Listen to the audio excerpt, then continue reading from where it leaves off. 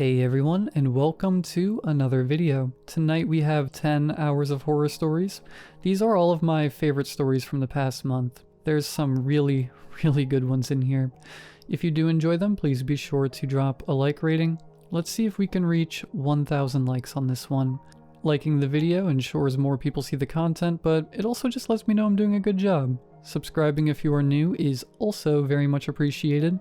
We are very close to my 2025 goal of 125,000 subscribers. We are so close that if you aren't subscribed yet, you might be number 125,000. Anyways, sit back, do whatever it is that you do to relax, enjoy the no ad content right after the ad break after this intro. There won't be any more ads after that one. None during the stories, none in between the stories, nothing. Just 10 hours of horror stories. And as always, I hope you all have a great night. It's been about 7 months since I signed my year-long lease for this crappy apartment. I don't think I'll be making it another 5 months. I'm not sure if I'll even make it another night. My cheapness might have cost my life. I was going to make this a short cry for help before I remembered that no one would ever believe me, and it would be too late anyway. Hell, I wouldn't believe this if I stumbled across it. I'll just take my time here and pour my heart out. 7 months ago, I made what I now realize was the worst decision of my life. I moved into this dumpy apartment building after finally making the move out of my hometown. I had romanticized the idea of escapism so much. I pictured myself in New York City or something like that, walking down the sidewalk with some overpriced coffee in my hands and my tasteful messenger bag slung over my shoulder. I'd be walking to somewhere idyllic, maybe a get-together with new friends that took an interest in me or something like that. I never made it too far into that daydream. I just wanted to get out of that little rural town. It was one of those towns that was just a road with a bunch of sad old signs along it. Blown out buildings with occasional passing silhouettes that were once somebody's. Let's just say I couldn't afford New York City. But I could afford a small city a few hours from that rotting place of a town. It's a city with some high-rises and skyscrapers, but nothing that's going to put it on somebody's road trip. It's a pretty lonely place, honestly. It's old and tired like my hometown, but in a more industrial way. Walkability isn't much of a reality here, unless you want to take your chances with the harsh weather, or the rampant mugging. So there went my sidewalk daydream. Still, I wanted to make the most of the experience.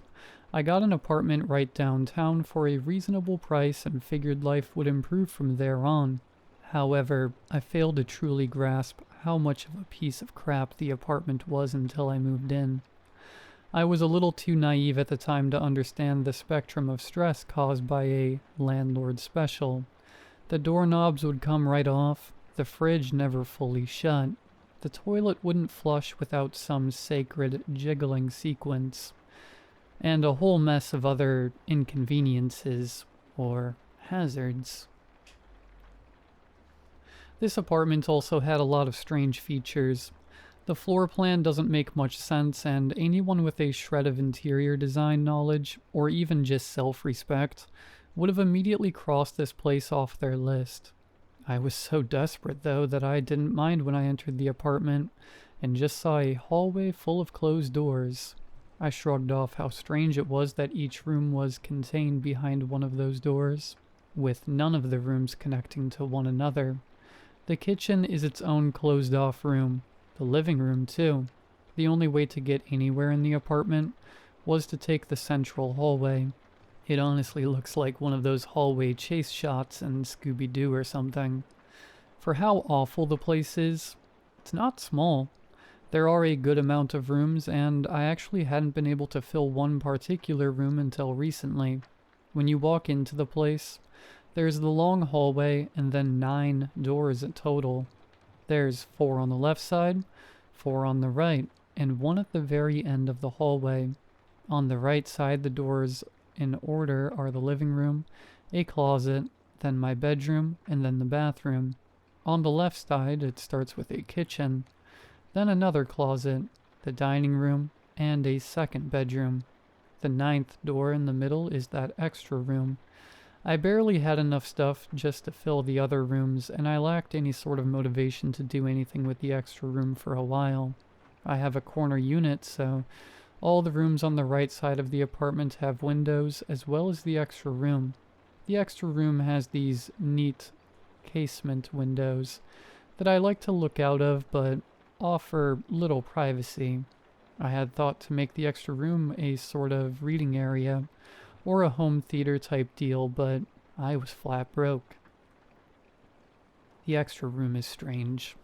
It's really big and open. It feels like an apartment of its own. One night, I was in there just looking out the other surrounding high-rises when I noticed a light switch that had been painted over right next to the window.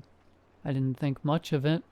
It was clearly just another amenity of my crap-hole apartment.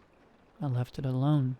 As time went on, I found myself in that extra room most nights just looking out the window. I didn't have the money for any fancy streaming services, nor friends to leech off of, so I just looked out that window most nights. It was peaceful, and at night the city looked bigger and more lively. I loved seeing all the different lights, the blurry shapes of people in their own world watching their TV or making dinner. It didn't take long for me to start picking at that point on that hidden light switch as I watched the world wind down every night. I'd chip away at the paint little by little with my finger while I was lost in my thoughts. It took a few days to make any sort of progress, but eventually I had peeled off enough paint to see the light switch. It was a different color than the new plain white paint that covered everything else. It was bronze, and the switch itself was almost antique looking. It got me wondering how old this building was. A few nights later, the old switch was finally uncovered. It caught the light in an intoxicating way, and I flipped the switch on and off a few times to see if it still worked and what it controlled. Nothing changed. The next night brought a heavy snowstorm.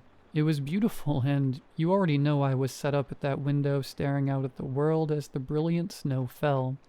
At some point, I was reminded of the bronze light switch and I flicked it, not remembering if I'd already tried it the night before. Nothing changed. I absent-mindedly flicked it again and noticed something strange out of the corner of my eye. A light turned on in the building across the street. It was the rightmost room on the top floor of the neighboring high-rise, which was quite a bit taller than my building. At first, I just thought it was something new to look at. My hand still on the switch, I craned my neck up and leaned in to watch the new light. I lost concentration and flicked the switch down, and the room's light turned off. That caught my attention. I looked down at the switch and back up at the now dark pane of glass. I flipped the switch up, and at that exact moment the room's light turned back on. I continued doing this for probably 5 minutes, just flipping the switch on and off and watching as the faraway room's light perfectly matched. The snow began falling even more, and I could still make out the light turning off and on with every flick of the old switch. I was baffled before too long, so baffled that I went right to sleep, convinced I was deprived of logic and reasoning. The next night came, and, at first, I was definitely reluctant to mess with that switch or to even go in that room. I tried staring out other windows, but they were cloudy with trapped moisture. I remember thinking I should get a cat or something before I finally caved and walked into the extra room. There was traffic on the street below from some accident that night, and it provided me with enough entertainment to remain distracted from what happened the night before. The standstill row of gray cars could only stimulate me for so long before I was looking at that switch again. I flipped it. Such a harmless action, and so quick, too. Flipping a light switch. Usually done by second nature. What's the harm in it? Why did flipping that switch feel so important? The same room from the night before lit up. It was a yellow, more vintage-looking tone of light. I tried using some beaten-up binoculars from my childhood, but all I got was a somehow fuzzier view of the room. From my vantage, I could only really see the ceiling of that mysterious place. That's gotta be an apartment, right? It looks too big to be a storage closet, too small to be anything commercial. I flipped the switch again, and the light turned off in perfect succession. Is somebody messing with me? Flip. The light came back on. How would they even orchestrate that? I sat there for a long time, repeatedly flipping the switch on and off as if the repetition of this would bring more clarity. I stood there flipping that switch on and off like I was a geriatric old man smacking a television set, hoping for a signal. The traffic jam cleared out and the streets became empty. I sat there, still as I could be, periodically flipping the switch on and off. The light synced every single time. Clearly this light switch, for some reason, was wired to that room in the building across the street. As to why, I had no earthly idea. What an expensive project. And for what? What purpose does it serve? I flipped the switch up and the light came back on. That last flip of the switch activated a sorry light bulb moment within me. What if I found a way into that room? So I waited in the bitter cold, rehearsing my moves.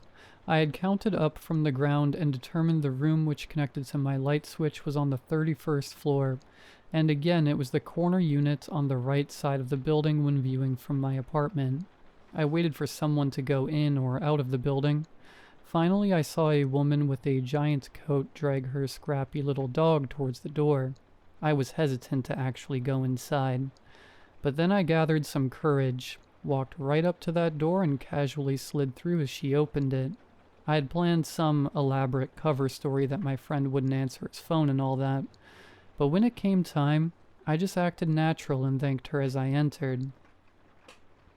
The walls were green and sickly looking, much like my apartment building. The elevator was questionable at best, and creaked a little too much as I stepped into it. There were 33 floors, so I was glad I had made note of the correct one. I slowly reached up and hit the circular button for the 31st floor and it flickered on, glowing with a jaundiced yellow. My hands grew clammy as the elevator ascended at a torturously slow pace.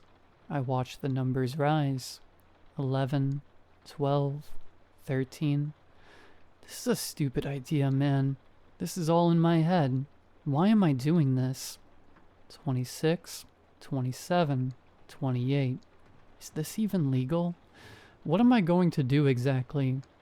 The elevator finally dinged and bounced to a stop on the 31st floor before I had an actual plan. The doors were reluctant to open, and for a moment my heart sank thinking I had been trapped in there. Those silver doors creaked and warped as they moved out of the way and exposed me to another green hallway. I stepped out and turned left. I could see all the way down the long dilapidated hall, the green lights humming and buzzing. My alleged culprit was the final door on the right. It was room 3118. I sat outside the door like a maniac, just looking at it. I wondered what to do. I could barely see through the slits on the sides of the door. All I could make out was the lights were on in there. Do I knock? I looked around me and made sure the coast was clear. What the hell do I say? Maybe I'm lost. Maybe it's an honest mistake. If anyone lives in there, I'm sure they're very confused about their lights turning on and off. But why wouldn't they take control of their own lights? Maybe they can't use them, but that doesn't make any sense. Why would I be able to control their lights, but they can't? I knocked on the door and startled myself. It felt almost automatic. Unsure of what to do, I started to shuffle away and make my retreat. Then I decided to stay and wait. I waited for a few seconds. The pause was long and uncomfortable enough for my hand to instinctually rise for another round of knocking. A faint and vague sound, dampened enough to even be of my own mind, but it was the sound of dragging, or a thud of some kind with something rolling afterward. What was that? The sound might have continued, or my mind might have kept wandering. Maybe the neighbors. The walls were thin in this place. I could begin to hear indiscernible conversation somewhere down the hall. I could hear the hissing chatter of a TV show somewhere else.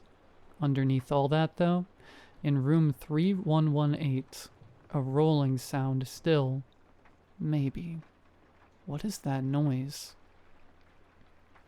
I left not long after. I was getting freaked out, and I'm sure I would have freaked out anyone living there. When I got back to my place across the street, I felt very paranoid. I felt like I was being watched. I opened the squeaky door to my apartment, and the long, dark hallway of 9 closed doors now made me nauseous with dread. I wanted to leave that apartment behind and run back into my mom's arms or something. I felt like a child. I walked in, though, and I wish I hadn't. I took a scorching hot shower. It made me feel a little better, but I was still so paranoid. I kept hearing, or thought I was hearing, similar thudding and rolling sounds in one of the other rooms. Old pipes, that's all. It took some more courage to leave the bathroom and enter the cold, dark hall. I don't know what door to go through next. The kitchen door, bedroom door, or the extra door. My stomach was in a knot, but I thought I should probably try and eat something. It was around midnight by that point, and I felt hopeless knowing there were so many more hours of dark left. I looked down at my half-eaten peanut butter sandwich, and knew this knot in my stomach wouldn't go away if I didn't have some kind of closure. I wanted to go into the extra room and turn off that switch for the night. I braved the silent hallway again, and opened up the 9th door into that grand room that turned the faintest sound into a booming echo. I walked up to the big window I always looked out of and, with great caution, looked up at room 3118. The light was still on, and there was something up there now. I couldn't tell what it was, but it looked like a big shadow. It wasn't a person, but something boxy looking. Something square or just rigid, really. Furniture? Did someone move something around in there? I didn't know what I was looking at, and I honestly didn't have the mental space to think about it much longer. I flipped off the switch. I flipped it back on. I couldn't deny my interest. I was very invested in this whole ordeal now. The rigid thing started moving. At least, I thought it looked like it was slowly changing position. It moved very smoothly and very, very slowly. It looked like it was rolling or sliding. It rolled from the right side of the window to the left. I flipped the switch here and there to see if it made any sort of difference. Didn't seem to. I watched it roll along for a few minutes from right to left until I jumped at the sight of the neighboring window's light turning on. It was whoever lived in room 3116. I saw a person moving around in there, and it looked like a more elderly man. He looked like he was listening closely to something, as if there were an intruder in his house. I didn't know what to do, but now I felt intrusive watching this man fumble around. I decided to switch the light off in 3118 and try to forget about the whole thing. I wanted to remove myself from this weird nightmare entirely. I decided that the next day I'd try to disconnect the switch and install some curtains. Find a new hobby. That all sounded like something rooted in everyday monotony, and I let the comfort of curtain shopping lull me to sleep. In my sleep that night, I heard the sound of aggressive wind chimes far away. They weren't very melodic wind chimes, sort of just one tone and reverberated. Then I heard an awful banging sound. It was loud and most definitely not a dream. It sounded distant, but it contained a lot of power. It was 3:48 a.m. I tossed and I turned until my bedroom started flashing red. I got out of bed and tried to see what was happening outside from my bedroom window, but I couldn't see through all the gloom trapped in between the glass. I had no choice but to go into the extra room if I wanted to see outside. There was a large fire truck that was blocking off one side of the road, and police were putting up caution tape on the other. Squad cars were rolling in one after the other. A few ambulances were present too, but it seemed like no one was in a big rush. They were all circled around, their hands waving about in a casual, conversational way. At some point, one of them looked up and pointed, and the others followed along. I followed the trajectory of the gestures all the way to the 31st floor. Room 3116 was now missing its pane of glass. The curtains whipped out into the open world, the lights were still on, and I could make out vague details of the interior. Back on the ground, a few paramedics moved out of the way long enough for me to see what I was already preparing to see. The old man from room 3116 was laying there in a confusing mess of fabric, flesh, and bones surrounded by a growing puddle of blood. I was shocked. What the hell is going on? What did I do? Am I losing my mind? Did I inadvertently kill that man? The next few days were a blur. My head was heavy with the endless hum of 1,000 different thoughts, all saying similar things. I felt an immense weight of guilt, even though there was nothing tangible that connected me to the old man's plunge. In my head, there was an ever-growing web of continuity. I uncovered the old switch. I flipped it incessantly, and, in doing that, I created or resumed something. That something looked like a giant rectangle that rolled around and made a man jump to his death. Or maybe it pushed him out by force. But why? None of this makes any sense. Maybe it's all just make-believe. I could have misunderstood what I saw. The rolling rectangle thing. Maybe it was just an illusion. That old man, maybe it's just a coincidence he chose tonight to leap. I know what I saw. I no longer was going into the extra room for any reason. The thought of that big empty space with that switch made me nauseous. I couldn't stand sleeping just a few doors away from it. I wanted to move out and get away. I should have done that. Reality doesn't make room for fiction, though. I couldn't and still can't afford to break the lease. Not by a long shot. That's 3 rent payments and a bundle of paperwork in this godforsaken building. The apartment's obviously outdated, so I thought about making a case for lead paint or something toxic that could maybe get me out of here for free. And quick, but I'm not sure how that'd blow over. I don't even know how to go about doing something like that. I chose the route of avoidance. If I could ignore the extra room, the mystery switch, the dead man's browning blood stain on the road, and the rolling rectangle monster whose whereabouts weren't known, maybe it'd all just fade away with time. A few weeks went by and that strategy was seeming to work. Even in that short time, I was afforded some hindsight of the whole event. How I was jumping to conclusions, being paranoid, and maybe not appreciating my deteriorating vision that was probably making some serious guesswork. Still, there was no explaining away the light switch. That switch is undoubtedly connected to room 3118 across the street for some unknown reason. I must have tested it hundreds of times. I tried to not let that fact dig too deep when I couldn't sleep or when I'd think I heard the rolling sounds across the apartment late at night. Eventually, I had saved up enough money to treat myself with some more furniture. I wanted to reclaim the extra room and make it mine. I started with a thrifted recliner and some shelves. I was planning on making it a home theater after all. I had plans to bury the big casement windows behind blackout curtains. Earlier tonight, I was moving some new finds into the home theater.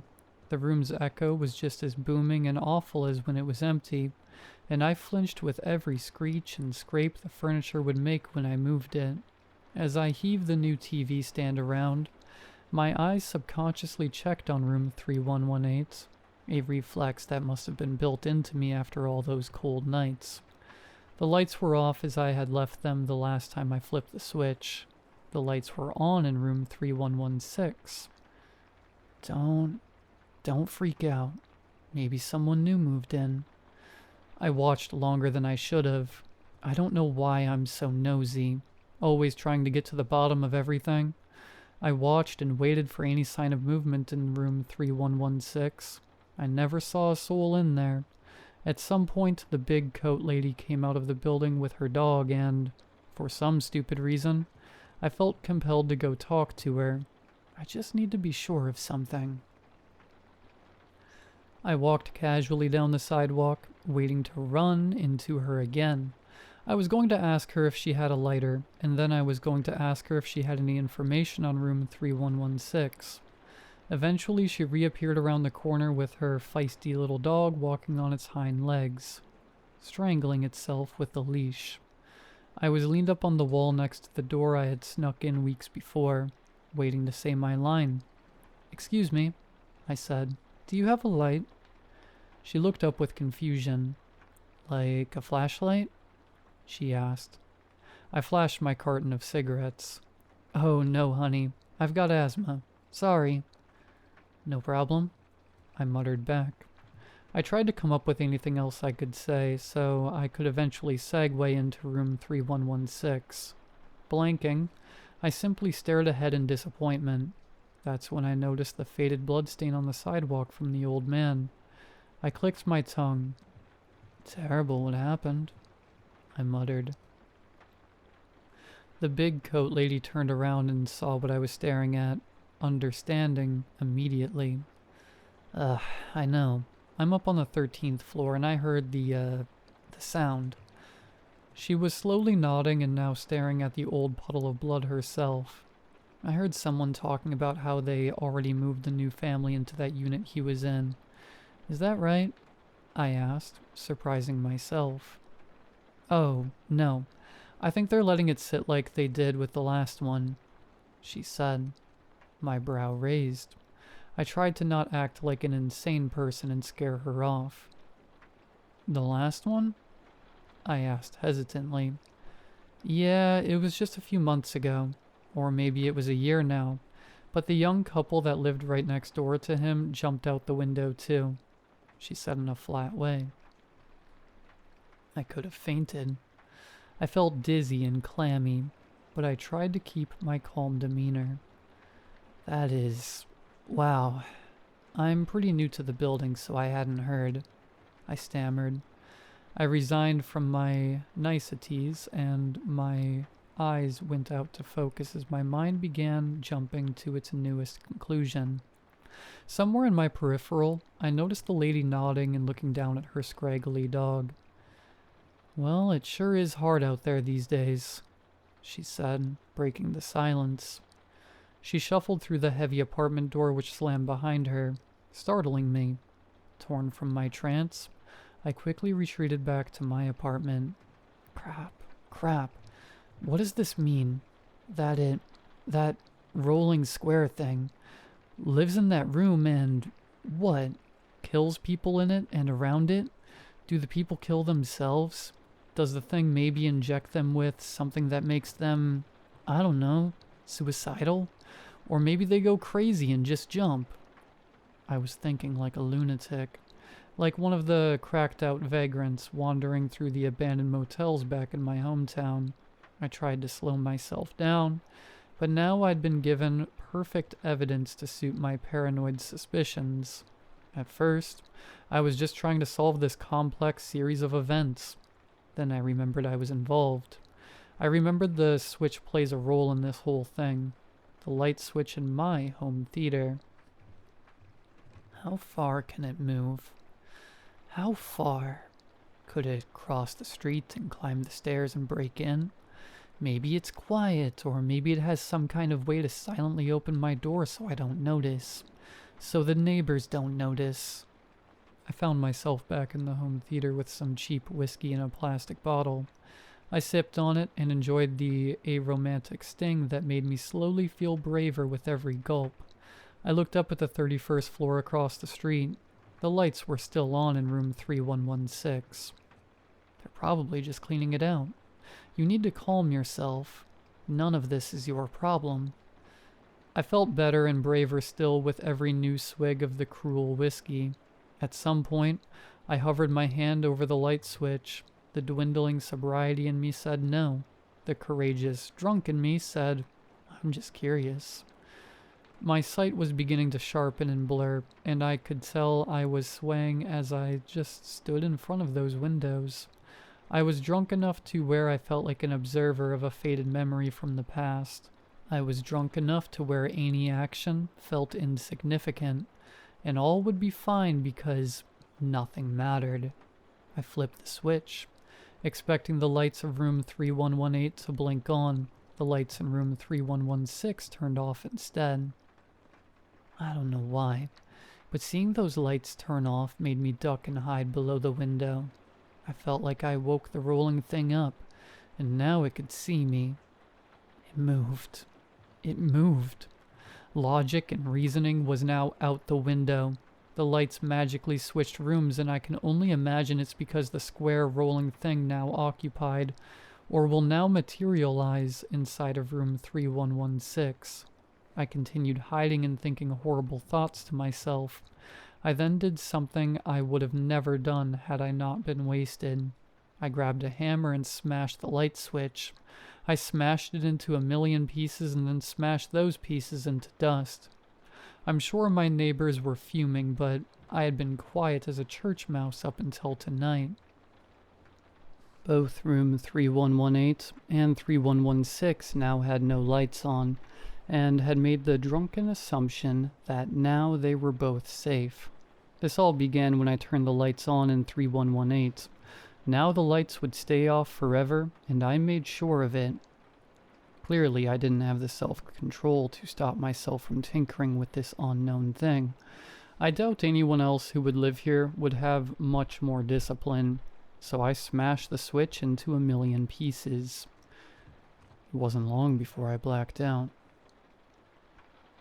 Something woke me up hours later. It was deep into the night. I was still in the home theater and still drunk, but now also hungover. I tried to pull it together enough to figure out what woke me. I had thought it was a loud sound, but maybe it wasn't. The air felt like something loud had just occurred, but that was just a feeling. Maybe one of paranoia. I looked out the window and half expected to see another person, or persons lying smashed on the ground after diving off the 31st floor. But I saw no such horror. Both 3118 and 3116's lights were still off.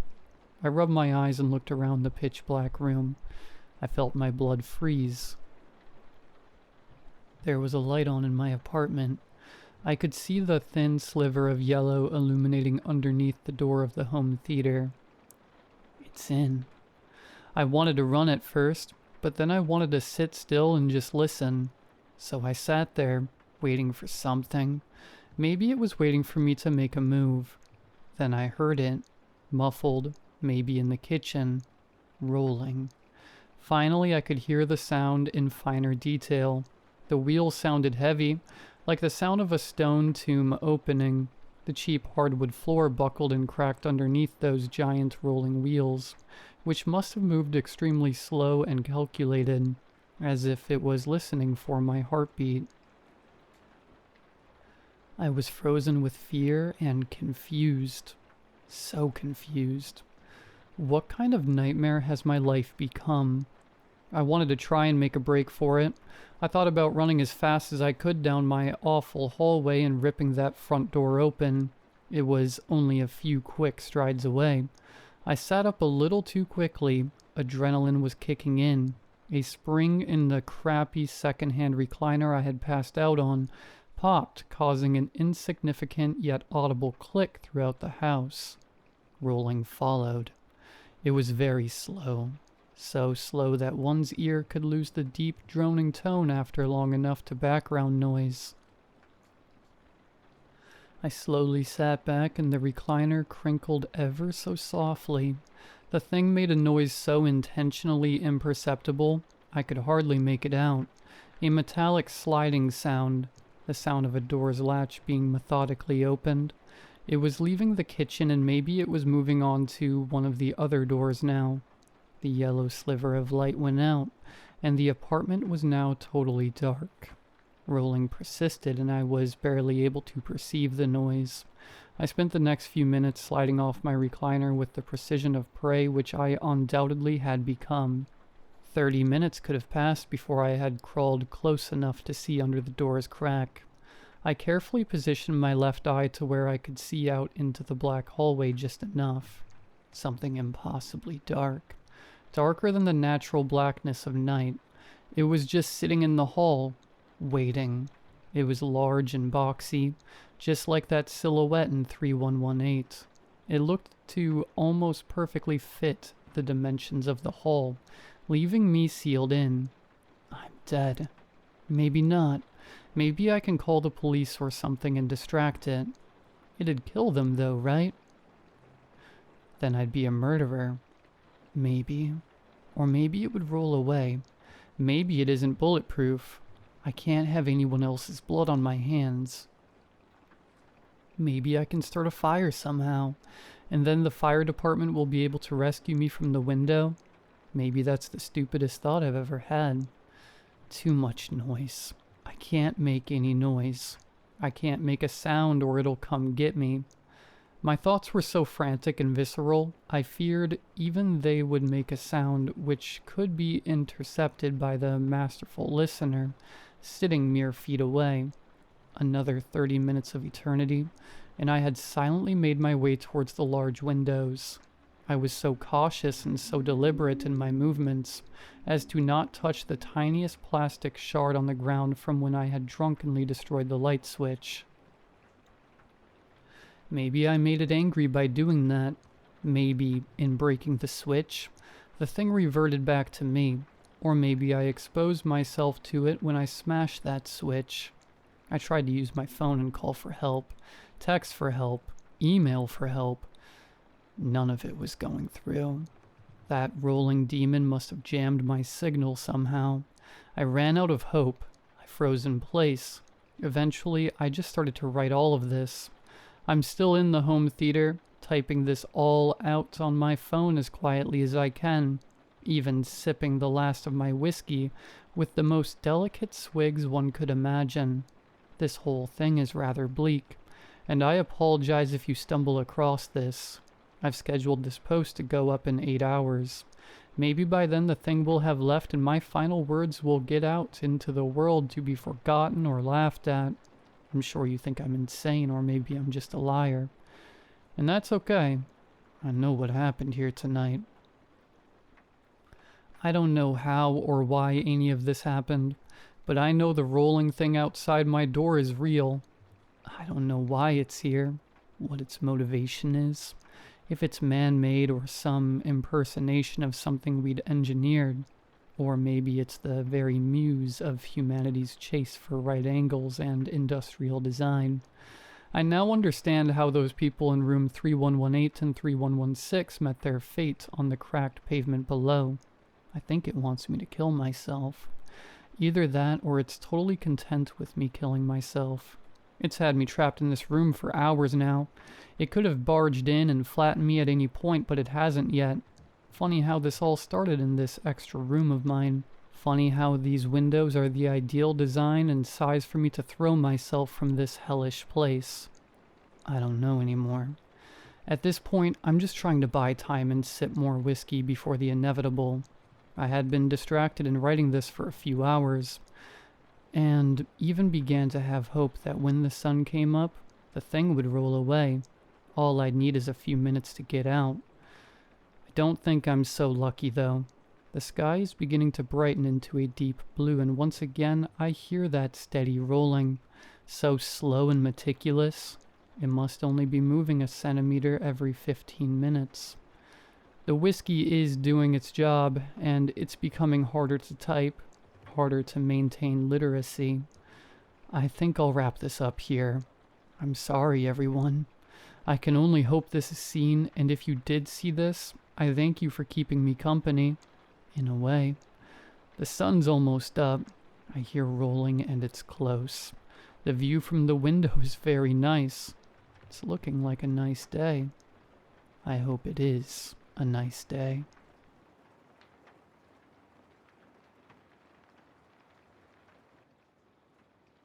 I've always believed certain places absorb energy, Not just haunted castles or graveyards, but places where a lot of people pass through. Airports, train stations, hotels. Especially hotel rooms. See, I used to work night security at one of the poshest hotels in Dublin City. 5 stars, marble floors, high-end clientele. That kind of place. You'd think nothing dark could touch it, but let me tell you, money doesn't stop the weird stuff from creeping in. It started around 2:17 a.m. I remember because I was mid-yawn, flipping through the camera feeds when the front desk patched a call through to security. A man's voice, panicked, breathless. "My wife's in the bath. I think she's not breathing." I snapped upright. Me and this other guard, Mark, rushed to room 237 on the 8th floor. The hallway was dead quiet, the kind of quiet that feels wrong, like the building itself is holding its breath. We pushed in. The guy was pacing around, soaked from the waist down. The bathroom door was wide open. I'll never unsee that moment. She was in the tub, completely still, water up to her shoulders, eyes open but not seeing. We dragged her out, tried CPR. I was counting compressions under my breath while Mark gave breaths. Her skin was cold, like not just chilly, cold, like touching stone. I knew it was too late, but we had to try. Police arrived within minutes. The moment they stepped in, they told us to stop. One of the officers pulled me aside and said quietly, "She's been gone a while, a couple hours at least." The husband told them they'd argued earlier. He stormed out, came back, saw her in the bath, assumed she was just soaking and went to bed. Said he only got suspicious when she didn't join him. No obvious signs of violence. No water overflow, no witnesses. They couldn't charge him, but between us, staff, cops, even the paramedics, we all felt it, that gut pull, that something's off feeling. He checked out the next morning, quiet, calm, not a single tear. Room 237 was locked off for 3 weeks. Housekeeping deep cleaned every inch. Management said, accidents happen, life moves on. They reopened the room like nothing happened. No priest, no sage, nothing. Just fresh linens and a new bar of soap. The first person to stay in that room after the death was this woman named Liz. She was a regular, corporate client. Stayed at least once a month. She always asked for a high-floor room. She got 237 without knowing anything. Next morning, 6:50 a.m. She's at the front desk with her suitcase and this look like she'd seen hell. I was walking past when she said, loud enough for guests to hear, "That room is haunted. I didn't sleep a second. Something's wrong with it." She said she kept hearing dripping water all night, not just from the bathroom, like it was coming from the walls. At 3 a.m., the taps in the bathtub turned on by themselves. Full blast. She walked in and turned them off, soaked her slippers. Then, 5 minutes later, the shower started. She swore she hadn't touched anything. She said she kept smelling something. Floral, like old roses but rotten, like death wearing perfume. We offered her another room. She refused. Said she was checking out for good. Never came back. After that, room 237 got a reputation. Internally, guests kept requesting room changes after one night. Some didn't even last that long. There was this German businessman who called at 1:03 a.m., whispering like he didn't want someone to hear. "I think someone's in the bathroom." I asked if he saw anything. "No," he said, "but someone is coughing. A wet cough." I went up. Bathroom was empty, but the floor was damp. Towels crumpled in the corner. The toilet had been used, seat up. Water moving like it had just flushed. The guy hadn't gone in all night. He checked out the next morning without breakfast. A honeymoon couple stayed there once. The woman came down at 4:12 a.m. in her pajamas crying. She said she saw a pale woman standing at the foot of the bed, dripping wet, not moving, just staring. Her husband didn't see anything, but he confirmed the room temperature dropped 10 degrees in minutes. I checked the thermostat. It was set to 23 degrees Celsius. The room was at 14. No windows were open. I started dreading that room. Even walking past it gave me this tightness in my chest, like I was being watched. I'd make rounds and literally speed walk past it. Once I was reviewing CCTV around 2:20 a.m., same time the original call had come in, and I saw something weird. The hallway camera outside 237 glitched, just for a second, but when I paused the footage and zoomed in, there was a shadow, not a person, a shape, just outside the door, like someone was standing there pressed against it. I replayed it 100 times. Mark saw it too. It's probably compression error, he said, but his voice shook when he said it. Management refused to shut the room. They said we'd get sued if we told guests. Unless you see something tangible, it's superstition. So we kept assigning the room, but we started calling it the bathtub room behind closed doors. The cleaners hated it. They'd go in pairs. Even when nothing moved, the mirror always fogged up on its own. Once, one of the maids, Rosa, swore she saw the words, "Don't leave me," written in the steam, but when she called her coworker over, it vanished. Guests who stayed more than one night always complained of water sounds, dripping, running, gurgling, sometimes crying. One guy swore his sheets were damp every morning, like someone had gotten in the bed wet. Then came the worst night, 3:08 a.m. We get a call from room 237. The guest was an old man, solo traveler, very logical, very composed. He said, "Someone knocked on my bathroom door from the inside. Not once, 3 times." I sprinted up. When I opened the door, the room was empty, but the lights in the bathroom were flickering. Not just flickering, buzzing. And the bathtub faucet was trickling, just enough to hear. That's when I noticed it. There was water, not just in the tub. It was on the floor, in a straight line like footprints, leading from the bath to the bed. But no one had walked in. No one had opened the door. I put in my resignation a week later. Mark lasted a month more. He said he heard a woman humming in the elevator when he was alone. Hummed the same tune for 3 floors. When the doors opened, no one was there. Room 237 is still open as far as I know. They just keep painting over the mold and turning the mattress. But something lives there now. Or maybe something never left. Not every hotel room starts off haunted. Some of them become haunted. And I was there when it happened.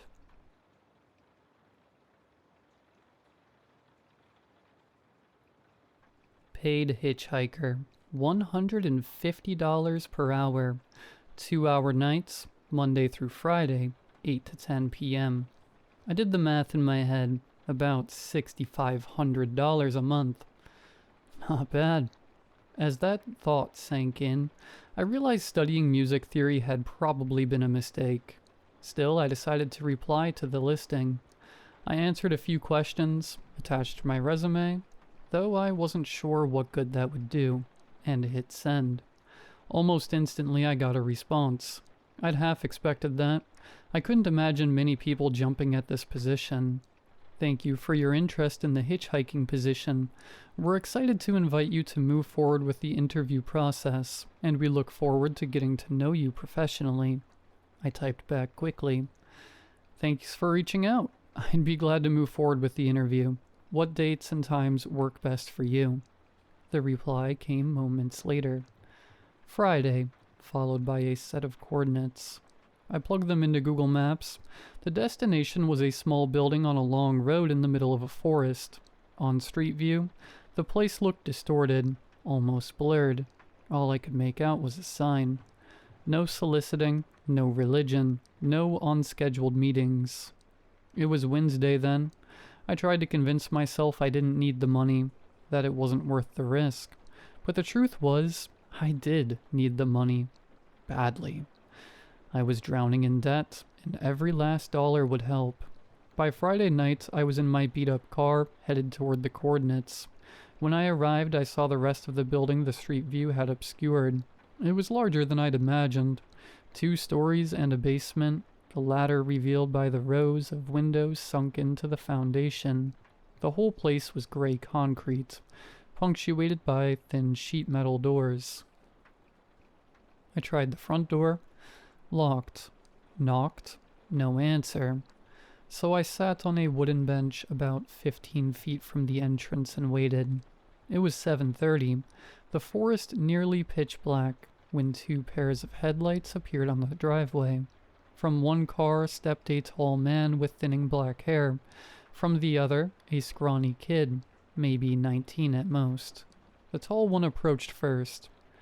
"Hello, my name is Jeffrey." "Devin," I replied. "This is your partner, James." "Partner?" I asked. I glanced at James. He was gripping his right bicep tightly with his left hand. When he noticed me looking, he released it, raised a hesitant hand in greeting. I waved back with an awkward smile. "Yes," Jeffrey said evenly. "Your partner." After a long silence, he added, "Shall we head inside?" I nodded, and we followed him in. The interior was exactly what I'd pictured. Bare concrete walls, dim light, and a single desk in the middle of the room. Jeffrey took a seat, and James and I sat opposite him. "Can I ask you both a question?" Jeffrey said, pen poised above a sheet of paper. We nodded. "What was the most scared you've ever been?" I hesitated, hoping James would answer first. He didn't. "My house was broken into when I was 16. I said, giving a small, nervous laugh at the end. Jeffrey scribbled something down, then he turned to James. "I don't know," James muttered. Jeffrey studied him for a moment, then nodded. "Very well. Shall we get you both suited up?" We exchanged a glance and answered, "Sure."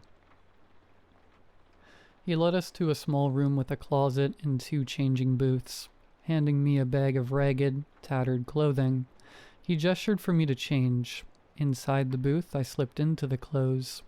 They looked filthy, but smelled surprisingly clean. When I stepped out, I saw James. He was dressed in a perfectly tailored suit, spotless and elegant. We stared at each other in confusion.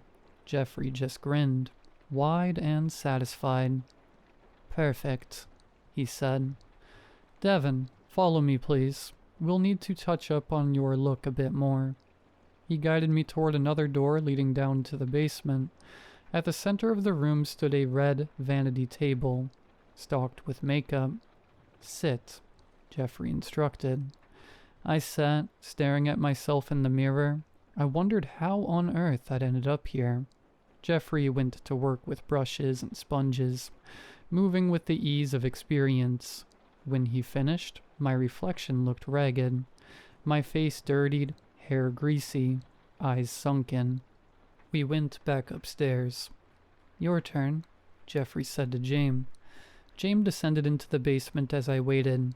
When he reappeared, his transformation was startling. His hair was neatly combed, his skin glowing, his eyes an unnatural bright blue. Contacts, I guessed. Jeffrey clasped his hands together. "Now, a few rules before you head out." He recited them one by one. "Never enter the black truck, even if it seems like your last hope. If you ever see a man identical to yourself, get into the car, nod to him, and exit immediately. If the radio is set to 99.3, get out of the car, no matter how fast it's moving. Never allow your driver to pick up another hitchhiker." "Everything clear?" We both nodded. "Wonderful. Please, follow me." He led us to his car, opening the front passenger seat and one of the back doors. James hesitated, so I took the front. "We'll head to your site first, James," Jeffrey said. "Okay," James murmured. We drove through darkness and silence until a bench appeared by the roadside, identical to the one I'd waited on earlier. "Your stop," Jeffrey said. James stepped out, sat on the bench, and stuck out his thumb. "Onwards to your site," Jeffrey told me. As we drove, I finally asked what had been nagging at me. "Why did James get the nice makeover? Wouldn't I be better suited to play the businessman? I mean, the kid's a twig." Jeffrey ignored me at first, eyes fixed on the road. Then he smiled, put the car in park, and leaned over to pop open my door. "Remember to tell them to bring you right back to the building," he said. "You didn't tell James that," I pointed out. "Don't worry," Jeffrey replied. "He knows." I figured he'd gone over more rules with James during his makeover. I stepped out and sat on the bench. About 30 minutes passed before I saw headlights. I stuck my thumb out, but the car flew past, not even slowing. 10 minutes later, the woods behind me stirred.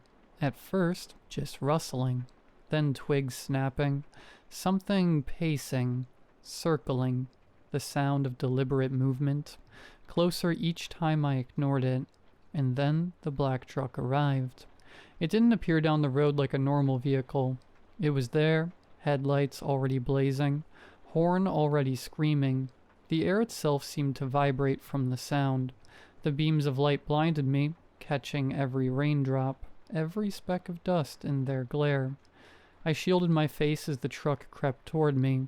The horn blared again, long, metallic, almost animal in howling pitch. "Get the hell in," a voice shrieked from inside. Not one voice, but dozens, layered over each other, all mismatched in tone but perfectly in unison. Through the windshield, shadows moved violently, like a crowd crammed into a space meant for one driver. Faces slammed against the glass, mouths wide, eyes wide, distorted. I couldn't breathe. My legs felt like they were tied down, every instinct screaming at me to run, but I stayed rooted. The truck edged closer, engine rumbling, horn stabbing through the night again and again. "Get in, get in, get in." The forest behind me fell silent, as if whatever had been lurking stepped back to give the truck room.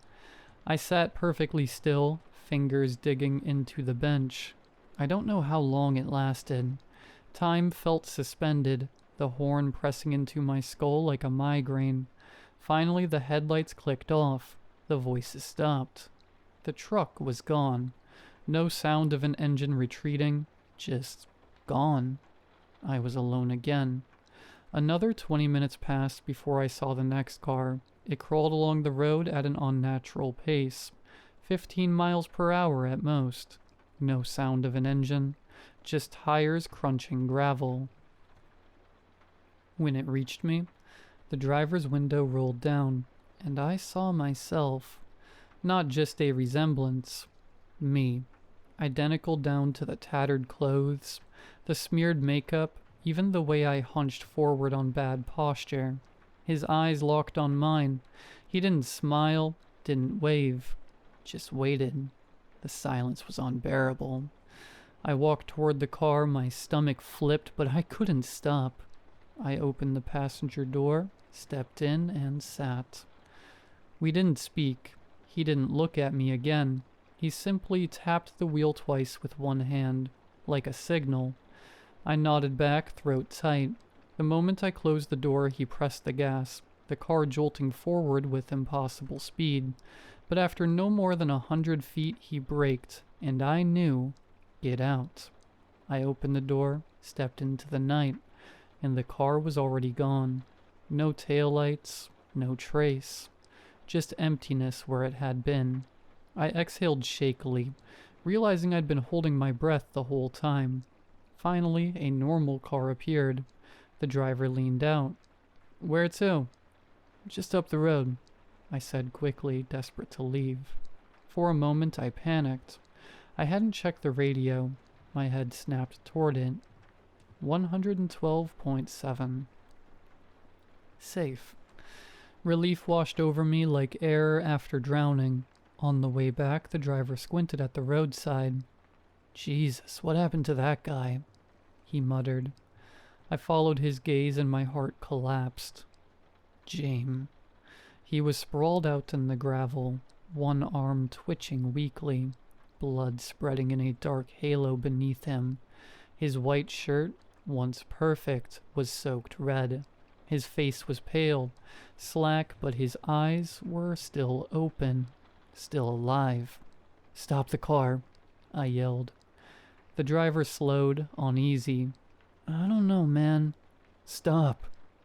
I threw the door open before the car even halted, stumbling onto the shoulder and running to him. James, it's me. He turned his head with visible effort, his lips trembling like he was trying to form words. A wet cough sprayed crimson down his chin. His hand shook as it reached towards me. I gripped it tight, but his grip was ice cold, already fading. He coughed, body shuddering.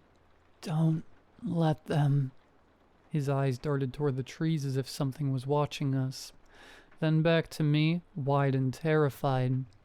Promise me. I promise. I said, though I had no idea what he meant. His chest rose once more, then faltered. His body went slack. Nothing. Just the trickle of blood running downhill, soaking into the gravel. Behind me, the driver called out nervously. Hey man, we should go. Seriously, we should go. I pressed James' hand to my chest one last time before laying it down. My own hands were trembling so badly I could barely stand. Tears blurred my vision as I staggered back to the car. I didn't speak for the rest of the ride.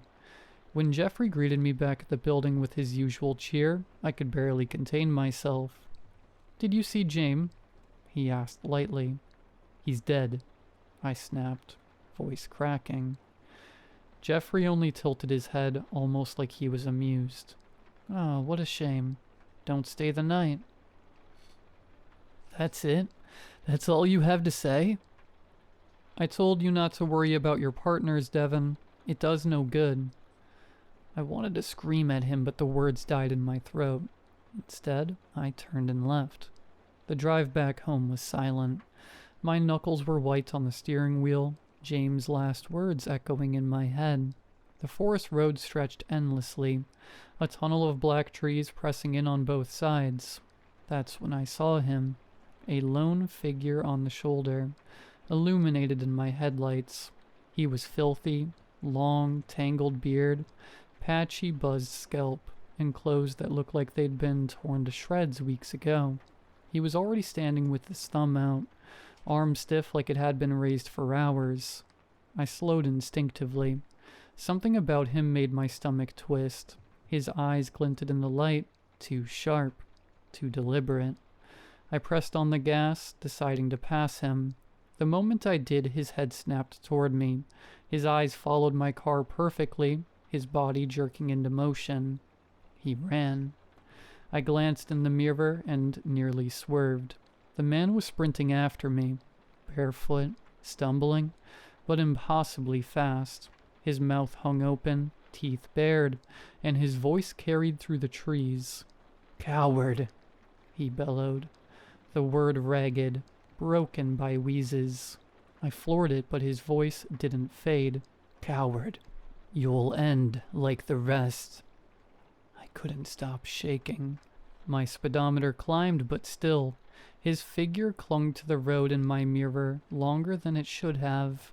Too long, until finally, after what felt like a mile, he was gone. The forest swallowed him, but his voice lingered in my ears like static. Coward, coward, and like the rest. By the time I got home, my hands still hadn't stopped trembling. I went to bed without changing, face pressed into the pillow, heart pounding. 2 months passed. Jeffrey replaced James again and again, but none lasted longer than a week. Some came back bruised and broken. Others simply didn't come back at all. Jeffrey never flinched. He only smiled, adjusted his notes, and prepared another partner. And I kept returning, night after night. Each ride gnawed away at me. The rules ran laps in my head even when I was home, as if the job followed me there. Tomorrow night, I've decided. I'm going to talk to Jeffrey about quitting. I've already rehearsed how I'll say it. Firm, polite, like it's just a simple resignation. I hope he understands.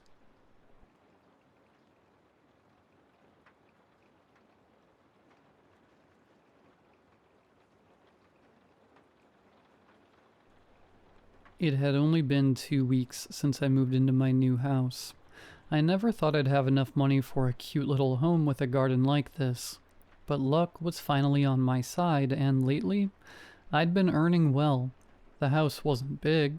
2 small rooms, a tiny kitchen, and an even smaller bathroom, which meant the washing machine had to go in the basement, where I set up a little laundry area.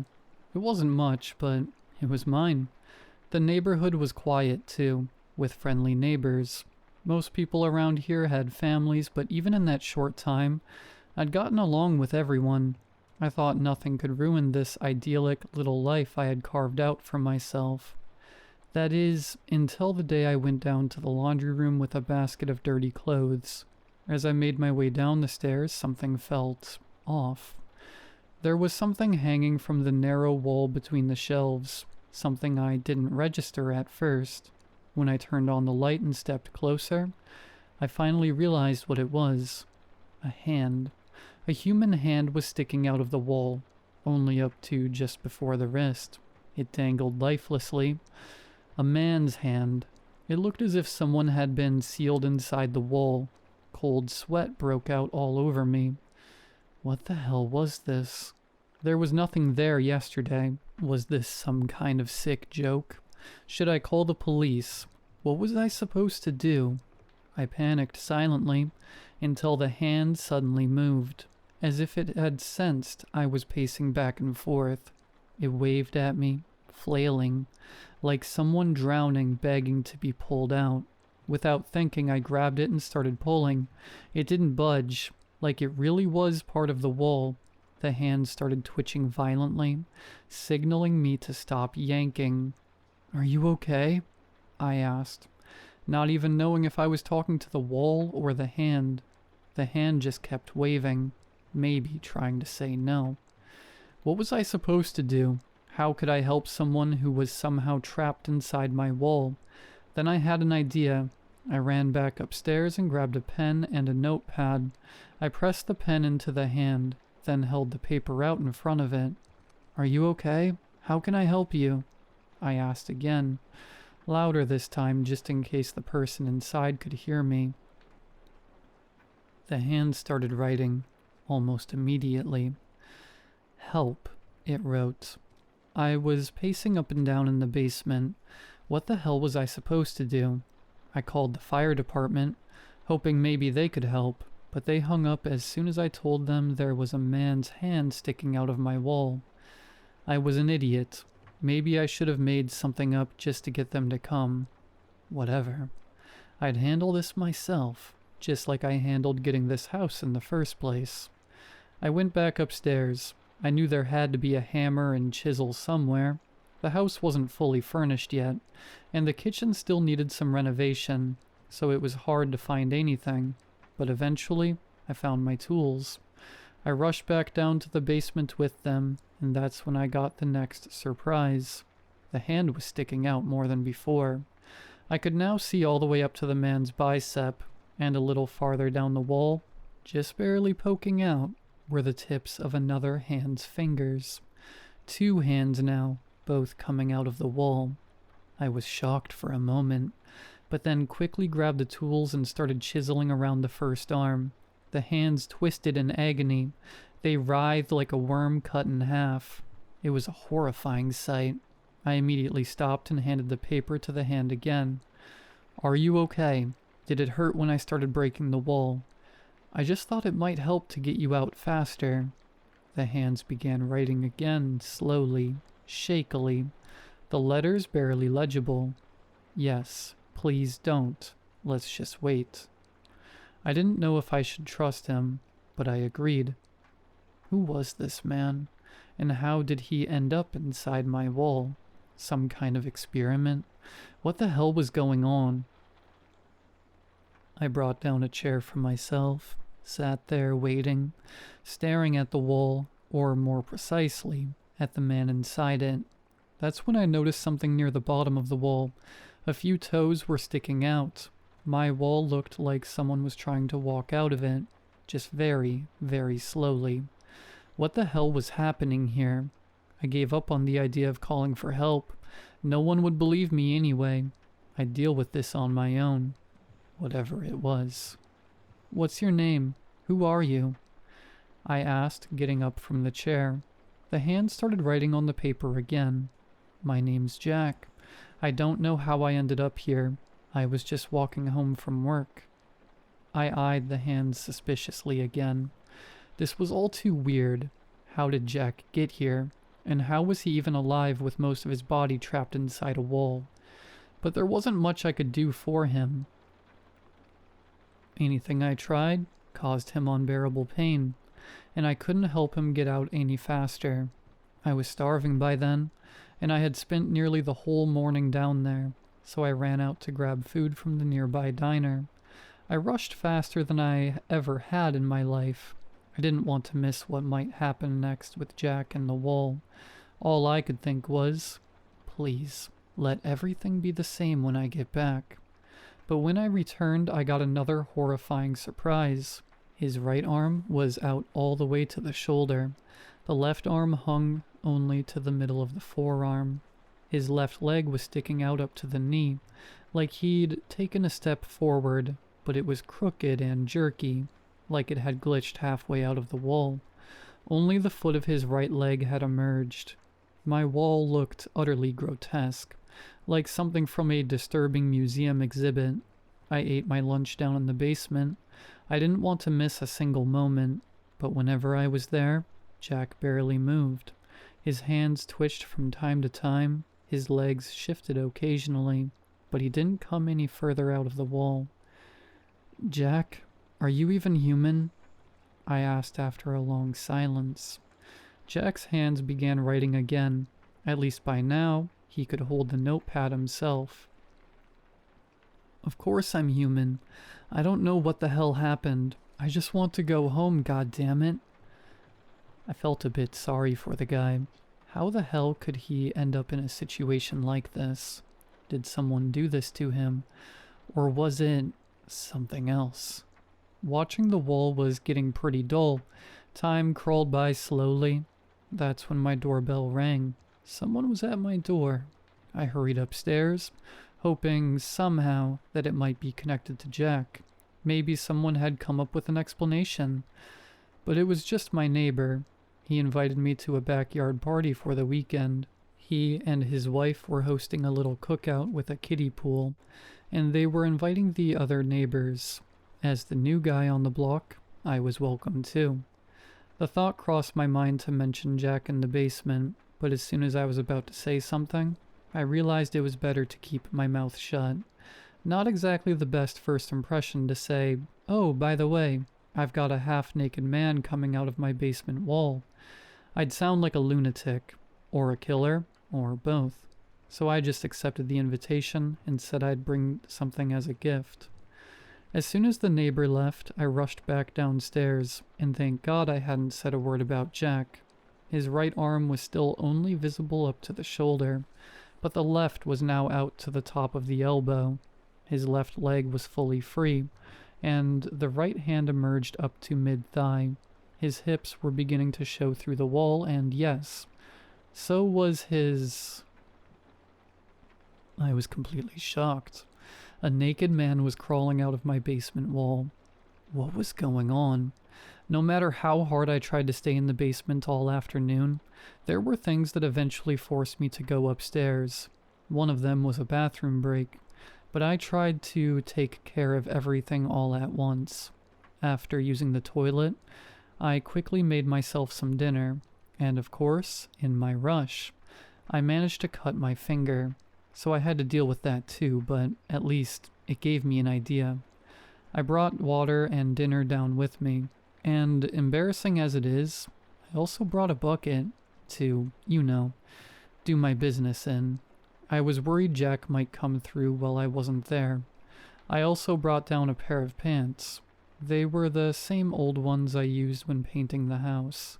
Now I figured Jack could wear them, since the lower half was already fully exposed, and staring at a naked man wasn't exactly comfortable.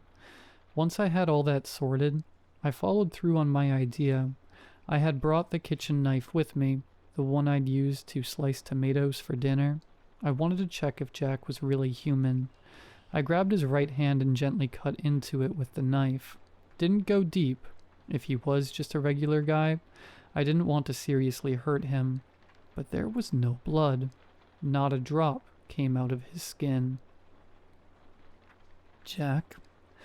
What the hell are you? I backed away from the body sticking out of my wall. Jack just flailed his arms. He scrawled something on the paper. I'm human. I haven't hurt anyone. I don't deserve this. I didn't know who or what to believe, but one thing was clear. The knife was staying with me, and I wasn't taking my eyes off him. Unfortunately, the bucket turned out to be a bad idea. By evening, I had to use it twice. Because of that, the basement started to stink pretty badly. It wasn't exactly pleasant to sit around in that kind of smell. I ran upstairs, emptied the bucket, and used the toilet again. I did it as fast as I could, but even so, when I came back down, I was shocked. Jack was almost completely out of the wall. Only his shoulders and everything above them. His neck and entire head were still stuck inside. The old paint-stained pants I had put on him had slipped off, because Jack was shorter and slimmer than me. So once again, he stood there completely naked, like some twisted mannequin. The sight always horrified me. Whenever I came downstairs, I quickly pulled the pants back up on him, at least to cover his lower half. And once again, the doubts began to gnaw at me. Jack looked like a completely normal man. True, I still hadn't seen his face, but his body looked like that of an average man in his 30s. Still, the suspicion lingered. Why didn't he bleed? How did he get into my wall? I decided I wouldn't go back upstairs for a while. I was going to stay there, really wait until Jack came out of the wall. The evening dragged on. It got harder and harder to stay awake. I didn't even want to move from my chair. I just stared at the headless body hanging from my wall, until finally sleep overtook me. I woke up with a start, like someone who'd overslept and missed their alarm. But what really shocked me, Jack was gone. There was no body hanging from the wall, and worse, the basement door was wide open. I climbed up from the basement cautiously. I held the knife in front of me, gripping it tightly. Whatever this was, if Jack tried to attack me, I would defend myself. But nothing like that happened. The hallway was empty. The bathroom seemed empty too. It was in the kitchen where the surprise awaited me. A bald man was standing by the window in my half-finished kitchen. He was looking out, his back turned to me. He was wearing the paint-stained pants. It was Jack. "I see you've made it out, Jack," I said to him, still gripping the knife tightly, ready to strike. Jack didn't answer. He just kept staring out the window, looking into my backyard with his back to me. "If you need help, we can call someone. Or, I don't know," I continued, still trying to sound diplomatic. "They told me no one would be here," Jack said suddenly. His voice was calm, kind, and polite. "What do you mean?" I asked, confused. "Sorry," Jack said emotionlessly. "No one can know where I came from." Then, without warning, Jack turned around and grabbed a knife from the kitchen counter. I just stood there stunned because Jack had no face. His head was just a smooth, pale surface. No features, no mouth, no eyes, like a freshly painted wall. I barely managed to dodge when I snapped out of it. Jack charged at me again, but this time, I didn't just stand there. I swung my knife and slashed his arm. It cut in, but it was like he didn't even feel it. There was no blood, not a single drop. Still, Jack didn't hold back either. As my knife was lodged in his arm, he grabbed his own knife and stabbed me in the side. I let out a scream of pain. But this thing, it didn't stop. He ripped the knife out of my side and came at me again. I tried to defend myself. He stabbed into that instead. I screamed again and pushed him away with all my strength. Jack pulled the knife out of my arm and then slashed me across the stomach lengthwise. At that point, I was bleeding from almost everywhere. I realized I had to run, somehow. Jack wasn't human. Shoving him, punching him, stabbing him, it didn't do anything. I tried to get out of the house, but the stabbing made it hard to move. I collapsed between the kitchen counter and the sink. Jack stood over me. That strange, faceless head stared right at me. His body was covered in blood. My blood. I thought it was over. This thing was going to kill me. Then I heard someone knocking at the door. "Neighbor, are you okay? What's all that yelling? Do you need help?" It was a man's voice. The neighbor who had invited me to the garden party. I silently thanked whatever prowess existed that he heard me screaming. But Jack didn't wait. He plunged the knife into me again. I tried to fight back, but the strength behind that blow was inhuman. He stabbed me in the gut. I screamed again, and that's when the neighbor broke down the door. Jack, like a thief caught in the act, ran. Just before I passed out, I saw him crash through the glass door to the backyard and sprint away into the night. Then everything went black. The doctors said I was incredibly lucky. If my neighbor had found me just a little later, or hadn't called the ambulance right away, I would have bled to death right there. I didn't tell the police anything. I said the attacker was wearing a mask, that I couldn't see who it was. It was better this way. They never would have believed me, that a faceless man who climbed out of my basement wall had stabbed me. I thought a lot about what Jack said while I was recovering. I had plenty of time. It took me over half a year to recover from my injuries. Who told Jack that no one would be at that house? And where did he even come from? I had a lot of questions. But one thing I was sure of, if Jack ever came back, or if someone else ever came into our world through my wall, I wouldn't be so useless next time. I wouldn't be caught off guard again.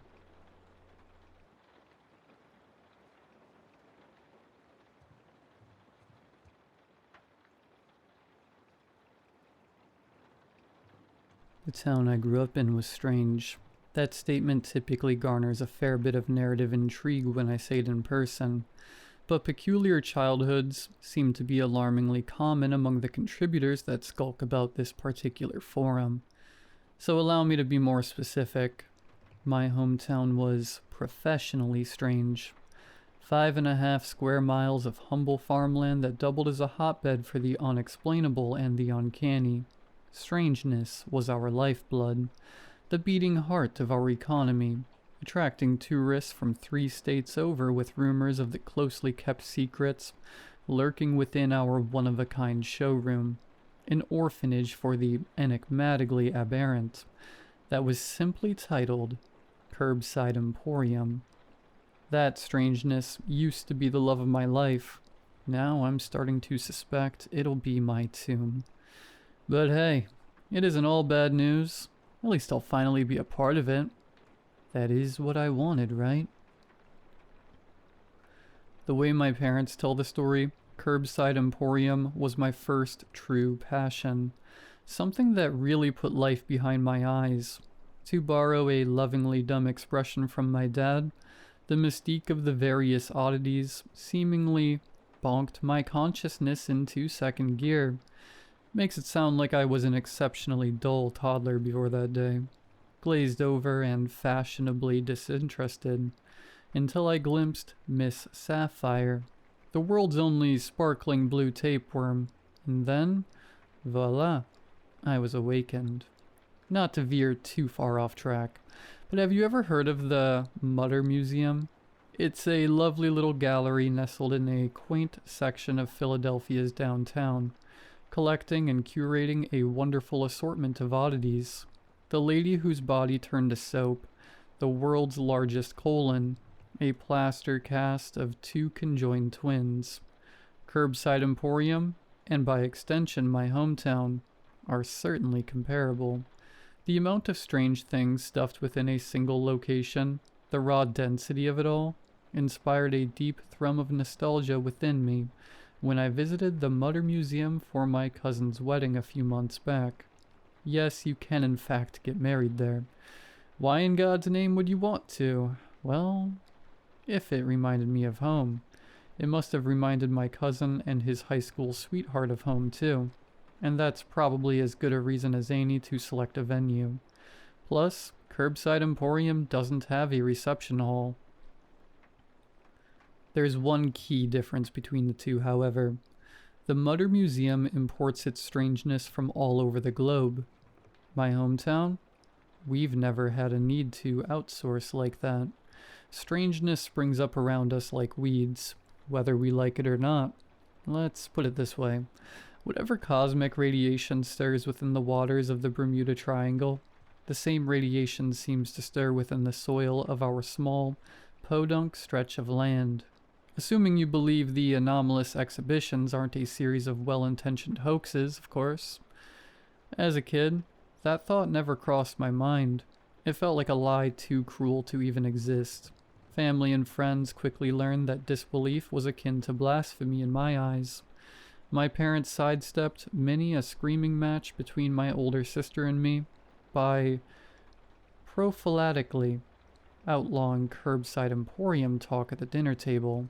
Begrudgingly, I complied, as long as she didn't disparage those consecrated halls.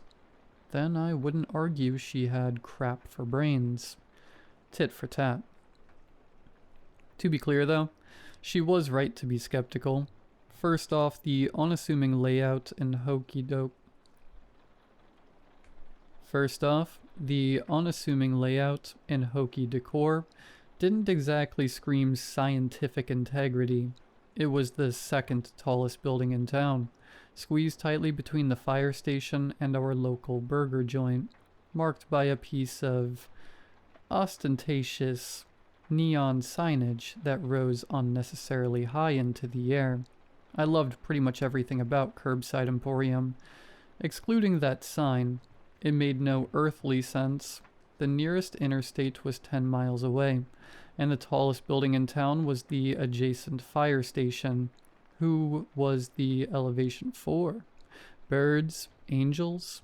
Distracted, low-flying biplane pilots. Not only that, but the fluorescent green bulbs cost a small fortune and were prone to malfunction. For them all to work at once was nothing short of a miracle.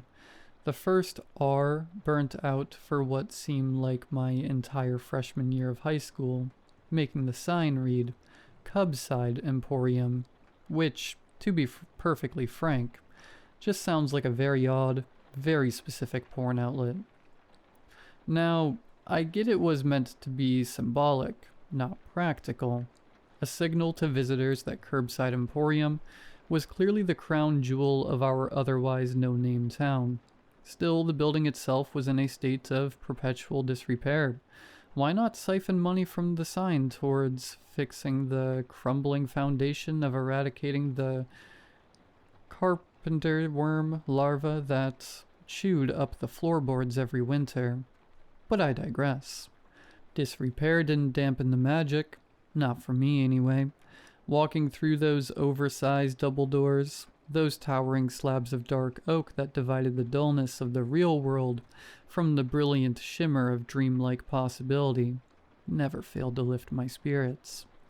The lobby set the tone for the showroom to come, with a palpable air of mystery and an abundance of kitschy charm. Shadows flickered in the dim lighting provided by scattered, gold-plated oil lamps and a centrally hung electric candelabra, with telescoping rows of gold teeth that glowed above the swaths of eager patrons. The color scheme leaned heavily on deep reds and dull golds, which made the room look simultaneously regal and cheap. A burgundy-colored carpet that could easily hide a spilled glass of Mariette, or a bloodstain within its fibers. Gold tassels on the curtains separating the lobby from the showroom that matched the gold threads, embroidered into the curtain itself. Unlabeled knickknacks devoured every inch of wall space. At first glance, the ornamentation could appear chaotic. The more you looked, however, the more it seemed to fit together like pieces to a puzzle, implying some perverse method to the madness. Feathers dangled off the rim of a dream catcher to fill the U-shaped emptiness framed by the antlers of a taxidermy deer's head below. The borders of scenic painting fit snugly between the legs of an antique artisan's bench, which the owners had bolted upright, extending literally from the wall behind where Mr. Baker operated the ticket counter. Mr. Baker, to my knowledge, is the only confirmed employee of Curbside Emporium, a gaunt, joyless corpse of a man, always sporting a black tuxedo, an off-white button-down, and a golden cummerbund. Tickets cost at least $10, although you're technically permitted, and subtly encouraged, to give over 10. As long as that amount is an even number, Mr. Baker won't accept odd-numbered donations. Most people pay 10 on the dot, but I've seen bills as large as 100 deposited into the enormous gold cash register by Mr. Baker's skeletal, liver-spotted hands. Why would you pay over 10? Well, the simple answer is that it's good karma to support local business. There are more convoluted answers, of course. Baseless conspiracies spurred on by the message written in gold lettering above the curtain that leads to the showroom. The more of yourself that you give, the more of yourself that you'll see. Once you push through the thick crimson fabric and enter the cavernous showroom, the Gilded Age aesthetic disappears completely. Instead, the presentation is very plain and down to brass tacks, with wood panel flooring, eggshell-colored walls, and natural light provided through a trio of large windows along the wall furthest from the curtain. To me, this sharp contrast has always felt logical. The lobby establishes mystique via its flamboyant interior design. The showroom, in comparison, needs no crutch. The exhibitions speak for themselves. I've already mentioned my favorite, Miss Sapphire. Don't get me wrong, I'm no tapeworm enthusiast. The creature's bluish, crystalline exterior did little to mitigate the bubbling nausea I experienced when I imagined all 32 inches of it squishing around some poor cow's intestines. No, I was enraptured by the idea of it being one of a kind. That idiosyncratic quality really struck a chord within me. It made the creature seem powerful, and oddly important. There's only one extra long, blue-tinged tapeworm, and hey, you're looking right at it. Bow your head and pay your respects to the first and last of its kind. Not to mention the way they displayed Miss Sapphire's helped romanticize the creature. Its segmented body, held gracefully in the air by lines of nearly invisible string, with a watercolor illustration of a starry night attached to the inside of its glass box, acting as a scenic backdrop, which I think was meant to evoke the image of a traditional Chinese dragon flying over the countryside, rather than a parasite swimming through filth. And that's just a sample. There's the blackened bones of a man and a boy, which, presumably, fell from the sky and landed in our town back in the 80s, although no one actually witnessed a descent. No missing person reports could explain them. No commercial and or private planes were traveling overhead early that morning. a young woman, Erica, discovered the skeletons as she was walking her dog. As dawn broke, she saw them lying side by side on Curbside Emporium's front lawn, holding hands, vacant sockets peering up at the on-scene. Onlookers assumed they were father and son, based on the size difference, their clasped hands, and their narrow hips. Once the sheriff had been sufficiently convinced that they represented something anomalous rather than something acutely murderous, the strange bodies were added to the collection, and since Erica was the first to lay eyes on them, Mr. Baker granted her the distinct honor of naming them. She went with the first thing that came to mind, cheerfully admitting her lack of creativity. Thus she christened the bones Atticus and Finch, having just finished To Kill a Mockingbird for high school English. Of course, Atticus and Jem would have technically been more appropriate, given that the remains were canonically related, a father and his son, but she claimed those names didn't feel right. No one pushed back against the decision. She found them, so the responsibility of naming them was hers and hers alone. That's the rule. You get a plaque engraved with your name posted below the exhibition, too. There's a framed black and white photograph showing a farmer listed simply as Jim, leaning on a downturned pitchfork planted in the ground like a flag, beside a small, circular patch of earth blurred with motion, as if spinning. He named the phenomena flush dirt, on account of the soil's toilet-like churning. Supposedly, his boots sank into it like quicksand when he stumbled upon the anomaly. Only lasted for a day or two before the ground's physical properties spontaneously reverted to normal.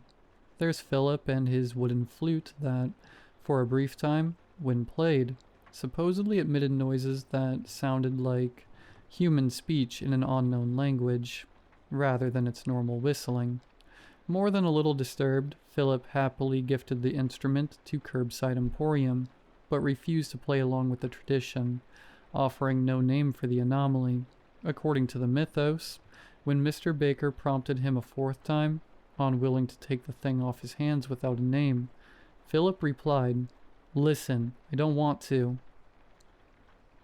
From then on, the flute became known as "Listen, I Don't Want To," which had an oddly appropriate ring to it, given the backstory. Every bit of it was magic. Every story, every relic, every inch of that place spoke to me.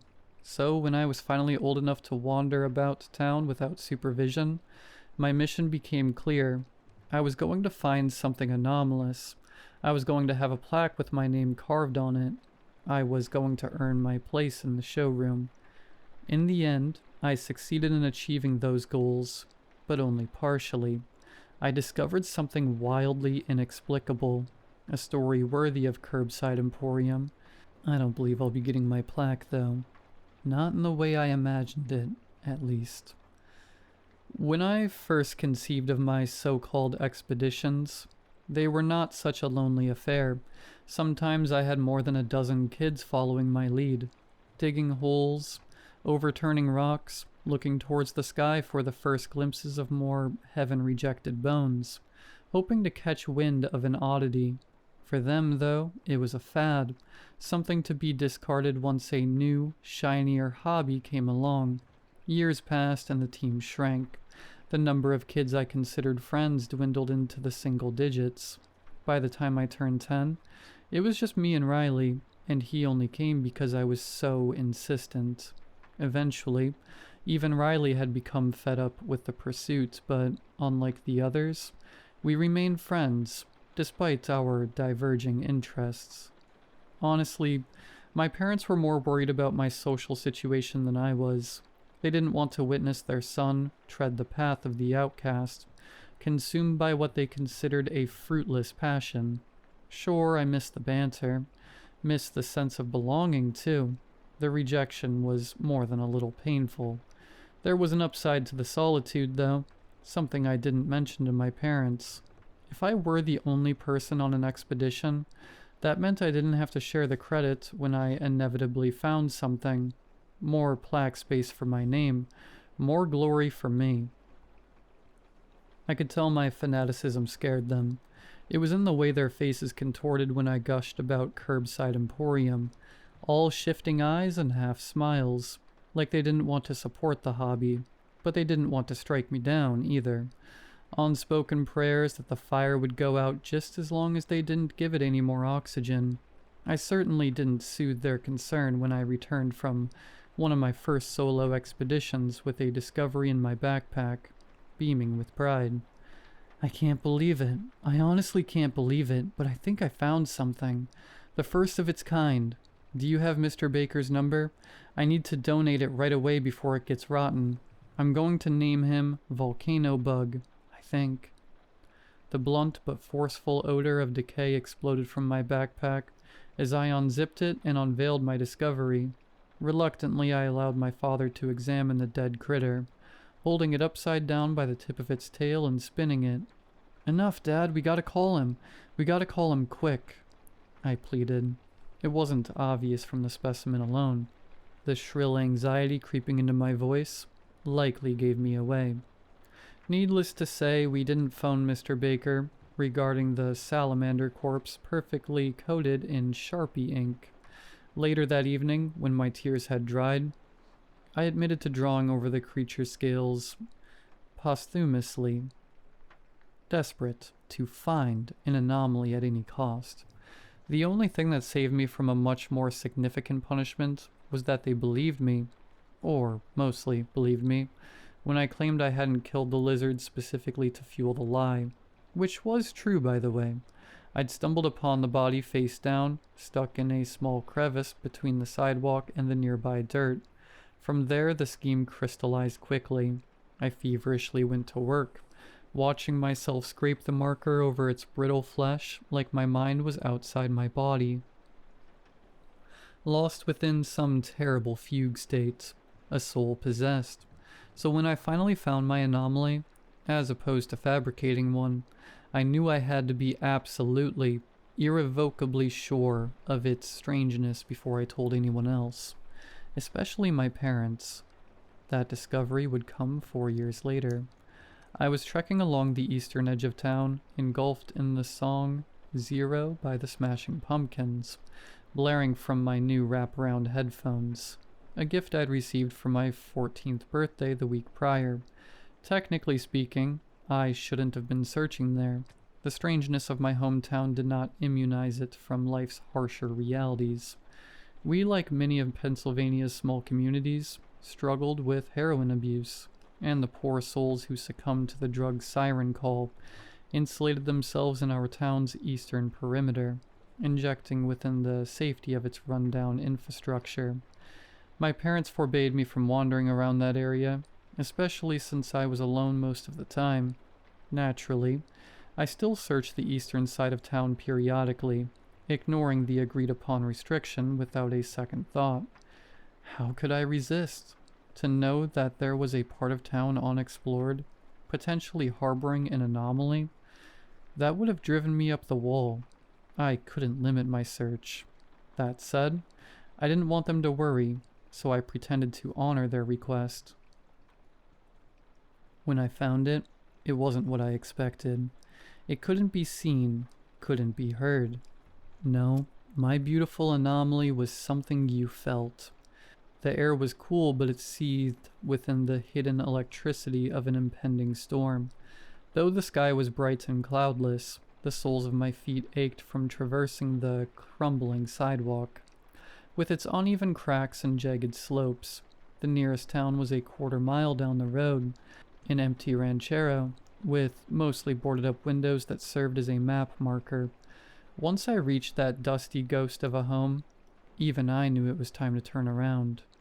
I was gazing up at the sky, that perfectly empty blue abyss, when I felt it. All of a sudden, my heartbeat turned rabid. Wild, boundless fear gnawed at the base of my skull.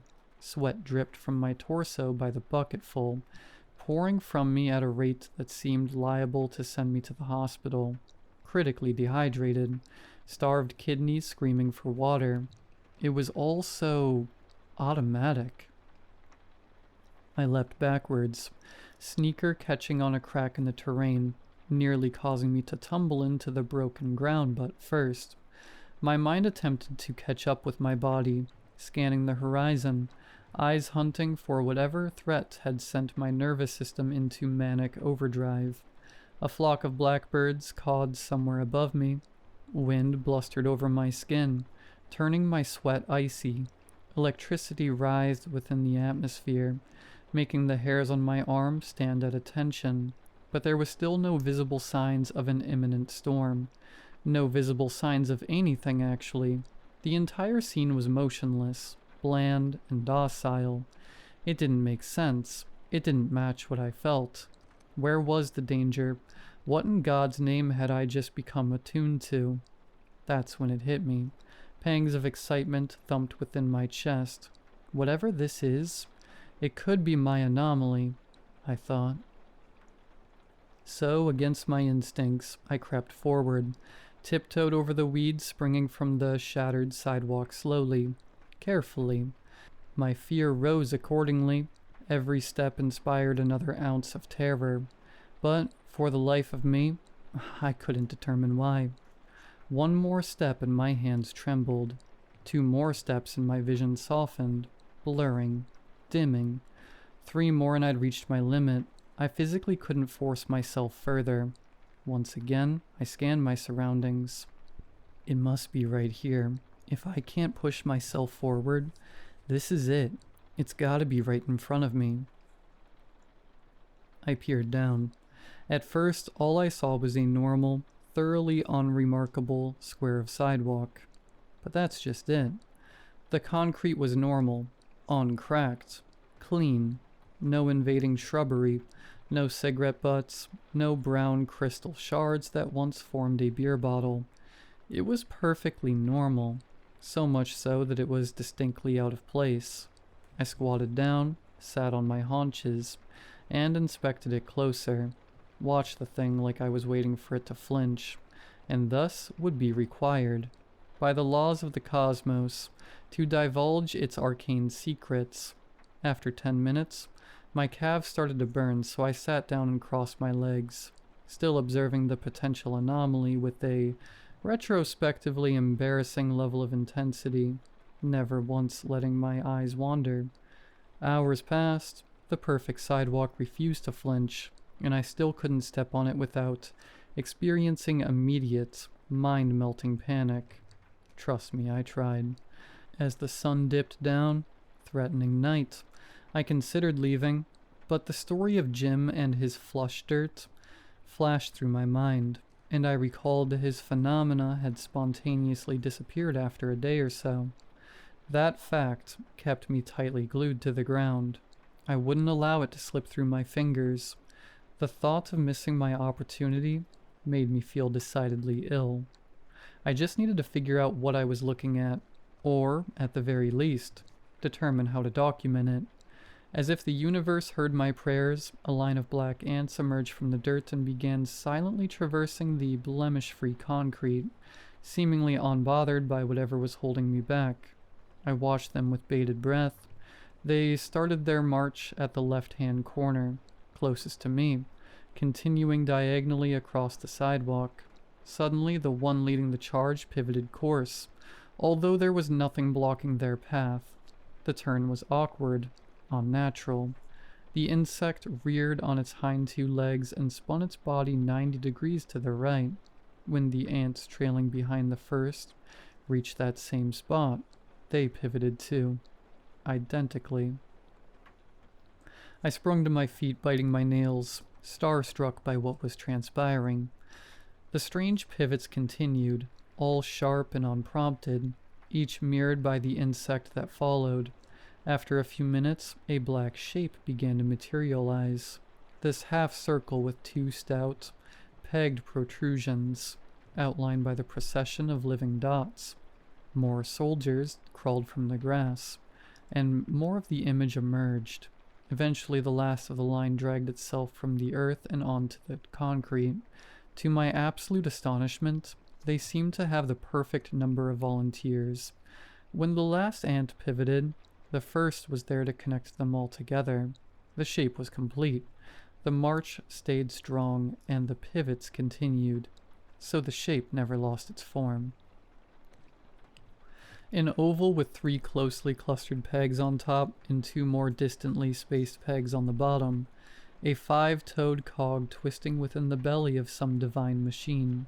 The whoosh of a passing trunk sundered my hypnosis, and I came crashing back to reality. Just seeing it wouldn't be enough.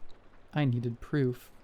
I bolted towards home. I figured I could spare the few seconds required to keep my parents off my back when I didn't come home that night.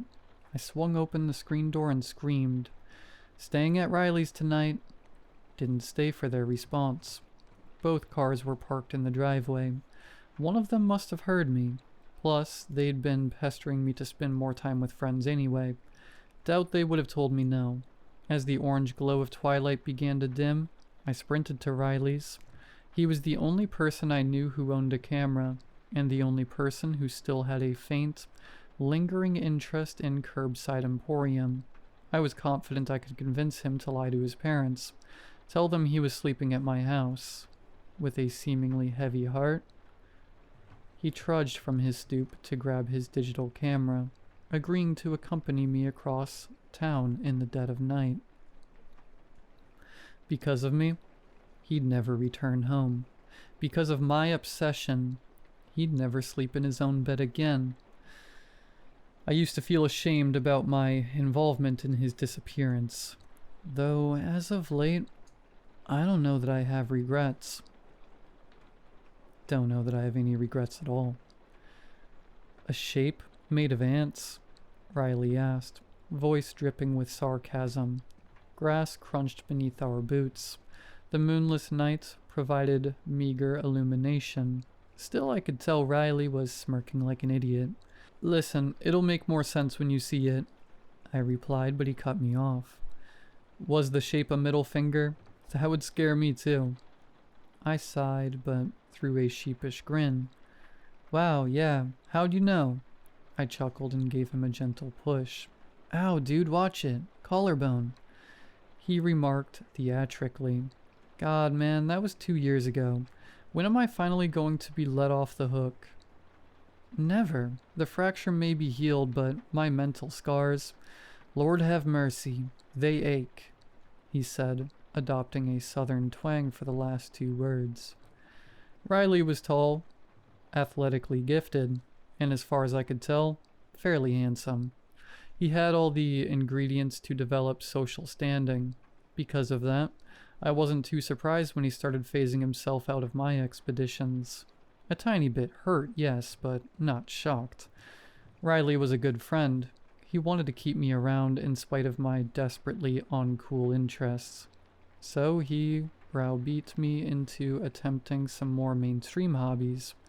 To that end, his family took me snowboarding in the Poconos one winter. I was a mess on the slopes. Crashed into Riley and sent him chest first into the trunk of a tree, turning his collarbone to rubble. Shattered the bone into 8 distinct pieces. From then on, we agreed to keep our hobbies separate while remaining friends. Common ground be damned. Maybe if you weren't so menopausal, the bone wouldn't have completely disintegrated. Thing's brittle as heck. I mean, 8 screws, really? You needed 8 screws to hold that toothpick together? He pushed me back, laughing. For a moment, I forgot about everything. Curbside emporium, the relentless pursuit of strangeness to call my own, the ants and the shape in the sidewalk. For once, I wasn't trapped in the endless labyrinth of obsession. I just felt warm, unabashedly, transcendently warm. Which made what Riley said next hurt that much more. Yeah, well, at least I didn't spend all my free time walking around town by myself, searching for make-believe like a loser. Based on his inflection, I don't think he intended the statement to be so pointed. A slip of the tongue. Regardless, the damage was done. I said nothing in response. We were close to our destination. I put my head down and just kept walking. For all his positive traits, Riley had one major flaw. He was stubborn to a fault. and prone to doubling down. Oh, come on, man. Don't be a baby. You have to know that it's fake. No scientist is verifying that crap. Whoever owns the place doesn't let anyone test the stuff. Like a real museum. It's all just, I don't know, smoke and mirrors, sleight of hand. It's a trick. Dejection curdled in my gut like decades-old milk, transforming into the emotion I'd never felt before. Rage. You'll see, I whispered. Then I ran ahead. Out of the grass and onto the sidewalk. We were only a block away. The most vulnerable piece of myself needed to beat him there. Confirm it was real, which would mean that it was all real, and Riley would have no choice but to eat his words. My sneakers squished across the uneven concrete. Crisp night air inflated my lungs by the gulpful. Static electricity sizzled over my exposed skin. As I felt the faintest echoes of fear, I began to slow my pace, sprinting to jogging to just plodding forward while breathing heavy. The fear rose, seething, setting my blood on fire. Eventually, abruptly, I hit an impasse, physically incapable of pressing forward, and there it was. A perfectly normal slab of concrete, a lonely raft adrift in a sea of decay. But there wasn't a single ant to be seen. I felt myself deflate. I could practically hear my confidence hissing like a tea kettle as it leaked through my pores, rising into the night. Never to be seen again. Before I could sink too deep in the mires of self-loathing, something startled me. From about 50 feet away, Riley was shouting, but the message made no sense. Hey, who is that? Quickly I spun around, did a full 360-degree rotation. There was the boarded-up house at the end of the road, the field we'd been walking through to arrive at the eastern edge of town, the flickering street lamps, and nothing else. Not a soul to be seen anywhere. Are you all right? He bellowed. Seriously, who is that, standing behind you? A little delirious, I shrugged, chuckled, cupped my hands over my mouth and shouted back at him. Genuinely. I paused for a moment, panting. I have no idea what you're talking about. He started barreling towards me, shoulders angled like a quarterback. All I really felt in that moment was disorientation. That changed once Riley was close enough that I could appreciate his expression under the sickly glow of the street lamps. His eyes were wide. His skin had turned table salt white. The muscles in his face looked taut, almost spastic. Riley was terrified. Moreover, he could see something, someone on the sidewalk behind me. Someone who made him worry for my safety. Someone who looked dangerous. Right as it all began sinking in, there was a shift in Riley's demeanor. In the blink of an eye, he'd stopped charging, sprinting with abandon one moment, walking gingerly the next. His panic disappeared, leaving his face unsettlingly blank. My head swiveled between the perfect sidewalk and my friend, side to side, back and forth, trying to understand what he was witnessing and what it was doing to him. He was about to pass right by me when I put my hand on his breastbone and held him there. His heart rate was slow, downright languid, but it was incredibly forceful. Each beat practically detonated inside his chest, pulses reverberating up my arm every few seconds. What's happening, Riley? I pleaded. His eyes were open, but only slightly. He's been waiting for me, he stated. Words failed me. Felt like my throat was caving in on itself. The five-toed man says it's my time. I kept my hand on his chest, clasped his wrist in my other hand, and gently began tugging him away. Riley, this was a mistake. We need to go. Briefly, it seemed like I was making headway, although his eyes remained fixed on that perfect bit of sidewalk. His legs were moving with mine, away from whatever was luring him closer. Then I heard the last thing he ever said to me. Don't worry. It'll be your time soon enough. He gripped his digital camera tightly, like it was a stone, and in one smooth motion, sent it crashing into my head. I collapsed, falling from the sidewalk onto the road, groaning, vision swimming, sticky warmth trickled down my temple. When my eyes focused, all I could see was the night sky, moonless and grim. Riley grabbed my hands and dragged me off the street back onto the sidewalk, laying me at the foot of the anomaly, the five-toed man, like an offering. The word wait quietly spilled from my lips, but it fell on deaf ears. I saw the silhouette of my best friend arc the blood-stained camera over his shoulder. I didn't feel an impact. The world just faded away. When I came to, it was morning. The woman who owned our town's pharmacy was kneeling beside me, asking what happened, asking if I was all right. Her truck idling nearby. Memories of the night before trickled in painfully, a cheese grater rubbing against my concussed brain. "Where's Riley?" I muttered. Before the ambulance arrived, I was able to get myself upright. I stumbled to where I thought that perfect bit of sidewalk was, but to my horror there was nothing. All the concrete was equally dilapidated. Whatever had been there before was gone. Later that week, I found myself in a police station being interrogated about Riley's disappearance. "What drugs were you on?" I stared at the officer, eyes wide with disbelief. "We weren't on anything. I haven't even had beer before, let alone drugs." He clicked his tongue and shook his head. "Really? Y'all were sober? Sober on the east side? Taking pictures of yourself in the middle of the night?" My heart fell into my stomach like an anvil. "What do you mean pictures?" He pulled 4 high-quality printouts from a manila envelope and threw them in front of me. They were all almost identical.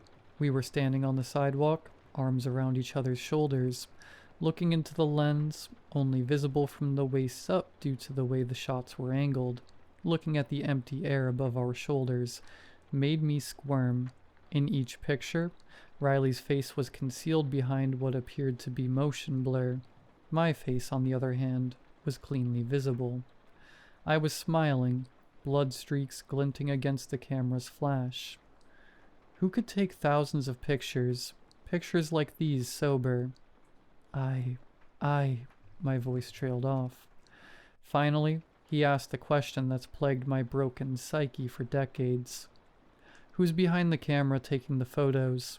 Who else was with you that night?"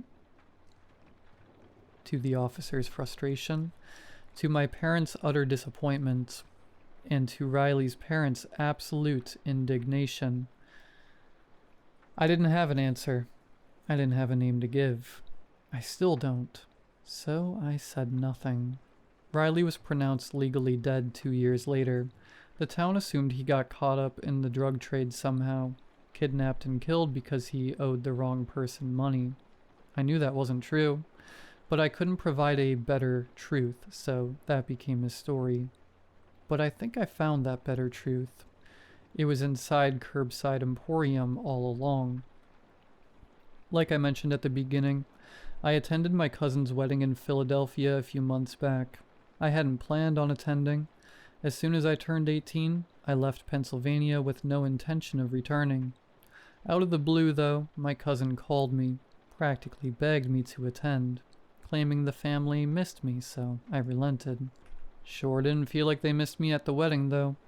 Everyone leering in my direction with that all-too-familiar look of thinly veiled disgust. Even my cousin seemed surprised to see me, which was a little bizarre. Only got more bizarre when I thanked him for convincing me to come at the reception. He denied ever calling me in the first place. From there, though, it was already too late. The seal was broken. My trajectory felt inevitable, no matter how much I wanted to resist. Yesterday I handed Mr. Baker a $100 bill, pulled back the curtain and walked into the showroom. It wasn't so bad, not nearly as bad as I imagined it would be. I guess, in fact, the nostalgia was sort of sedating. Took my time wandering around, It was all exactly as I left it. I even grinned when I passed by Miss Sapphire. Eventually I found myself in front of Atticus and Finch, those blackened, anomalous bones that seemingly fell from the sky in the 80s.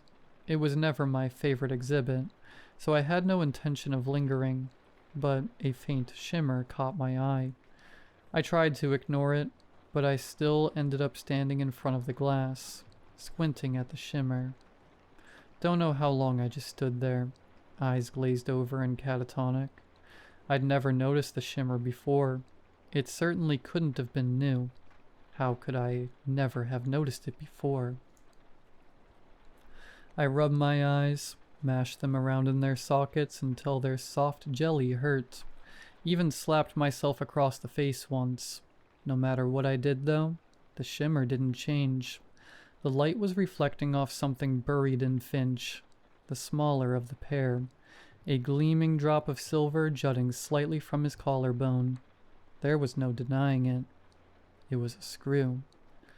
My neck creaked forward. I was standing in such a way that my reflection overlapped with the other, larger skeleton, Atticus.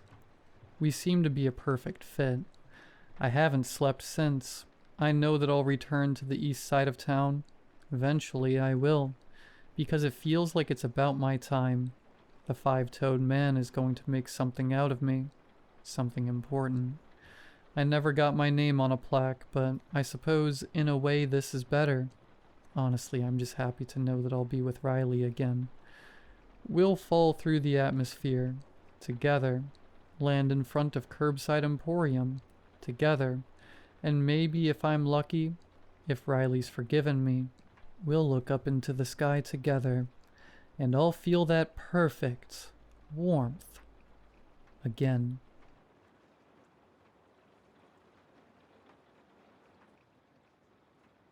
This is something I should probably be speaking about with a therapist. I know, I would, or I have been, but that's not really an option anymore. In fact, I couldn't tell you how many times I've told this story to various medical professionals. I'm 30 now, 20 years since it happened. I just wanted to stop. I was a pretty average kid, I think. A little weird, but every kid is a little weird. I had an older sister, and we fought like two cats. I had a couple good friends, most of whom lived on my street or one street over, and we would meet after school and play until it was time for dinner. My life was fairly ideal. I played soccer, I think. Honestly, I have a lot of trouble remembering much of my childhood. But I remember that I got a Nintendo DS for my 10th birthday, and we had a big party in the backyard. Practically the whole neighborhood showed up. My birthday was just before school got out for the summer, so the air buzzed with excitement, and the evening was warm and felt more alive than other nights. The grown-ups started a fire in our little fire pit, and they sat around it and drank beer until we ran around. I was allowed to stay up past when I usually went to bed. And the other kids chased fireflies with me and roasted marshmallows until late. I remember going to bed happy, excited for summer, and exhausted. I fell asleep quickly. The peel and stick glow in the dark stars and moons shining on the ceiling above my head. Waking up the day after my birthday, something felt off. I couldn't put my finger on it. I hadn't had a nightmare. Wasn't that. I had slept better than I could really remember ever sleeping. It was late, I realized. That must be it. My mom usually woke me up around 8 if it wasn't a school day. She said it was a good habit to be in the routine of waking up early and starting your day on the right foot. By the light streaming in from my windows and the slightly muggy heat in the room, I figured it was already 10 a.m. or so. I smiled, sliding out of bed. It must have been one final birthday treat, letting me sleep in. She had let me sleep in the day before, too, of course, although on my birthday itself, I had wanted to get up as early as possible. "Mom?" I called out into the hallway, poking my head out the door. No answer. I frowned. It was Saturday, so my dad was definitely already at work. But my mom wouldn't be. My sister wouldn't be home either. She had left the night before to spend the night at her friend's house. She was 13 now, and allowed to have sleepovers, for which I was eternally jealous. I decided she must be out front in the garden. I put on a shirt and left my room. I smelled coffee, but there was none left in the pot. There were dishes in the sink, too, with remnants of eggs stuck to a pan. It wasn't necessarily alarming, but it was strange. Even on days I slept in, there was always breakfast left over for me. I opened the front door, opening my mouth to call out to my mom, but I instantly froze. Halfway up our walkway was the mailman. He was on the ground, sprawled out awkwardly on the cement. Fresh blood pooled beneath him in a gruesome splatter. I didn't know what to do. I couldn't move. His limbs were bent at horrible angles. His face pointed away from me. It almost looked like something, some omnipotent force, had lifted him into the air and then slammed him back down. The package he must have been delivering lay a few feet away, the cardboard dented and soaked in red. I didn't need any confirmation he was dead. It wasn't a question. I had never seen a dead person before. Sometimes my parents had watched horror movies, but that hardly counted. I backed into the house and closed the door behind me. My mind was racing too fast, and my heart felt like it might burst out of my chest. Everything in my body was reeling, so much so that all I could do was move slowly, in a false sense of calm. "Mom?" I called out again, into the silent house, my voice breaking. "Mom, are you home? Something happened outside. Mom?" No one answered. The house felt way too quiet. All I could hear was the blood rushing in my ears. I had to brace myself against the wall as I made my way to my parents' room, because I was almost shaking too hard to hold myself up. "Mom?" I pushed open her bedroom door. It creaked, the sound almost deafening against the silence that blanketed the room. Our old gray cat, Gumbo, weaseled her way through the crack and slipped out into the hallway, brushing against my leg on her way. I saw a lump in the bed. For a moment I thought it was just pillows, but then I realized it couldn't have been. The bed was made and the pillows were accounted for, leaning against the headboard. "Mom, are you asleep?"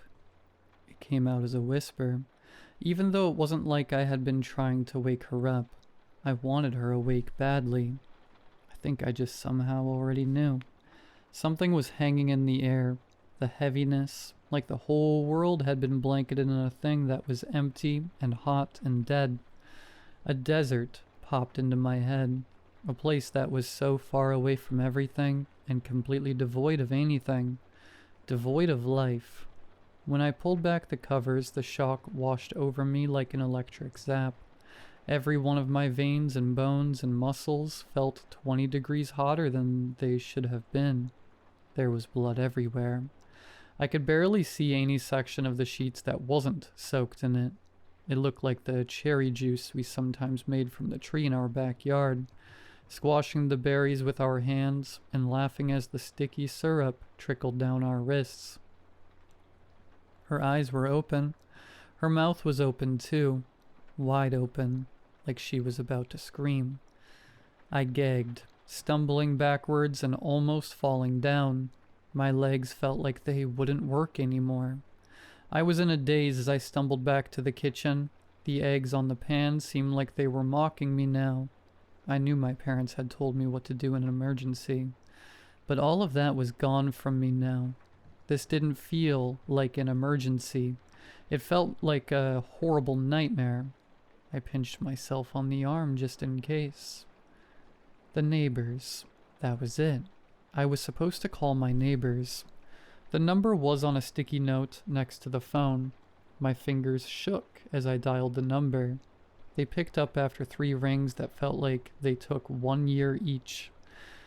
I heard a sort of cackling sound, like someone was moving the phone around. Hello? Hi. I cleared my throat, trying to get rid of the lump firmly lodged in the back of my tongue. This is Jackson from next door. I heard some sort of giggle, a choked one, like they were trying to hold it back, and then some hushed whispering. Hi, Jackson, the voice said. I assumed it was the mother, Mrs. Winston. Is everything all right? Can I help you with something? Something happened. My mom. Oh, honey, Mrs. Winston said, her tone gentle, but something about it felt deeply off. My stomach twisted. Why don't you head over here, We'll figure out what's going on together. Okay. I remember hanging up before she said anything else. Something about her voice was unnerving me. Still, I didn't know where else to go. I slipped out the back door so I wouldn't have to walk past the mailman, Gumbo, watching me go. I knocked on the neighbor's door. No answer. I knocked again. Still nothing. I stepped into the flower beds, peeling in through the windows. Someone was lying on the couch, their head tilted back like they were staring at the ceiling. For a moment, that was what I thought was happening, until I saw that their chest was opened up like a patient on a surgery table, all guts and organs and blood. So much blood. It was Mr. Winston, in his sweater vest and brown dad shorts. Dead like the mailman, dead like my mom. Something came over me, and I burst through their front door. It was unlocked, which I hadn't really expected, so I went tumbling into the room, landing on my stomach, my face slamming into the floor, face to face with Mrs. Winston, who lay dead in front of the phone. Her eyes were open too. There was a fly on one of them, crawling across the white, pulsing every few seconds to rub its hands together. I had started to cry. It was finally hitting me that this was real, not some dream, and I desperately wanted my mom. I scrambled to my feet, nearly throwing up when I realized my face was covered in her blood. I swiped at it with my hands, trying to wipe it away as quickly as possible. Then, instinctively, I licked my lips. Horrified, I braced myself for the coppery taste of the blood on my tongue. But it never came. It was sweet. I hesitated, trembling incessantly, before cautiously raising one of my red fingers to my lips. Sweet. Memories flooded my mind. Memories of baking with my grandmother, the sweet syrup we would sometimes pour into the mixing bowls. It was corn syrup. I ran to my father's work, which was on the other side of town. By the time I got there, I was close to passing out and drenched in sweat, but it had made it a little easier to get here with the road completely devoid of cars. There were some, parked on the side of the road or every now and then in the middle of it, but none of them had people in them. Some of them had blood, thick and red and gooey blood. The nice receptionist that was always at the front desk, and always gave me candy when my dad brought me in, had her head against the computer. Her hair was matted with red liquid, as if someone had ripped out entire chunks of her scalp. Before I could think too hard about it, I wiped my finger across the side of her head and licked it. It was sweet too.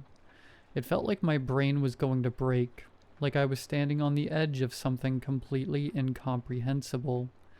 I shook the woman. She flopped like a rag doll. I sobbed, shoving her, and she slumped to the ground, her head knocking against the tiles. "Wake up," I screamed at her. "I know you're not dead." She didn't move an inch, just stared, unblinking, her mouth hanging half open. I ran into the room my dad usually worked in, scanning it for his workspace. I couldn't remember where it was, just that it was around halfway back, and close to the wall. In every cubicle someone was dead, Sometimes they look halfway peaceful, as if they'd been caught by surprise, but most of them were eviscerated in one way or another, entrails hanging out, bones showing, blood sprayed against the walls, even some with faces ripped clean off. It was like something unseeable had swept through the town on a rampage. But all of their blood was made of corn syrup. In a brief moment, I even touched one of the organs. Something that looked like a strange, deflated balloon, and it jiggled, but more like plastic than a human body. At one point I swore I heard a giggle behind me. I whipped around, but no one was there. I found my dad at the water cooler, sitting against the wall. Cone, paper cup, still gripped loosely in his hand. He stared straight ahead, blood leaking from his eyes, nose, and mouth, like he'd exploded from the inside. "Dad?" I whispered, grabbing his shoulder. "This isn't funny. Please stop." There was a strange look on his face that I could just barely make out through the red. Almost like a smile someone would only make if they were trying very hard not to. I walked back home down the middle of the road, balancing on the yellow lines to have something to focus on, because I was fairly certain if I stopped walking, I wouldn't start again. When I got there, I climbed into bed and I closed my eyes. I didn't know what else to do. Eventually, after what must have been hours and hours of lying there, I drifted off into a restless sleep. I woke up to someone shaking my shoulder. I screamed, scrambling away from them, immediately wide awake and terrified. "Whoa!" My mom backed away smiling. "Sorry, buddy. I didn't mean to scare you." I was breathing hard. I looked her over, clutching my chest. She was completely fine. She looked it, at least. She stood there in a white blouse and blue jeans, her hair tied up like always, her eyes bright and happy. What day is it?" Her smile faded, and she frowned a little.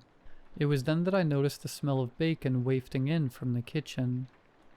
"It's Sunday, bud, remember?" 2 days after my birthday, so yesterday had been real. "What happened yesterday?" She placed the back of her hand on my forehead, tutting softly. "Did one of those neighborhood kids you play with get you sick, honey? Do you feel okay?" I dropped it because I didn't know what to say. I convinced myself maybe I really was sick. Maybe it had been some kind of feverish hallucination. And I was so relieved to see her. I didn't want to think about any of it anymore. I went to eat breakfast, sitting at the table between my dad and my sister, and everything was normal. But when I left the house later that day, I saw it. On the walkway leading up to our house, there was something pink on the pavement, a faint pink stain, like something sweet and red and sticky had been recently scrubbed away. Like I said, it's been 30 years. I've been feeling like I had almost recovered from that incident. I had asked everyone I knew countless times about that day, but none of them seemed to have any idea what I was talking about. But still, I had almost let it go, and it had never happened again. Not until today. Today I walked into my therapist's office. It seemed strangely quiet.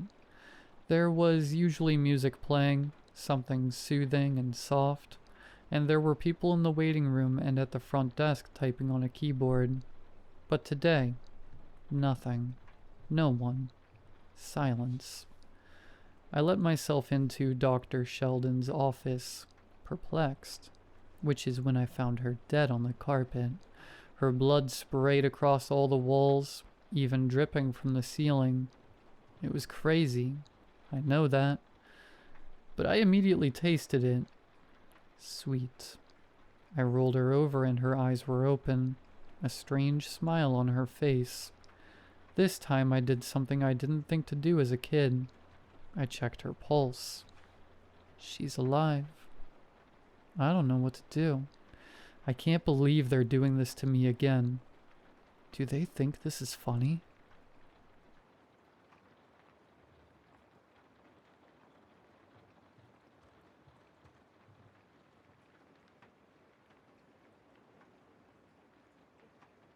There's a reason we're scared of the dark. The familiar discomfort when you're driving alone at night, even if you don't see anyone on the road around you. It's instinct, a warning built into your bones. Because there are things out there, beings we can't explain. They don't show up on camera, they don't care about your pepper spray, but they follow rules.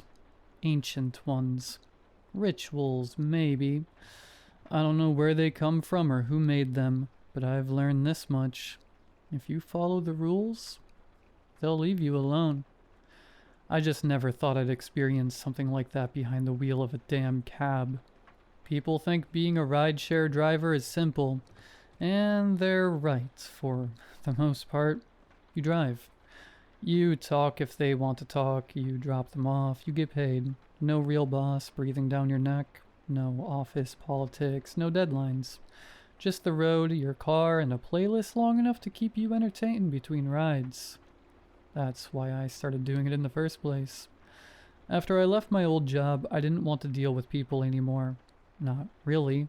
I'd been a mechanic for 20 years, ran my own shop until my knees gave out and my business went to crap. The rideshare apps came at the right time. I didn't have to smile if I didn't want to. I didn't have to fix anybody's problems. Just get them where they're going. During the day, it's easy. College kids heading to class, nurses pulling doubles, grocery store runs for people without cars. Honest, quiet work. Sometimes I'd even enjoy the small talk. I liked hearing about their lives. Felt like I was doing something good. Even if it was just 5 stars and a quiet thanks. But at night, things change. The air gets heavy. The people get strange. I remember when I first heard about the rules of the road after sundown. Not guidelines, not suggestions. Rules. They show up on the app the second the sun begins to set. And if you break one, well, let's just say you don't want to find out what happens. I'm sure this is very confusing to hear for the first time, so let me explain. Every night shift starts the same. Right after sunset, the app buzzes and emits a strange sound. Not a standard chirp a notification makes. Something dull and stringy, like a warning siren before a storm. On a much smaller scale, of course. The screen goes black just before a message appears in blocky text. Night shift protocol. Active between sunset and sunrise. 1. Do not look at passengers directly. Use the rearview mirror if you must. 2. Do not accept payment greater than the cab fare. Never take gifts. 3. Only process one ride at a time. Never allow multiple passengers in your car. 4. Make sure your final passenger is dropped off before sunrise.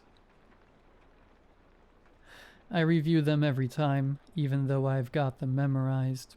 I don't know if the app updates them or if something darker is watching to make sure I read them. Either way, I never skip that screen. At least I don't anymore. I made the mistake of ignoring the rules once, and that was one time too many. I never really was a superstitious man. Back when I started doing nights, I laughed. Rules like these felt like a joke. Some edgy tech campaign or something. The kind of stuff that gets passed around on Halloween to show they're being hip and festive. But the thing is, these rules, they're the real deal. The consequences are even more real. I learned that the hard way.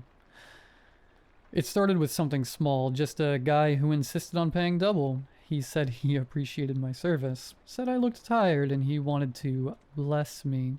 He pulled out a crisp 100 and set it gently on the center console. I told him no. He insisted. I told him again. He smiled and slipped it into the cup holder. It's yours either way, man. I didn't touch it. Just left it there until he was gone. I mean, what's the harm? The guy looked unremarkable after all. A middle-aged gentleman with slicked back, salt and pepper hair. Reading glasses, t-shirt, and a vest. Gave me easygoing surfer vibes. Then I looked up in the mirror. He was still there. I heard him leave, heard the door shut behind him and saw him disappear into the dark, but he was there, grinning. His eyes were all black. He mouthed something, but the words didn't match the movement, like a broken puppet trying to whisper a prayer. I couldn't believe what I was seeing. I reached back, heart pounding. The seat was empty. He was nowhere to be found. Except for the mirror, he stayed there for the rest of the drive, just smiling, chatting away. I parked my cab in the farthest corner of my apartment's lot, locked the doors, and went inside. That $100 bill stayed exactly where it was, untouched, humming with some quiet, invisible pressure. I could feel its presence everywhere I went. Something was trying to make me go back for it. Spend it, maybe. I wasn't sure. But I needed help to make it go away. I contacted support through the app. There's no helpline, no human name, just a form with one question. Describe your incident. I typed everything. The passenger, the tip, the mirror. I waited. Felt so silly. 24 hours later, I got a reply. Protocol breach acknowledged. Remedial steps required before shift may resume. Burn the foreign currency. Avoid seafood for 2 full days. Thanks for contacting technical support. That was it. No apology, no explanation, just instructions. I picked up the $100 bill like it was a loaded firearm and was surprised by the weight of it. I went out to the alley behind my complex and set it on fire in a soup can. The flames hissed green for a moment, then evaporated. It didn't smell like money burning. It smelled like salt and old fish. I skipped sushi that week. Thankfully, I am not much of a fish guy. By the 3rd night, the app let me log in again, and like nothing ever happened, the rides returned. It has been pretty smooth sailing ever since. Not every shift is terrifying, some are just weird. Like the woman in the bright yellow dress who got in without saying a word and only whispered her destination. The bog. Or the man who didn't blink, stared straight ahead, and screamed every time we passed a fire hydrant. The weirdest ride I ever gave was from last November. It was around 3:12 a.m., the dead stretch of time where the world feels empty. I was parked near the outskirts of town, engine idling, watching a moth dive repeatedly into the windshield. A ping came through. There was no address, just coordinates. I almost declined. Nobody lives way out there. It's all farmland and old sheds. But I was behind on rent, and I was pretty good at following the rules at this point. The profile picture was blank. Name just said M. Fine, I accepted. As I approached the pickup spot, my headlights hit something standing in the middle of the road. A man. No, a figure. Very still, dressed in old-fashioned clothes. Black hat, long coat, hands folded in front of him like he was at a funeral. I stopped. He didn't move. I glanced at the app. The pin was directly on him. Against my better judgment, I rolled down the window a few inches. Hey, you M? The figure nodded once. I unlocked the doors and pulled up the rules panel on the app in my phone. Same rules as always. No change. I read over the first one for good measure. Do not look at passengers directly. Use the rearview mirror if you must. Right. He opened the back door and slid in. Didn't speak. Just sat there, the seat creaking under his weight. I pulled away from the shoulder and merged back onto the main road. The silence was suffocating. I snuck a glance into the rearview mirror. At first I saw nothing. Then the mirror fogged up, as if someone had breathed on it from the inside. I wiped away the condensation with my thumb and nearly jumped in my seat at what was revealed beneath. The figure in the back seat wasn't looking at me. It was holding something. A large postcard pressed flat against its face like a mask. Long fingers curled around the edges, fingers with nails so long and yellow they looked rotted. Just the sight of them sent a cold wave down my spine. I leaned forward just slightly, enough to make out the writing. 2 words, scrawled across the card in what looked like red ink. Or blood. I couldn't tell. Just drive, it said. I didn't ask questions. I drove. For 40 minutes, we cruised past silent fields, dead gas stations, and stretches of road I swear I'd never seen on any map. I didn't get a destination update. No timer, just me, the road, and whatever was sitting behind me. The silence felt thicker than usual. The only sound was the low hum of the engine and the occasional creak of the frame, like the car itself felt uneasy. I kept checking the rear view, but the mirror kept fogging up, over and over. I wiped it clean with the side of my hand, each time revealing the same thing. He was closer. At first he was sitting upright, stiff, almost mannequin-like. Next time he was leaning slightly forward, then his knees were nearly touching the back of my seat.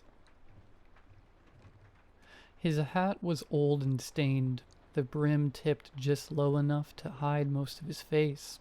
Torn in one corner, frayed like it had been dragged through gravel. I couldn't see his eyes, but I could feel them, like heat on the back of my neck. A cold sweat was forming along my forehead. I didn't know what to do. No name, no timer, no destination. That had never happened before. I gripped the wheel tighter and kept driving, heart pounding louder than the tires on the asphalt. What do I do if he doesn't leave? What if he just sits there until the sun comes up? Something bad would happen. I didn't know what exactly, but I knew the rules. This wasn't just another creepy fare. At exactly 4 a.m., he tapped the window twice. I pulled over. Before I could say a word, the door creaked open and slammed shut. I checked the mirror. Fog gone. Seat empty. Except for something left behind. There was a small envelope with one of those fancy wax seals. Inside was a bundle of tattered cash wrapped in a classy red bow. Not a cent over the fare. Thank God. I set it aside and sat there for a while just breathing. The car was finally quiet. Still. That night feels like it happened ages ago. I'm more seasoned now. Passengers without destinations? Common occurrence these days. Took me a while to realize they're not chasing a place. They're chasing a feeling, a reaction. They're insatiable like that.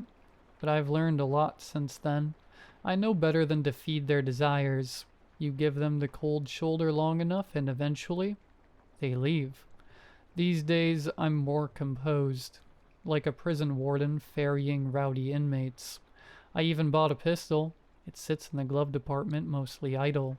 But if someone in the back gets bold, starts creeping too close, a little flash of the barrel is usually enough. They growl, they curse, slam the door behind them, cab fare left on the seat, not a cent overpaid. I don't bother being gentle, it's not like they can tip me, but tonight I am feeling a bit more anxious than usual. It isn't because of the job. Nope. Supernatural cab passengers are a walk in the park compared to what I have in store tomorrow. My son's getting married. I haven't been part of his life. Not really. That was my fault. I kept my distance after the divorce, told myself he'd be better off without me hovering around. No awkward visits, no clumsy father-son talks. Just space. But when the invitation came, I cried. I just sat on the couch clutching that envelope and cried like I hadn't in years. There's no way I was missing it. I've missed too much already. I should be resting right now, getting ready for the big day, but I needed to calm my nerves. For some odd reason, this job does it for me. Midnight hits, the app dings. First ride of the night. I take a deep breath and swipe to accept. Gotta focus. Just get through the shift. Then it's straight to the hotel. Change into the suit and head to the ceremony. The guy who gets in looks normal. Collared shirt, dark jeans, clean cut. He slides into the back seat without a word at first. I start driving.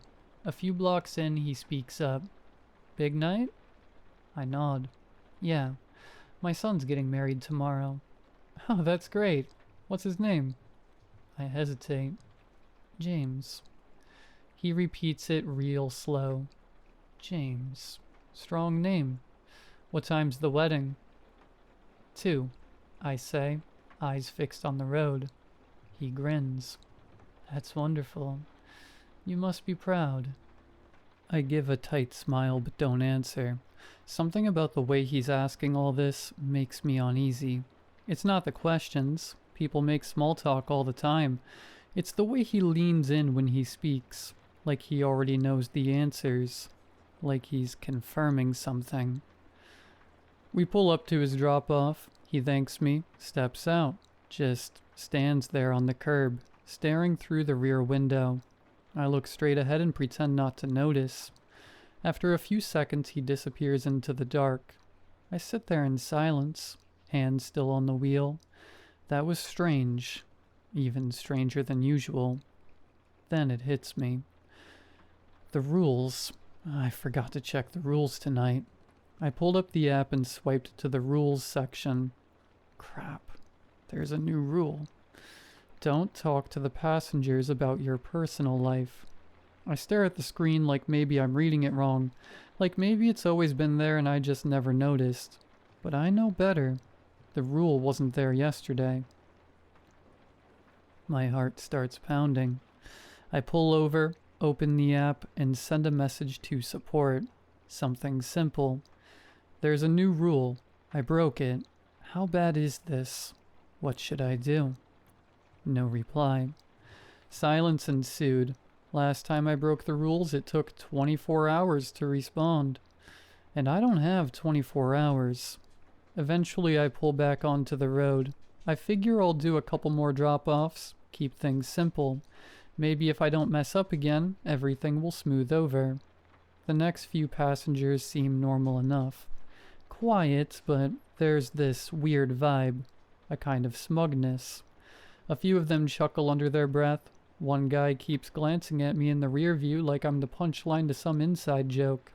Another girl won't stop smiling, just this too wide grin like she knows some deep dark secret about me. It starts to wear on me. By the third ride like that, my stomach's turning. And then it gets worse. My next pickup is a woman standing alone on the corner in full wedding attire. A long white dress, veil, bouquet. It looks clean. New. Not like a Halloween thing. This looks real. Expensive. She doesn't speak when she gets in, just hums softly. Then she starts singing, "Here Comes the Bride," over and over. Whispered. Off key.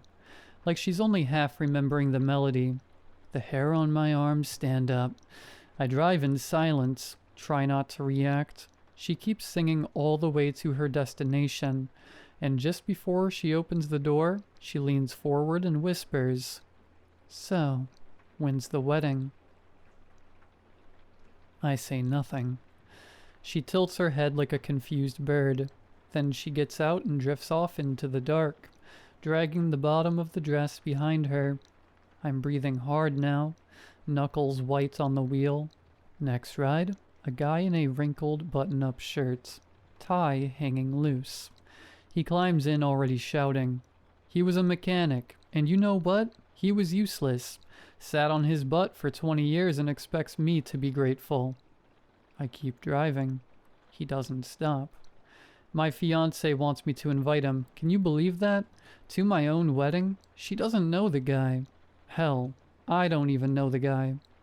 He starts banging his fist on the seat in rhythm, like he's working himself up to something. I glance in the rear view. Big mistake. His eyes are wide, wild, red around the edges. There's something shiny in his lap. For a second, I think it's a phone. It's not. Without warning, he raises a pistol, sticks it under his chin, and pulls the trigger. A deafening pop. The windshield doesn't shatter, but I hear the spray hit the back window. He slumps sideways. The door opens on its own like someone was helping him out. I hear his body land on the sidewalk with a thump, and the door slams shut behind him. I don't stop. I don't check. I just keep driving. Like I said, I'm a seasoned driver now. Sad to say, this isn't the first time one of these loons popped themselves in the back seat to try and get me to turn around. I have bigger issues to worry about. The rule break hung heavy in my head, and I still haven't heard from support. The next passenger looked relatively normal. Clean cut, mid-20s, button-down shirt tucked into dark jeans. He smiled as he climbed into the back seat. Polite nod, no words. The last few rides had been unsettling to say the least, but this guy felt different. Not better, just different. He didn't speak. He didn't need to. Something in his silence felt smug, like he already knew me, like we'd done this before. We drove for 15 minutes without a word, then I pulled up to the hotel. He didn't move. I shifted into park and turned slightly, still not looking directly at him, just trying the mirror. This is the address. You are good to go. He stared at me, no change in expression, no acknowledgement, and then I heard it, a knock on the driver's side window. Dad? I nearly jumped out of my skin. I turned and there he was, James, my son, in his dress shirt and slacks, standing outside the hotel looking confused and a little nervous, the same hotel he and the groomsmen were staying at tonight. How could I forget? I forced a smile. Oh, hey son, just dropping something off. You nervous for tomorrow? He squinted at me like something was off. Yeah, can we talk? My stomach tightened. I had to get this guy out of the car. Sure, just let me finish this ride. I'll come inside after, okay? His eyes drifted past me to the back seat. Troy? He said. I froze. The figure in the back seat leaned forward, resting his elbows casually on the front headrest. His smile widened. Hey man, can you believe this? I ran into your pops and figured we'd do a quick beer run before the big day. Hop in. My blood went cold. No, that isn't Troy, I thought to myself. But I couldn't tell James that. I don't know what would happen if I did. This was bad. Really bad. No, James said, shaking his head in disbelief. Troy, you were just inside. You were with the guys. How did you get out here so fast? The figure didn't break character. He laughed like it was a shared joke between friends. James looked between us, clearly unnerved. Dad, who is that? I didn't wait for the thing in the back to answer. This couldn't go on any longer. I slammed the car into drive and tore out of the parking lot, tires screeching, engine roaring. In the mirror, James was yelling something, running after us. I couldn't hear him. You're gonna miss the wedding, the thing said, voice perfectly calm. That's not very fatherly of you. Shut up, I snapped. You're not getting in my head. Oh, come on, it cooed. Don't be like that. Your son talks about you all the time. To me, to everyone. I kept my eyes on the road, jaw clenched so tight I could feel it in my temples. Although he doesn't say good things. You are not a good father, Ben. Shut up, I hissed, tears bubbling in the corner of my eyes. You missed birthdays, missed milestones. What are you even doing now? Trying to show up at the last second and pretend it means something? I gripped the wheel harder. I wanted to slam the brakes, throw open the door and drag this thing out by whatever skin it had stolen. Oh, don't be like that, Ben. I have something that'll cheer you up, it whispered. Just keep driving, all the way until the sun comes up. I have something to show you. I didn't respond. I didn't need to. My phone buzzed on the seat beside me. James. Again. I didn't answer. The only sound in the car was the hum of the tires and that thing breathing behind me. Waiting. I wasn't sure what to do now. The passenger gave me a drop-off and refused to get out. That hasn't really happened before. There's no way for me to force it out either. Not without looking directly at it. If I couldn't get this guy to leave before the sun came up, I was screwed. It was useless. I pull over hard, tires kicking up dust on the shoulder of the road. The thing in the back doesn't flinch, just smiles like it's been waiting for this moment all night. I open the glove box and take out my Glock 45. Oh, it says. That didn't take long. You already getting tired of me, Ben? I don't answer. I close my eyes and take a few deep breaths. Oh, Ben, you don't have to do this. You're going to miss out on all the fun I have in store. I don't even turn around. I raise the gun behind me, steady my breathing, and pull the trigger. The shot is deafening in the confined space. I don't look. I just sit there, ears ringing, heart thudding. I wait for movement, for another voice, but there's nothing. I finally peek into the rearview mirror once again.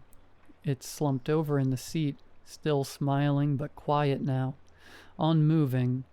I knew that wasn't going to kill this thing, but it still felt good. I just needed to shut it up for a minute. If it wasn't going to leave, so be it. I had to come to terms with that fact.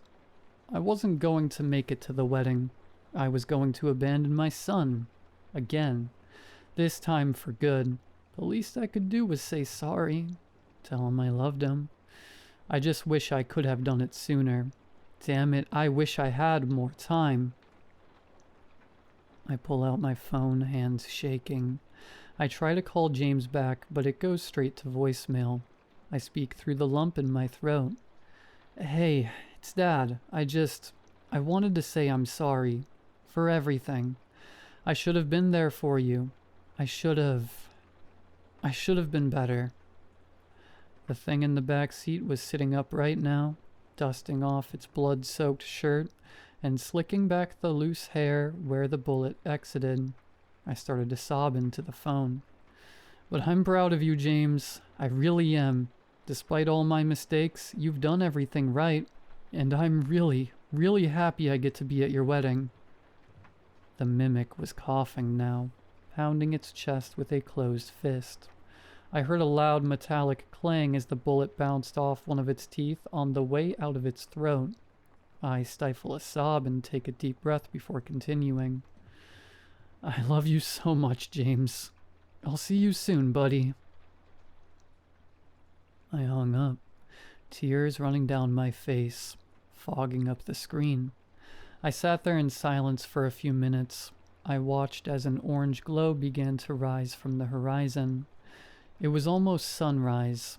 I closed my eyes and gripped the steering wheel in grim anticipation. This was it.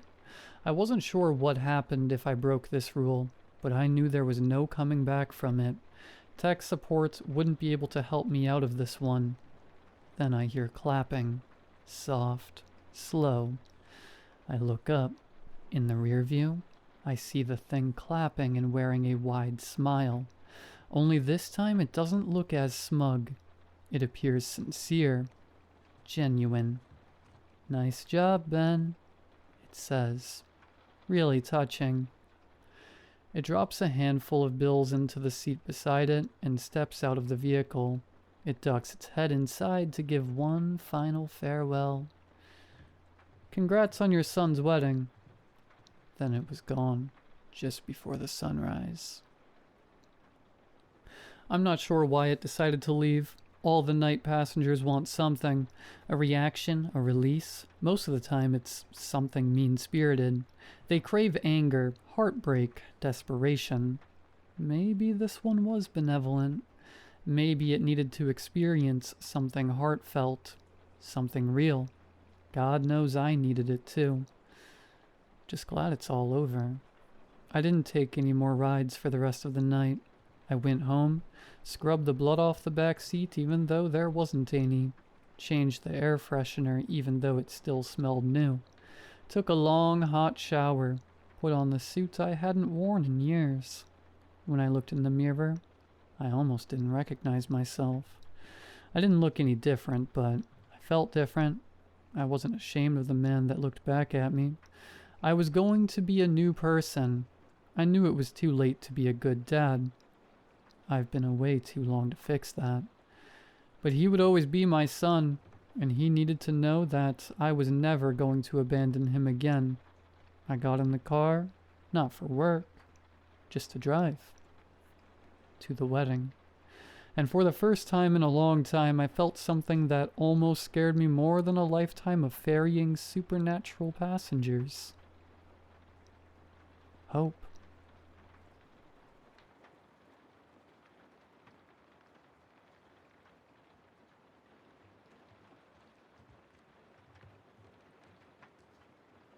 The phone was in the glove compartment of my car. I hadn't opened it in ages. I never kept anything important in there, but now that I was finally cleaning out my ride, I found it. It looked exactly like mine, not just the same model. The screen crack was in the same place as on mine. The case matched perfectly, and even that fingerprint sensor was just as unreliable. This phone was identical to mine, except mine was in my pocket. So whose phone was this? I unlocked it. Same passcode as mine, same apps. Even the social media accounts were logged in, as me. Only one thing was different. A new app on the home screen labeled, "For Oliver." That message was clearly meant for me, and I don't know why, but it made the whole thing feel even creepier. What was even stranger, when I opened the app, it didn't show anything except a countdown timer. 34 hours, 11 minutes, and 55 seconds. It kept ticking down, but what the hell was it counting toward? I didn't know what to make of it. I just tossed it back into the glove compartment. I didn't have time for this. I had a date tomorrow, finally, after so long. I had to get ready. The date went well. We had dinner at a restaurant, then took a walk, and since I figured it was the polite thing to do, I offered to drive her home. But the moment we got into the car, I heard a strange sound, like someone crying softly in the background. The girl looked at me and said she thought it was coming from the glove compartment. I could see it on her face that she thought something was off. I opened the glove box quickly. The phone was there, the copy. It was vibrating and the app labeled "For Oliver" was lighting up. Its ringtone? A choked, agonizing sound like a woman sobbing in pain. Before I could say a word, she jumped out of the car and hurried off. Perfect. Now, thanks to this phone, I probably look like some lunatic. I figured it was best not to chase after her. First date, after all. Didn't want her calling the cops on me for harassment or whatever. The phone wouldn't stop. The crying looped again and again until I finally unlocked it. As soon as I did, the app launched on its own, the one addressed to me, and finally it went silent. The app looked like a photo gallery, but each album was locked with a timer, every single one counting down, except for the first. That one simply said, "Unlocked." I stared at the screen confused. What the hell is this? Then, though, I wish I hadn't. I opened the album. At first, there were just 3 images of a building, then a door, then an empty room, then another door, and finally the inside of that room too. The last few photos froze me in place. A bound woman lay on the floor, mutilated. Her head was missing. Various objects were stabbed into her torso. The floor and walls were soaked in blood. Total massacre. Grotesque. Surreal. like I'd stumbled into the middle of a horror movie. Without thinking, I jumped out of the car and hurled the phone as far as I could. I never wanted to see it again. I just went home. That was enough for one night. It was Saturday, so I slept in.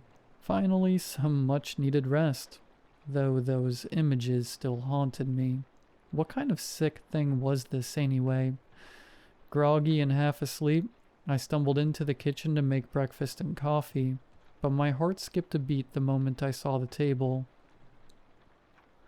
A phone was lying in the middle of the kitchen table, but it couldn't be mine. Mine was still in my hand. It was that copy again. Same appearance, same every little detail. And yes, that cursed app was still on it, full of folders. One album had already been unlocked.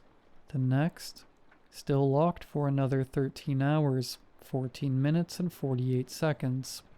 I had zero interest in seeing whatever horror it was counting down to. I grabbed the phone, opened the window, and was this close to throwing it out from my 5th floor apartment. Surely it wouldn't find its way back from there. But then, one thought made me stop. The phone was logged in everywhere, to all my accounts. Even my banking app was open. If someone found it and looked through it, I'd be screwed. I figured the safest move was to wipe everything, so I reset it to factory settings.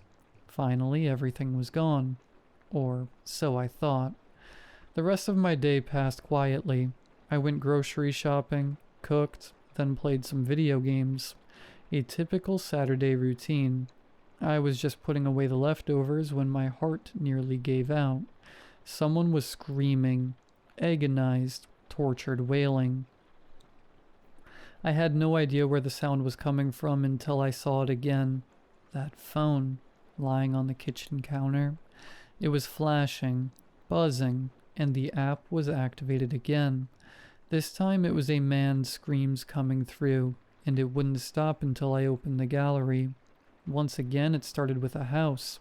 An old, crumbling building, but not the same one as before. I didn't care. I wasn't going to look. I wasn't going to let this thing force me to witness another horror.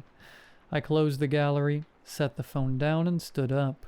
But it sprang back to life, beeping, buzzing, shrieking, and the screaming grew even louder this time. Panicked, I snatched it up again. Same app. Was this for real? Did I actually have to look at the images, or it wouldn't stop? I gave in. I looked. This time it was a man. Naked, gutted, his face had been peeled off. All his fingers were missing. Chills crawled down my spine, not just from what I was seeing, but from the terrifying thought that someone intended these photos specifically for me. At least the screaming stopped. I simply couldn't fall asleep. Those images haunted me. What the hell was this? What kind of sick nightmare was I in? By nightfall, I'd had enough. I grabbed the phone, smashed it to pieces with a hammer, and dropped it in a glass of water. It's not going to screw with me anymore. But when I opened my eyes the next morning, there it was, lying on my nightstand, perfectly intact, right next to my real phone. Same model, same look, exactly like mine. I didn't have much planned for Sunday. I just wanted to rest. I had just started my daily routine when I heard a voice. A man's voice. I couldn't understand the words, but the tone was desperate. Pleading. Suffering. Wailing. It was that phone again.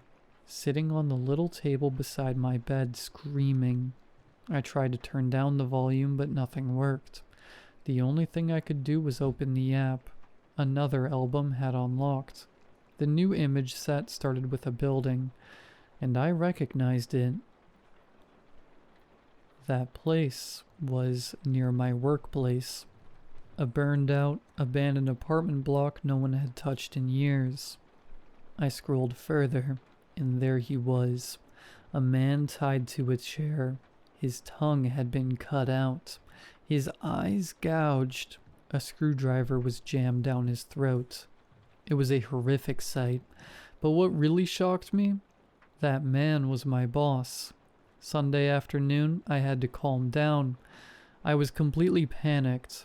I dropped by Robert's place. He's an old friend. I needed to talk to someone about the phone and the pictures, but when I tried to show him, the app wouldn't open. We tried everything.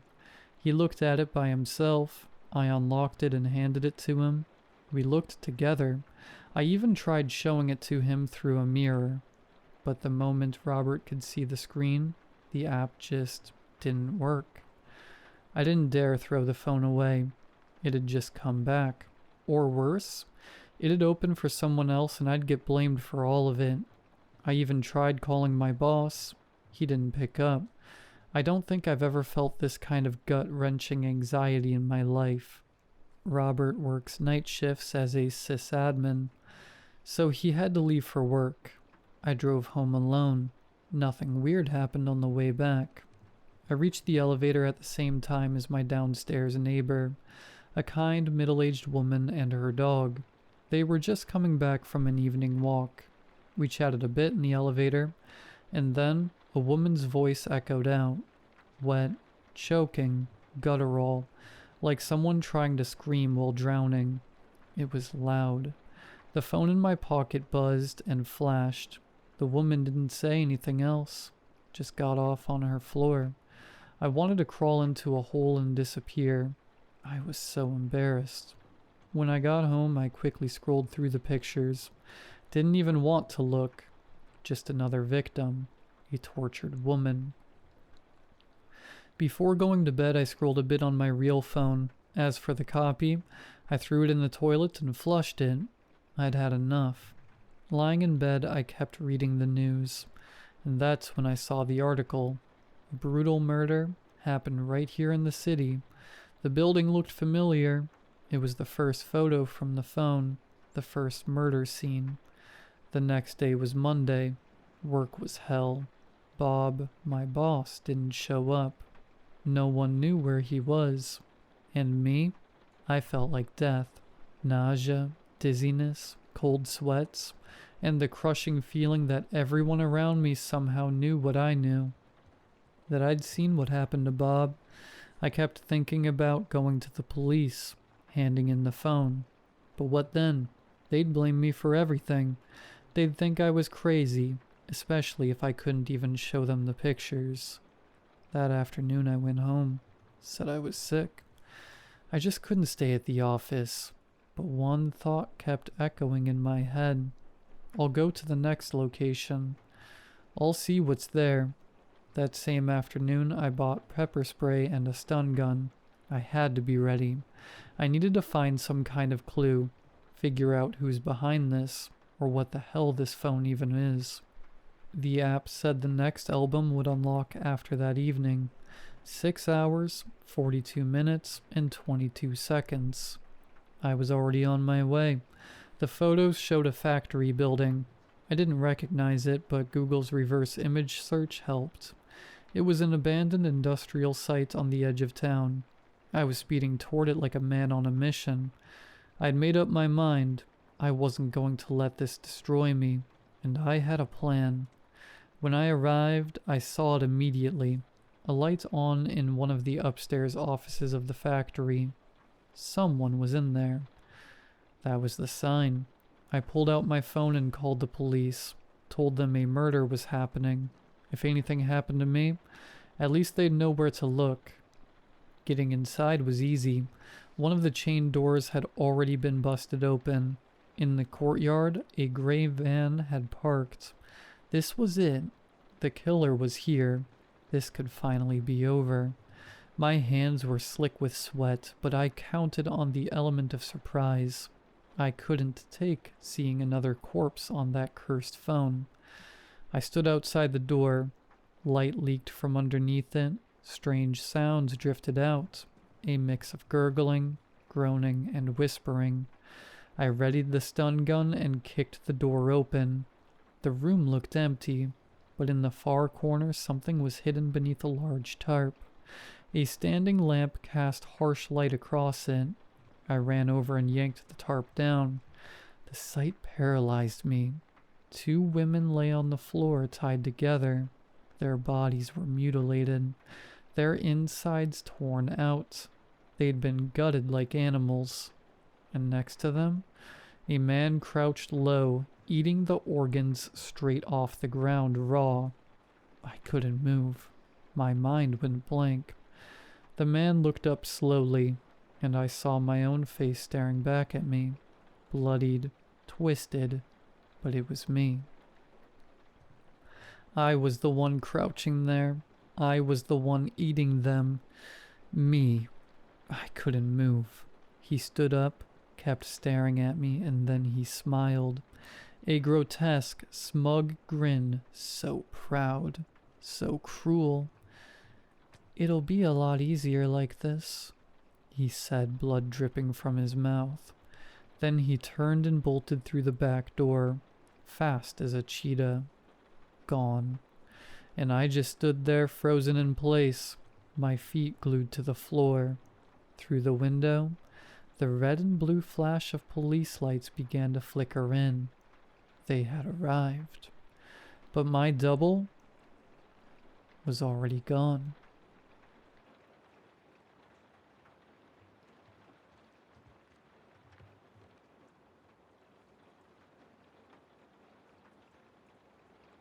I'm sure at least some people will relate to this.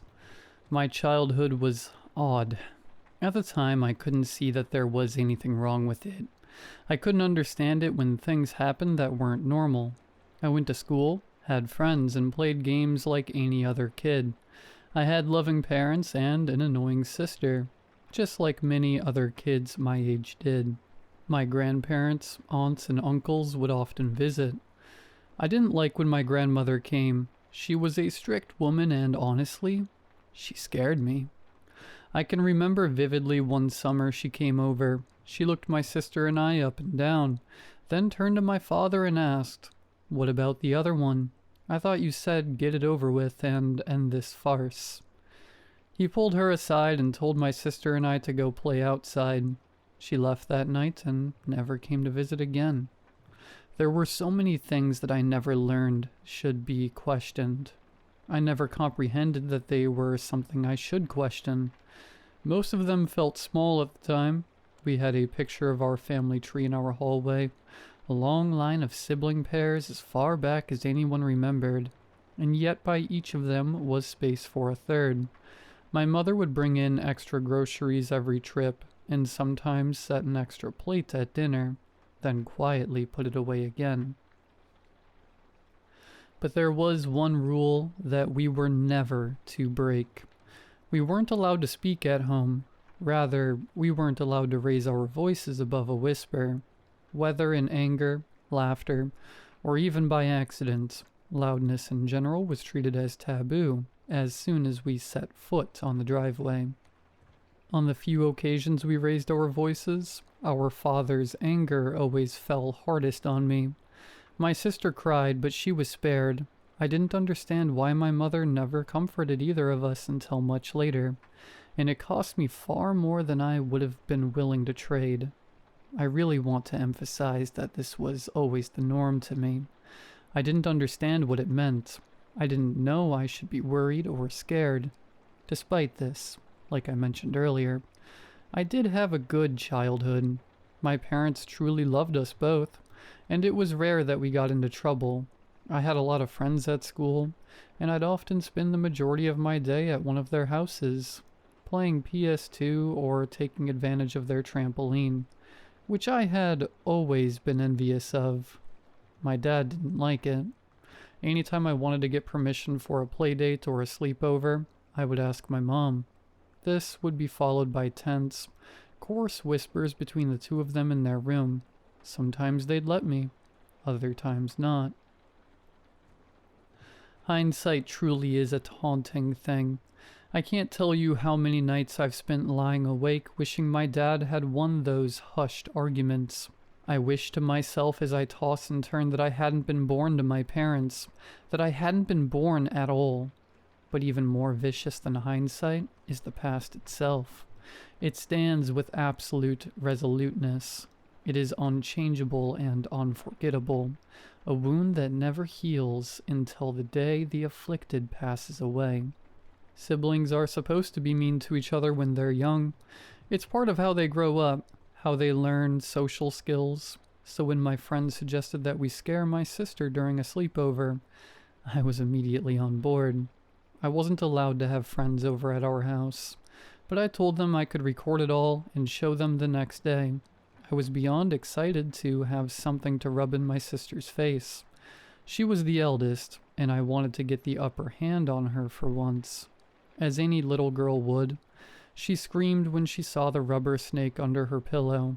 It wasn't a long scream. She covered her mouth with her hands almost as soon as it left her lips. But it was enough. There was a moment of silence right after she screamed that felt never-ending. Then my parents ran into the room. They saw her, mouth still covered and eyes wide with terror. Then the toy snake on her bed. My father cursed under his breath before scooping up my sister into his arms. My mother looked like she was going to cry. Her eyes darted down even before the noises began. Scratching. Something was scratching the wooden floor underneath our feet. Light at first. Soft. Almost as if it was asking to be let in politely. Then louder. Louder and louder until it was violently clawing away at the wood like tissue paper. The boards bent first, bowing upward as if the house itself were breathing.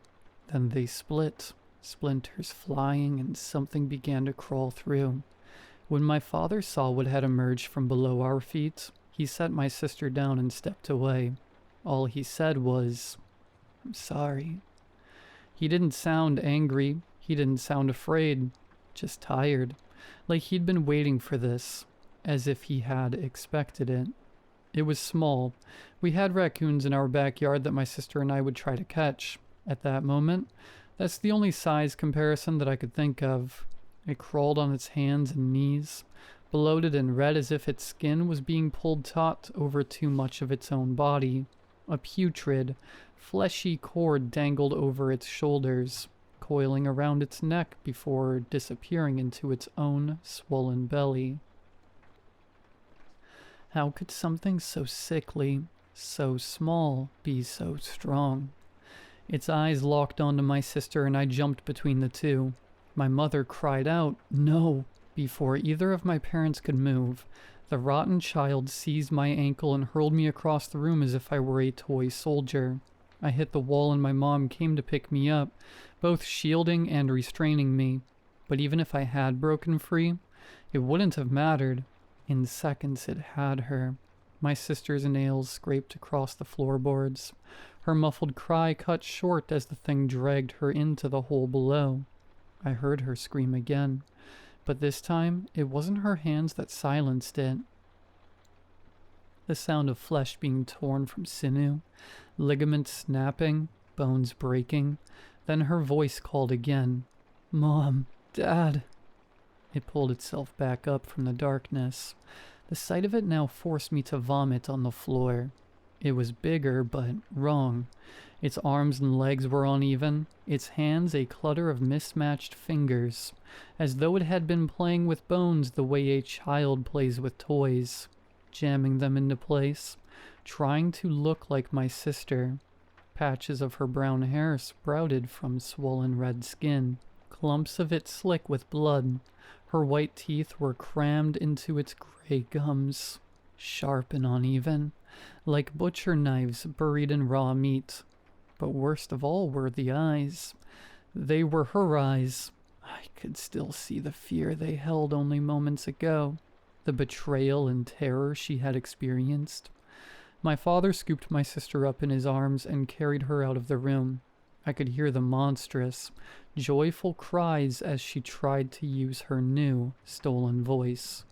The rest of my childhood was spent pretending the monster had always been my sister, pretending that her laugh was hers, that her smile was hers.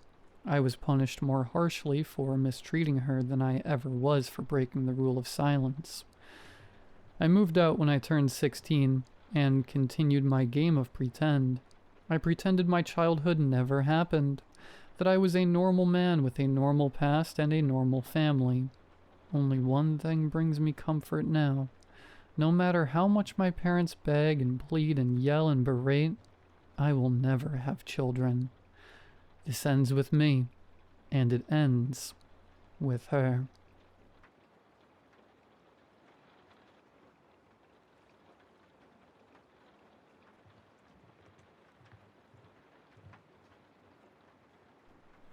I know how it sounds. I know I sound crazy. I'm not crazy. I'm not. About 2 years ago, I was at a bar with my friends. I don't tend to go out and drink. I don't like clubs or raves or big events with loud music. I like people and socializing, but generally in a more relaxed environment like a house party or something. However, I was convinced to go out by one of my close friends, Andrew. He was cheated on by his girlfriend about a week prior, and he lived by the philosophy of, to get over someone, you must get under someone new. I never understood that mentality, but since he was there for my last breakup, I thought I'd be there for his.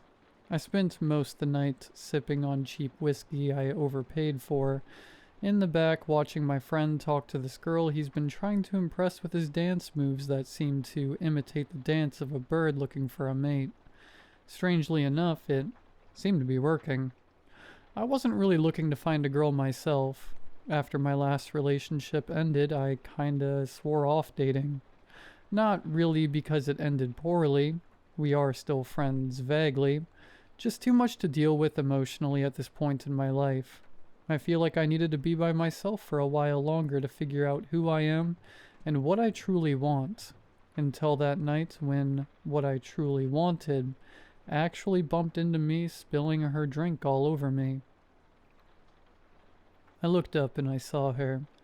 She was panicking and apologizing about spilling her gin and tonic all over me, but I was just trying to catch my breath after she stole it with her eyes. I mean, this girl was gorgeous. Not supermodel status or anything, but just something about her.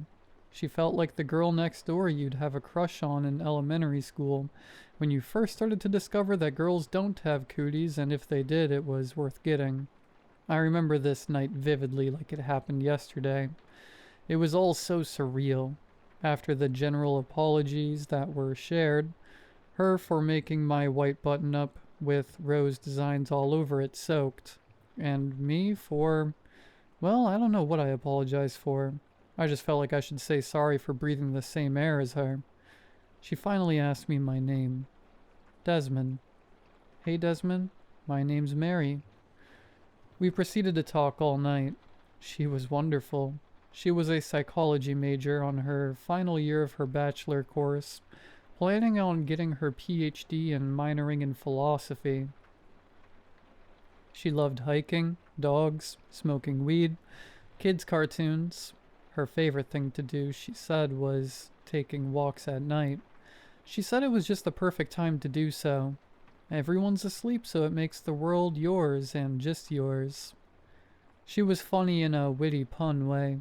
We talked so long my friend's dance moves finally got the girl he'd been talking to all night. He came up to tell me he was leaving, and he'd give me a ride home if I wanted, but I told him no thanks. I'll just walk home. I'm enjoying my time. Mary and I went on a walk that night until the sun came up. I swear I was already in love. We shared phone numbers and set up a coffee date in a couple days. Months went by and everything was going perfectly. Since I worked weekends and she went to school weekdays, the only time we could hang out was at nights. We watched movies at the theater, went on walks, cooked dinner at my place. We never went over to her apartment. She said she lived in one of those 4-bedroom with 4 random people places, where everyone shares a common room and kitchen but pays for their individual room as rent. At nights, they would throw parties that were filled with drunk college kids, or they would be up late in the common room studying with each other, so it was always my place we'd go to. She always had issues with her roommates, so I wasn't ever gonna push to go over there because, frankly, based on her stories, I wouldn't like them much either. After about a year of dating, little over a year ago, she randomly knocked on my door. She was supposed to be studying for her midterms with her roommates, so wasn't expecting her, but I gladly let her in. She was crying something fierce. I quickly sat her down, asked her what happened while making her favorite caramel tea we get at a local tea shop. She explained to me that her and her roommates got into a massive fight, and she had to get out of there. She talked about how she hated living with them, but she couldn't afford to move out. I, without skipping a beat, asked her to move with me. My lease was ending, and I was already looking at this 2-bedroom outside of town that isn't too far away from her college and my work. We talked about it all night until she finally agreed with me that she would. Her biggest fear, she didn't have much money to help with the lease, which wasn't an issue to me seeing as I was planning on moving there with or without her. After she moved in, the first 3 months was amazing. Everything went smoothly. She was happy, I was happy. We were learning to live with each other and grow with each other. I knew I was gonna marry her until things started getting weird. In the last 9 months, looking back in hindsight, there were dozens of instances that just felt off or out of nowhere. For example, she has met my parents, which my mom loved her, but I never met hers. When I asked her about it, she started to tear up and explained to me that they died when she was in middle school. She was on a field trip in school, and when she got back, her parents weren't there to pick her up. After waiting a while, she said a cop came up to her and told her that her parents died in a car wreck. Apparently, on their way to pick her up, a semi T-boned them running a red, and they died on impact. She lived with her grandma until she was 17, and sadly her grandma got cancer and passed away right before her 18th birthday. I felt it to be strange that after a year and a half she's just now telling me, but I just assumed it was a touchy subject and left it there. Another strange thing I noticed is she didn't really have friends, nor was interested in making them.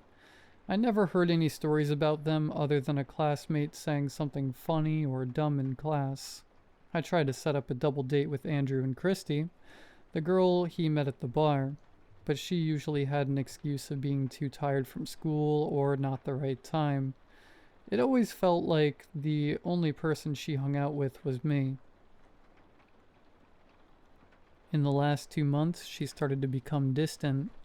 It wouldn't be anything major. She just talked less, focused less on conversation. She didn't want to go on walks that much. She stayed late at school to study. She missed dinners more frequently, and most of the time I wouldn't see her until I woke up in the morning, and she was in bed next to me.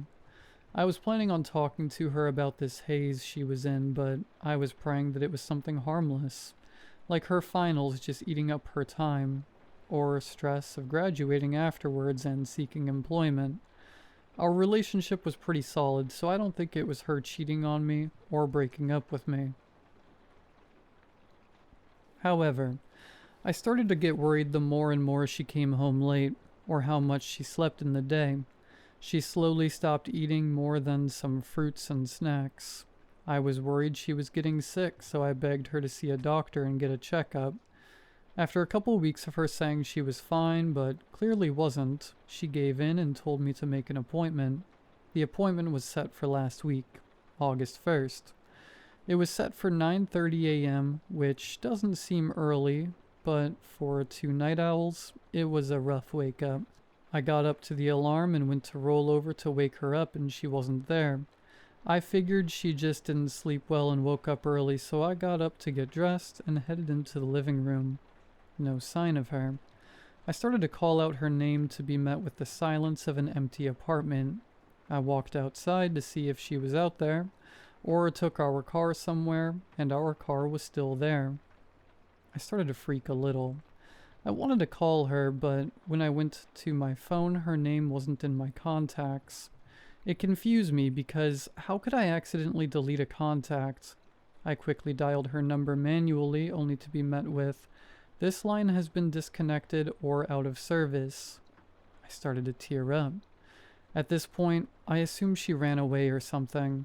It was the only logical excuse I had, but Why go through the effort of deleting my contact in my phone just to disconnect hers? Why would she just leave? Nothing in our relationship was going badly, and I thought after all we'd been through together, I at the very minimum deserved a note or a conversation. Hell, an email, just something. My brain went full force. So I called Andrew. He picked up, still hungover from the night before. I could tell because he was still slightly slurring his speech. "What's up, bro? Why you calling so early? You know I was at a party last night." "Bro, she left. Disconnected her phone. Deleted her contact in my phone. She left, man. She just left." "Who left?" "Mary. Who else?" "Calm down, man. First off, who's Mary?" "Are you screwing with me right now? This is not the time to mess with me." "Dude, I don't know who Mary is. I'm not messing with you." My heart sank on that sentence. I was so confused. My mind racing 1,000,000 miles a second, and none of it was making sense. "What do you mean you don't know Mary? She's my girlfriend. The one I live with. The girl at the bar. We've been dating for 2 years." "Dude, you haven't dated anyone since Jessica. Are you okay? Did you take any drugs last night? Do I need to go over there?" I just hung up the phone. I just couldn't in that moment. I needed to go look for her. The first place that came to mind was the college. I sped over there as fast as I could and ran into the lobby of the main building. "Hi, can I help you with anything?" Yeah," I said in the calmest demeanor I could muster. "I'm looking for my girlfriend. I was seeing if she had any classes today or something." "What class would she be in, and what's her name?" "Mary Fulbright, and I think the earliest class would be psychology with Professor Jackson." She started to clack on her keyboard for what felt like an eternity. "Well, psychology class won't start until noon, and Professor Jackson won't be here until 10, but I don't see any Mary Fulbrights on the attendance register." "What do you mean? She's on her master's right now. She's been going to this college for 5 years now. How could she not be on the registration?" "I don't know, sir, but I don't see her here. You can ask Professor Jackson when he arrives if you want to go to his room. It's room 312 in Building C." I sprinted out there and found the building and the room. I sat there trying to slow my shaking down. I could barely breathe. A mixture of fear and confusion was raging through my body to the point where it was the only thing I could notice. I barely caught Professor Jackson as he walked by me. I rushed to him. "Hey, I'm sorry to bother you. The receptionist lady told me you'd be here soon. I was asking about my girlfriend, wondering if you'd know anyone who takes your first class. Mary Fulbright?" "Who?" He responds, caught off guard and confused. "Mary. She's getting her master's. You've been her teacher for 2 years." "I'm sorry, I don't know Mary. Do you have a picture of her?" I grabbed my phone and opened the gallery. I started looking through the images, and all of her pictures were gone. Any selfie she sent that I screenshotted just wasn't there. Then I noticed something strange. We went to a national park last weekend. I requested the day off. We had a stranger take a picture of us in front of a statue at the hub. Her idea. I loved that picture, but she wasn't in it. I was just standing there smiling by myself. I almost dropped my phone. At this point, I was breaking. I looked up at the professor and apologized and excused myself before I was about to fall apart. I sprinted outside, my breath out of control. Nothing felt real. I scrolled through my entire phone and nothing. Any pictures we were in together, it was just me. Some I was even doing a weird hand placement like I was relaxing my arm on an invisible person. Nothing of just her. I called my mom in a panic, just trying to get something to ground me. She's met her dozens of times. She has to know. It rang and rang and rang, and finally, Hey, sweetie, what's up? You okay? Hey, Mom, do you know Mary Fulbright? No, am I supposed to? Oh, okay, thanks. Anyways, I'll talk to you later. Love you. I quickly hung up the phone. I spent the last week looking for any evidence of her existing. It felt like my mind was fractured and nothing was real. Maybe Andrew was made up. Maybe my job was made up. Maybe this is like Shutter Island and I'm in a mental hospital. I felt like I should be in one. Hell, I was about to check myself in if it wasn't for me going back home and looking at a picture. All the pictures of her weren't there anymore, like they never were there in the first place. Our lease only had my signature. All her schoolwork and clothes aren't on the desk or closet anymore. I was defeated until I looked at my desk after sitting on the couch, shell-shocked like I just lived through D-Day, trying to figure out why my memory of her was so vivid, so detailed, until I saw a picture. She wasn't in it, but it was a picture of me on the couch. She loved that picture of me. The thing was, she was the one who took it. If she didn't take it, who did? It was the only evidence I had to show that she was real, that I wasn't crazy. I've been researching ever since. People's disappearances, people's stories, seeing if there's anyone with something like mine. That's why I'm writing this post. I found a couple of stories online. No connection to Mary, but the people were saying the same thing. Their significant other disappearing out of the blue. Their fear of going insane. Some lost their minds. Others moved on. I found a small group still looking, still believing. I have a ticket to Peru. That's where one of them, someone who is going through something similar, his name is Tom, is at. He said that there's a lead of someone who might know what's going on. A shaman or something. I don't know. I don't care. I will find you, Mary. That's why I'm posting this on Reddit. Mary, if you are reading this by chance, I know you exist. I'm looking for you. I'll find you, I swear. I'm not crazy. I will find you.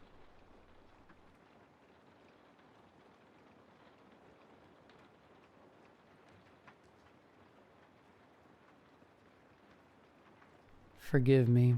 I'm so tired. My skin is crawling all over. As I lay here, laptop on my chest, I can't find the energy to do anything but write. So write I will. I signed the lease in late May after acquiring my new job. It was an austere brick building with a dingy tile-floored lobby, lit by yellow bulbs that maintenance never seemed to replace. A single palm plant sat beside an ancient elevator system, which screeched like 100 nails on chalkboards each time it opened. A perpetual puddle decorated the corner by the double glass doors. From pipe leakage or rain, I did not know. Rent was cheap. It was perfect. Move-in only took half a day. I don't own much. The mattress was the most arduous task. A heavy rain began just as I was sliding it out of the van.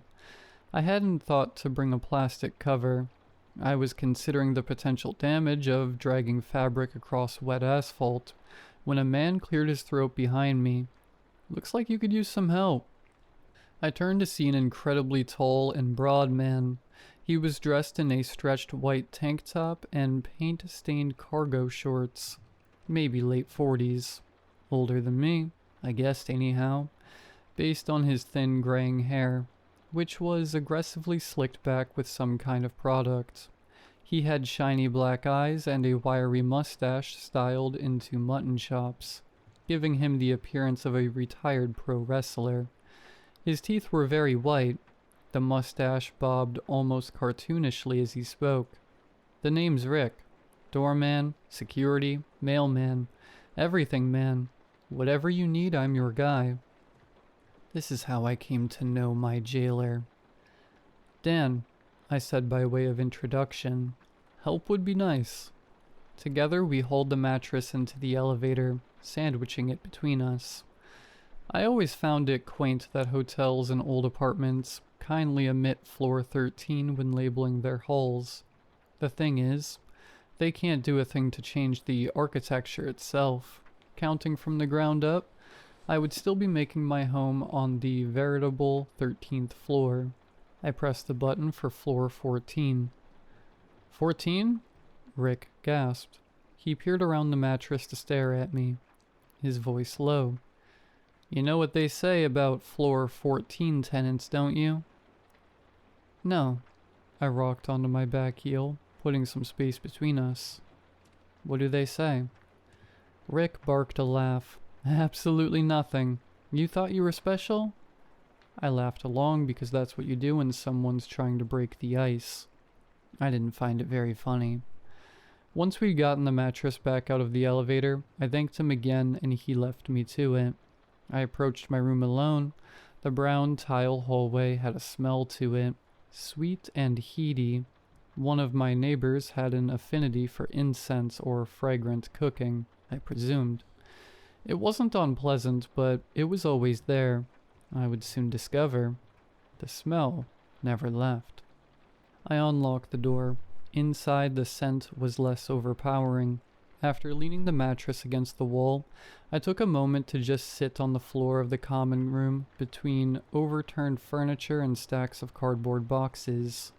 I was strangely exhausted. For whatever reason, I stretched out flat on that cool, uncarpeted floor, staring at the ceiling. There was no light fixture. I hadn't noticed that detail in the virtual photo tour. They never tell you anything.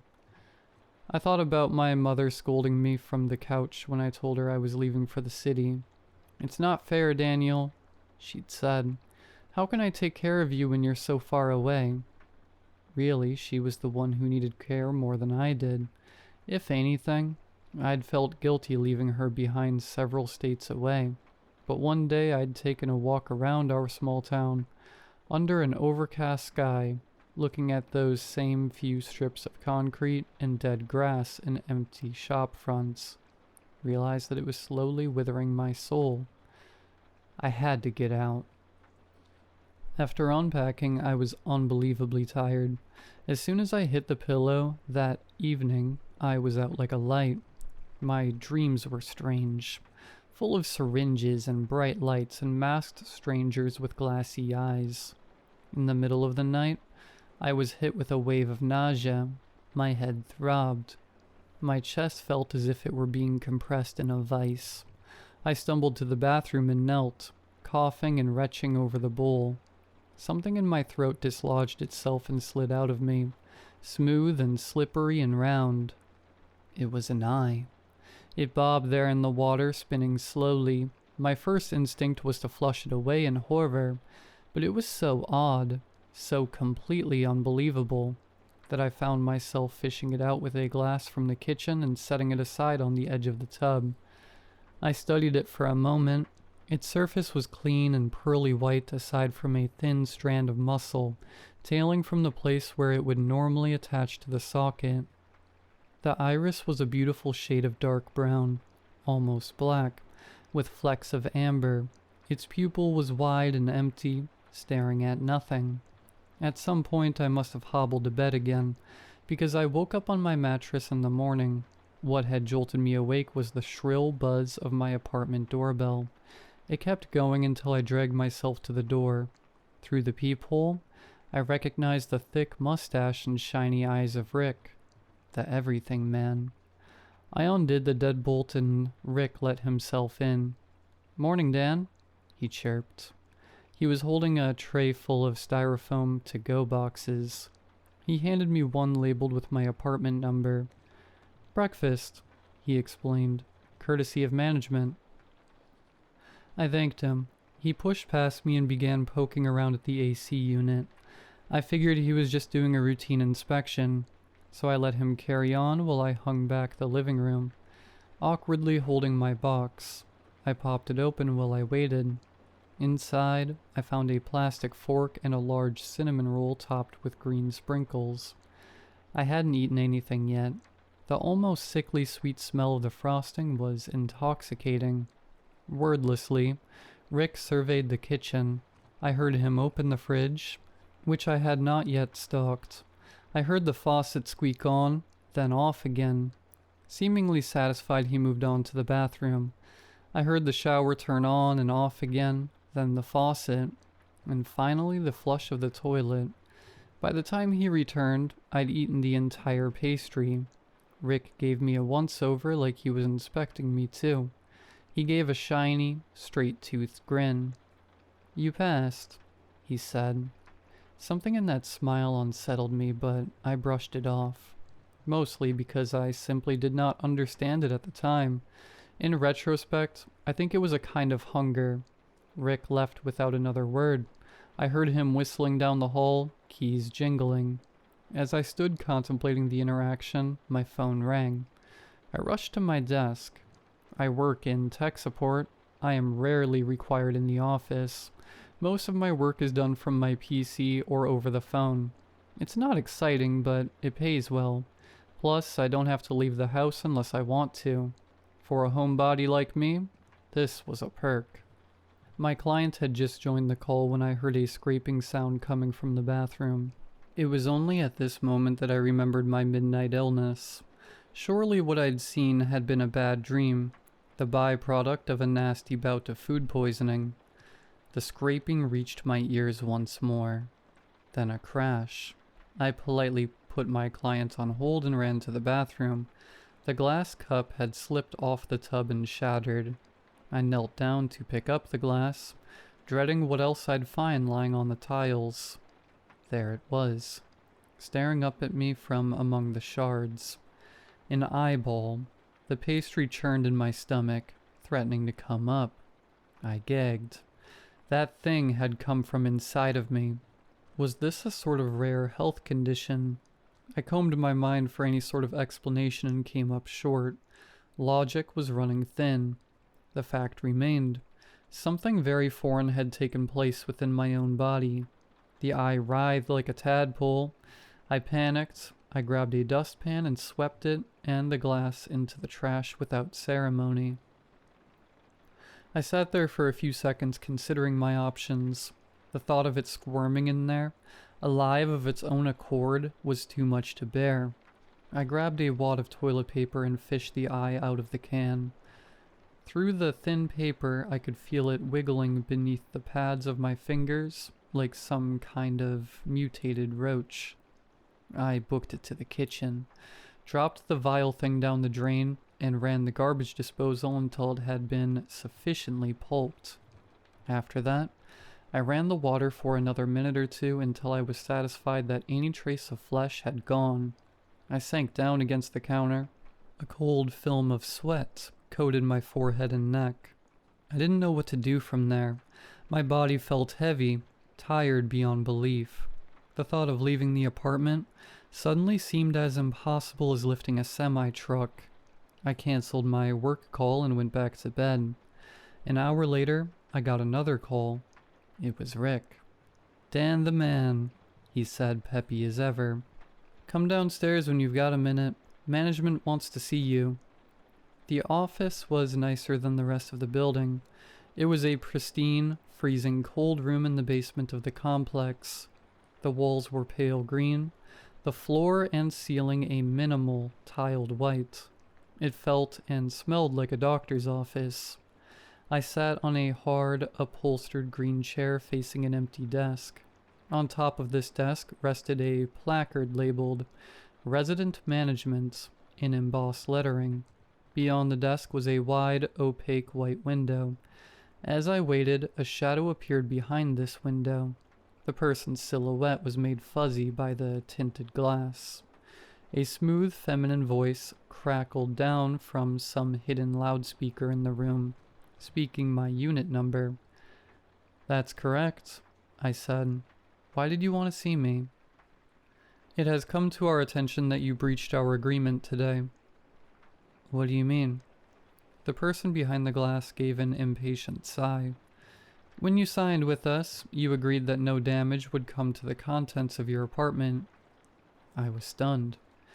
"With all due respect, I just moved in yesterday. I've barely had a chance to unpack." The speaker remained silent, so I pressed further. What damage could I have possibly done? All contents must remain undisturbed, the voice said. Emphasis on the all. She sounded more irritated than anything.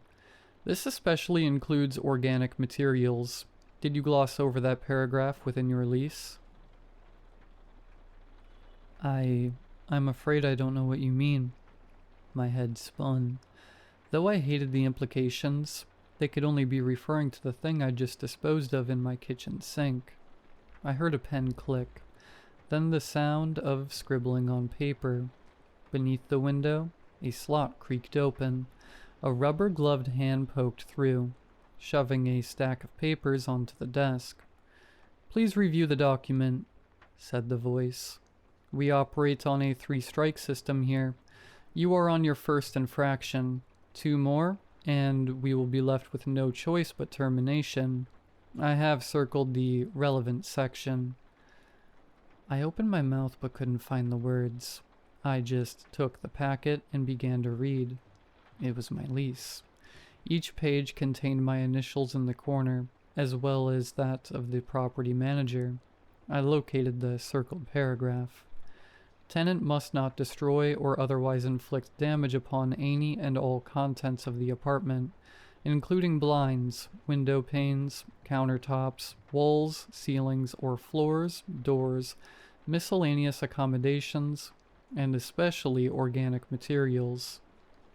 Organic materials include but are not limited to body of tenant, c. tissue, fluid, bone, hair, and additionally bodily expulsions. Preservation of the apartment ecosystem is of paramount importance to the success of this community and its objective. Failure to comply will be addressed by management on a strike system. Upon the 3rd strike, management reserves the right to terminate the offending tenant. This section was new. It had to be. But there were my initials neatly printed in my handwriting. I flipped to the final page to find my full name printed in bold, and my signature scrawled on the line below. This can't be legal, I said. I never agreed to this. You said that you'd say that. Her flat, matter-of-fact tone made my blood boil. Can you explain what the hell is going on before I get a lawyer? I said, standing so abruptly that my chair tipped over. She laughed at this. I'm afraid that won't be possible. A musical chime sounded over the speaker. From a white, nearly invisible door to my left emerged 2 people in pale green hazmat suits. Thick visors shielded their faces from my view as they grappled my arms with surprising strength. I struggled, screamed in protest. I felt a piercing pain in my neck, and the world was cloaked in cotton. Everything felt light. I was gliding out of the room, being lifted on some kind of dolly. I craned my head to see who was pushing me. A familiar wide grin and wiry mustache slid into view, distorted and alien. Hey, champ, Rick said. Let's get you back to your unit. Since that first day, I have been living in a state of total fear and isolation. I don't know what this place is, but I know that it is making me very ill. All the while, they're watching my progress from somewhere beyond those dingy walls. If I follow the rules, things are easier. I don't leave. I get my groceries delivered and take all of my appointments online. I have tried to run. Rick always finds me before I make it through those double doors and out into the sunlight. He is the sentry of this ancient building I have come to despise. He is always smiling, even as he wrestles me to the ground, even as he drags me back to my own unit door with its peeling paint and rusted metal numbers. I don't think he's even human. I've grown accustomed to the smell of the body as it falls apart. It's not just eyes now. Pieces of vertebrae and swatches of sinew clutter my fridge in pitchers and plastic containers. Strange butterfly clusters of ears cling to the lamps and windows in shuddering sheets of flesh. Strips of gums and teeth crawl like inchworms across my countertops. Furthermore, something is wrong with my skin. Every night, I feel it fluttering and pulsing, as if it too wants to replicate exponentially, to multiply, to escape. I'm pretty sure I'm breaking protocol just by writing this account. If anyone finds this, know that I am alive, but I am rotting all the same. I don't know how much longer I have. Last night, an entire hand crawled from my throat. The apartment buzzer just rang. I already know who it is.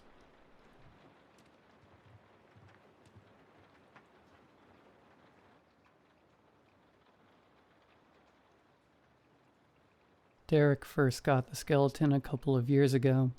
One night while I was brushing my teeth, I gazed out the window. In the light of my motion sensor light, I saw Derek reaching into the trunk of his car. Out he pulled a large cardboard box with the Spirit Halloween logo on it. I had never seen a bigger smile, even bigger than the one at his wedding. The next morning, while also brushing my teeth, I saw a 12-foot skeleton sitting in Derek's front lawn. It stood across the street, with its hand in a waving position. Over the next few years, I saw that skeleton in his yard for a majority of the time. Every time a new holiday would come around on the calendar, the skeleton would be put into a new outfit.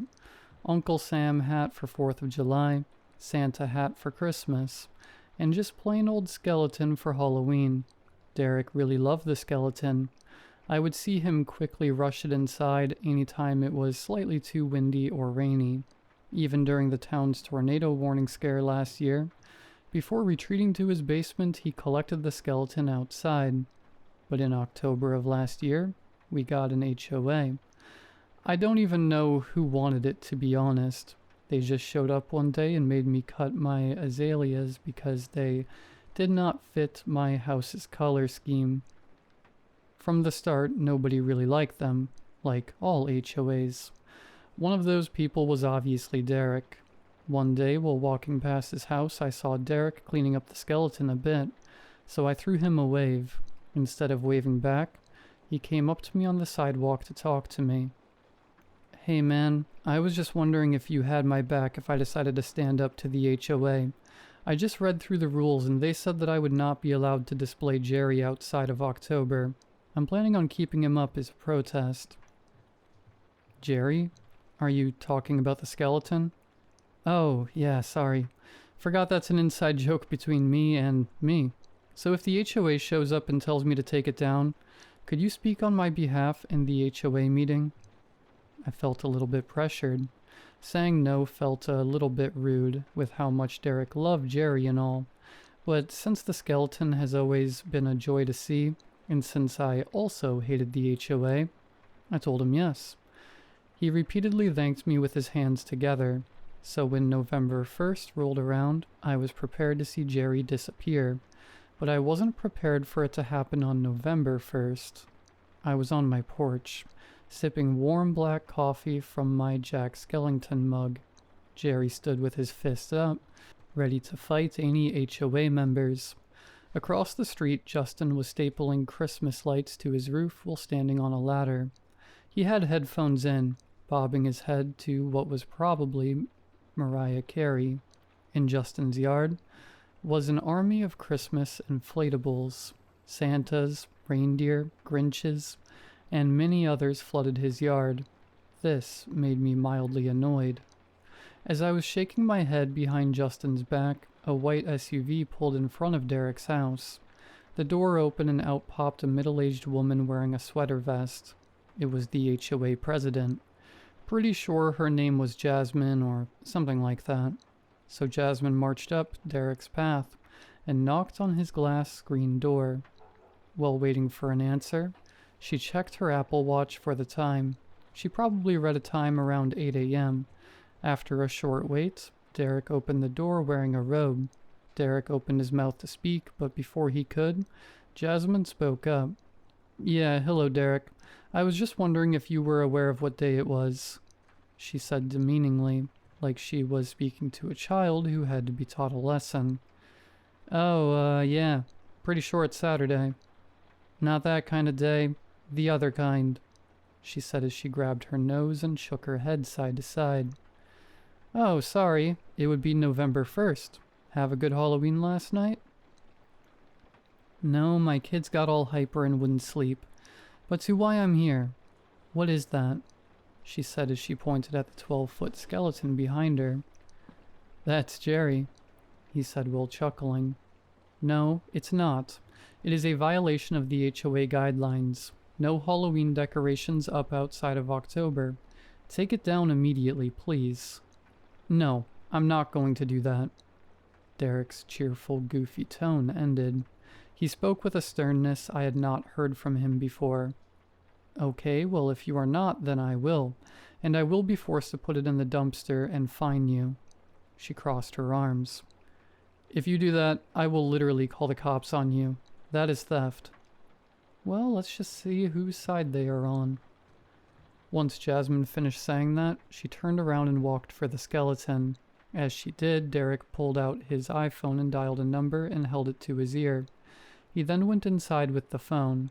Jasmine got up behind Jerry and put her hands on the pelvis and pushed. Jerry came tumbling over on the grass. When he hit the ground, his skull popped off and rolled to the sidewalk.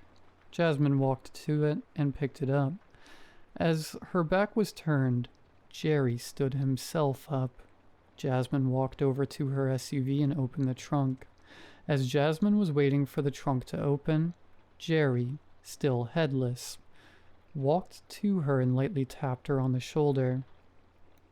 What do you want? She couldn't finish her sentence. She stood looking directly up at Jerry. Jerry gently pulled his skull out of her hands. Jasmine stood, mouth agape, stunned, unable to move. I have to say, when I saw this, I too was rather frightened, but I stayed sitting on my porch to watch what would happen next. Jerry would then grab Jasmine by the neck and lift her off the ground. Jasmine reached for Jerry's bony hands to free herself. She kicked her legs to assist the escape, but Jerry must have had a lot of invisible muscle, for she did not come close to escaping. Jerry then changed his grip on her from her neck to her ankle. She swayed back and forth upside down. Have you guys ever watched The Avengers? If you have, then you are familiar with the scene where the Hulk grabs Loki and repeatedly slams Loki on the ground. That is what Jerry would do to Jasmine, over and over on the pavement of the road. Jerry would slam Jasmine with all of his force. Jasmine didn't make a single sound after the first swing. After a dozen or so swings, Jasmine was dead. Most of her upper body was deformed, and her sweater vest was now soaked in blood.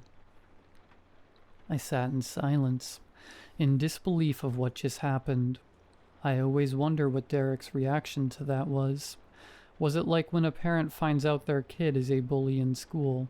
Was it like when a parent's child goes to prison? Or was he proud of what he saw? I really have no clue. Jerry looked up from Jasmine's body and changed his focus across the street. He breathed heavily, then started to walk towards Justin. I could hear Justin faintly singing some Christmas song. I thought of how good those headphones were, to where he couldn't hear a 12-foot skeleton approach him from behind. I thought about asking him what brand they were. Too bad I wouldn't get the chance. Once Jerry made it to the ladder, he grabbed the top of it and threw it over. I heard Justin let out a yell before I heard him and the ladder make a thump sound. I wasn't actually able to see what happened next. Most of it was blocked by Justin's minivan, but based on the movement of Jerry, Justin was being stomped to death. Justin called out for help, but it was difficult to hear over the roar of inflatables. I saw Justin's wife quickly glance out of the curtains, but after seeing what was out there, she promptly shut them. Jerry gave a few more good stomps before stopping. He then turned his attention to the inflatables in the front yard. He tore through all of them, popping Santa and killing Rudolph, tearing through the Grinch and unplugging Frosty.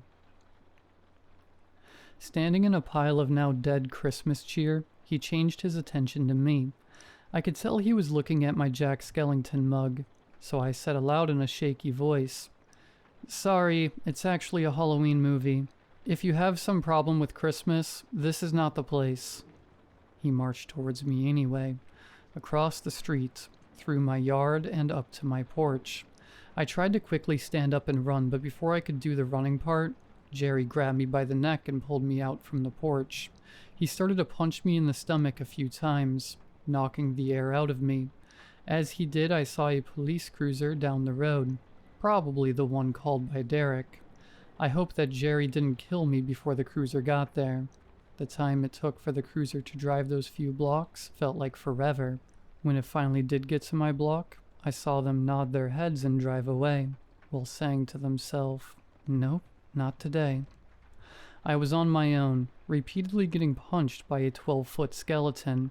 I remember this was how Houdini died. If Houdini couldn't survive this, how could I? Then for a second, Jerry stopped punching me. For a second, I thought he was letting me go, but then I was lifted over his head and flung across the street. I flew over Justin's car and landed on the fallen ladder. After hitting the ground, it took me a second to understand what was around me, but after a few deep breaths that went away, the first thing I saw was Justin's body. Oh yeah, he was stomped to death. The first thing I heard was music coming from two places. The first was from Justin's headphones in the grass. They were playing Jingle Bell Rock. The second was from a caroling minivan coming down the road towards me. I saw Jerry walking towards me before he could pick me up again. I snatched Justin's headphones. Oh, they're Beats brand. Jerry then picked me up by the skull. He placed my head in between his two massive hands. He started to squeeze. I could feel the pressure in my head building up, my eyes starting to pop out of socket. But before my head could be crushed like a jack-o'-lantern on November 1st, I slid the headphones over Jerry's ears. He immediately dropped me. Jerry fell backwards on top of a popped Santa. He started to shake, his bones clacking together like a xylophone. The minivan was 1 block away. I quickly think of something cool to say while I would end Jerry's life. It had to be something sort of relevant to Christmas or Halloween. Then I thought of something. This is what you have to understand, Jerry. Christmas, that's in 54 days. But Halloween, that's in 364. So whether you like it or not, it's Merry Frickin' Christmas. As I finished the coolest thing I ever said, I pulled my foot back and launched it forward and planted it in Jerry's chin. His head launched off like a firework, flying off into the street and perfectly underneath the front wheel of the caroling minivan. Without any difficulties, Jerry's skull was crushed. The family stopped singing Jingle Bells to ask what they had just hit. I looked down. The skeleton had stopped shaking and laid still and on the ground. I kicked at his ribs. He didn't move. I walked across the street and knocked on Derek's door to tell him what happened. When he opened, he already had tears in his eyes. He didn't even cry at his wedding, I thought. Before I could say anything, Derek ran across the street and held Jerry in his arms. I went inside my own house and called the police. Not sure who will go to prison for this one. Case still hasn't happened yet. Probably a bit hard to make sense of it all. Me and Derek have talked and we have no clue what caused Jerry to all of a sudden come alive like that. But now, if you were to drive around your neighborhood, you will not see any 12-foot skeletons named Jerry. Instead, you will see a flagpole in Derek's front yard, forever flying a skull and crossbones, with a small plaque at the bottom that reads, "In memory of the one and only Jerry."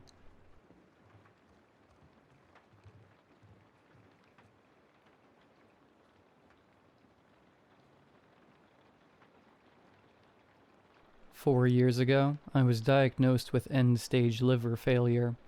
When I was younger, I drank more alcohol than water. I learned that selfishness hurt me more than anyone else ever could. Over time, I slowed down, not because I wanted to, but because partying in your 30s with college kids, as Freddie put it, just isn't a good look. The yacht parties my dad kept throwing didn't help either. Honestly, I wish I had a gambling addiction instead. At least then there was a chance of winning something. All I got was loss of time, health, and any humanity I thought I had left.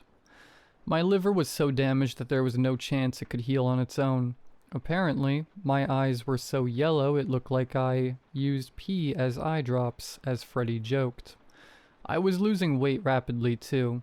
I was immensely relieved when I found out my dad had signed me up for Heineke's Life Vault package when I was a toddler. All they needed was a blood sample. It's supposedly far superior to other organ printing hospitals, but also significantly more expensive. I guess second chances are only for those who can afford them. My doctor explained that while traditional transplants always carry a risk of rejection, Heineke's printed organs supposedly have a 100% success rate. They also promised the healthiest possible version of each organ. I called in for a transplant and was scheduled immediately. When I arrived a few weeks later, the facility felt more like a luxury hotel than a hospital, aside from the ever-present sterile smell in the stagnant air. The waiting room was quiet and cozy. I waited only a few minutes before a young Asian girl entered. She had short black hair and wore high-end designer clothing.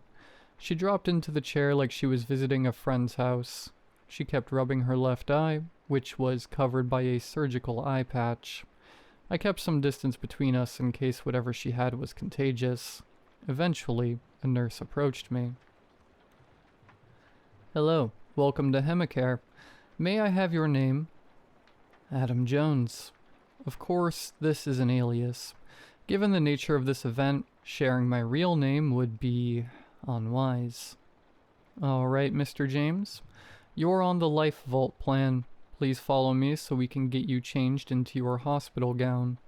The click of her heels echoed through the empty hall with each step. With the awkward silence, I couldn't help but admire the polished dark wood floor, and the walls painted a warm tan. The sterile scent only grew stronger as we walked. The nurse led me to a small changing room. I swapped my expensive, rumpled suit I'd slept in for a few days for a surprisingly soft gown. The gown didn't come with slippers, leaving my bare feet to press against the cold floor. Each step felt like walking on ice. When I looked into the mirror, it was hard to recognize myself. My eyes were piss yellow, my face and stomach thin. My hair that I'd kept clean and short was greasy and disheveled. I hardly had the energy to get out of bed most days. Forget showering or shaving. I was hopeful that this surgery would give me the motivation I needed to get my life back. "Would you like us to have this cleaned for you?" She held it out with both hands as if the suit was radioactive. "Sure," I said. I couldn't blame her. It was filthy, and I had been too exhausted to change. "Of course. Please follow me to your room." She sealed the suit in a clear garment bag and led the way. Halfway down the hall, we were stopped at an intersection by two male nurses pulling a cart carrying a large red container about the size of a coffin. The shorter of the two men paused for a moment to look at his clipboard. As he scanned the page, a soft thud came from the container. He looked fearfully at the other nurse, who swiftly grabbed the handle of the cart and pulled it down the hallway, walking as fast as he could without running. The shorter nurse scrambled to follow him, throwing a nervous glance at me. I gazed down the hall they had come from and noticed a door labeled "Spare Room." It was the only one with a badge scanner. I could see a red light glowing from under the door. Curiosity tugged at me. "What's in there?" I asked. The nurse looked briefly toward the door, clearly shaken by what just transpired. "Oh," she laughed nervously. "That's just the spare room. We store emergency equipment and replacement supplies there. Now, please follow me. We've almost reached your room." As we walked, I couldn't stop thinking about that room. I glanced back. The red light was gone. But my interest wasn't. When we reached my room, I noticed it had the same ID scanner as the spare room door from earlier.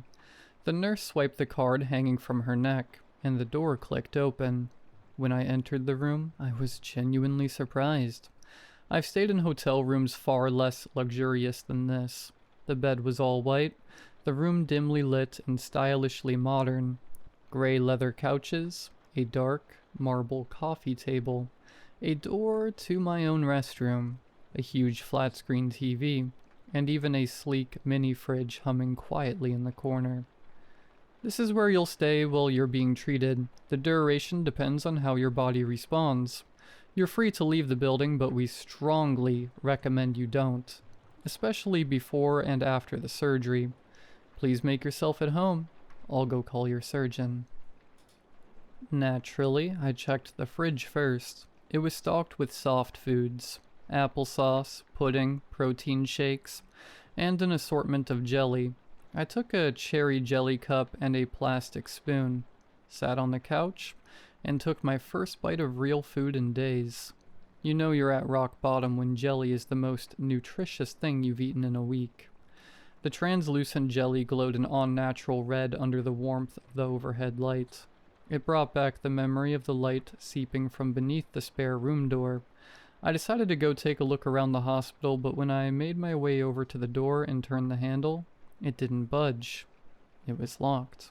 A short while later, a man in a white coat knocked and entered, leaving the door open. "Good evening, Mr. Jones. I'm Dr. Matthew Ross, and I'll be performing your surgery. But first I need to explain your situation. Your body shows clear signs of decompensated cirrhosis. But luckily there's still plenty of time to prepare. Your new liver will be ready soon.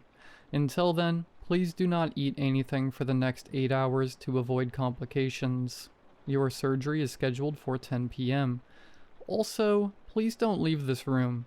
We'll need to be able to reach you in case of an emergency. Do you have any questions?" "Yes. Why is my door locked?" Dr. Ross pulled a key card from his coat pocket. "This is my access card. It gives staff access to any door within their clearance level. We keep certain doors locked to prevent patients from wandering while undergoing treatment. Surgery can be stressful, and sometimes patients get disoriented and start walking around. Our building is huge, full of winding halls and identical rooms. If someone has a medical emergency and they're not in the right room, we might not be able to reach them in time. Of course, you're free to use the restroom that is attached to your room, and you can leave the facility at any time. Just let us know so someone can escort you safely. Any other questions?" "Yeah, that makes sense. Actually, I do have another one. Where exactly does the liver come from, and why is it supposed to be better than the organs from other hospitals?" I didn't actually care for the answers. I just needed a distraction. "The liver is actually grown from your own blood. When you were a child, your parents enrolled you in our plan. Unlike most hospitals that freeze blood and grow organs only when needed in a womb-like environment, we grow all vital organs immediately after receiving the sample. Maintaining them is extremely expensive, but there are benefits. Your body accepts the organ as if it's always been there." "What do you mean by accepting? Does the body try to refuse organs?" I asked while slowly walking over to the empty jelly cup. The doctor paused. "Yes, traditional organ transplant rejections are fairly common. The immune system doesn't recognize the organ and attacks it. Ours don't have that risk, which is what sets us apart from other organ printing companies." "But if they can freeze blood, why don't you guys just freeze organs too? That way you can thaw them when needed." I took the jelly cup's aluminum seal off the table. The surgeon smiled and said, "That is a great idea. Blood cells frozen for many years could lead to DNA damage. So other companies run that risk.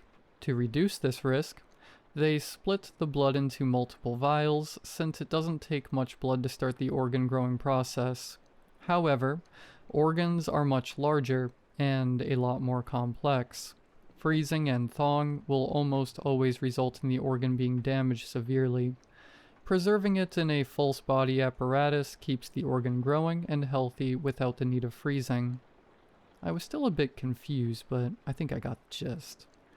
Yeah, I guess that makes sense. One last thing if you don't mind. While I was in the bathroom, the faucet wasn't working. Could you please take a look at it? The doctor hesitated. Sure, but I'm not exactly handy. If there's a problem, I'll call for assistance. He set his clipboard on the table and walked into the restroom. The moment he left my view, I moved quickly and quietly to the door, stuffing the aluminum cover over the slot where the door lock would go into. It seems to be working fine. I quickly went back to where I was standing, Dr. Ross's voice becoming louder as he left the bathroom. If you have any more issues with the faucet, just press on the remote near your bedside and a nurse will be with you right away. Thank you so much. I really appreciate your help, Dr. Ross. I tried for a polite smile, but it came off as condescending. His own smile faltered a bit. You're very welcome. I'm glad I could help. I'll get everything ready for the procedure. Please enjoy your stay. He left and I was alone again. Bored of endless scrolling through streaming services, I sat in silence, waiting for the coast to clear. Eventually, I decided it was safe to leave. I had to know what the source of that red light was, and what made that noise from inside the container. I got up and turned the door handle slowly, careful to not make noise. The hallways were just as empty as before, but without the nurse's rhythmic steps. I wandered through the repeating hallways. The only indication that I wasn't going in circles were the room number signs. While I was walking around trying to find the red room, a nurse walking backwards with an empty cart bumped into me. They were the nurses from before. I instantly noticed his ID card clipped onto his pants pocket. I could barely make out the name, Reginald. Oh, I'm so sorry. He paused, his eyes fixed on my face, like he couldn't quite understand what he was seeing. It felt like he was scanning every inch of me. The taller nurse gave him a sharp nudge with the cart and let out a cough. The short nurse blinked in succession, then forced a smile. I'm so sorry, sir. Please return to your room and wait for your treatment. I know I'm not much to look at. I'm stricken with jaundice, skinny and sick, but you'd think a nurse would be used to it. The short nurse whispered something to the tall one, who nodded and took the carts while the other walked off in the direction they'd come from. Curious, I followed him, keeping my distance. He kept glancing over his shoulder, failing at being inconspicuous. He picked up his pace. After a final turn, he reached the spare room, pulled out a keycard, scanned it, then entered a code into the keypad. He slipped inside. Going in with him would be risky, so I thought if I hid and waited, I could try to steal his badge discreetly. So I hid behind a corner, watching the door and waiting. Only a few moments later the red light returned, and immediately after the nurse walked out, sighing a breath of relief, but quickly looked up. A jolt of panic hit me. Had he seen me? I desperately looked for a hiding place, so I crouched behind a large plant in an alcove. I was surprised that I was small enough to fit. His footsteps were quick. They drew closer, growing louder until they suddenly slowed. I held my breath, praying he didn't notice me. His footsteps stopped entirely, but after a few moments he muttered, "Get it together, man." Then his footsteps continued, completely unaware that I was there. I knew that if I was found, they'd tighten up security. Then I'd have no chance of knowing what was in that room, and I'd be mortified that I'd been found crouched half naked behind a plant like a lunatic. After a minute of silence, I sprinted to the door. Miraculously, the nurse left his card in the scanner. I looked over my shoulder to make sure no one was around, and reached for the door handle. But the closer my hand got to the metal handle, the colder the air felt around my fingers became. I hesitated for a moment, doubts crawling down my body like spiders, but curiosity pushed through, and I gently opened the door. The room was very dark and freezing. Each breath let out visible fog. It was mostly empty except for a blue-lit screen glowing softly on a podium in the center. Above me, rows upon rows of large glass chambers hung like meat hooks in butcher shops. I approached the screen. It asked for a patient's name or ID. I entered my name. Result found. I selected my profile. Name, Adam Jones. Age, 35. Sex, male. More data such as blood type, medical history, etc. were listed. On the right side of the screen was a large green button. Spare. I immediately pressed it. A second profile appeared. Spare 737-061-7265. Age 33. Organs available. All green listed except one. Liver unavailable. I felt something churn deep inside. Then I saw another button. Retrieve in bright yellow. And I, of course, pressed it. The glass chambers overhead started moving on tracks, clanking and shifting until one hovered above the center platform. Beneath it, a circular platform lit up while the chamber slowly descended, like a claw machine lowering a fragile prize. Then the glass chamber stopped. I looked closely into it. A pair of white eyes stared back at me. I froze. Terror became a dark, oozing liquid, clinging to me. The figure had long brown hair, and wore a breathing mask with a tube covering most of his face. Wires coiled around his muscular frame suspended in fluid, curled in a fetal position. Its gaze followed me no matter where I moved. Not alert, just instinctive. Infantile. Whoever this was, I had to help him. I pounded on the glass. Nothing. It was stronger than I expected. There had to be a way to open it. Hey, can you understand me? I asked the man desperately, but he stayed silent. I stared at him hoping that he would show some sort of awareness, but the longer I looked, the more familiar he became. The hair color, the eyes, the face shape. I noticed 2 small moles on the man's curled hands.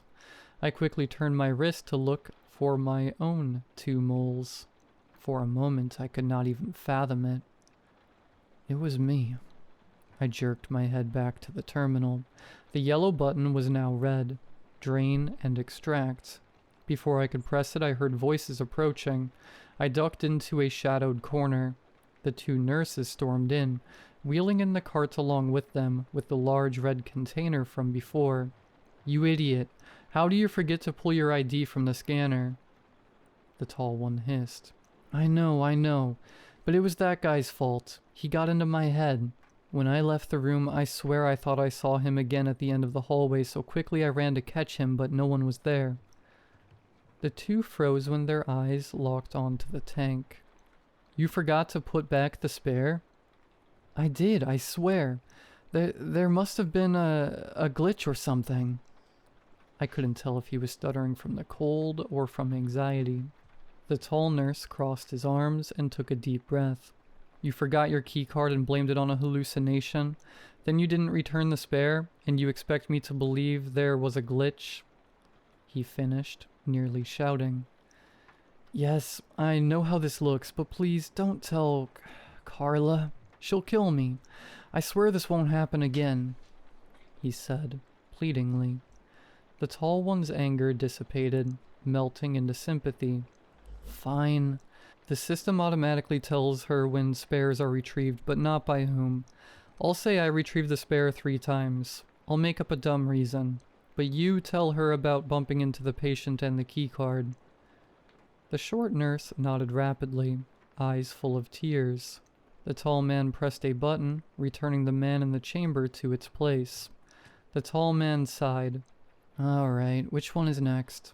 He said, his breath turning to fog in the freezing room. The shorter nurse wiped his eyes with the back of his hand and pulled out a clipboard from the cart. The short nurse cleared his throat. Tammy Warren. ID number is... Female, 24. Severe eye damage. Another one? There have been so many eye replacements recently. Is there disease or something to worry about? The tall man spoke as he typed on the screen. It looks like one eye is already unavailable. Is the patient sick? The capsules moved again. No, I looked into it.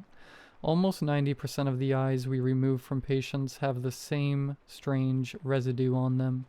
It's caused by this new hallucinogenic on the market. eye candy. Apparently, because new organs are more accessible than ever, people have started experimenting with it. It causes extremely vivid hallucinations, but almost always destroys the eyes. The worst part is, the people who get a transplant after wrecking their vision almost always relapse. But unlike necessary organs, eyes don't need to be put into the spares to acclimate.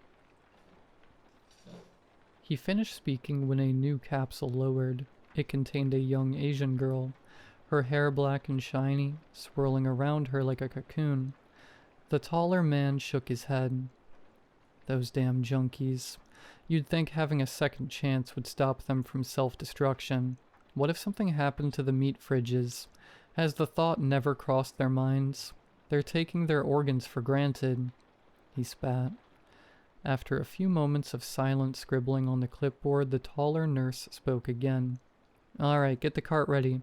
I'll drain and extract." He tapped on the screen again. This time the whole room lit up deep red, like a photographer's dark room. My stomach dropped. They'll see me. The chamber drained of liquid. The girl descended slowly until her frail, naked body met the floor. She laid there, motionless, as the chamber glass slid to the side, granting access to their meat fridge.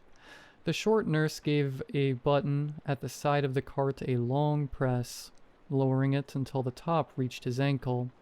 "Alright," he said. "Like usual. I'll get the hands and you get the legs," the taller man ordered. The shorter man stretched his back and bent down to pick up the girl's legs and drop them. "Damn, sorry. She's slippery." The taller man took a deep, steadying breath and patiently held on to her arms, used to his partner's incompetence.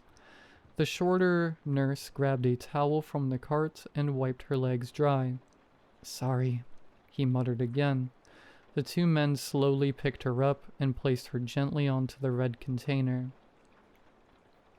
There wasn't even the faintest trace of resistance in the girl.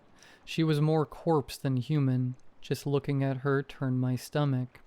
I had to get out of there, and fast.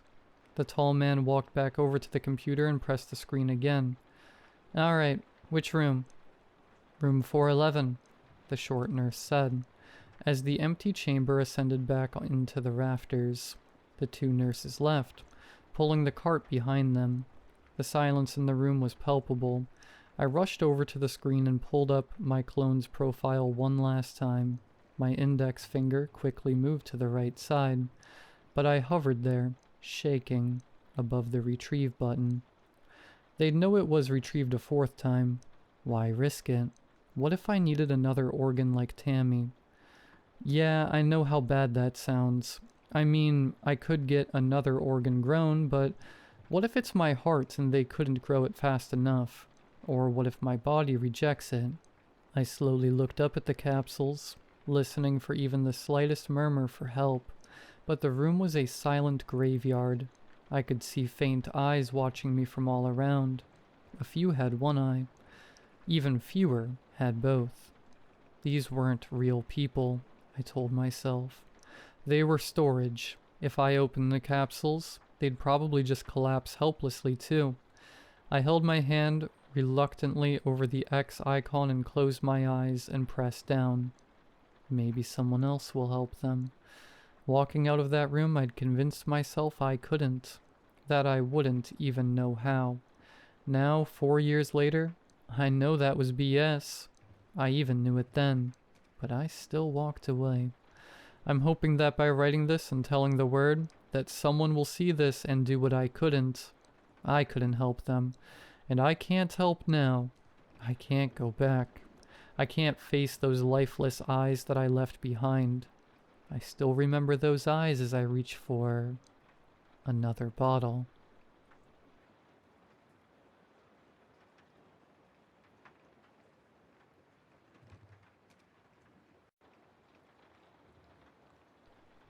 When my grandfather passed, I inherited his cabin by the lake. It wasn't much, one story, drafty in winter, built back when insulation meant more wood. But it was quiet, peaceful at least, that's what I thought. I moved in last fall. The air smelled like wet pine and the lake behind the house looked like black glass at night. I'd stand on the back porch with a beer, listening to crickets and the occasional splash from fish breaking the surface.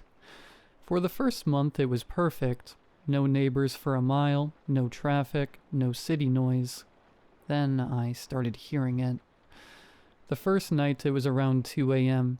I'd fallen asleep on the couch and woke up to what sounded like someone slowly dragging a shovel through the mud outside. Long, wet scrapes. Pauses between them, like they were listening for something. I sat up, held my breath, and it stopped. The next morning I checked the shore. There was a line in the mud, about 4 inches deep, starting from the tree line and ending at the water's edge. No footprints, just that strange trench.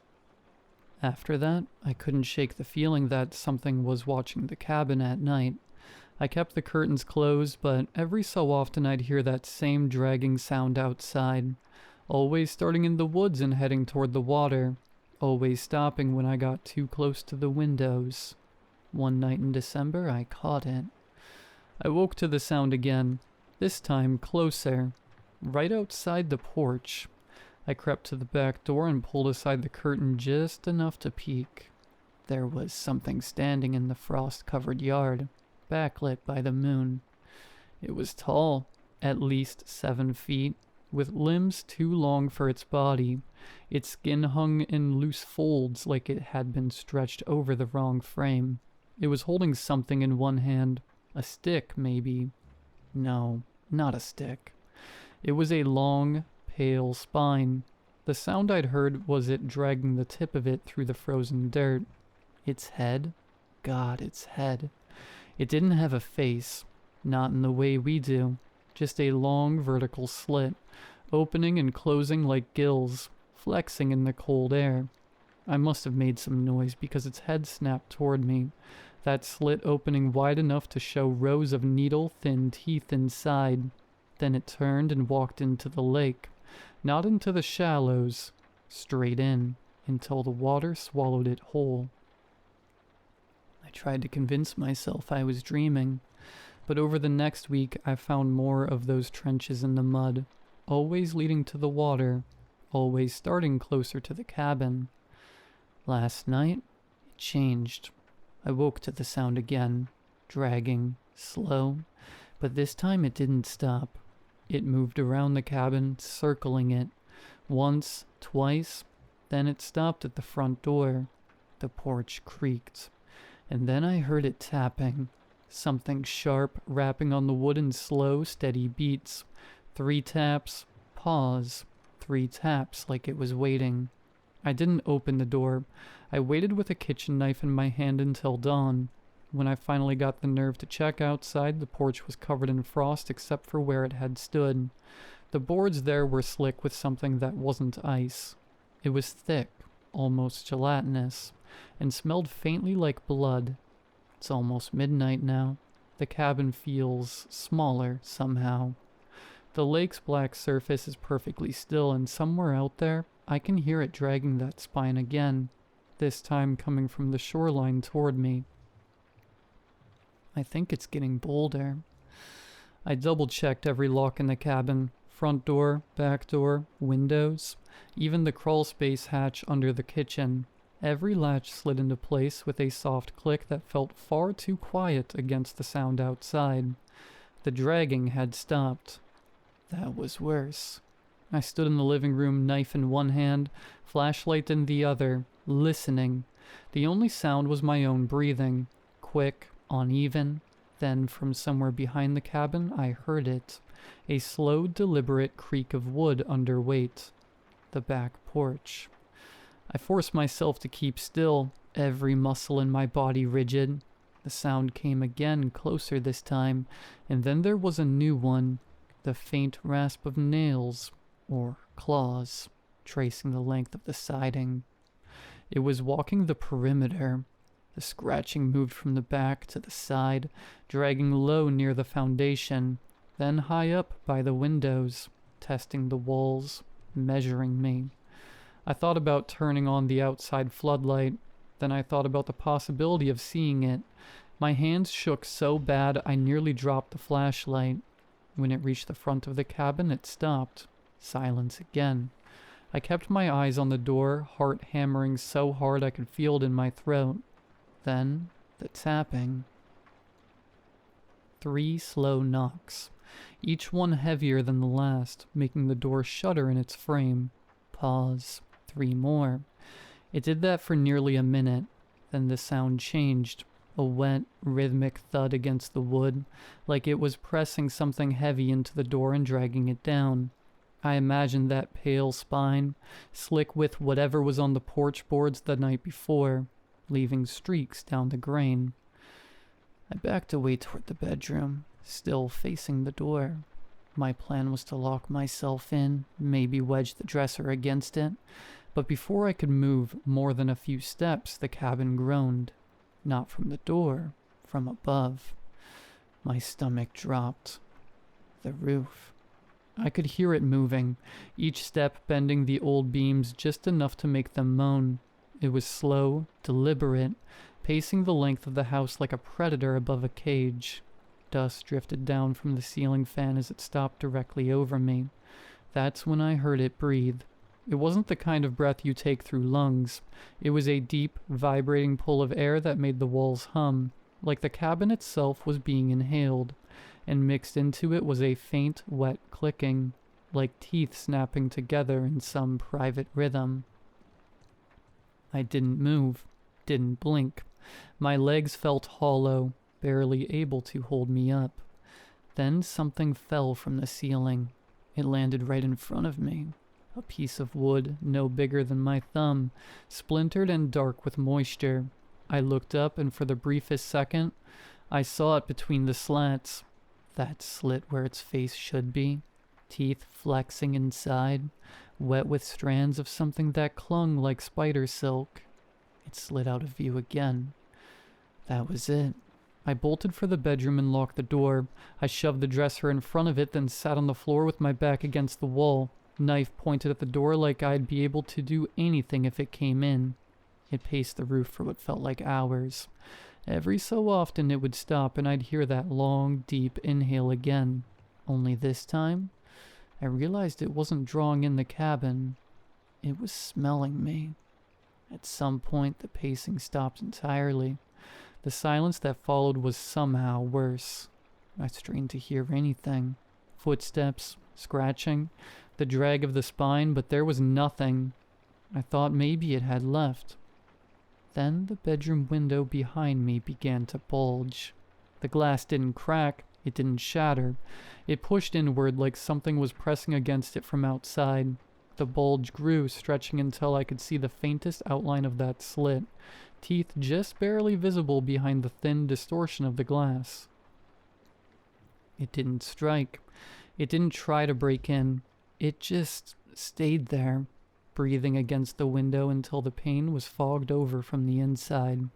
And then, so slowly I almost missed it, the fog began to pull back, like it was drawing my air out with it.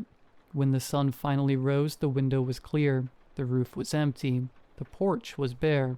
But in the frost at the end of the driveway, I found a single mark, a trench in the dirt, starting at the road and ending at my front steps. It's almost midnight again now, and I can hear it coming back. I'd been awake all day. No naps, no dozing on the couch. I wanted to be alert for tonight. Didn't matter. When darkness settled over the lake, the exhaustion hit me like a drug. My eyelids felt weighted, my head thick and heavy. It wasn't just lack of sleep. It felt imposed, like the air was laced with something pulling me under. I fought it by pacing the cabin, flashlight sweeping every corner. The walls creaked in the cold, but beneath that, I could hear the lake, a soft, constant lap, lap, lap of water on the shore, and over it faintly, that dragging sound again. I killed every light inside. If it wanted to see me, it would have to look through the dark. I stationed myself in the kitchen, where I could see both the front and back doors. The dragging came closer, circling the cabin, then it stopped. I didn't hear it for almost 5 minutes. Then the sound came again, inside the walls. The noise was subtle at first, like something brushing along the insulation. Then it got heavier, shifting, moving from the kitchen wall toward the living room. The boards shivered with each scrape, like it was wedging itself through spaces too small for anything human. I backed up, keeping the knife raised. The sound reached the corner where the chimney met the wall and stopped. A soft, hollow thunk came from the fireplace. I'd never used it. The flue had been closed since I moved in. Now the metal lever clinked once, twice, before the cover inside began to bulge downward. Bits of soot fell into the empty hearth. Something was forcing the flue open from the wrong direction. The cover gave with a sharp metallic ping, swinging down hard enough to rattle the fire tools on their hooks. For a moment, there was only darkness inside. Then a hand slid into view. It was too long, too thin. The skin was that same loose, folded hide I'd seen before, but it shifted unnaturally, like something was swimming just beneath it. The fingers bent in ways they shouldn't as they searched along the brick, tapping and probing. They reached the edge of the hearth and stopped. The tips turned upward toward me, slowly, deliberately. I stepped back. The fingers curled into a beckoning motion. I don't remember deciding to run, but suddenly I was in the bedroom, shoving the dresser harder against the door than before. My breath came in quick bursts, and each one felt stolen from me. For a few minutes I heard nothing. Then, faint, nearly inaudible, came a tapping from the other side of the bedroom wall. It started near the floor, rose higher, then higher still, until it was right over my head. That's when I remembered the attic. The cabin didn't have a proper attic, just a low crawl space above the ceiling, accessible from a panel in the hallway. I could hear the sound moving across it now, the boards flexing with each crawl. The panel creaked. It didn't fall open. Instead, I saw one corner pressed downward slightly, like something was testing it. A single hairline crack appeared in the wood, then another. Dust fell in thin streams. And in the dust were little wet spots, like condensation from breath. I held the knife so tight my hand went numb. I was ready for the panel to drop, ready for it to pour through, but it didn't. Instead, the sound moved back across the ceiling toward the living room, and then came the worst part. Silence. I sat there for nearly an hour before I worked up the courage to check. I slid the dresser away in small jerks, every creak loud enough to make my chest ache. When I stepped into the hall, the panel was flush again. No sign it had moved. The living room was empty. The kitchen was empty. Even the hearth looked untouched. I started to think maybe it had given up. Then I saw the front door. The deadbolt was still locked. The chain was still in place, but the entire door frame was subtly warped, bowed inward like it had been under immense pressure from the outside. And in the center of the door, pressed into the wood, was the shape of a handprint. Too large, too thin, with fingers that tapered into points. It hadn't been trying to get in through one way. It had been testing all of them. I'm writing this now as the sun comes up, but I don't know how much longer I can stay here. It's learning the cabin, learning me. Last night it tried the roof, the walls, the fireplace, the attic, and the door. Tonight it might not try at all. Tonight it might succeed. I didn't sleep at all today. Not that it matters anymore. I nailed the windows shut, wedge-locked the doors, stuffed blankets in the fireplace and duct-taped them in place, even put a chair under the attic panels so I'd hear it fall. The cabin feels like a coffin I've built for myself. The lake is wrong tonight. It's too small, like the water itself is holding its breath. Even the crickets have gone silent. The air feels thicker, almost humid, but cold enough to make my teeth ache. I'm sitting at the kitchen table with the knife and flashlight in front of me. I keep telling myself I'm ready, that if it comes, I'll know where to hit. But there's no plan here, no strategy, just waiting. The first sound isn't dragging, it's knocking. Not at the door, from inside the walls. It's moving fast, circling me in tight loops, the sound bouncing from one corner of the cabin to the next. The boards are trembling, dust falling in little showers. Then the knocks stop. From somewhere above, the roof bows inward, creaking under weight. I glance at the attic panel, still closed, still pinned under the chair. Something drips onto the kitchen table. I look up. The ceiling above me is damp, water stains spreading outward in a slow bloom. But it's not water. It's that same gelatinous, faintly bloody stuff I found on the porch weeks ago. Another drop lands on my hand. It's warm. The attic panel doesn't open. It bursts, knocking the chair aside, wood splintering as something unfolds itself through the gap. I see limbs first. Too many to count in the moment, sliding down the wall, folding over the counter, bracing against the floor. And then the head. That slit where its face should be flexes wide, and I hear it. Not a roar, not a hiss, but a deep inhalation that makes the lights flicker. The air feels thinner instantly, my chest tightening as it pulls at something deeper than breath. I run. I don't remember making the choice, but suddenly I'm at the back door, kicking the chair away from the handle, fumbling with the locks. Behind me, the thing's limbs slap against the floor in uneven rhythms, scraping, reaching. I slam the door open and bolt into the night. The cold bites through me immediately, the air wet and sharp. The lake's black surface stares back at me, and for a second, I consider running for the tree line instead. But there's movement between the pines. Too tall, too thin. More than one. The water is my only option. I make it halfway down the slope before something hits the porch behind me. The sound is heavy, final, like it's dropped from the roof to give chase. I don't look back. I can hear it though, that wet spine dragging through the grass as it runs. The shoreline is slick. I nearly fall as I hit the shallows, but I don't stop.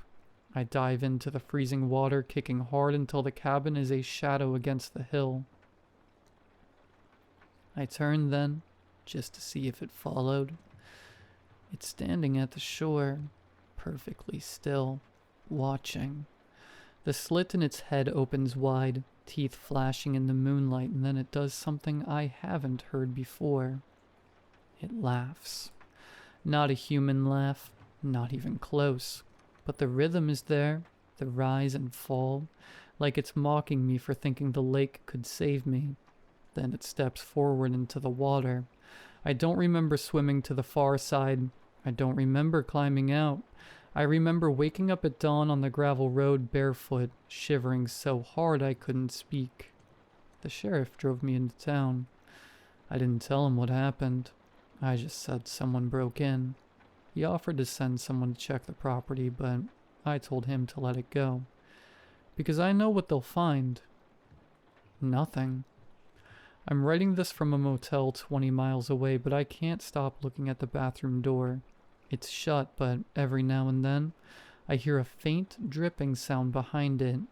If you are anywhere near the lake east of Miller's Crossing, if you hear dragging in the night, don't look out the window.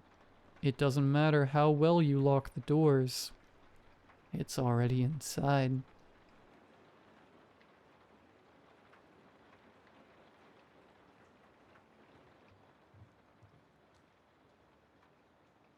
When I was a kid, from around the ages of 2 to 10, I always watched the same show after school, Dandy's Wondrous Adventures.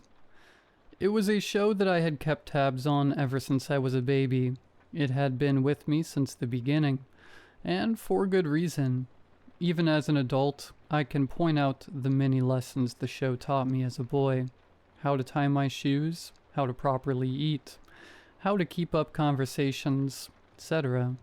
It was a much-needed show for a kid of my upbringing. My dad had died before I was born in a botched robbery, and my mother worked as a surgeon, meaning she was gone most of the day, coming back home around 9 to 10 at night. So, most of my youthful lessons were taught by the show. Every episode entered the same. Dandy, an anthropomorphic dandelion, and his sisters, Rosie, Daisy, and Blue Bonnie, would run up a hill, click their heels, which were leaves, face the viewer, and ask how their day had gone. They'd wait for about 5 seconds and would respond. If the episode was oriented around something happy, they'd all smile and say, "That's terrific." If it was oriented around something not happy, they'd all share a small look of unanimous dissatisfaction and say, "Well, ain't that a shame?" Every time I came home from school, I'd divulge into the characters on how my day went. I always would be disappointed when my response didn't match theirs, and it never did. I tallied the times I matched their responses with mine, and I was down by 47 marks to my 0. Regardless, it was nice to see whatever my favorite cast of characters had in store for me that day. However, this static stream of constant enjoyment changed one afternoon. It was a rainy April day, and I had just gotten home after the torrent of watery sheets had ended its assault on me. I had no homework for the day, and after finishing all my chores, I galloped upstairs to turn on my TV and pay a visit to my friends. Once again, the episode entered the same way, with Dandy and his sisters dancing up the hill, stopping and asking me how my day had gone. My day had gone pretty poorly. At school, I had a teacher named Miss Carroll. I was the quiet, nerdy type in elementary school, so Miss Carroll saw me as easy pickings. She'd berate me day in and day out about how weird I was, how I had no friends, and how I was a loser. Anytime I tried to report her, no one believed me. Usually I didn't respond, but today hurt a lot worse. One of my classmates told her about my dad and used the newfound information as ammunition against me. She never hit me, but it felt like she did. It hurt. I confided with Dandy on the issue, how much I hated her, how rude she was, and my anger towards her for being such a jerk. In my endless tirade about how much I deplored her, it had slipped my mind that Dandy hadn't said anything. It had gone well over 5 seconds, but they didn't speak. No interruptions, no exclamations, nothing. Silence. Even the music had ceased. Once my rant had subsided, I turned to look at the TV. Their expressions were not the usual ones they wore. They didn't look happy or mildly sad. No, they looked mad. All of them wore this expression of intense grimace, like someone had just told them off, or stole something and gotten caught doing it. Dandy looked the angriest. "How rude," he said, his speech sounding as if his teeth were clenched. Blue Bonnie stepped up to the screen, her arms crossed, staring dead at me like a hawk. "People like that are just so bad, right?" she proclaimed. "You said it," they all announced. Slowly their expressions of disdain faded. Dandy spoke up again. "Well, it's a good thing we're talking about bullies today, huh?" They all shook their heads in approval. The episode transitioned to a school area, where they all gathered in what I would guess was the cafeteria. It was rosily colored, with hints of bright pink, yellow, green, and red across all of the furniture in the room, ranging from tables to art. Common colors for a kids' show. Rosie pointed at another flower. He wasn't a part of the usual cast, but they all regarded him with some level of knowledge. "That's Miss Wilkins. She's the worst," Rosie exclaimed. "She's the school bully here, and worst of all, she's a teacher. Everyone is scared of her," Daisy said. Dandy took his place in the center of the screen. "To get a bully off of you, sometimes you have to teach them a good lesson. Give them a reason to think twice before messing with you. Right, guys?" They all unanimously uttered and before turning all at once to the screen. Blue Bonnie looked at everyone else. "But won't you get in trouble for something like that?" she said. They all looked at her before turning back to face me. "To get a bully off of you? It's worth it." Their expression then changed to one of a kinder look, smiling warmly at me before returning to the hill. They all joined in unison to wish me good luck for tomorrow, as they always did, before the credits rolled. I was stunned. It was like the universe had aligned at that exact moment to help me with my problem, but it was the wrong solution. As much as I despised her, it wasn't worth it to get in a whole load of trouble for fighting a teacher. What good would it do to help my problem anyway? I'd have to do some serious damage to her for the bullying to cease. A simple hit to the nose would just make my problems worse. It honestly felt like the advice they'd had given me was, for the first time, bad. By that moment, the constant pitter-patter of rain had lulled me into a drowsy mess, so I decided to take a quick nap and recuperate. My head touched the soft, comforting surface of my pillow, and I slipped away into my dreams. Around 7:30, I awoke to one hell of a wake-up call. "Wake up!" It was violent, aggressive, booming, as though a prison warden was waking up an inmate. There was no friendliness in the command, no leeway, just rage. I popped out of my bed like a meerkat that had sensed an impending threat, but when I did, I saw that the TV had been turned on, and there he was, Dandy. However, strangely enough, his sisters weren't there. The background was dark, nearly pitch black, with only the moon present in the frame. The grass that was usually bright had turned sickly, adorning a new, yellowish color. "So you won't listen," Dandy said. His eyes furrowed into a deep, burning glare. "We are trying to help you with a problem, like we have for years." I didn't know what to say. It felt as if my body was stuck. Was this sleep paralysis? Was it a dream? "Do you not like us anymore?" Before I could find the courage to stammer anything out, his sisters came into the shot. "Because we don't like you. We never liked you." Their words burned, while my throat felt like it was held in place with barbed wire. Dandy moved forward. "Maybe she's right. Maybe you are a loser." They all began to snicker, until it eventually devolved into laughter. They shot out snide remarks, comments about my hair, face, and anything they could latch onto. They even bit into my dad's death. "He probably did it on purpose. Who would want to have a son like you?" Rosie said.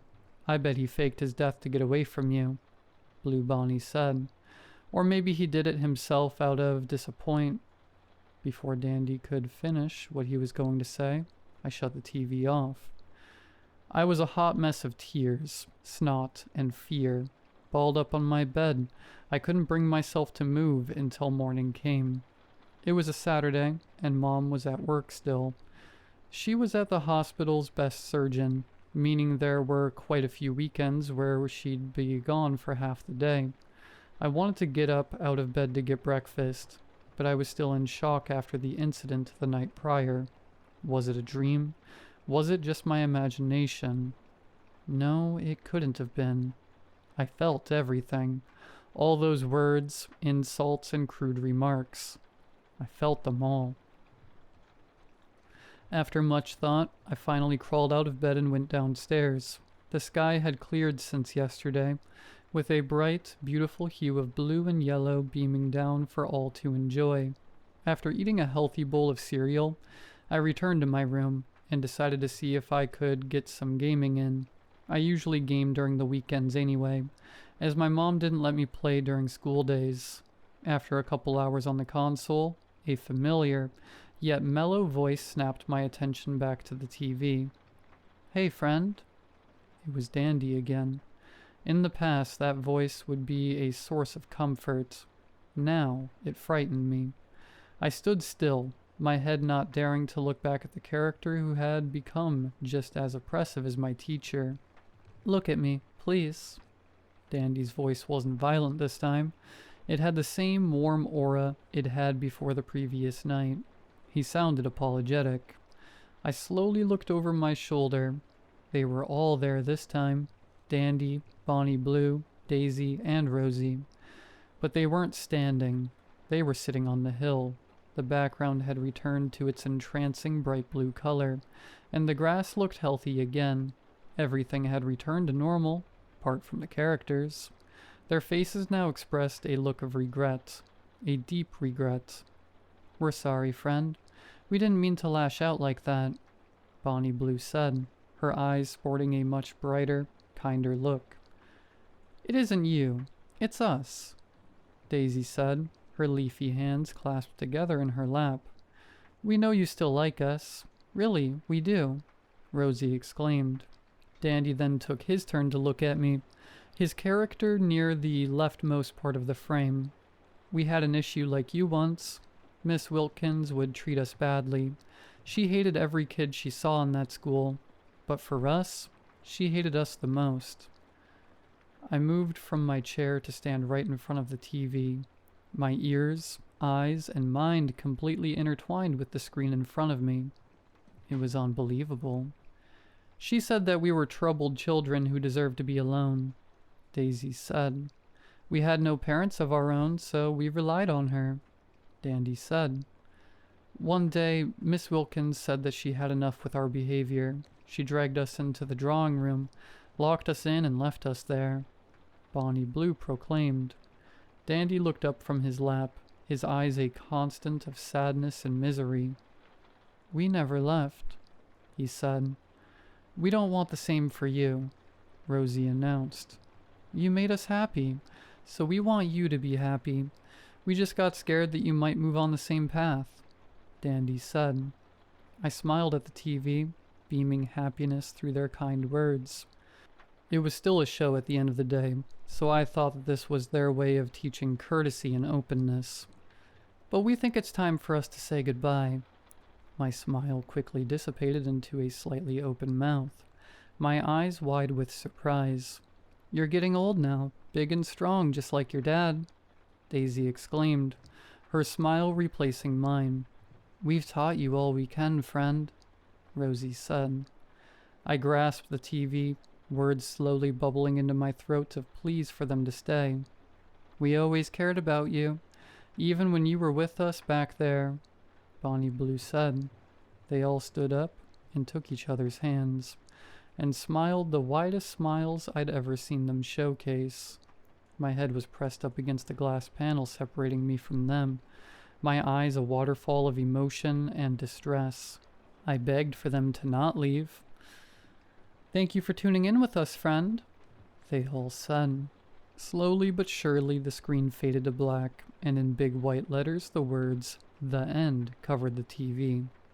Then it cut to static. All that remained was me, weeping and shattered. Years later, on my 16th birthday, after a big party with my closest friends, of whom I had many at that point, my mom called me into the living room. I thought that maybe there was another present waiting for me, so I eagerly waltzed into the room with an immense pep in my step. But my mom did not share my enthusiasm. She looked sullen and tense. "Sit down, please," she said, her voice controlled and centered, yet anxious. I complied, my own appearance visibly moving downwards into a look of paralleled seriousness. "I know that it's your big day, but we need to talk about something I've been meaning to tell you for a while." What proceeded to be said to me shook the core of my world forever. My mom told me that, well, it was true that my dad had died in a botched robbery. He wasn't truly my real dad, and that she wasn't my real mom. I had lost my original family a year after I was born in a car accident on the freeway, after a truck had lost control and slammed into the side of their car. They died on impact. I was lucky, as I had been at daycare, which they were coming to pick me up from.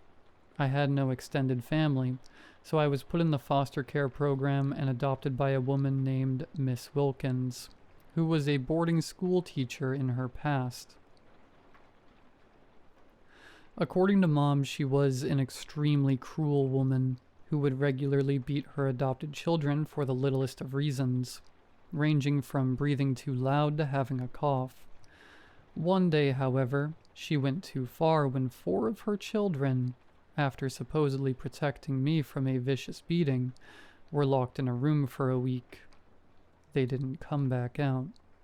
The other kids, including myself, were not let out of the house after that to avoid any of us telling another person what she had done to them.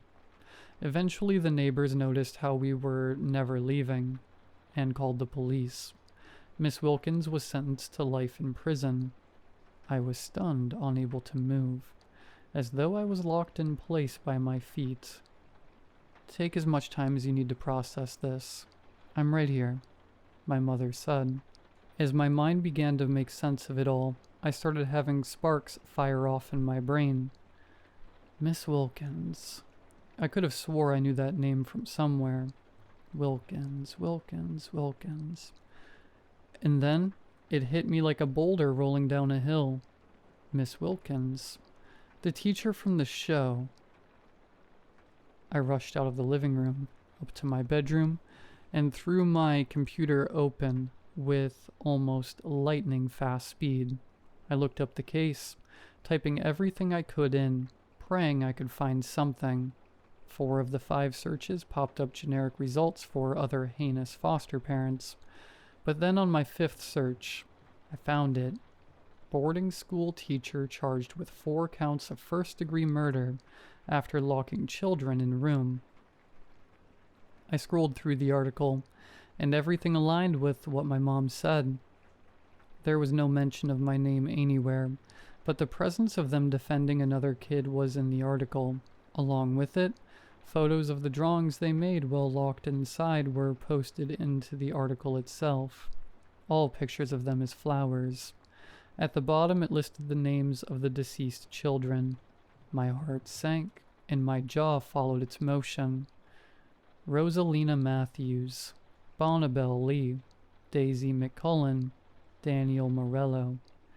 I had no words. I had no movement. It felt as though the world itself had spun upside down, and I was bearing the brunt of it. Snapping out of my haze, I looked up the cartoon. I searched for what felt like hours. Nothing. Not a single mention of any show titled Dandy's Wondrous Adventures. It made no sense.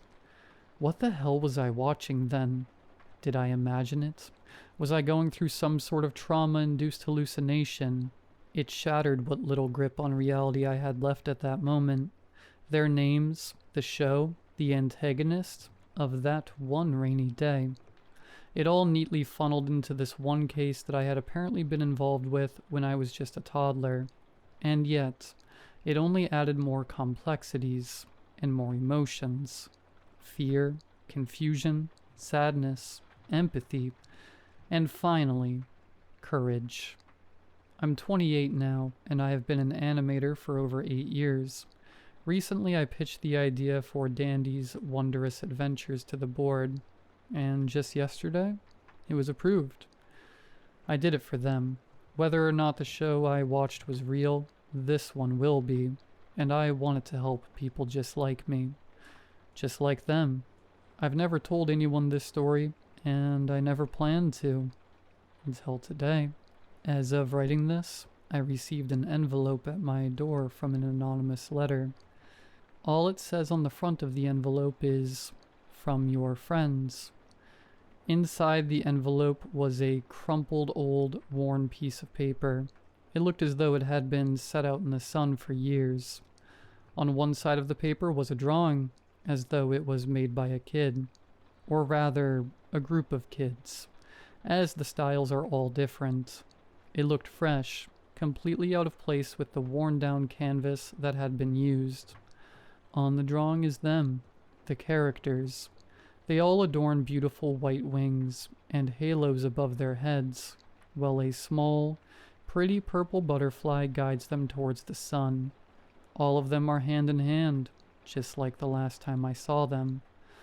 On the back, In 4 corners of the paper, in yellow, indigo, red, and white, was the same phrase, again and again, yet the meaning and significance of the phrase remained constant. Thank you. In the middle, a heart presented itself, with it colored in quadrants, the same colors used for the messages. Thank you too, friends.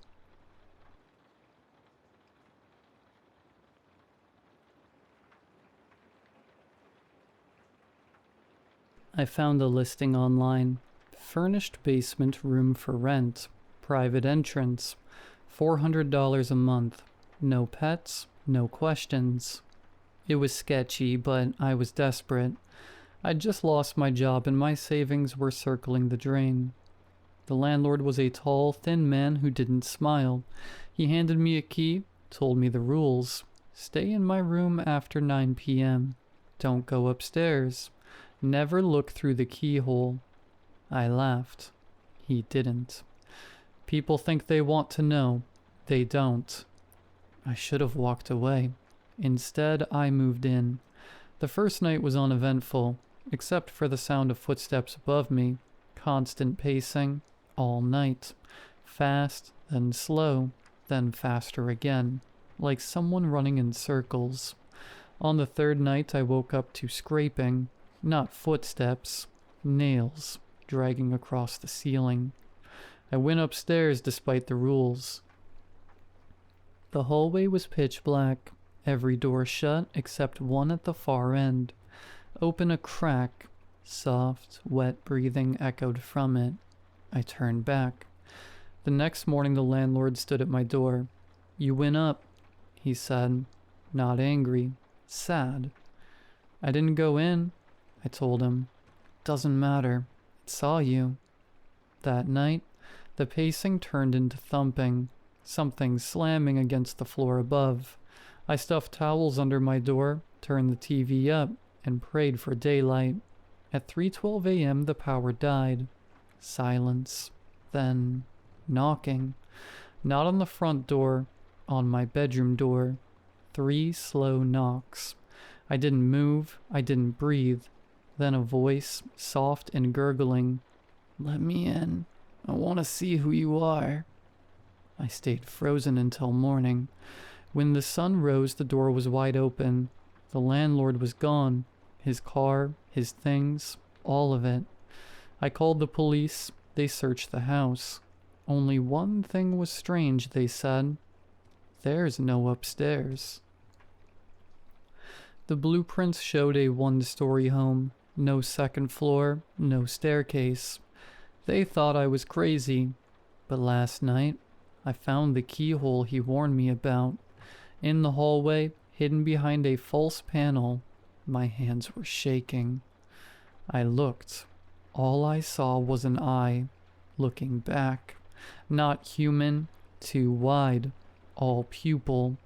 Then it whispered, "Found you." Now I hear footsteps again, only this time, they're below me.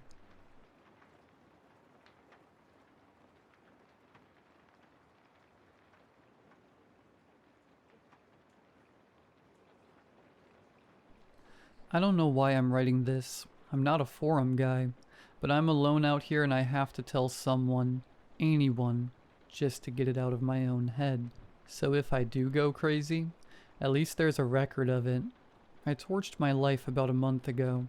Job, apartment, relationship, the whole thing. I'm an architect. Or I was. Had a full-blown burnout. The kind that leaves you feeling hollowed out, you know? I just needed quiet. Needed to start over. I found this listing online. A house going for practically nothing. The catch was its location. The middle of nowhere, in a derelict 60s housing development that went bust. The town's name is Ethelberg. Sounds perfect. A place where the world couldn't find me. When I got here, it was even deader than I'd imagined. A ghost town of asphalt and weeds. Perfectly laid out streets that led nowhere. Rusted streetlights standing like skeletal sentinels. All the houses were identical. These sad little copy-pasted boxes, all of them empty and rotting, except mine. Mine was clean. Too clean. Like someone had been here a week ago and scrubbed the place down. The first few days were bliss. The silence. I'd forgotten what real silence was. Not city quiet, which is just a low hum. This was a deep, heavy quiet that felt like it was pressing on my eardrums. I started unpacking slowly, starting to feel human again. That's when the little things started.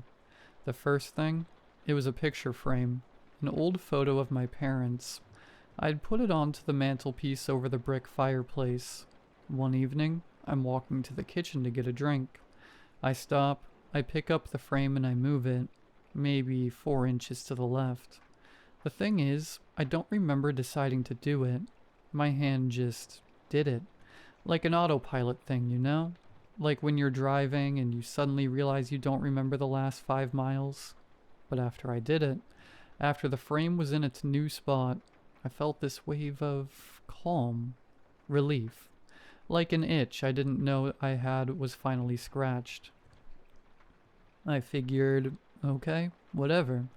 Stress, nerves, it's a new place. I'm just settling in. A few nights later I woke up, not because of a noise, I just woke up.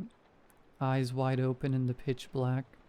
I wasn't in my bed, I was standing in the kitchen. The linoleum was ice cold under my feet. It took me a second to figure out where I was. I hadn't turned on the light. The only light was the pale moonlight filtering through the window over the sink. And I saw what I'd done. Every can of food I owned, I'd taken every single one out of the pantry. Tuna, corn, beans, soup, all of it. And I'd stacked them, not just in a pile. I'd built a perfect, symmetrical pyramid on the countertop. It was flawless. I have no memory of doing this. None. The last thing I remember is reading in bed and turning off the light. And the scariest part, the part that's really messing with my head, is that my first reaction wasn't fear. It was satisfaction. I looked at that pyramid of cans in the dark and some quiet, calm part of my brain just went, there, that's better. The panic didn't hit until I was back in bed shivering. Am I sleepwalking? I've never sleepwalked in my life, but maybe stress can trigger it. A new environment. I kept trying to find a logical reason. I had to, because the alternative was just not possible. But it kept happening. It's still happening. I'm not just sleepwalking anymore. I find myself doing things during the day. I'll be in the middle of something, and I'll just zone out. I'll come to, and I'll find I've spent the last hour organizing the books on my shelves. Not by author, not by title, by the exact shade of their color, from lightest to darkest. I found myself on my hands and knees in the bathroom, scrubbing the grout between the tiles with a toothbrush until it was pristine white. I don't remember starting. I just wake up in the middle of it, my back aching, with that same weird, creepy feeling of a job well done. I'm becoming obsessive. That's the only rational explanation. The isolation is getting to me, triggering some latent OCD I never knew I had. My whole day is consumed by it now. Everything has to be perfect, symmetrical. If a coaster is off-center on the coffee table, it's not just annoying. It feels wrong. Physically wrong. I get this knot in my stomach, this rising anxiety that doesn't go away until I fix it. The problem is, it's working. The burnout, the anxiety, the reason I came here in the first place, it's gone. It's been replaced by this obsession with order. It's like my brain has traded one illness for another, and the new one is so much quieter, so much calmer. I tried to fight it. I swear I did. 3 days ago, I decided, screw this. I'm not a slave to this. I deliberately messed up the living room. I left a coffee cup on the floor. I tossed a book onto the sofa instead of putting it back on the shelf. I tried to just live in it, to be a normal, messy human being. I thought I was going to die. It started with a headache, a dull throb behind my eyes. Then a noise started, a low, deep hum. So low it was more of a feeling than a sound. It was like the house was vibrating. It made my teeth ache. I lay on my bed for hours, curled up in a ball, sweating. The pressure in my head building and building. It felt like my skull was going to crack open. I couldn't take it. Around dawn, I gave up. I got up, my head pounding, and I cleaned the living room. I put the cup in the sink. I put the book back on the shelf, in its correct color-coded spots. I straightened the rug. The second I finished, the instant the room was back in perfect order, it stopped. The headache vanished. The humming cut out. Just silence. And that wave of calm washed over me again. It's not just in my head. It can't be. OCD doesn't give you a physical vibrating hum in your house. It doesn't stop the second you align your books. This is something else. This house, this place, it's not just a building. It's a system, and it has rules. And I'm learning that breaking them has consequences. And then tonight happened. The thing that made me write this. I was alone in the bathroom, washing my face.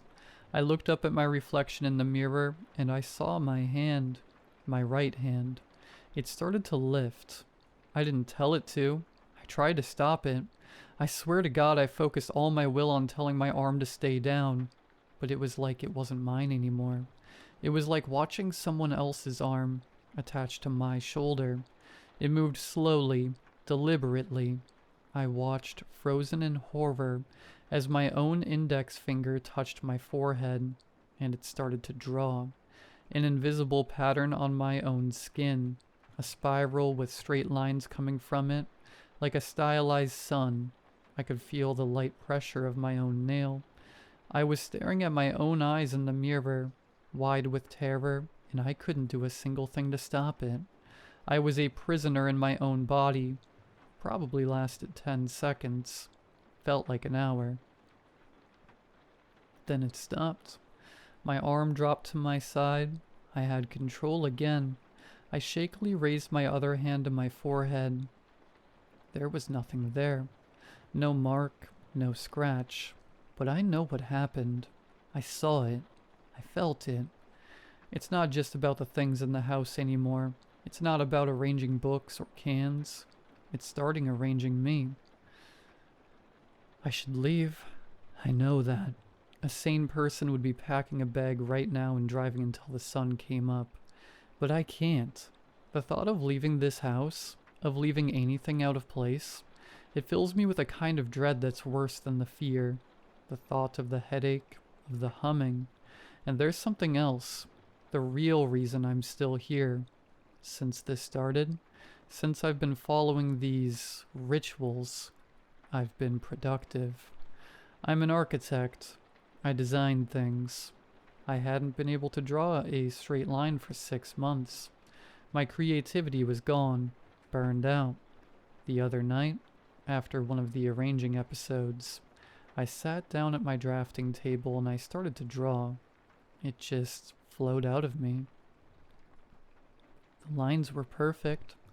The concepts were clear, brilliant. In a few hours I'd designed a structure more elegant and complex than anything I'd managed in my entire career. It was effortless. I wasn't even thinking. I was just the hand holding the pencil. I looked at the finished drawing and I felt that same familiar feeling, that deep, profound satisfaction, the feeling of perfect order. I think I understand now. The house isn't haunting me. It doesn't want to hurt me. It's fixing me. It's taking all the messy, chaotic human parts of me, the anxiety, the depression, the unpredictable spark of creativity, and it's cleaning them up. It's sanding them down. It's putting them in order. It's emptying me of the chaos and filling me with purpose, with structure. And that's the part that terrifies me more than anything else. A part of me wants to let it, A part of me is so tired of the mess.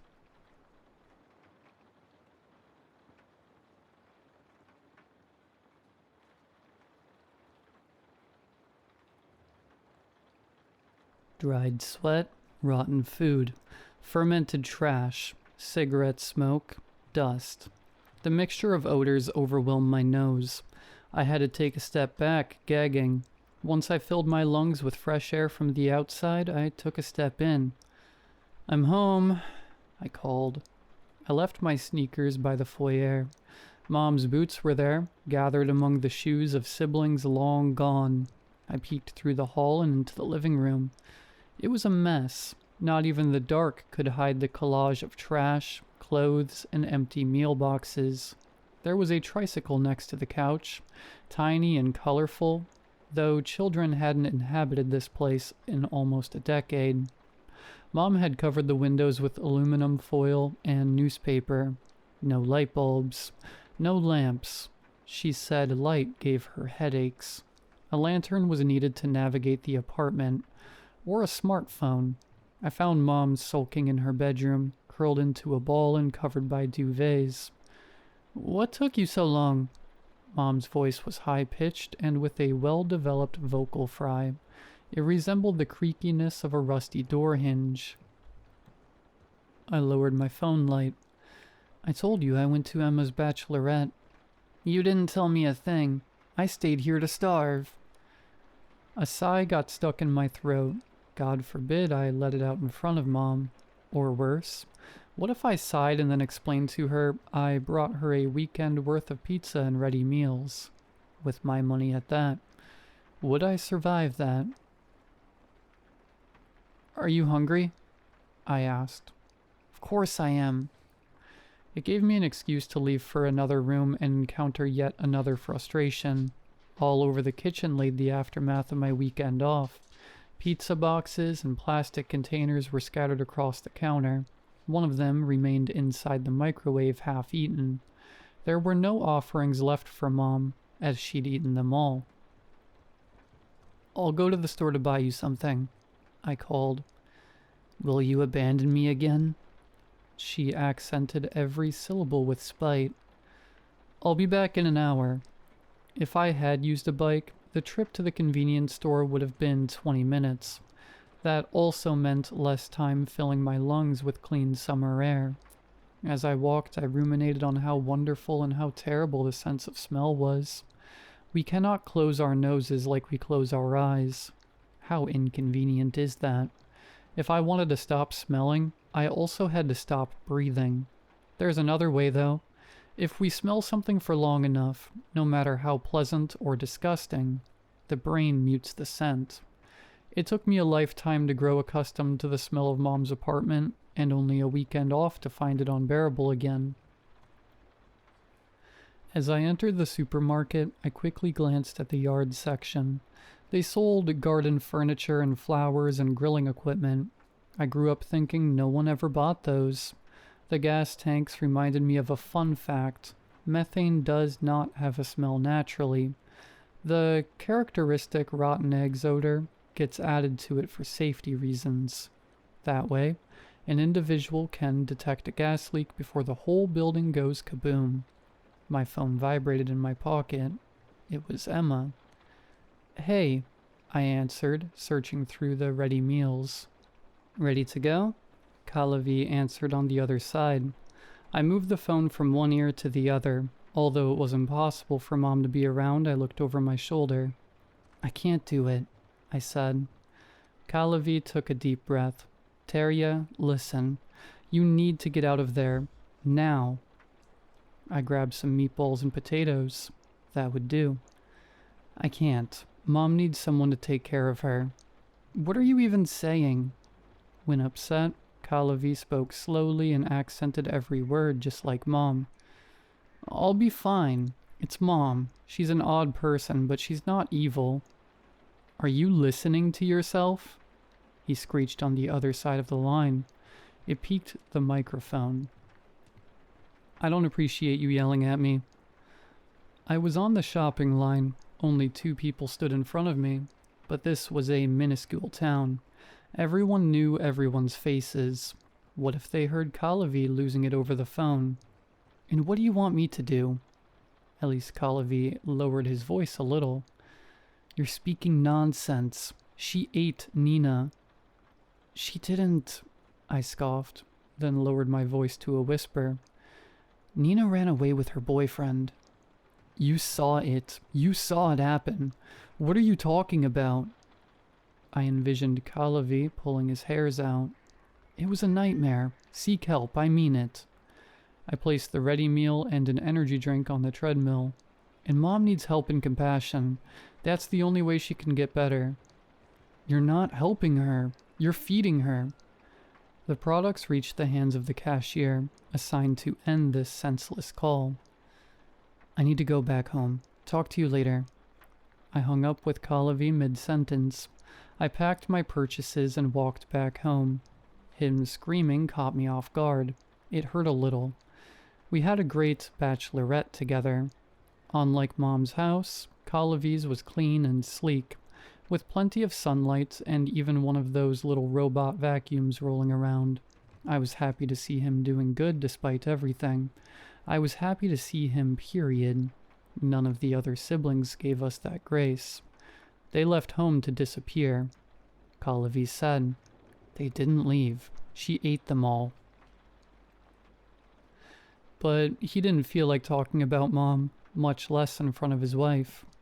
She believed he was an orphan. I shook off the memories of our weekend together. I left them at the door along with the prospect of fresh air. One deep breath and I was ready to go back home. As I microwaved the meal, I realized I'd forgotten to buy something for myself. Too late to go back to the store, however. I went to sleep hungry. A bad idea. Hunger always brought nightmares. Hungry Mom always brought nightmares. In darkness I awoke, my body unresponsive and my mind hazy. It happened so often and yet I never got used to it. Panic kicked in as usual. No matter how much I begged in my head, not even a finger would move. Even my eyes stayed glued on the same spot. I was trapped in my own body. Some light from the midnight sun bled through the window, usually a blessing.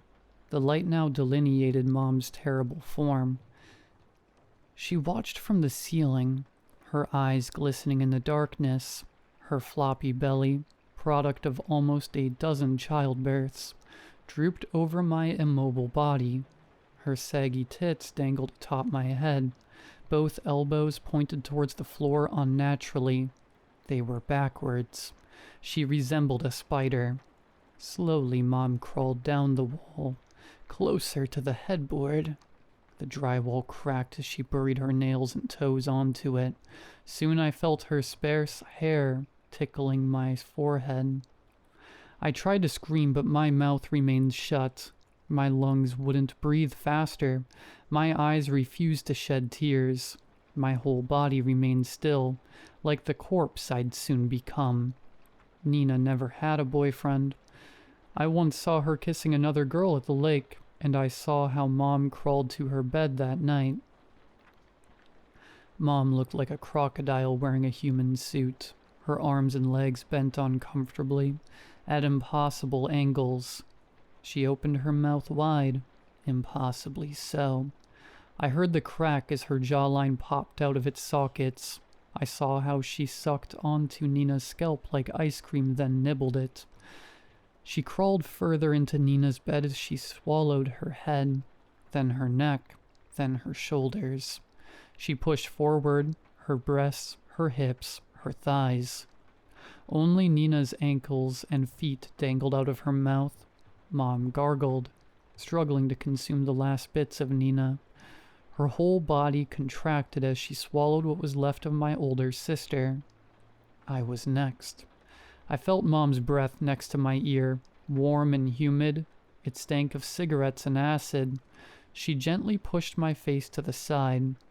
You let me starve. She punctured a hole in my neck, the one that never healed. I always said it was a birthmark. Immobile, helpless, stupid. With no other option, I waited until she fed herself. In my head I promised, never again I'll let this happen. Never again I'll leave Mom to starve. She needs me.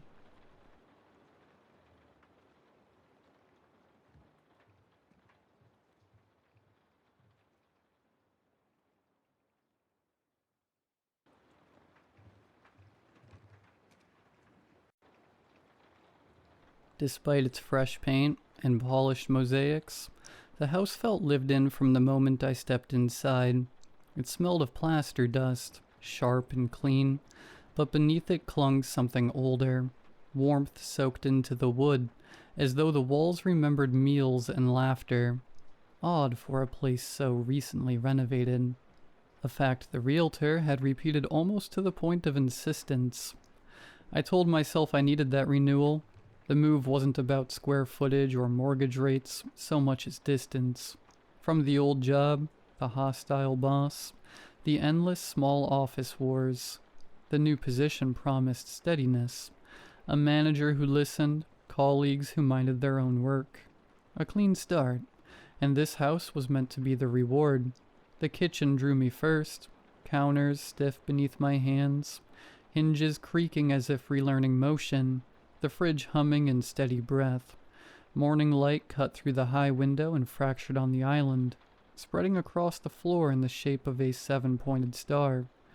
I stood there that first morning, coffee cooling in my hand, and thought, it's a lucky house. Everywhere I walked, the house seemed to move with me. The third stair lifted its note like a small bell each time I passed. Drafts curved faithfully toward the living room. Doors leaned shut with the softness of pages closing. Rooms guided me always inward, until I found myself where the house seemed to want me. The living room. There, comforts gathered in full, cushions slumped warm from the sun, a rug that hushed each step, ceiling beams converging overhead like carved beads. The room wasn't quite square, but softened, 7-sided, as if shaped more by intent than design. At twilight the beams looked ornamental, suspended like charms. Even the basement carried that stillness. Its door, freshly painted and oiled, caught the sun as I passed, glowing for a moment before dimming again, as though the house drew its breath inward.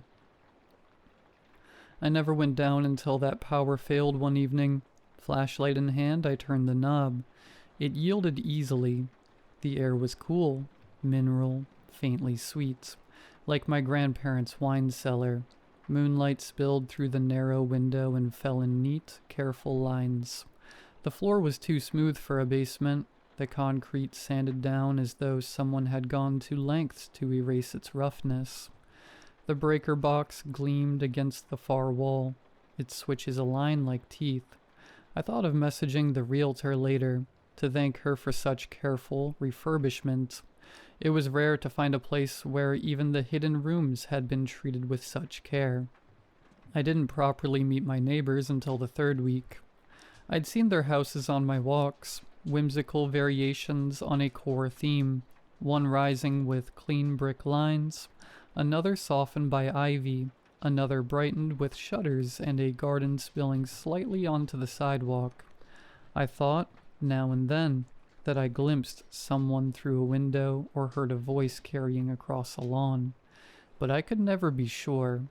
But that evening they arrived together, like a delegation, each balancing something in their hands. Bottles of wine with supermarket ribbons, casserole dishes still steaming under foil, a wicker basket lined with a gingham cloth, and heavy with bread. They filled the living room with little effort, arranging themselves on the sofa and chairs as if they'd been here countless times before. Their warmth was immediate, their smiles wide and practiced. In minutes the house was alive with the clink of glasses, the soft scrape of cutlery on bone china, and voices tumbling into laughter. The food was wonderful, shockingly so. I helped myself to second, third, even fourth servings of lasagna, and tried not to sound over-eager as I praised the couple who had brought it. They only exchanged a knowing glance, smiling like proud hosts, though it was my house. At one point the drawer in the kitchen island jammed as I reached for extra cutlery. I tugged uselessly until one of the men chuckled and brushed past. "Let me," he said. A moment later I heard his steps on the basement stairs. He reappeared almost instantly with a screwdriver in hand, triumphant. "Managed to find it quick enough," he laughed, as if the tool had been waiting for him. Later, one of the women excused herself to use the toilet. She stopped halfway down the hall, asking which door it was. "Just the next one on your left," I said. "Ah," she replied, nodding with certainty, as though I had only confirmed what she already knew. Curious, I asked, "Did you know the people who lived here before me?" For a heartbeat, the room seemed to pause. Then one of them nodded, smiling as he set his glass down. "Oh yes," he said. "We knew them all." Another added with a chuckle that was just a little too smooth. "We know this house very well indeed." By the time the plates were scraped clean and the last drops of wine drunk, I was flushed with warmth, not only from the alcohol, but from the strange sense of inclusion, of being woven seamlessly into their circle. At the door they thanked me profusely, as though I'd hosted them, pressing my hand or patting my shoulder before vanishing into the night, with their emptied dishes. I locked the door behind them with a kind of satisfaction I hadn't felt in years. The house glowed with the after-image of company, the faint perfume of bread and wine, the hum of laughter still clinging to the walls. For the first time, I thought, perhaps I could belong here. I doused the lights room by room in a slow, meditative rhythm, the old floorboards creaking beneath my steps, until only my bedroom glowed faintly upstairs. Later, with the window cracked open, I sipped the last half glass of wine and let the cool night air wash over me. The houses across the street were still lit, squares of gold burning against the dark, yet no shadows moved behind those curtains. No silhouettes passed in front of lamps. The facade stared back at me, silent and blank, glowing only to insist they were alive. I told myself the neighbors must simply be tired after the long dinner. The thought soothed me. I lay down, listening as the house settled around me, boards easing, pipes sighing, and just as sleep began to take me, I heard it. Something deeper, muffled, rising from beneath the floorboards, a sound almost too faint to catch, like the house itself had sighed. The next morning, sunlight slipped through the blinds in its usual pale strips. I showered, dressed, made coffee, ordinary rituals, grounding me in the start of another workday. But when I stepped outside, briefcase in hand, I noticed the street was as empty as the night before. The same houses stood in their neat variations, lights still humming in windows, but not a single person stirred. No slamming of car doors, no joggers, no children waiting for the bus. Even the air seemed to hush itself. Was it always this quiet in the mornings? I lingered longer than I should have, scanning for the slightest sign of life, until finally I muttered that it was none of my business and walked on. Work passed on eventfully, but in a good way. A respectful, peaceful work environment, where everyone just sat down, got their work done without fuss, where exchanges in the break room felt like breaths of fresh air, rather than heavy with tireless gossip and backhanded compliments. Yet when I returned home at dusk, I kept noticing how quiet it all was. The houses lit like stage props, but no cast to play their parts. I unlocked my door and stepped inside, feeling a strange relief to be swallowed again by my own silence. It was peaceful here, wasn't it? Quieter than anywhere I had lived before. This was the kind of life, the kind of neighborhood I'd always aspired to live in. But as I moved about the evening, reheating my leftover casserole, thumbing through a new book, readying for bed, the quiet never really settled in. I kept catching myself looking out at my neighbor's window, hoping for some sign, any at all, of movement, but it never came. A peculiar sort of liminality where you felt alone, yet not. Something about the way the pipes kept knocking deep below the basement every half hour or so kept me ever so slightly on edge, too. That and the way the basement door glowed in the setting sun, in hazy hues of crimson melting into amber, like the threatening flare of some watchful, venomous creature, made me wary of it. But of course, the power went out again that very night. Hilarious. I grabbed my torch, reluctant but resigned. I sighed before flicking it on, and navigating my way down to the basement. In daylight, the house felt calm, almost protective, as if its walls had been storing quiet for years and were willing to share it with me. But at night, without the ambient, low light filtering through curtains, the silence seemed to sharpen. The hallways felt longer, the corners heavier, the ceilings higher.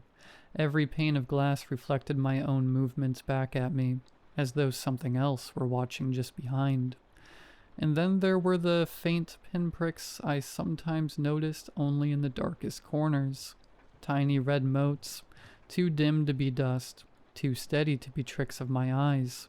I told myself they were from the appliances, some unseen standby light or sensor. Still, once seen, they followed me, like scattered eyes half buried in shadow.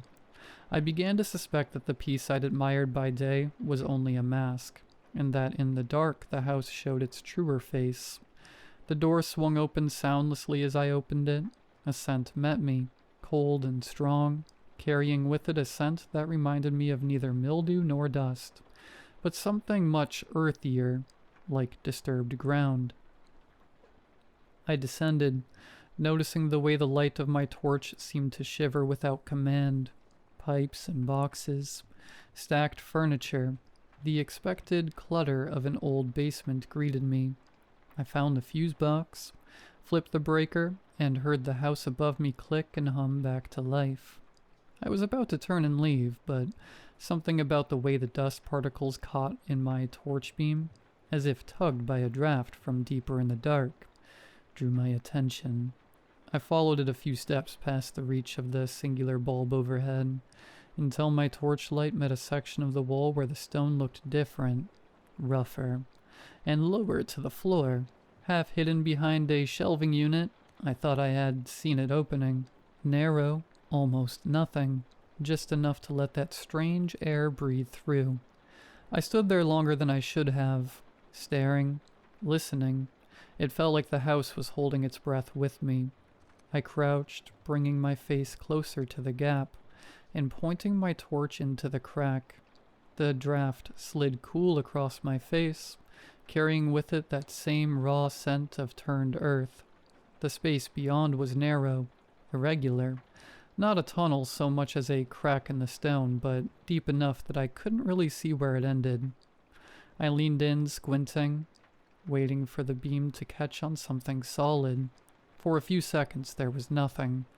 Only shadow piled on shadow, my own breath shallow in the confined space. I sighed, making a note to myself to find a way to seal it off when I had the time. But just as I began to withdraw my head, I thought I saw it, the faintest glimmer, 2 points suspended in the black, catching the light for a heartbeat before sinking back again. Not bright, nor obvious, but enough to give the unmistakable impression of something looking back. I froze. I looked again. A pair of eyes, yearning, patient, like a child waiting for a piece of candy. Unsure what to do, I wordlessly stood up and headed back up, too afraid to react. I slammed the basement door behind me and stood there in the hall, chest heaving, the silence of the house pressing close around me. Upstairs the lights glowed steadily again, calm and ordinary, as though nothing had happened at all. Sleep never came. I lay awake in the upstairs bedroom, staring at the ceiling while the clock ticked steadily on the dresser. Every creak of the settling house, every whisper of wind at the shutters set my nerves on edge. When at last the windows began to gray with dawn, it felt less like the start of a new day and more like a reprieve. Thin, temporary. The neighborhood outside was the same as before. Lawns trimmed, curtains drawn, driveways empty. The house simply sat still and shone with their quiet lights. I told myself it was nothing. Maybe everyone simply had places to be earlier than I did. Regardless, walking to the car, I couldn't help but feel the weight of 100 eyes, all on scene behind those curtained windows. Work did not go well. I sat at my desk fighting to keep upright, fumbling simple tasks, letting emails pile without answer. By midday, my supervisor frowned and then sighed. "You're no good to us half asleep. Go home. Get some rest." I didn't argue, but I didn't really want to go home either. I tried going to a nearby cafe, 2 blocks over from my office. It was there that my mind finally got some reprieve. The chatter of strangers, the soft hiss of the espresso machine, the familiar clink of porcelain, all of it wrapped me in a comfort I hadn't realized I needed. I ordered another coffee, then another, trying to stretch the afternoon out as long as possible. I watched the rain beat against the window, people passing by with their umbrellas, anything to keep my thoughts away from the crack in my basement. But exhaustion is a patient hunter. By the third refill, my hands shook with fatigue, and my vision blurred at the edges. I realized, miserably, that I couldn't outrun sleep forever. When I finally pushed myself up from the table and stepped back into the damp air, the only place left to go was home. Back in the house, I lay on my sofa, restlessly.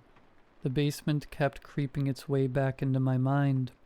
What had I really seen? Surely nothing. Just a trick of the light. Nerves wound tightly by the outage. And yet... I sighed, getting up and walking towards the basement door again. I paced back and forth a few times, before finally committing. Hesitantly, I turned the knob and descended once more. The air was cool, still. The shelves stood steadily, undisturbed. I crouched at the same place, torch in hand, and found the gap utterly ordinary. A thin seam in the stone, no deeper than a foot. Nothing stirred. Nothing stared back. I let out a breath I hadn't realized I was holding. Everything was normal again. Perfectly, disappointingly normal. Just as I had hoped.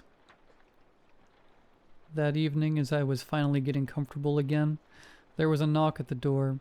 The same group as before stood on the porch. The women with their practiced smiles, the men carrying covered dishes. I let them in, though something about their presence felt different this time, as if a thread had pulled taut. They settled in the living room again, chatting lightly. Their voices hushed, careful. The food was good, better than I'd expected, but the atmosphere clung close, like damp air. Between mouthfuls, I found myself blurting, "So, what do you all do? For work, I mean. I've noticed the mornings are always quiet." The question landed heavier than I intended. For a beat too long, no one answered. Then one of the men chuckled, though it sounded forced. "We keep busy," he said. Another nodded quickly, adding, "Odd schedules, you know how it is." They moved the conversation along before I could press further. Soon after, they excused themselves, leaving behind the remains of the meal and a faint unease that lingered long after the door shut. I walked them to the porch, waved as they split off toward their homes, then on impulse, hurried to the window. From behind the curtain, I watched one of the couples, a man in his heavy coat, a woman clutching his arm. They walked without a word, their steps almost too even, too measured. At their door, they didn't glance around, didn't fumble with keys, just slipped inside as if the house had opened up to them. I waited, watching the windows for some sign of light or movement. None came. Instead, through a narrow pane near the ground, I saw them descend the stairs. A door opened, a dim glow flickered once, and then they were gone, swallowed by their basement. They never came back up. Sleep became a strained effort from that night onwards. I kept getting this urge to sit up and peek out at my neighbors' homes. Even when I did commit to sleep, I would constantly startle awake to some faint creaking and rumbling deep in the bowels of the house. And though I told myself it was the house settling, the sound had a way of crawling into my chest and sitting there. Every morning, I was gray with exhaustion, my usual coffee just barely keeping me awake. Work suffered. Several times I nearly nodded off at my desk. Once during a meeting, my supervisor suggested I take some time off, just a week to clear your head. I agreed, though I knew no week would be enough. At home, I found myself glued to the windows. I watched the houses like a man waiting for a signal, desperate for proof of life. The lights came on at dusk, glowed steadily until dawn, but not once did I see a curtain twitch or a door open. No one came out for work, no deliveries were ever made, no children played in the yards. Nothing. It was as if the whole street were a set piece, staged for my benefit, while the real activity lay hidden somewhere. Perhaps underground. At night, the noises grew bolder. Low thuds, faint clatters. Sometimes even the impression of a voice carried through the vents. Each time I would sit up in bed, heart hammering, staring toward the basement door at the end of the hall.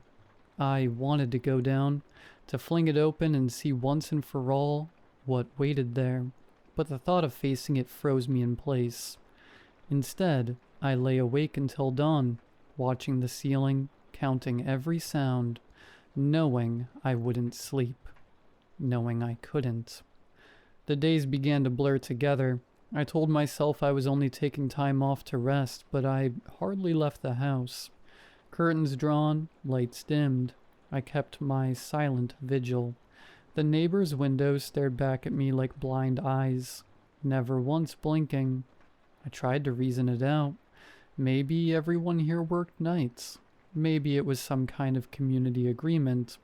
Quiet mornings, quiet evenings, nobody making a fuss. But even in saying it, I could hear the falseness. I knew what I had seen, or rather, what I hadn't. I knew the sounds beneath my house weren't just figments of my imagination. It was in the stillness of one early afternoon that something inside me finally cracked. I had pulled the curtains tight against the light, and in the dimness I noticed it again. That faint, glowing 7-pointed star from the light of the upper window. I'd always thought it charming. Once. Now, it looked like an eye, sharp-edged and cruel, glaring down into the room, glaring at me. The living room, too, felt different, the way the crooked walls leaned in on me, threateningly, conspiring to press the room shut. The ceiling beams that once caught light like beads on a string pressed down heavily, the joints knotting together in sharp, unnatural angles. Less a pattern, but a snare, a geometry that tried to bind me inside it, closing tighter the longer I stared. And then I saw them again in the dimness, the red specks, tiny pinpricks, barely visible in the darkened corners. One above the archway, another tucked near the ceiling vent, another staring from the hallway like a burning insect. I held my breath. Suddenly, certain I was not alone, I rose, slow as if my movements were being watched, and turned toward the nearest light. It was no trick of exhaustion this time. Leaning closer, I saw nestled in the tangle of a small potted plant, the faint glassy bulge of a lens. I knew it then. I was being watched. They were watching me. The thought struck so sudden I was already moving, stumbling out the door and across the street. My heart thudded like it would split my ribs. I half expected a curtain to twitch, a shout to stop me, but nothing stirred. The crooked, shuttered house loomed. I set my hand on the knob. It turned too easily. The lock had clicked, yes, but shallowly, like a toy made only to sound real. The door swung inward at the faintest push. Inside, the air was cool and stale, as though sealed for years. The living room was tidy, too tidy. A half-read magazine curled yellow on the table. Cushions plumped, curtains half open. It felt staged, preserved, not lived in. The silence here was heavier than in my own house, not absent of sound, but absence of life. Every object seemed set slightly apart from itself. My breathing rasped too loud as my gaze fixed on the plain wooden door at the end of the hall. The basement. I told myself I'd only look, only open it and see, but my hand was already on the knob, already turning. The hinges moaned as I pulled it back. A damp draft curled up from below. I crouched at the top of the stairs and peered down. The light didn't reach far, just the first few steps. Then shadow.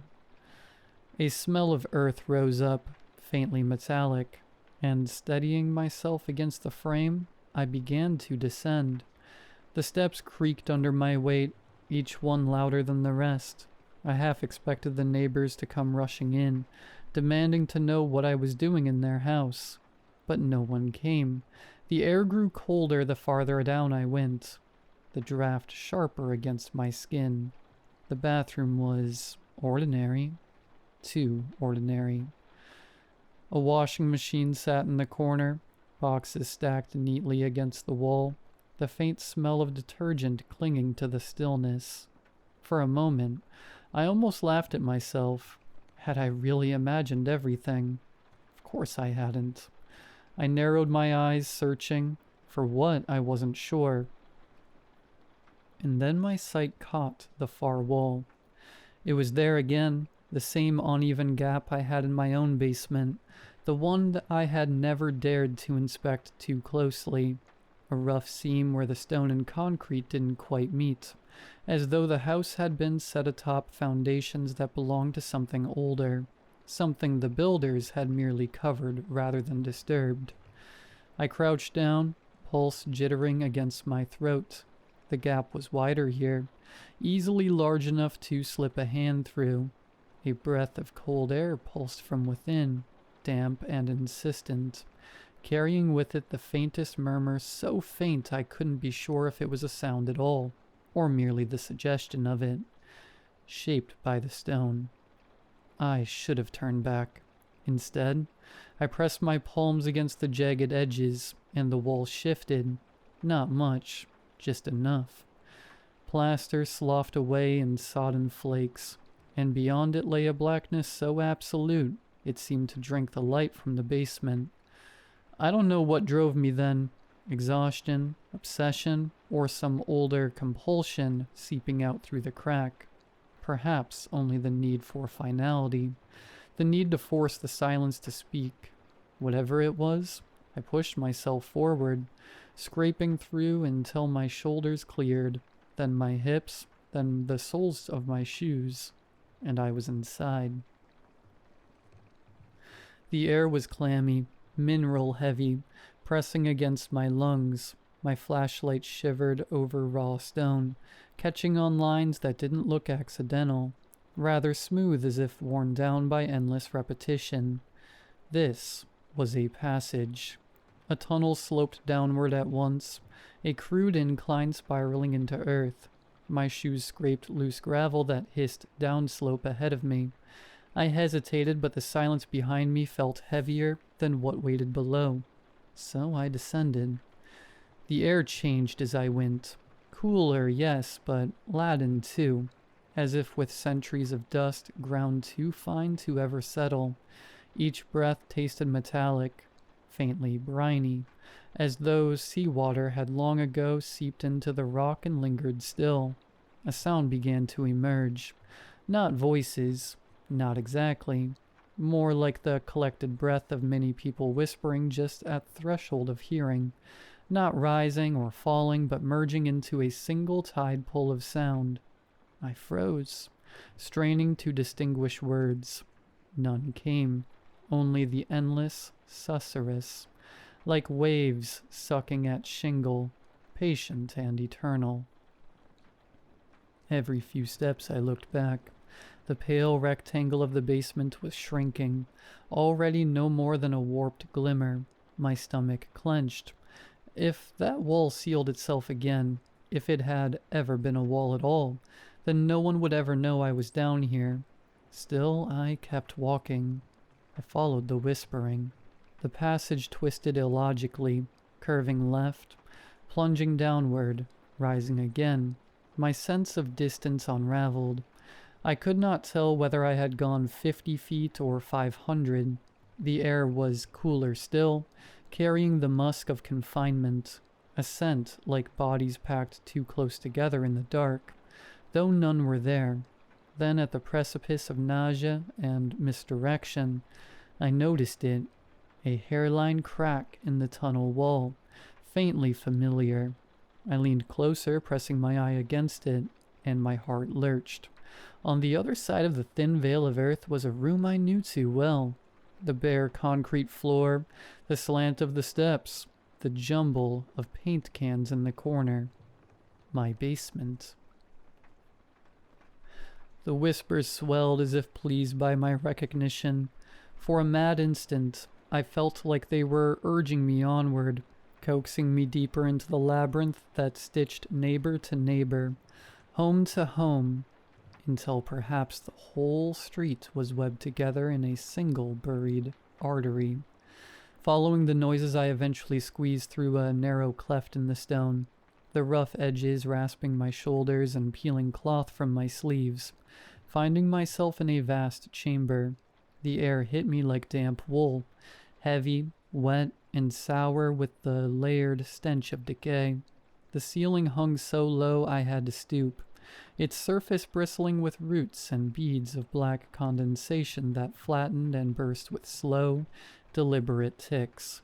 Candles jammed into fissures spat and wept down their stubs, their glow smeared and multiplied in the sweat of the stone.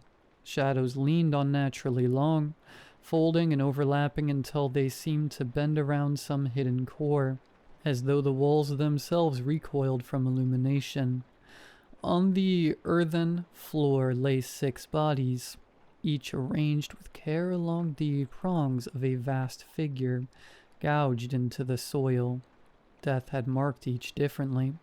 One collapsed into an articulated cage of bone, still wearing the husk of a funeral suit. Another shivered to a leathern skin that clung tight as drumhide. Another bloated with the greenish swell of half-preserved flesh. A slick of fat glistened at the jaw of one, hardened to yellow wax where it touched the dirt. The mingled odors of sweet corruption, dry mildew, and old earth rolled together into something nauseating but almost reverent, like incense turned sour. The 7th space was gaped empty, its soil churned with fresh scarring, as though impatient hands had redrawn the lines again and again, sharpening the groove to accept what must soon complete it. Then I looked up. The walls were crowded with photographs, whole families smiling stiffly on front porches, children's portraits, candid shots from kitchens and backyards. Beneath them, yellowed leases, school certificates. The utility bills were pinned in meticulous rows.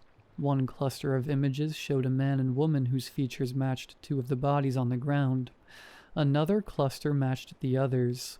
And then, farther along, I saw my own face, my parents, my siblings, my resume, Copies of letters I'd written years ago.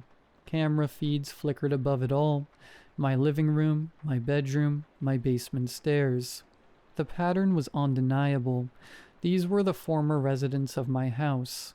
I shuddered to think what that meant for me. Around the chamber's edge the neighbors stood in a ring, their faces half lost in the glow, lips working in a ceaseless chant. The sound was not speech so much as grinding cadence, breath drawn ragged, consonants bitten short, syllables collapsing into one another until they became a shingle of sound that scraped their ear raw. I pressed myself against the damp, sticky wall, hardly daring to breathe. Their voices rose and fell in uneven cadence, half prayer, half conversation, like a crowd rehearsing lines from different plays. He suspects. No matter, tonight he belongs to our Lord. Then, cutting through the babble, came a tone I knew at once, calm, polished, practiced. The realtor, the same voice that had once praised crown molding and promised a house with character, smooth, unshakable, the voice of someone who never failed to close a deal. His place has been waiting, she said, her words rounded and precise. The walls already know his name. Our Lord already knows his name. They resisted too, murmured a man, almost sheepish. They fought, said another. They wept, sighed a third, almost fond. But all children sleep in the end, as will the seventh, the realtor replied, rising above them. And when the seventh sleeps, the circle will be complete. Our Lord will breathe through his lungs. Our Lord will see through his eyes. A low murmur rippled through the circle, threads of hunger, relief, longing tangled together. He is close. He is ready. He will open the way. Silence fell, sudden and crushing, as though the air itself had been sucked from the chamber. Only the faint hiss of a candle remained. My hand slipped against a loose stone. It clattered to the floor, small, ordinary, but in that silence I exploded like a gunshot. The murmurs died. No one moved. Did you hear that? A voice whispered. The silence deepened, shivering, brittle. Then, all at once, every head in the circle turned, not one after another, all together, too fast, too clean, like marionettes jerked on the same string. Dozens of blank eyes, glinting in candlelight, fixed on the dark where I crouched. For a heartbeat, the whole room held its breath. Then the realtor's voice, soft as velvet, closing like a coffin lid. He is here. Adrenaline seized me like a hand on my spine. I lurched upright and bolted, some skinning my arms as I tore down the passage. Behind me came the shuffle of shoes on earth. Not frantic, not clumsy, but steady. Too steady. Dozens of feet striking in perfect unison, every step slamming the chamber like a drum beat inside my skull. Then the voices followed, slipping between the rhythm of their march like oil through cloth. "Don't run," one said, hollow and even. "We don't want you hurting yourself." "Everything will be okay," crooned another, the syllables thick and honey slow. The tunnel pressed in tighter, my vision strobing at the edges. I dropped to my knees, palms skidding on damp stone, groping for the slit of light I swore had been there. My basement, my way out. Behind me the footsteps never faltered, filling the space, filling me. Their march in my blood, now one deafening rhythm, a heartbeat not my own. I shoved a shoulder into the gap, bone grinding against rock. The stone tore at my clothes, bit into my skin. For a moment I was wedged, ribs caught, lungs clenching, the earth holding me fast. The voices drifted closer, weaving between each other like a lullaby. "Come back. You don't have to be afraid. I clawed forward, skin peeling, breath shredding in my throat. My hips caught next, and I had to twist, spine screaming, until the stone finally released me with a soundless escape. I spilled through at last, sprawling across the cold slab of my basement floor. The sting of torn flesh sharpened the air. Behind me, the voices did not raise or falter. They seeped through the crack as though the wall itself were speaking, steady as a prayer. I stumbled up from the basement, clawing for balance, crashing through the kitchen and down the hall. Every breath was a rasp, every step dragging a streak of grit and blood across the floorboards. The door loomed before me, simple, familiar, absurd in its ordinariness. The frosted glass glowed faintly, a pale imitation of daylight, safety, escape, life. I seized the knob with both hands, slick with sweat and blood. It turned, yes, it turned like it always had, but when I pulled, the house answered. Clack. Not the dull, human sound of a deadbolt. No, this was sharper, metallic, hungry, a sound like teeth closing around bone. The seams along the frame shuddered, the wood moaned, fibers tightening like sinew, as if the whole house clenched at once to hold me inside. No, no, no. My own voice came back at me, ragged and unrecognizable. I rushed back to the basement door and threw the bolt, then dragged a shelf into place, books and tools crashing to the floor in a rain of useless clatter. For a moment, silence, only my pulse in my ears. Then, the sound of the knob turning, softly, patiently, a creak, then a slow knock. 3 measured raps. Murmurs from behind the wood, sweet and stale. Don't lock us out. We all belong here together. Panic clawed higher in my throat. I staggered through the hall, into the kitchen, grabbing at the back door. The knob twisted beneath my palm, but the same click followed, the wood tightening as if bracing itself to hold me in. A shape caught my eye, motion at the window. I turned. Across the yard, my neighbor was stepping from his porch, stiff and deliberate, eyes fixed on me. Then another and another. They crossed the lawn without a sound, gathering along my house. They pressed themselves to the windows, every one of them, palms spread flat, faces leaned close, cheek to pane. Their eyes stared through at me, unblinking, catching the faint light and strange reflections that looked too bright, too wet. A dozen mouths moved at once, muffled by the glass, whispering things I couldn't make out, but all of them smiling, all of them watching.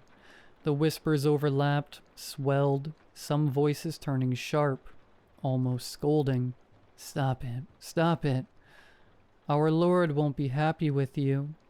Others curled into a cloying sing-song. Don't worry, sweetheart. You're safe here. We'll take care of you.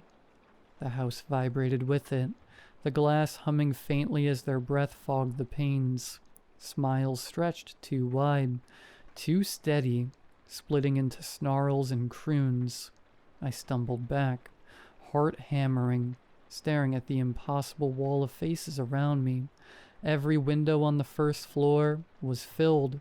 I was sealed inside, trapped in my own house, their voices clawing at me from all directions. Panic seized me. My eyes shot upward. The stairs, the bedroom. I bolted, 2 steps at a time, my body lurching forward as if chased by the noise swelling below. I burst into my room, chest heaving, and grabbed at the curtain. Outside, my car parked at the curb. My only chance.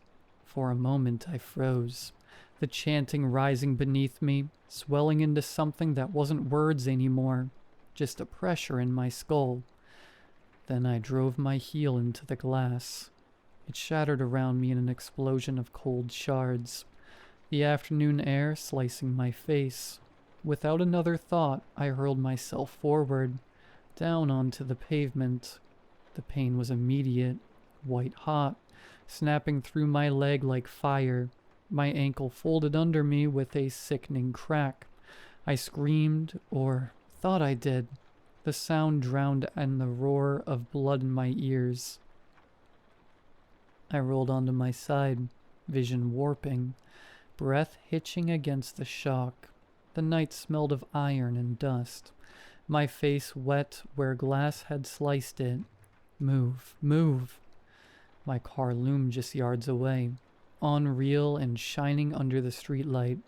I clawed across the lawn, dragging my useless legs, grass slick beneath my palms. Every shift of my weight sent agony screaming up my body, but the chanting from the house was louder now, echoing out through the broken window, their voices a chorus spilling into the night. Come back. You're safe with us. Don't run.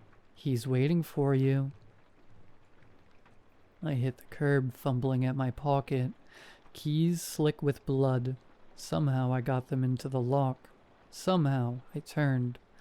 The handle gave and I dragged myself inside, collapsing against the steering wheel, gasping, the horn blaring once in a long, muffled note. The house behind me pulsed with voices, calling, pleading, demanding. Then the sound changed.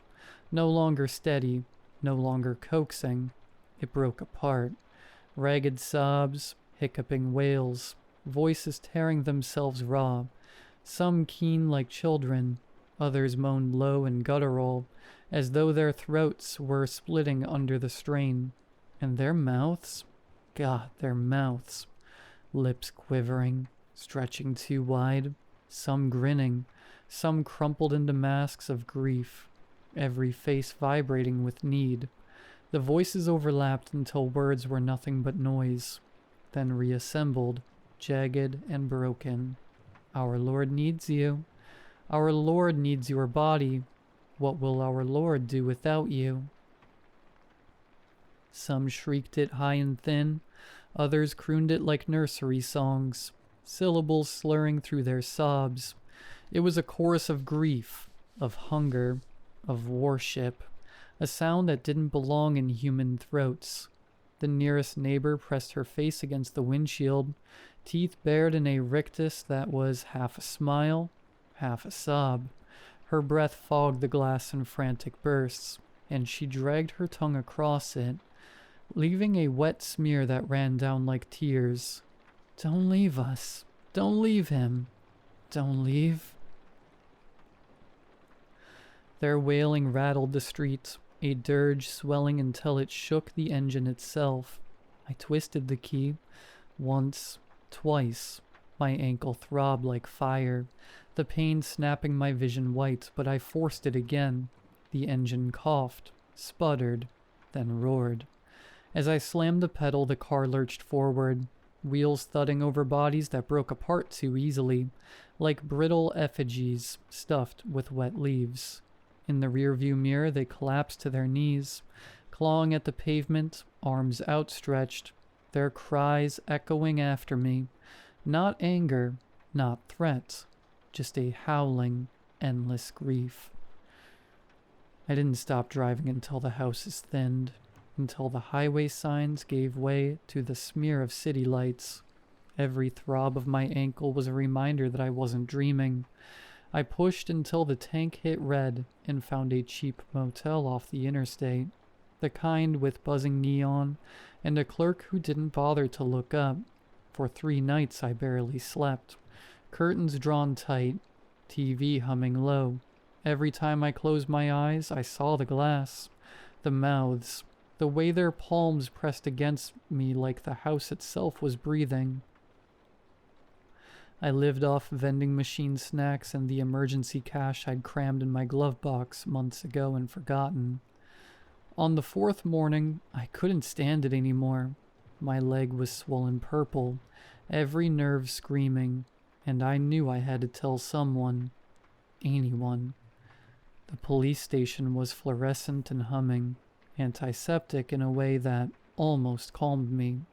I stood at the counter, swaying on my good foot, and when the officer asked what was wrong, the words tumbled out. There were people. They were at my house. They wouldn't let me leave. They knew my name. They said things about a lord. I think they wanted to sacrifice me to it. My voice broke.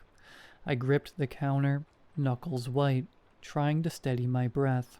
The officer gave me that look, the careful, measured one they must practice for drunks and lunatics. And then my gaze shifted just for a moment to the badge on his chest, and I froze. The badge gleamed under the light, sharper than it should, every line too clear. I'd seen them before. Hell, maybe this one had always been like that, but looking at it now, it seemed wrong. Too perfect. Too deliberate, each point cutting the air like a blade. Was it? My throat closed. I forced the words out. Was it always a 7-pointed star?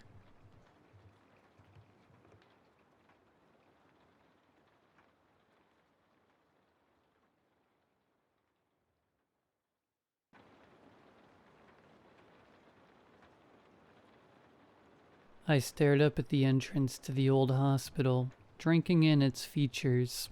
Cracks spider-webbed along the bricks and vines had claimed most of the exterior. It was an oddity against the encroaching forest, a relic of a time long since past.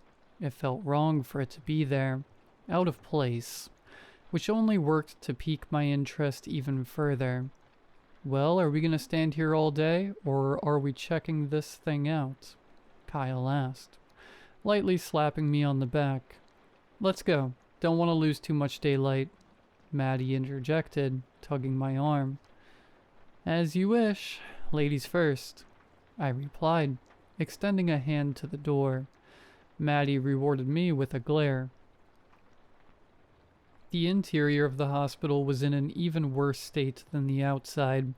Lights had been smashed out, graffiti coated the walls. The pink insulation hung from the ceiling above. As an avid urbex enthusiast, I was reveling in it. Something about being in a place that humans didn't belong always sent a rush of exhilaration surging through my veins. I lived for the thrill. But after what happened that day, my passion for urban exploring has been snuffed out. We were taking photos of abandoned medical equipment when Kyle brought it up. Hey guys, he spoke in a whisper, despite the fact we were alone. Yeah? I replied, sensing the tremor in his voice. Does it feel like we're being followed? I don't know. It might just be me, but something tells me that we're not the only ones here. Stop. You're trying to prank me, and it's not going to work this time. How gullible do you think I am? Maddie retorted, crossing her arms. Maddie, I promise I'm not joking. Her expression faltered when she realized the severity of Kyle's tone. You're really not? Jake, is he being serious? I sighed. When Maddie got freaked out, it wasn't a good time for anyone. Things had been going smoothly up until that point, and I didn't want to ruin a good thing. Tell you what, Kyle, if we check out a couple more rooms and your sixth sense is still going haywire, we can leave. Sound good? Despite their nods of approval, I could feel the shift in the atmosphere. The tension was thicker, solid as if I could reach out and touch it. Knowing what I know now, I wish we would have left the moment Kyle said something. We continued our search with no further protest from either party. We photographed our findings in silence, that pervasive unease still omnipresent. I kept trying to find something to say, but I couldn't arrange the words properly in my head. After a while, it was Maddie who broke the silence. So, who's down to find the morgue? She said as a devilish grin inched across her lips. Kyle and I shot each other a glance. Neither of us wanted to go, but we didn't really have a choice. If we refused, Maddie would call us cowards until the day we died. Sure, let's do it, Kyle said. He tried to sound confident, but he and I both knew the truth. All right, but after that, we're leaving. My friends each nodded, and with that, we set off to find the hospital's morgue. It only took us about 10 minutes. As we walked, I tried to discern if I could feel the eyes watching our every move like Kyle had described. At one point, I thought I did feel it, an intense, overwhelming sensation that we weren't alone.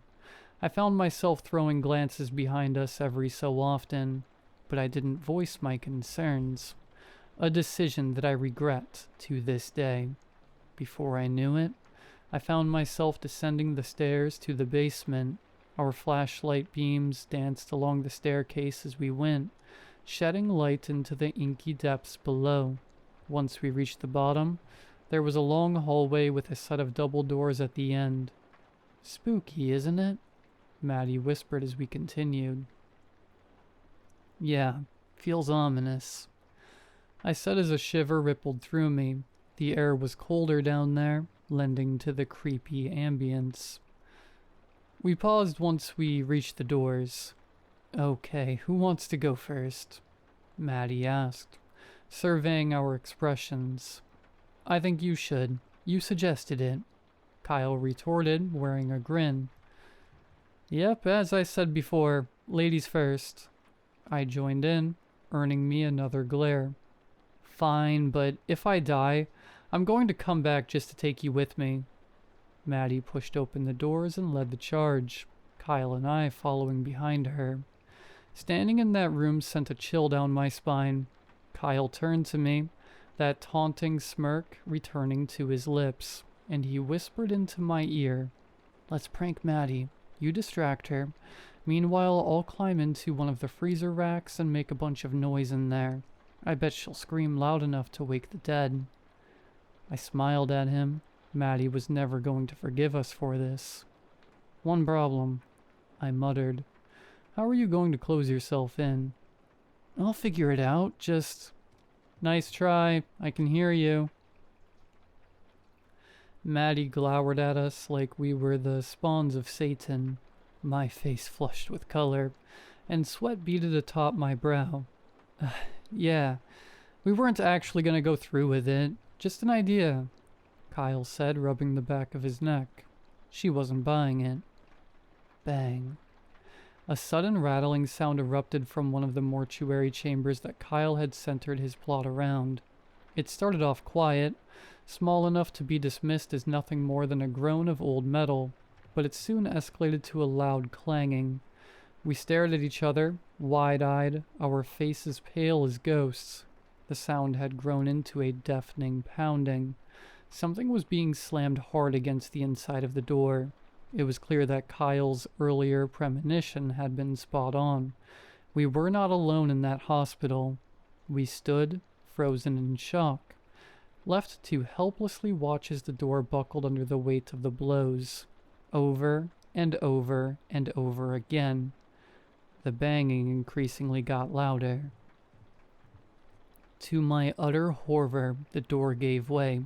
For a moment it was silent, the dented metal creaking, barely clinging to its hinges. Then something began crawling out of the unit. Something sinister. A pair of feet emerged from the darkness. The skin was a dark purple, and stitching around the ankles was barely holding together. A dirty, blood-stained hospital gown followed. Then a twin set of patchwork arms. Finally, the thing's head shot out of the dark as it hoisted itself out of the freezer rack. The face will haunt me for the rest of my life. Stitches pieced its mottled skin together. Roughly hewn flesh, sallow and wrong. Its smile was crooked, too many teeth fighting for space in that twisted grin, and its eyes, they were completely black, devoid of life, devoid of a soul. Kyle suddenly grabbed my arm hard. He ran without a word, Maddie in tow. That gave me the resolve I needed to follow them. The three of us bolted down the hallway, desperate to get away from whatever we had awoken. My heart jackhammered in my chest as I realized that we were being chased. The sound of bare feet slapping against the tile fueled my legs to work harder than they ever had before. Once we reached the stairs, I bounded up them 3 at a time, bolting for the exit the second I reached the top. The thing had been gaining on us in the basement, but once we reached the main landing, I couldn't hear those wet, awkward clops pursuing us any longer. Even so, I didn't let that stop me. I kept running, never once looking back, until I burst out the front doors, unlocked my car, and threw myself into the driver's seat. Only then did I allow myself to catch my breath. A second later, Kyle threw open the passenger side door, dove in, and slammed down the lock. He turned to me, his face pale and soaked in sweat, still trying to catch his breath. He managed to croak out the words that still haunt me to this day. "Jake, where's Maddie?" My heart plummeted into my chest. She wasn't there. Should we go back?"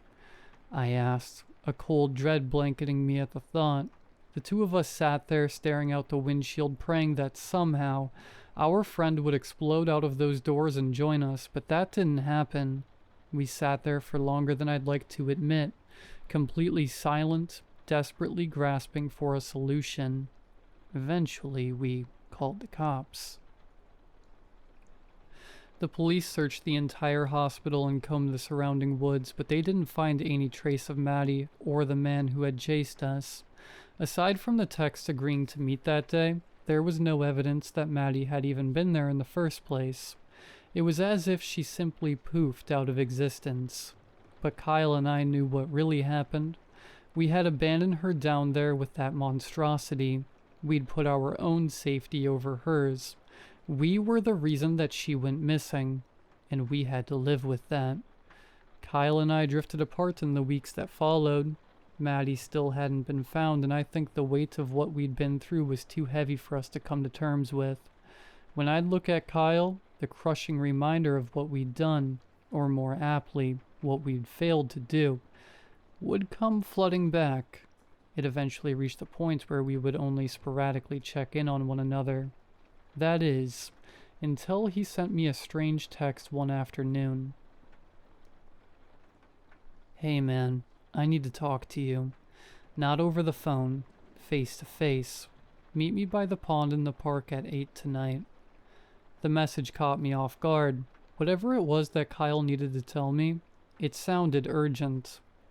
As I would come to find out, it was. I found Kyle sitting on a park bench by the pond. It wasn't completely dark yet, but the sun was dipping below the horizon. As I claimed my spot beside him, I noted that he was staring off into the distance. His hair was disheveled, and it appeared as if he hadn't slept in days. "Kyle, are you okay? You look like you've been through the ringer." He turned to me, his bloodshot eyes connecting with mine. "Jake, I'm not okay. I don't think I'll ever be okay again. Man, I can't take it." He was getting choked up and tears began to well in the corners of his eyes. "No, you can't think like that. Everything's going to be all right. If this is about Maddie, she'll..." Kyle turned to me, the stone-cold look in his gaze deterring me from finishing my sentence. "You haven't been seeing her, have you? So it's only me. I'm screwed, man. It's over. She's going to come for me. Then she'll use me to get you and..." I grabbed Kyle's shoulders and shook him.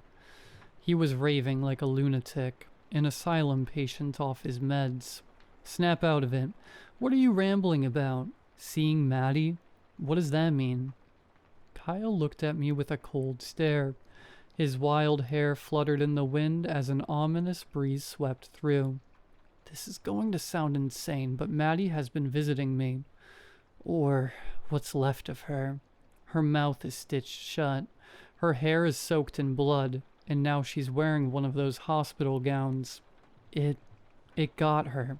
She's not alive anymore, Jake. The thing from the hospital, it's using her to get me. And once it does, you'll be next. I couldn't formulate a response. I stared at him, mouth agape, turning over his words in my mind. Could what he had just told me even be possible? That's it. That's all I needed to tell you. Well, and I guess I wanted to say goodbye. I doubt I'll make it much longer. Jake, I'm so scared. Tears openly streamed down his face, and my first instinct was to pull him into a hug. He sobbed while I tried to console him, failing to subdue the tremors that racked his frame. Look, it's going to work out. Trust me. You are not going to die. I'll think of a way out of this. We both knew that my words were hollow, yet it felt better than saying nothing at all. Kyle pulled away and wiped his eyes, that foreign look when I'd first seen him returning to his face. Jake, I really hope you're right, for both of our sakes. I called Kyle's mom that night and voiced my concerns. Her son was spiraling, and whether it was due to some entity gunning for his soul or some kind of vivid hallucination, I was determined to get him some help. But my efforts were all in vain. Kyle's body was found 2 days later. He'd eaten a slug from a 12-gauge. The neighbors claimed that they heard screaming, hysterical wails, like Kyle was trying to get away from someone or something, and then they reported hearing multiple gunshots, followed by an unnerving silence. No one saw anyone enter or exit the home, leaving all of the witnesses perplexed. The news painted him like a man with a rampant mental condition, a loon who let his untreated delusions frighten him into making the worst decision possible.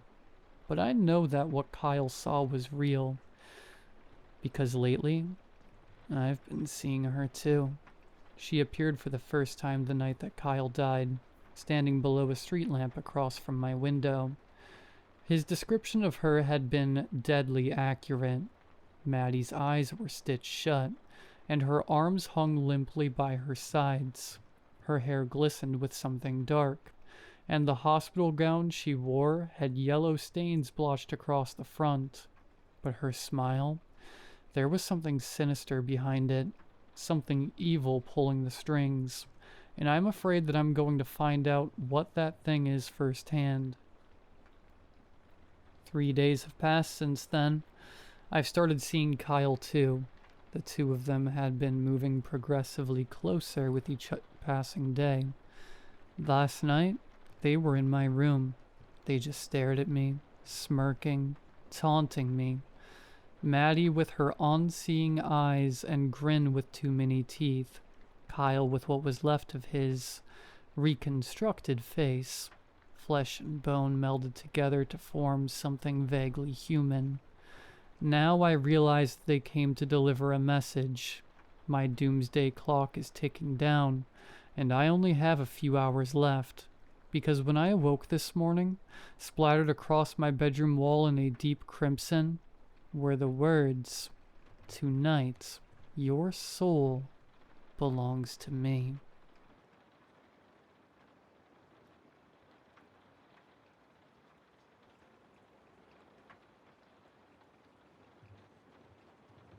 Last year, my friends and I decided to do a 3-day hike on the Washita Trail. Ben, Sean, and I had done multi-day hikes together on different parts of the roughly 210-mile trail before, and were hoping to knock out another section before the summer was over.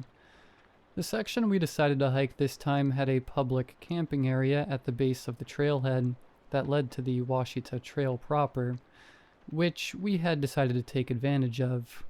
We had parked Ben's car at the ranger station near our endpoint and carpooled in mind to the camp. When we arrived, the sun had started to set, but the place was bustling.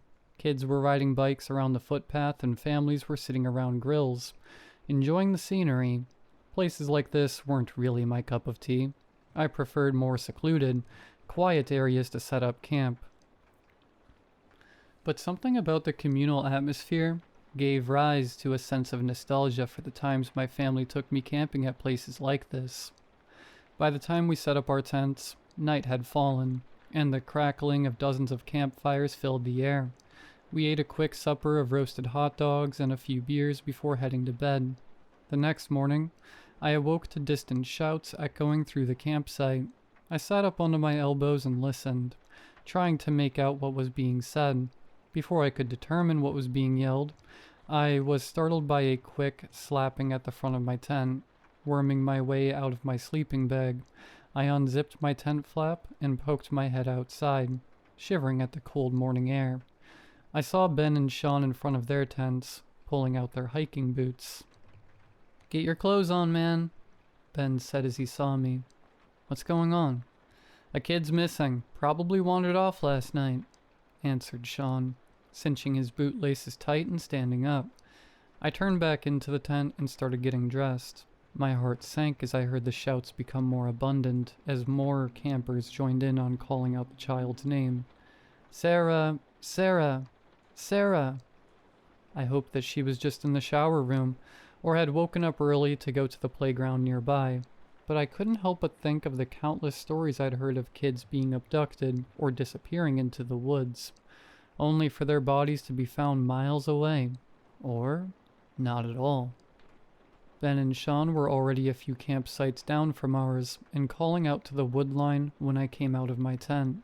I hurriedly tied my boots and joined them. "Do we know what she looks like?" I asked. "Brown-haired, blue-eyed, 8-year-old girl named Sarah," came a voice from behind us. I turned to see a college-aged guy walking towards us ahead of another guy and a girl, who were around the same age and wearing packs. "Any idea which way she went?" Sean asked. "No. Her dad said she was asleep in her tent when she went to bed around 11 last night, and was gone when they woke up about 30 minutes ago. Said her shoes and flashlight were missing." "I'm guessing they've already checked the bathrooms?" I asked, looking towards the brick structure at the center of the campground. "Yeah, we checked," said the girl. "No luck." "Listen, we're going to head to the trailhead to look while the rangers get the main search organized. I asked them and they gave us the go-ahead. Do you guys want to help out?" the first guy asked. "For sure," Ben said, looking to me and Sean as we nodded in agreement. "We'll grab our packs and meet you there in 5. We made it back to our site and threw some essentials in our packs.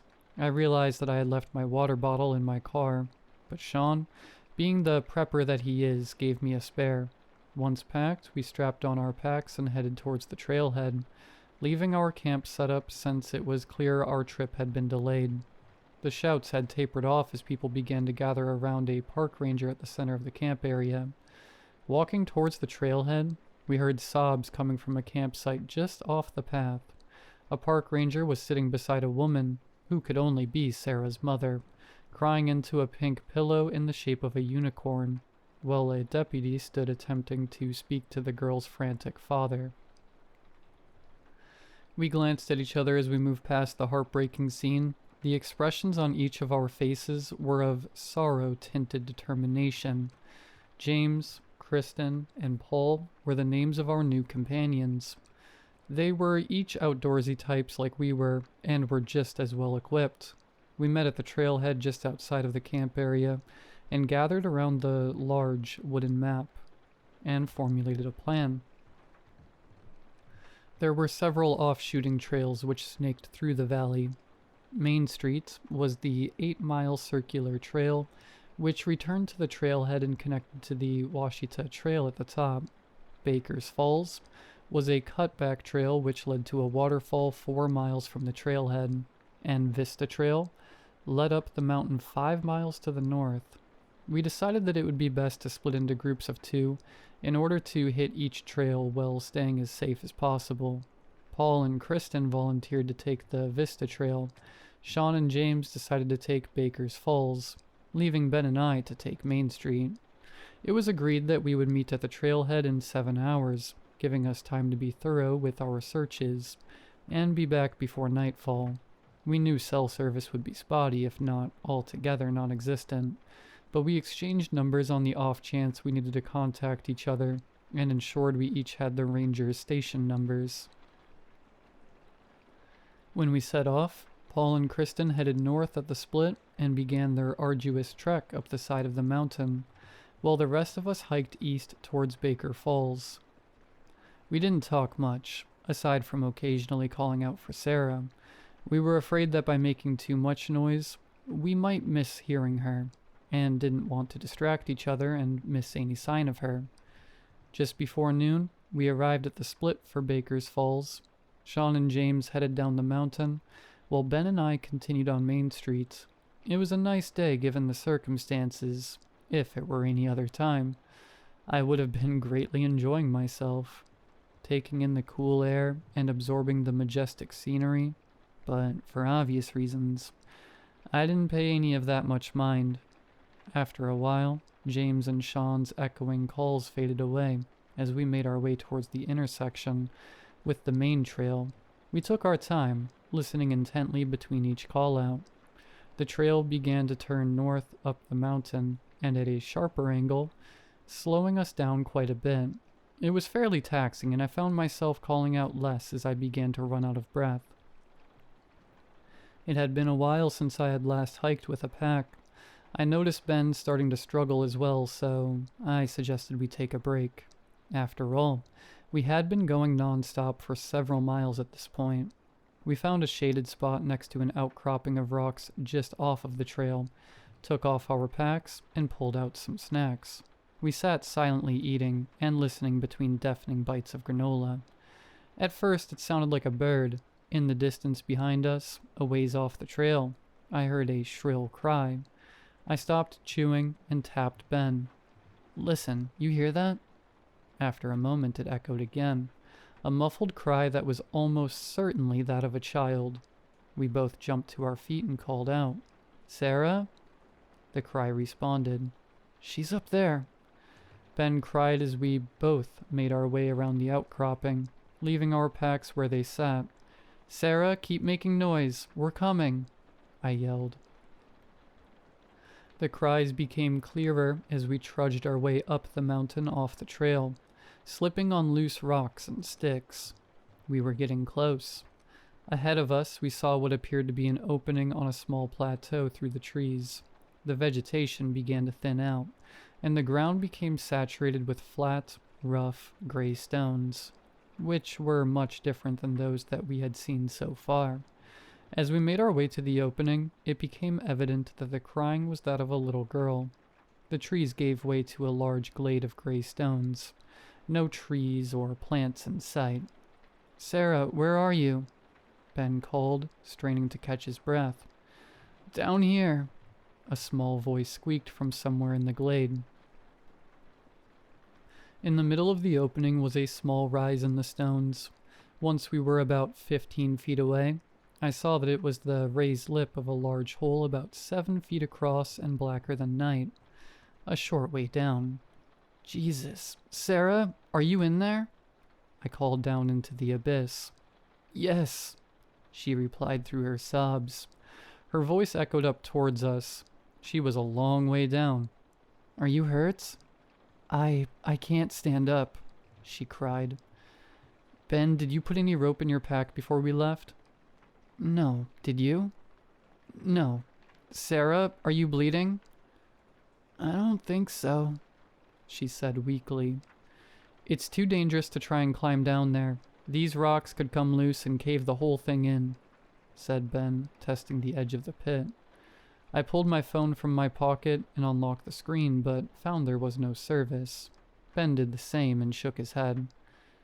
"Ben, get back to the trail and get help. I'll stay here with her." "All right, I'll be back," he said before running back into the trees. "Just hang tight, Sarah. We're getting you some help." Silence fell over the glade as Ben's footfalls faded into the distance. "Sarah?" Her sobbing had stopped and several seconds passed before she made another sound. "Please come and get me." Her voice was weak and pleading. "It's really dark in here." I turned my phone light on and held it into the opening. It illuminated a few feet down, but no further. I still couldn't see her. I promise we're going to get you out. It's not safe to come for you right now. I don't have the tools and I don't want you to get hurt any more than you already are. I knew she must have been scared, and I felt horrible that she had to stay in that hole a second longer. I thought about dropping my phone to her for light or to play a game, but it might break and be of no use to either of us. I thought about my pack and hated myself for leaving it at the trail. I had a headlamp in the front pocket, and some paracord I could lower it down to her with. Sarah, I have a flashlight and some snacks in my backpack on the trail. I'm going to go and... Don't leave me, she screamed. It was a loud, tormented, almost angry scream. Okay, I won't go anywhere. Silence returned to the glade. Looking at the opening and the rocks surrounding it, I noticed something odd. The rim of the pit was nearly a perfect circle. It definitely wasn't a natural formation. The rocks appeared almost as though they had been deliberately stacked. Sarah, how did you get in there? I fell. Did you fall from up here, or is there another way in somewhere? There was no response for a moment. I slipped and fell from up there. There was no sign of collapse on any side of the pit. I thought that maybe it was a stable structure after all. I can't climb out. My leg hurts really bad, she groaned. Can you please come down here with me? I'm really scared. I really considered it. Even if the structure was stable enough to hold my weight without collapsing, the hole was too wide for me to brace against the sides, and it would take a skilled rock climber to safely climb down with as small as the cracks and ridges of the walls were. I really wish I could, but it wouldn't be safe for either of us. There was no response. Are you thirsty? I asked, remembering the water bottle I had clipped to my belt. Yes. I unclipped the bottle and held it at the side of the opening. Sarah, can you see me? Uh-huh. Good. I need you to move as far as you can against the wall. I'm going to drop this bottle down to you, okay? Okay. I listened for movement but heard nothing. Sarah, can you move against the wall? I did. I paused for a moment. Sarah, are you sure? This is kind of heavy and I don't... I moved, she screamed. Jesus. All right. I mumbled as I dropped the bottle into the inky blackness. I waited for a thump and a cry or it to clatter against the floor, but no noise came. Did you get it? She didn't respond. Sarah, did you get the water bottle? Still no response. Ah, crap. I knocked her out, I mumbled. Sarah? I got it, she said, breaking the silence. I breathed a sigh of relief. Don't scare me like that, I laughed as I pulled out my phone. Still no service. It had been nearly an hour and a half since Ben left. I did a quick calculation and estimated that it would be at least another hour before he returned with help. I sat next to the edge for a while, letting a sense of relief and accomplishment wash over me. We had done a really good thing here, and I was more than happy to sacrifice a hiking trip to help find this girl. I sat for a while longer, waiting for the sound of the cavalry rushing up the hillside, but was met with a blood-curdling scream from the pit. Sarah, what is it? Peter, there's something in here with me. Another scream. What is it? Sarah, what is it? I don't know. Please come down here. Please, please. Sarah, I'm gonna drop my phone down to you. Use the light and see what it is, okay? She continued screaming. I pulled my boot off and removed my sock, turned the light on my phone, and slid it inside, layering the sock on it for more cushion. I'm dropping the phone. Try and grab it. I yelled over her screams as I let the phone fall. I watched as the dim glow of the light through the sock disappeared into the darkness. A few moments later, the screaming stopped. Sarah, did you get the light? What was it? Again, nothing. Sarah, answer me, please. I got it. she said calmly. Is the light on? I don't see anything. There was a long pause. It broke. Okay, that's fine. But you're all right now? Please come down here, Peter, she said in a whimper. I'm really sorry, but I told you it's not safe. I froze. Sarah? How do you know my name? There was no answer for a while. Answer me, Sarah. How do you know my name? It's on your bottle, silly. She giggled. That's not my bottle. A friend let me borrow it. There was no way she could have known my name. At the very least, my full first name. I didn't think Ben had called me by name in the short time he was there, and even if he did, he calls me Pete. Come down here, she said in a raspy whisper. No. Come down here. I stood and started to back away from the pit. Down here. Down here. Help. Help me. The voice screamed, changing pitches. I stumbled back and fell onto the rocks as I heard what sounded like bones scraping against stone from within the pit. Down here. Help. Help. The voice no longer resembled that of a child's. No longer that of a human. I stood and ran. I ran as fast as I could down the side of the mountain as unearthly screams bellowed from behind me. I fell again, this time rolling forwards, striking my hip against a stump, sending a wave of dull pain through my body. I stood and ran as best I could to the way I had come. I wasn't sure where I came out on the trail, but I knew which way the trailhead was. I ran until I couldn't hear the screams and kept running until I met a ranger coming up the mountain towards me at a jog. No, don't go up there, I shouted breathlessly. Calm down, you're safe. Are you hurt? He asked. I'll be all right, but you can't go up there. That's not Sarah. I don't... It's all right. Sarah's safe. Your partner's found her halfway up Vista Trail. He took me by the shoulders and started guiding me down the mountain. Where's Ben? Did he make it down? Yeah, Ben and the rest of your crew are down at the campsite waiting for you. Y'all did a good job. Really appreciate your help. We walked for a while before I was able to calm myself. What is that glade up there? That pit? What's in it? He sighed and gave me a quick glance. Nothing that you gotta worry about, he said with an uneasy smile. We made it back to the camping area, and I met up with Ben and Sean, who both understandably had a few questions.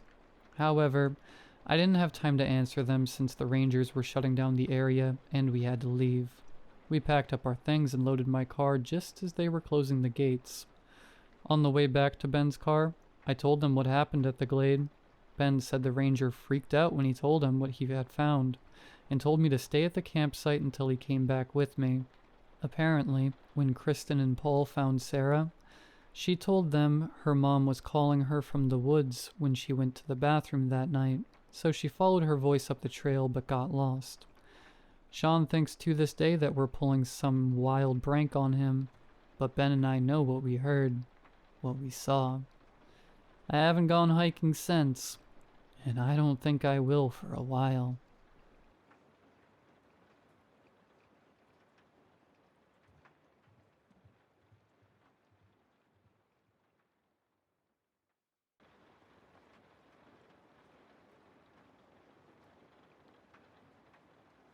Have you spent years of your life with someone just to find out none of it was real?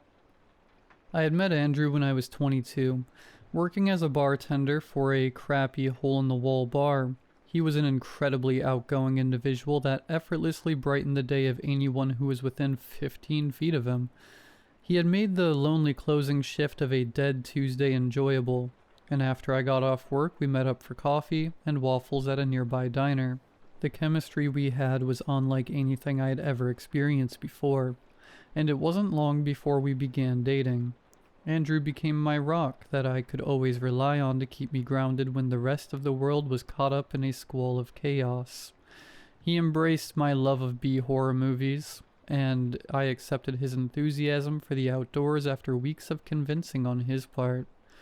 Andrew was the life of the party, and while there were times that I just wanted to stay in and binge slasher movies, he would tease me for being a homebody and drag me out of the house to meet up with one of his never-ending swaths of social circles for bowling, laser tag, house parties, or his absolute favorite, the late-night hike through the forest that stood behind the crappy bar I had worked at when we met. It had been a major milestone for me when I quit the bar 6 months after Andrew and I met.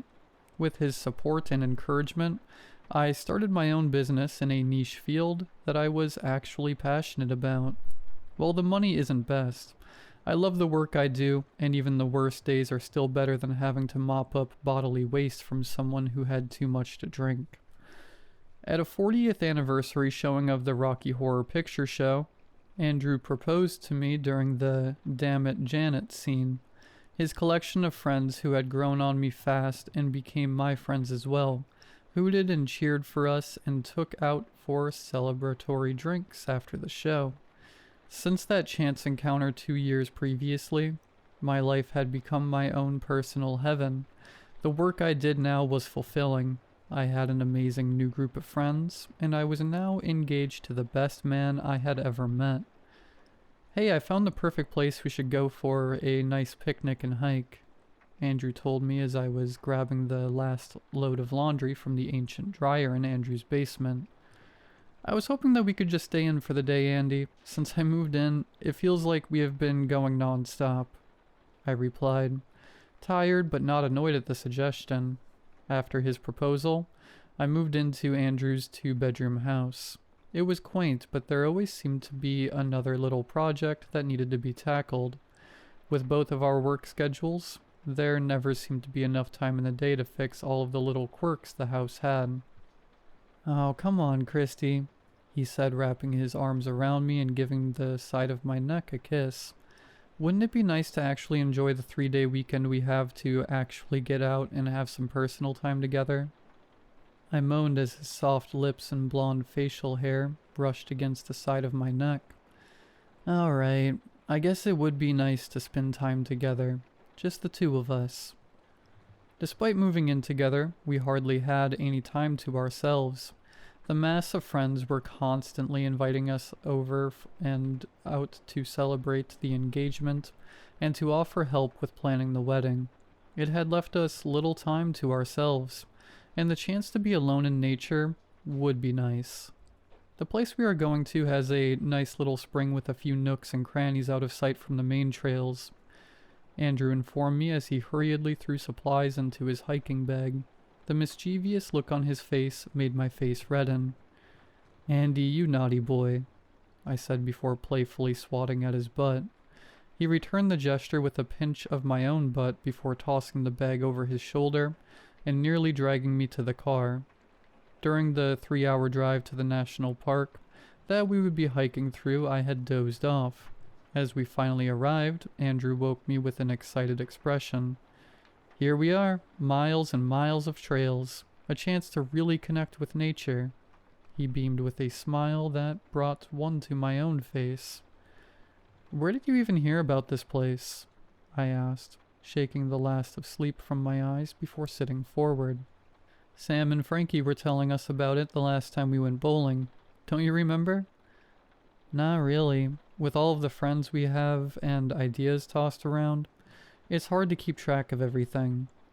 "Lucky for you, I have a steel cage for a mind," he responded, lightly tapping his temple with a finger.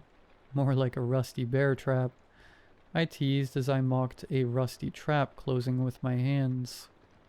We shared a laugh before he parked and we set out for our hike. Andrew had planned a long trek that would bring us back to the car a little before dark. I was glad I had worn an old outfit that I wouldn't have to worry about getting covered in mud. When I asked about who would be doing the driving back home after we hiked all day, and he eased my worry with the promise of a stay at a motel we had passed 20 minutes before we arrived. A place I would have seen had I not fallen asleep. With satisfaction at his call ahead and carefully laid plans, We set off into the forest for our day of just the two of us. "Isn't that the same outfit you wore when we met?" Andrew asked, his eyes feasting up and down on my body. "Yeah, I thought I'd just throw on some old clothes, since you wanted to go on an intense hike," I replied, snapping my fingers to get his attention. We both laughed as we ventured further down the trails. An odd thing I noticed while we hiked was the strange absence of other people while we hiked. "I thought you wanted time together, not with a horde of others," Andrew said as we stopped at the top of a cliff with an old picnic table for people to rest before beginning their descent towards the spring. "Of course I want time without a ton of other people. I just think it's strange that we haven't seen anyone else while we have been here. I mean, it is a holiday weekend.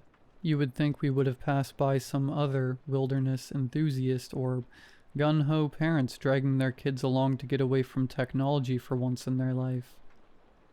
"This is a pretty big place. We probably have passed by others but just didn't notice them," Andrew said as he sat his bag down on the table and stretched his arms. I smiled as he took off his shirt and stretched his taut form. I took a few steps towards him and gave him a peck before I spoke again. "Take a picture with me," I said, leaning against him and fishing my phone from my pocket. As he wrapped an arm around me, I lifted the phone up and took a picture of us. As I went to take another, a large buck jumped out from behind a nearby tree, startling us both. In slow motion, I watched as my phone leapt from my hands and down the cliffside to the unwelcoming arms below. With a faint crack from below, I could feel my heart drop to my stomach. I dropped my phone. That stupid deer made me drop my phone.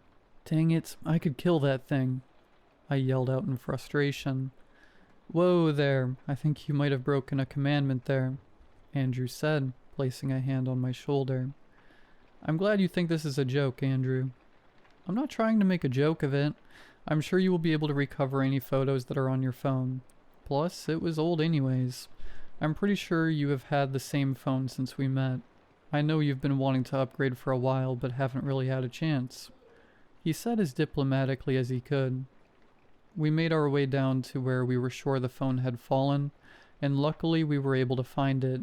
The phone had dived straight into the soft embrace of rocks and branches, and the shattered screen was more than enough evidence of how useless it would be.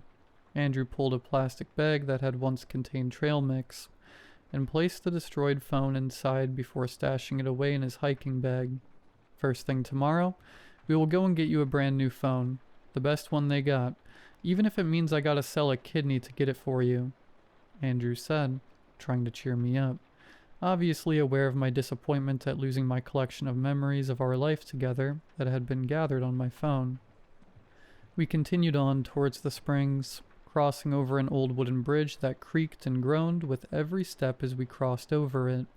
The entirety of the short time we spent crossing it, my whole body was on edge at the overwhelming sensation of the bridge threatening to collapse at any moment. With the momentary hazard past, we found our way to a pleasant spring resting beside a cliffside. The gurgle of water leaking out and falling down onto the rocks below created a serene background besides the rustling wind and crunching of leaves and twigs as we approached it. Leaning forward, Andrew cupped his hand and brought a handful of spring water towards his mouth before sipping at it. "Are you sure you should be drinking that?" I asked, thinking about what things could be contained in that water. "You drink spring water that's bottled with millions of microplastics in it. At least this is straight from the source," Andrew said as he splashed his face with the spring water. "You know, there is a little overhang here that we could..." Andrew trailed off as he made a gesture with his hands. "I'm not really feeling up to it. I'm still irritated about dropping my phone and don't think I'm in the right headspace for that," I said, noticing a momentary flash of rage across Andrew's face before it shifted to an understanding look of disappointment. "Well, you should at least try this water." He gestured to the water as he spoke before glancing absently in the distance. I tried a small sip of the water and the taste was heavy with a strange metallic taste.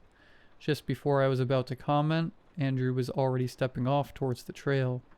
when we approached another bridge. I insisted that Andrew lead the way as it spanked across a rather steep decline. After he proved the structural integrity of it, I began crossing for myself.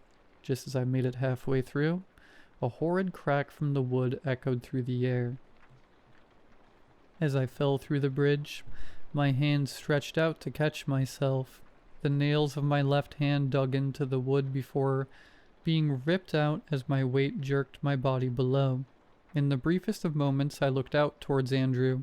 A malicious smile greeted me as I tumbled towards the earth below and was embraced by darkness.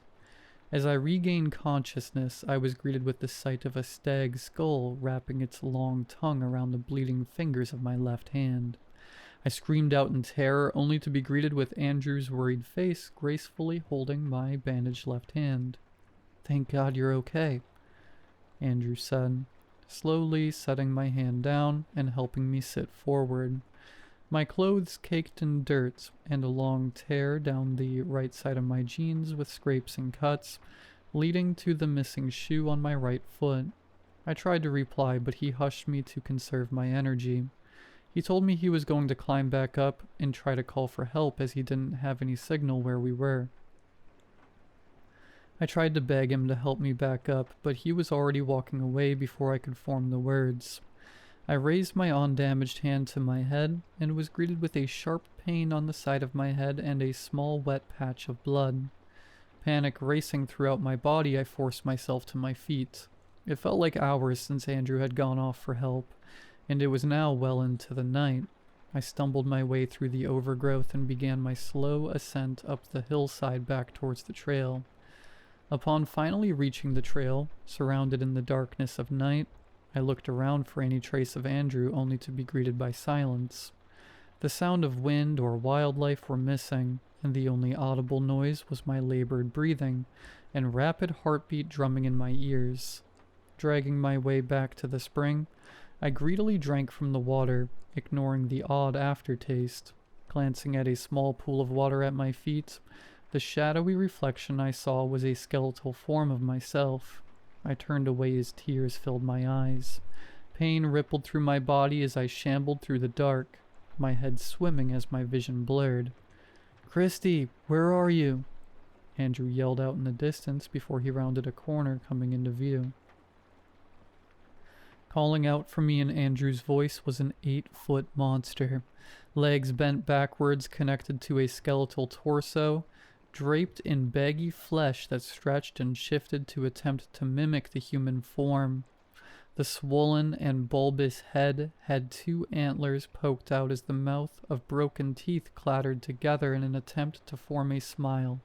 As the thing hunched over to greet me, I was stunned into silent horror as the beast with Andrew's voice reached out to me.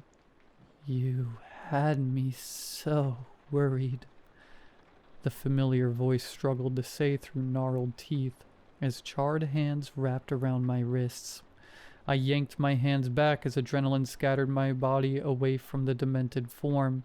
I ran away, heart pounding, panic and tears blurring my vision almost as much as the leaves and branches that smacked my face as I escaped in a direction that I hoped would lead to freedom. Atop the cliffside, where I had dropped my phone, I paused long enough to catch my breath. Leaning against the picnic table was an old metal trekking pole with electrical tape wrapped around the worn-out handle. I grabbed the ancient hiking stick and leaned against it before starting back out of the forest when Andrew pulled himself over the cliffside. Without thinking, I brought the brass mud tip of the pole down onto Andrew's amorphous face, knocking a chunk of fleshy clay off in the process. Andrew dropped to his knees with flakes of ash rising from his body. The blob of his head formed into a grainy recreation of the face I had stared into for countless hours since we met at the bar all those years ago.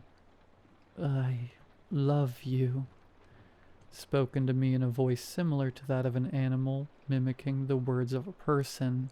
Smoke rose from the missing chunk in his head before his body fell into a confusing blend of shapes that I couldn't decipher. Tears streaming from my eyes, I turned away from my fiancé. and fled from the forest around me. As I shuffled past the edge of the forest, I was greeted with the familiar sight of the bar I had met Andrew at so long ago. A small group of people smoking outside noticed me immediately and rushed over to me as I collapsed. The last of the adrenaline spent as safety from my living nightmare finally embraced me. I had been missing for 10 years. On the magical night I had met Andrew and thought I had begun an amazing life with my soulmate, I had, in reality, closed the bar after an empty night and walked directly into the forest behind the bar in a trance-like state. When my car was found the following morning by the bar owner, she called my phone to see if I was having car troubles the night before. When I didn't answer, she checked the security footage to find me walking off into the forest. Her concern heightened as the grainy video displayed a strange shadow figure at the edge of the trees, seemingly luring me towards it. For 6 months they searched the forest only to find my damaged phone and my lost shoe. The worst was assumed, and my missing persons poster had circulated the state, but after all these years, I was assumed dead. Miraculously, I had somehow survived, vastly malnourished at 70 pounds, patches of hair missing, several poorly healed scars littered my body, the worst of which were the scars around my wrists and ankles that reminded me too much of rope burn scars. The implications as terrifying as the monstrous forms Andrew had taken. There had never been an Andrew. I try to tell myself that every day, but I still have all of these amazing memories of someone who truly loved me, and all of the memories we created together with friends. When I have explained the memories I have of the time since I left the bar all those years ago, I have been told it was my mind trying to protect itself, creating an imaginary world where everything was perfect to shield me from the hell I was actually living. Even as those memories begin to fade and I accept the reality that there never was an Andrew, I still miss him. I loved Andrew. He was my soulmate. When I wake up drenched in sweat from the night terrors of that final hike, one thought still lingers. What would have happened had I continued the fantasy with Andrew? Would I have ever escaped? Or would I still be lost in the forest?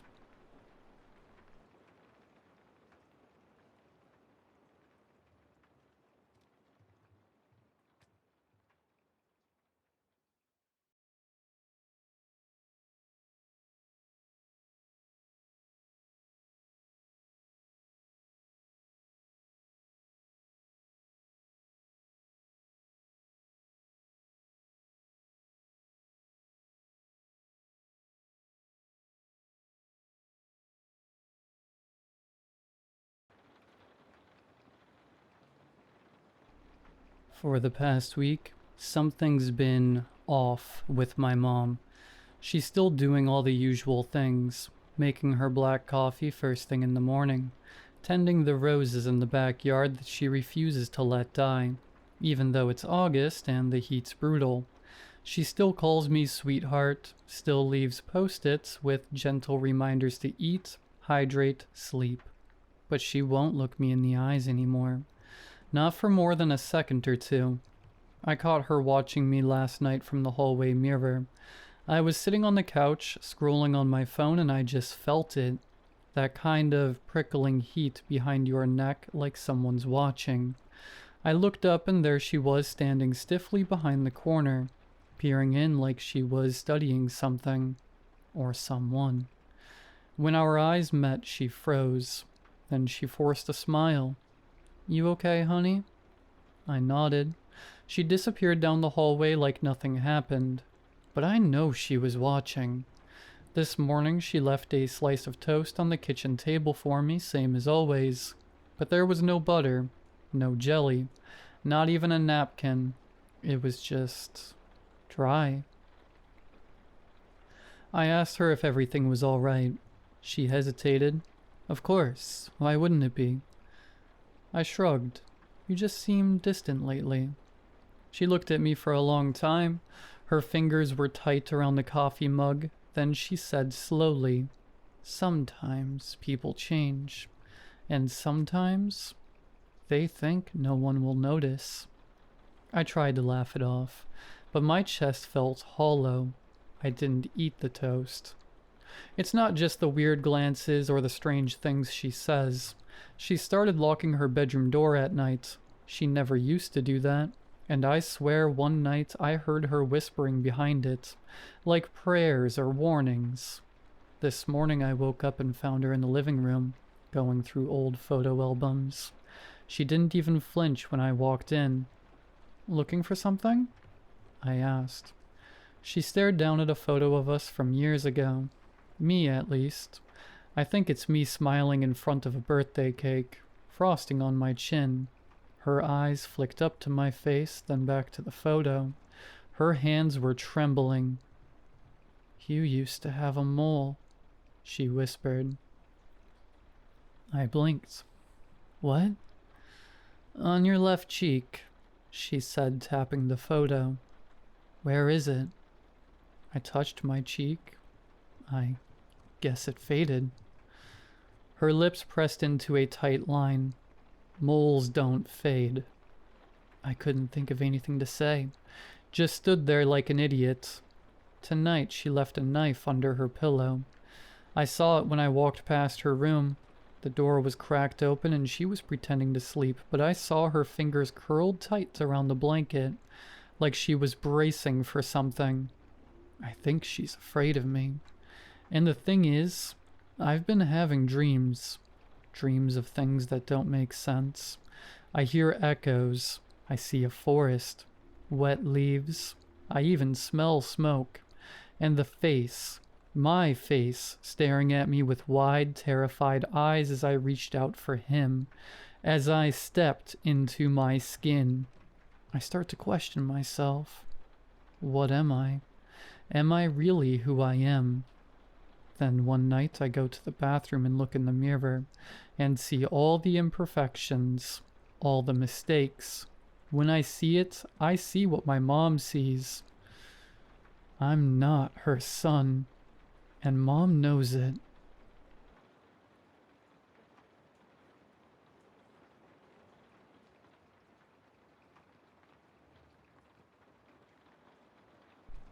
As you've probably gleaned from the title of this post, I'm an urban explorer. My specialty is finding and investigating structures that, for lack of any better description, just don't make sense. Sometimes it's something small, like a house that's slightly wider on the inside than the outside. That's quite common, and often goes unnoticed. Maybe a door gets minutely wider as you open it, then returns to its original dimensions when it gets closed. Then there's the big stuff. The stuff I'm actually interested in. Rooms that shouldn't exist. Impossibly high ceilings. That sort of thing. I don't normally post anything here. I tend to just read all your spooky stories and personal experiences, which makes me feel like my experiences aren't that unusual to be having. As bizarre as that sounds. I wanted my first post here to be a document of all the weird encounters I've had with strange places over the years. This post will still be that, but if I'm going to talk about all that, I also need to go into the events of the last month, which ultimately led to all my friends taking a step back from urban exploration altogether. So, a bit of background. I live in the UK, in Manchester. Like all cities, it has nice parts and not so nice parts. As much as I love the city, sometimes it feels like there isn't much to do. At least, nothing that interests us. So every few weeks, me and my group of friends hop on a train and go somewhere else. We pack bags full of camping equipment, torches, high-vis vests, plenty of rope, and anything else we think we might need. We scope out a spot, which normally involves checking social media for people talking about how they had an unusual experience near an abandoned building after dark, or how a family pet disappeared near a decommissioned train tunnel, stuff like that. Once we have a spot that's likely to be the kind of thing we're after, we figure out what we might need, what we are likely to encounter, etc. Most explorations are fairly routine. We stay the night nearby, watching the area to see if there are any guards or squatters. 9 times out of 10, there aren't. Then we make our entry. Typically, we open the door or poke our heads in through a window first, just to see what we're dealing with. You never know when you're going to walk through the front door without a care in the world and fall down a bottomless pit. No, that hasn't happened yet. It very nearly happened to one of the guys last year, but we've been very cautious since then. Some of my favorite places include, I love the possibly endless train tunnel. It was a lot of fun. I won't say where it is. I don't want a bunch of people to go there and ruin the spot with graffiti and rubbish and syringes and the like. Actually, I just looked it up and apparently the police walled up both ends and sealed the tunnel a few months ago. A shame. Definitely my favorite place to visit. I hope no one ended up cluelessly wandering in. I was in there with another guy, and I remember very vividly the moment where we crossed over into the Twilight Zone, as my mate put it. He wasn't far off. When we were walking, we could feel the air gently moving through the tunnel, even though we couldn't see the other end in the darkness. We knew there was an opening that air was blowing through. There was the occasional scatter of a squirrel or rat or something, which freaked us out every time it happened, sending the pair of us into a brief laughing fit over how much we had jumped. And then, after walking for about 5 minutes, the subtle breeze stopped. When it happened, we both instantly realized and stood motionless. It was like both ends of the tunnel had closed. There were no more rats or squirrels, just the pair of us, alone in the quiet darkness. Naturally, we were grinning like giddy kids. My torch didn't work, nor did my mate's. We tried tugging the ropes secured around our waist to let our friends at the tunnel's entrance know that we were past the threshold, but they couldn't feel any tension in the rope from their end. We kept on walking. This tunnel wasn't very long, but you couldn't see the daylight at the end because the tunnel actually had a slight curve in it. In the past, before the anomaly formed, you'd walk through the tunnel and in 2 minutes, you would be out the other side. We walked for 20. The slight curve in the tunnel leading us around in a wide arch until we reckoned we were actually facing back the way we came. We stood there, theorizing how far the tunnel carried on curving around, debating whether to go further. We eventually decided not to. I didn't fancy walking for hours just to end up finding a dead end or something. When we reached the opening we had come from, the sounds of the world returned. Such an eerie feeling. Being outside time and space, that's absolutely not a proven theory, by the way.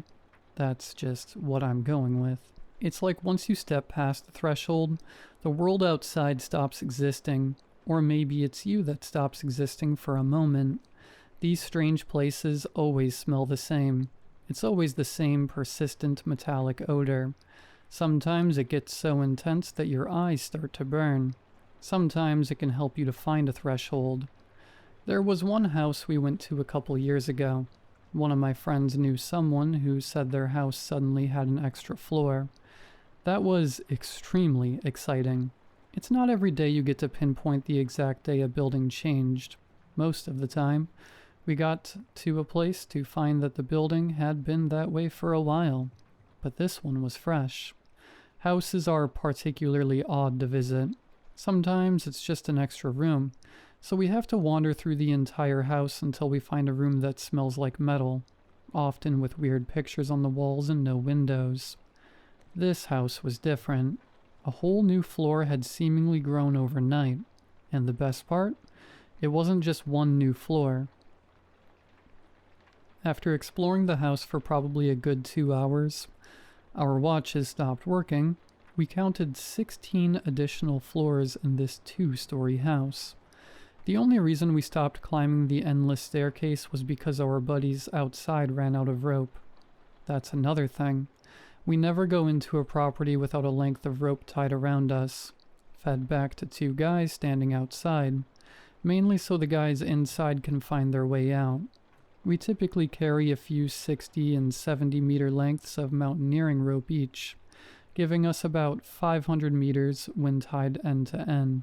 At one point we carried closer to 700 or 800 meters, but at that point it got tough to transport. We all wake up in cold sweats from nightmares, where we found ourselves lost in an abandoned building with no windows or doors, breathlessly diving down endless hallways, crying out for anyone to find them. Not pleasant. I remember the place we went to that first made the rope a necessary precaution. There was a small patch of woodland somewhere on the west coast of Wales near a residential area. Again, no specifics. Not because I don't want to ruin the spot. This time, I straight up don't want people flocking there and getting themselves killed. We saw on social media, mainly Reddit, that a couple people's pets had gone missing around there. They thought a predatory animal might be in the woods, so they sent animal control to do a sweep, which didn't take long since it's an area of about 50 trees. It came up clean. That's what got our interest piqued. We showed up and started doing some surveillance. We had a theory that the anomaly was only manifesting during the night, which we had seen once or twice before at other locations. Probably something to do with the decreased visibility. We were right. We went in after dark and suddenly the wooded area of 50 trees turned into a dense forest seeming to go on for miles. Me and my buddy walked for 30 minutes before we stopped and headed back.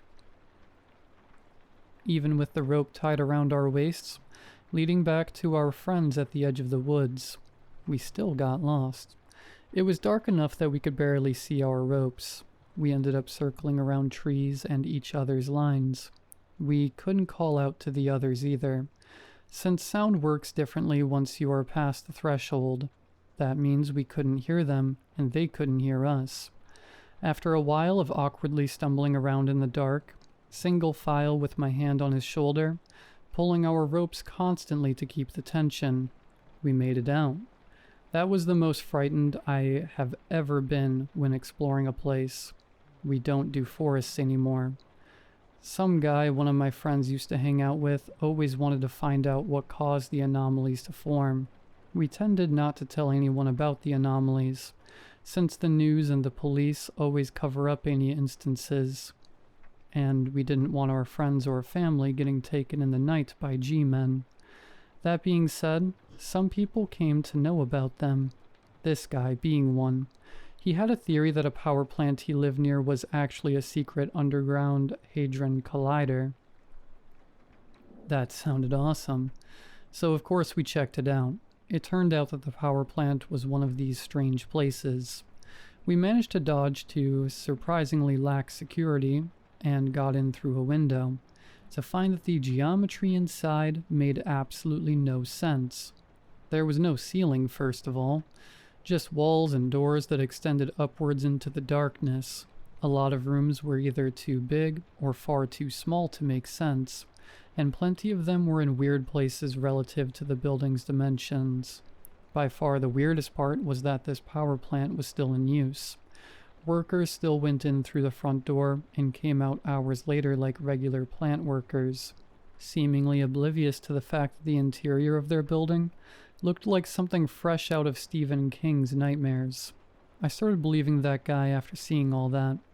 I don't know about the Hadron Collider theory, but that building definitely has something to do with something. In terms of which of us came the closest to finding out why these weird structures exist, and how they keep forming, I reckon he got the closest. And then, last month, my mate and I went to check on him at his house. Apparently he hadn't been responding to texts or calls, which was strange since he never just dropped off the grid like that. Even if he was going on holiday or something, he would let someone know. When we got to his front door, it was slightly ajar. We got worried at that point, so we pushed it open.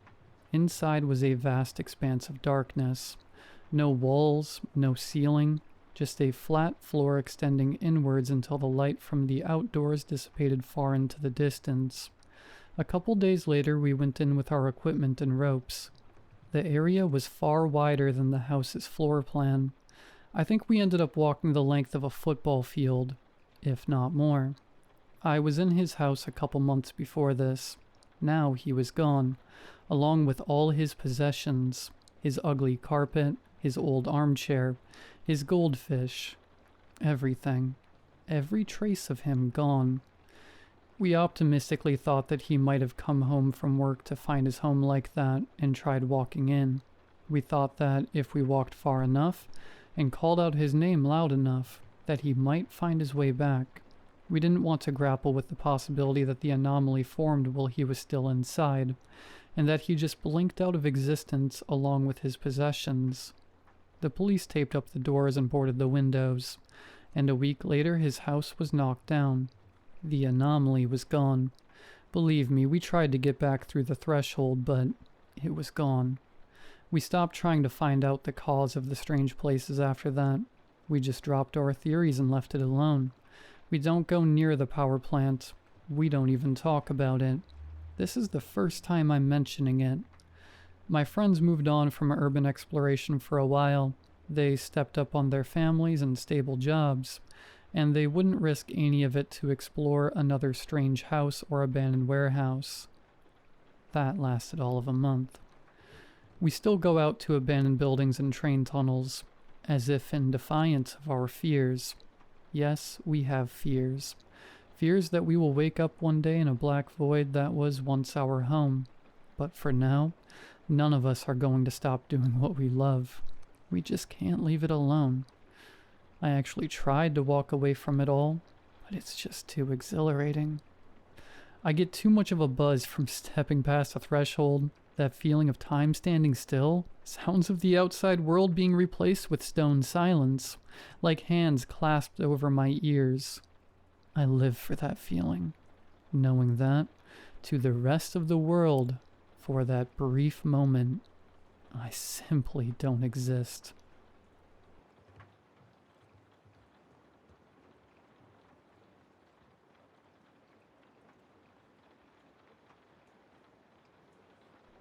For context, my grandmother lives deep in the middle of nowhere. Her house is on a secluded peninsula, surrounded by a lake. The closest store is a 15-minute drive, and her neighbors, they only come up in the summer.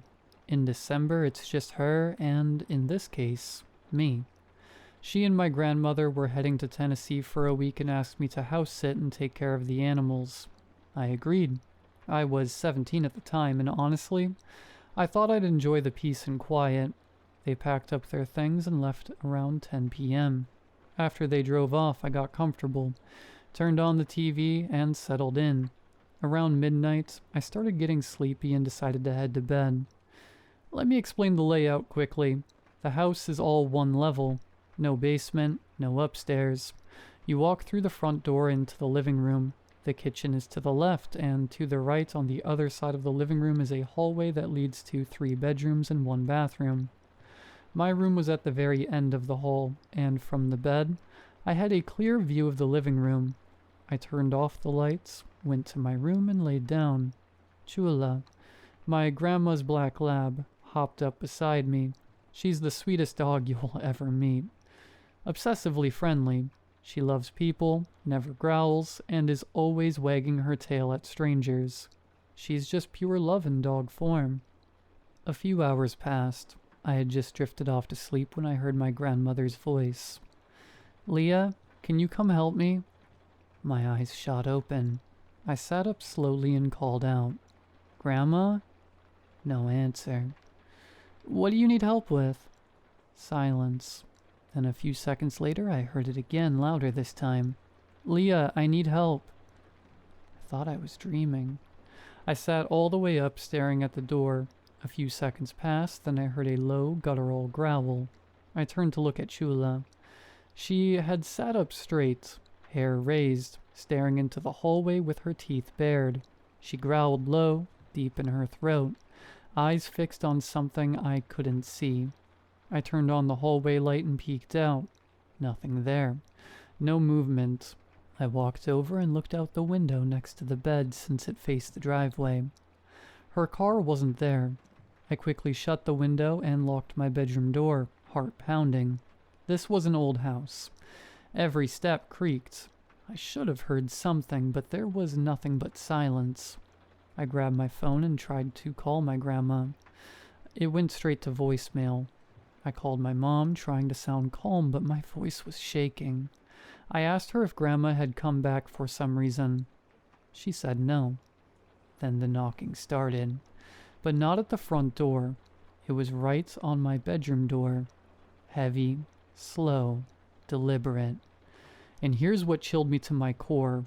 The voice was still coming from the living room. "Leah, please come help me." It didn't make sense. I could hear her calling from the other end of the house while the knocks were right outside my door. She kept calling me, each time more irritated. The calmness was gone. Now it was commanding, aggressive. "Leah, let me in. I need your help. Leah, open this door. Leah, now." It sounded like her, but distorted. Like something trying to copy her voice and getting it almost right. Chula stayed pressed to my side, growling steady and low, like she'd rip something apart if it got in.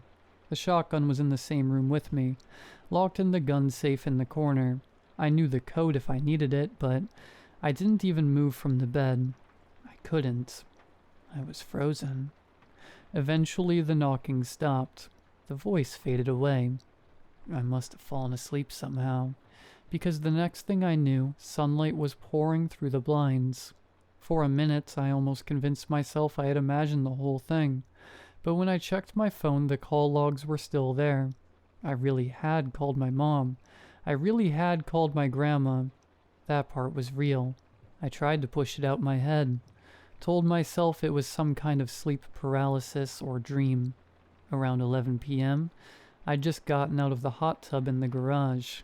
Now, here's the thing. The garage isn't attached to the house. It's about 20 feet down the driveway. A separate little building all on its own. You have to walk across the driveway to get to it. That night, I'd left the garage door wide open because, well, there's nobody else around for miles. I figured it was safe enough, and I wanted to air the place out a bit after the hot tub steam. Then I heard it. The motion sensor went off with that sharp, barking alert. A second later, something slammed really loud in the garage, like someone knocked over a metal shelf or kicked the wall. I hit the garage remote and shut the door fast, heart racing. Not long after, maybe 30 minutes after I got back in the house, there was a knock at the front door. I crept toward the door, standing just far enough away to not be seen through the frosted glass. I didn't move, didn't speak. That's when I heard her. "Please, let me in. I'm cold. I'm hungry." The voice was scratchy, like an older woman, soft but weirdly flat. I didn't answer at first. I just stood there frozen, heart pounding. After a few seconds, I said, loud enough to carry, "How did you get all the way out here?" Silence. Then more knocking, louder, quicker now. She spoke again more forcefully. "I said let me in. I need help." I backed away from the door, still trying to stay calm. "You can't just show up at people's houses. You need to leave." That's when the knocking changed. It wasn't knocking anymore. It was banging. Fast, heavy, aggressive. I ran to the room and punched in the code to the gun safe. Just as I grabbed the shotgun, she slammed the door again so hard it rattled in the frame.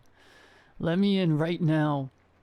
The knocking had stopped, but I couldn't shake the feeling that she hadn't left. I was straining to hear anything. Footsteps, whispering, even breathing, but the house was dead silent. Not even the wind. Then her voice came again. Not right at the door this time. Off to the side, almost like it was outside the window. "Leah, please, let me in." I didn't move. She tried again, louder, sharper. "You're being rude. Open the door." I sat down in the recliner in the living room, shotgun resting in my lap facing the door. Chula laid tense at my feet. I gripped the shotgun tightly, eyes locked on the door. She circled the house. I could hear her moving from one side to the other, knocking on the kitchen door, then the garage door, then back to the front. Her voice followed. Same exact words every time, like a broken record. "I need your help, Leah. You're the only one here." She kept pacing around the outside of the house, banging on doors, tapping windows, muttering things I couldn't quite hear. That's when it hit me. She called me by my name. I hadn't told her. I hadn't spoken to anyone outside. No way she should have known. I thought, if she was supposed to be here, she'd use the keypad to get inside. She'd know the code. Nobody was supposed to be here. And yet, here she was. I sat in the living room holding the shotgun, watching the door, until the sky started to lighten and the birds began to sing. I never heard her leave. No footsteps, no car, no sound at all. When I stepped outside after sunrise to let the dog out, the ground was covered in a thin layer of snow, and it was untouched. No footprints, no tire marks, no trails leading to or from the doors. Nothing. Just cold, clean silence. Later that morning, I called my aunt and begged her to come stay with me. I didn't even try to explain. I just told her I couldn't be there alone another night. She showed up that evening, and I almost cried with relief. For the first time in 2 days, I felt like I could breathe. That night, I finally was able to get the sleep I desperately needed. I will never stay there alone again. Rest in peace, Chula. She passed from old age.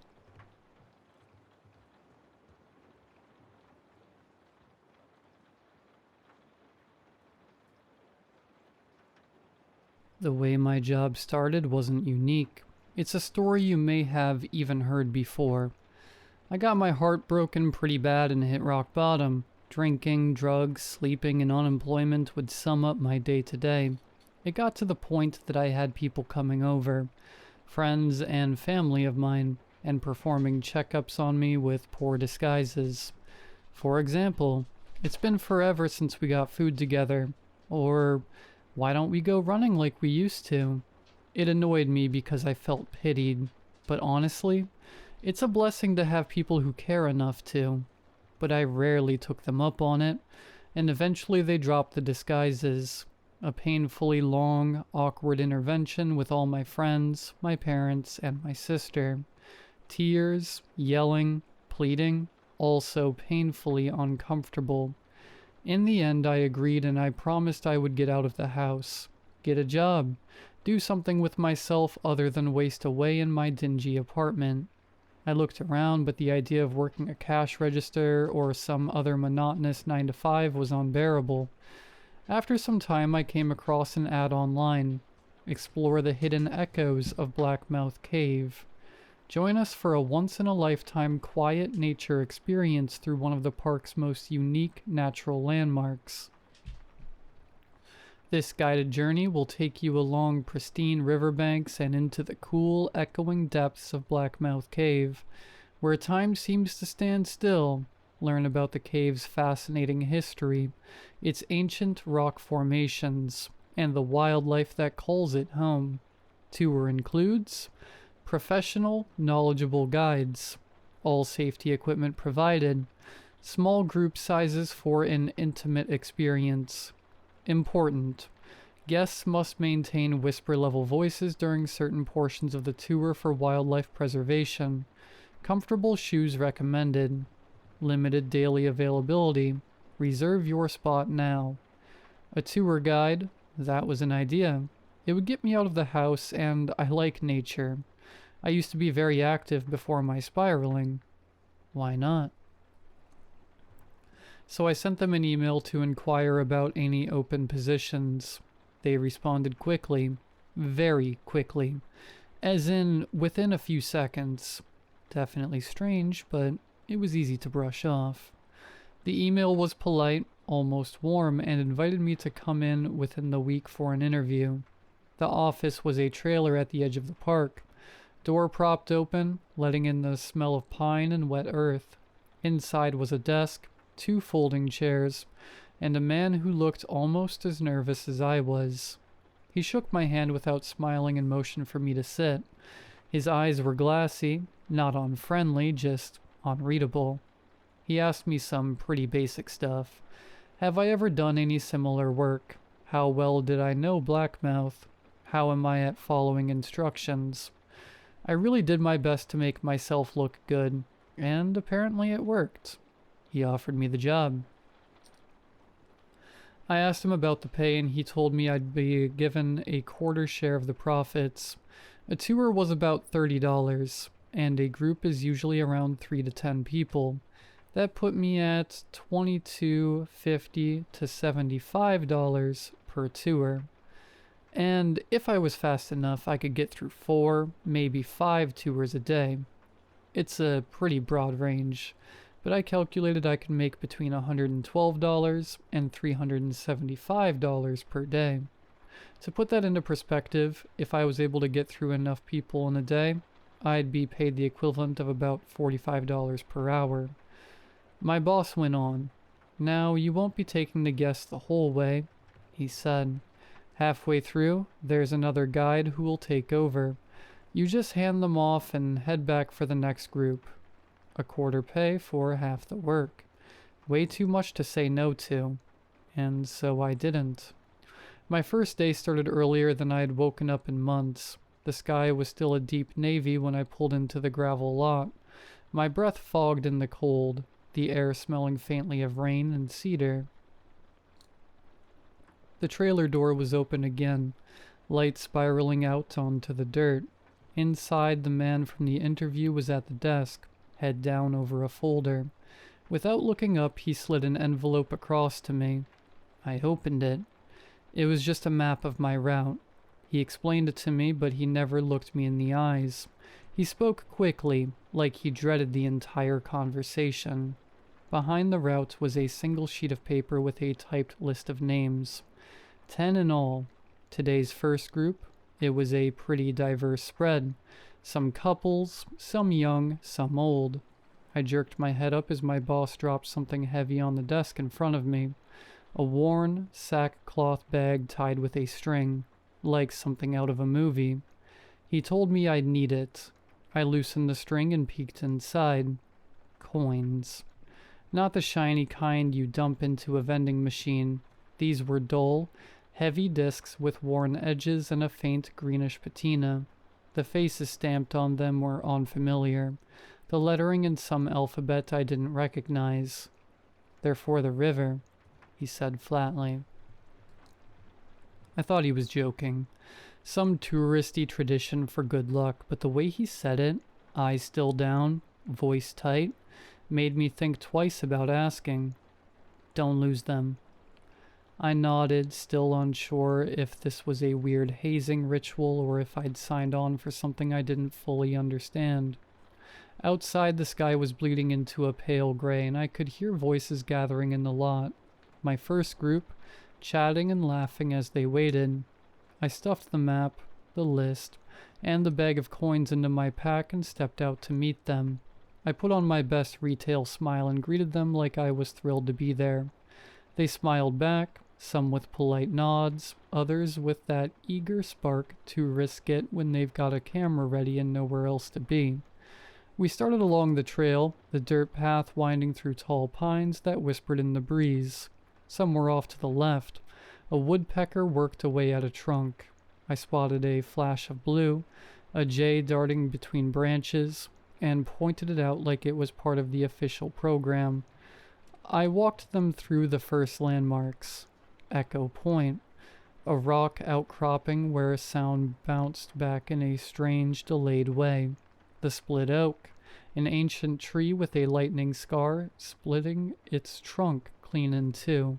The Devil's Step, a shallow stone shelf where the river narrowed into a fast white ribbon.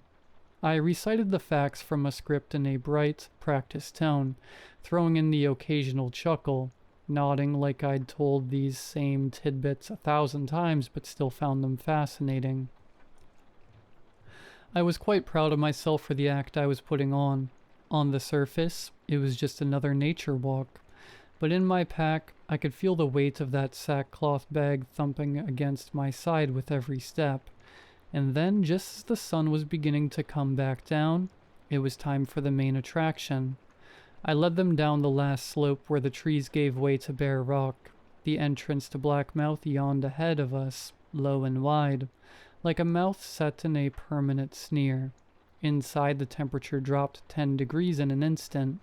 My voice echoed faintly against the walls as I launched into the script about the cave's geology, how the limestone had been carved over millennia. We rounded a bend and the main attraction came into view, a wide, slow-moving river cutting right through the heart of the cave. Its surface was black and glossy, reflecting the dim yellow from the string of safety lamps bolted into the rock. The sound was steady but strangely muted, like the water was moving under a layer of glass. "This is the Blackmouth River," I told them, smiling like a proud host. "It runs underground for nearly 6 miles before resurfacing in a nearby valley. Local legend says no one has ever swam the full length and come out the other side." A couple of people laughed softly. The rest leaned over the railing to snap photos. We followed the narrow walkway that hugged the wall of the cave, the river sliding silently beside us. The lamps overhead gave off a weak yellow light, just enough to paint the wet rocks in streaks. Up ahead, the path widened into a stone platform jutting out from the water. This was where I was supposed to give the final part of the speech. The bit about the river's depth, the sediment, the wildlife, before turning everyone over to the other guide. I was halfway through my line about freshwater crabs when I saw him. He stood on the far side of the platform, where the light didn't quite reach. He was tall, and he wore a heavy coat with a wide-brimmed hat shadowing his face. Behind him, tethered to the stone, was a boat, if you could call it that. It wasn't like the park's rafts or canoes. This thing was narrow and low to the water. The woods so dark it almost looked black. An oar lay across the seats, the handle worn smooth, the blade stained as though it had been in the river for decades. I figured he was just going for that old-timey look, something for the tourists. Maybe he'd get them to pose for photos before the ride back. Still, the dripping hem of his coat caught my eye. It hung heavy, sodden, as if he'd just stepped out of the water instead of down from the trail. He raised one gloved hand, palm up. I remembered the sackcloth bag in my pack, the one my boss had told me was for the river. I slipped it from my shoulder and crossed the platform, forcing a friendly nod. "Guess you were taking them the rest of the way," I said. He didn't answer, just took the bag in a slow, deliberate motion before stepping back toward the boat. I was uneasy. The guy gave me the creeps, but my boss had warned me about this. This was normal. This was part of the job. I turned back to the group and gestured toward him like this was just another attraction. "All right, folks, this is where you'll head out with the river guide. He'll get you to the turnaround point and bring you back safe and sound." They didn't ask questions. Nobody hesitated. They filed toward him in neat pairs, stepping onto the platform with quiet, practiced movements, as if they'd already been told what to do. One by one they climbed into the boat. It rocked slightly with each step, but the water around it stayed perfectly still. No ripples, no sound. Halfway through loading, I glanced down at my list and froze. One of the names had a thick black line drawn through it. I didn't remember seeing that before. When I looked back up, there was one less person in line. I scanned the group. 10 names. But now only 9 faces. My mouth went dry. The ferryman's hat tilted up just enough for me to see the shadow of his jaw. Pale and sharp. His hand rested on the oar, still as stone. "Everything all right?" one of the guests asked, her voice startling me. I forced a smile. "Yeah, just making sure everyone's on board." The boat pushed off, gliding into the black water. The guests sat silent and straight-backed, their faces dimming until they were swallowed by the dark. I turned and began my walk back, glancing sporadically at the list of guests. 1 name crossed out, then 3, then 8, then 10. Every name. By the time I reached the bend in the cave, the paper was trembling in my hand. 10 names. Every one now slashed through with that same thick black line. I stopped and listened. The cave was dead silent. No water, no echoes, nothing. It was like someone had muted the world. Then, from somewhere deep in the darkness behind me, I heard the slow, deliberate sound of an oar dripping into water. 1 stroke, then another, getting closer. I didn't look back. I folded the list, shoved it into my pocket, and forced my legs to move until the dim daylight from the cave mouth came into view. The rest of the day blurred together. I kept running tours, trying to put on the same cheery face as before, but my stomach stayed knotted. None of the people from that first group ever came back down the trail. I told myself they'd taken a different exit, that maybe the other guide had his own drop-off point. But by closing time, the lot was nearly empty. No cars matching theirs. No chatter from hikers packing up for the day. 4 groups that day.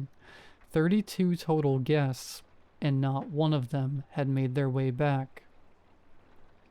The park felt hollow. Just the sound of the wind in the pines and the faint smell of river water sticking to me like glue. It made me uneasy. I headed back to the trailer to clock out. The door was propped open again, light spilling onto the dirt. My boss was inside at the desk, a stack of papers in front of him, pen scratching slowly across the top sheet. He didn't look up when I stepped in. "Hey," I said, keeping my tone light.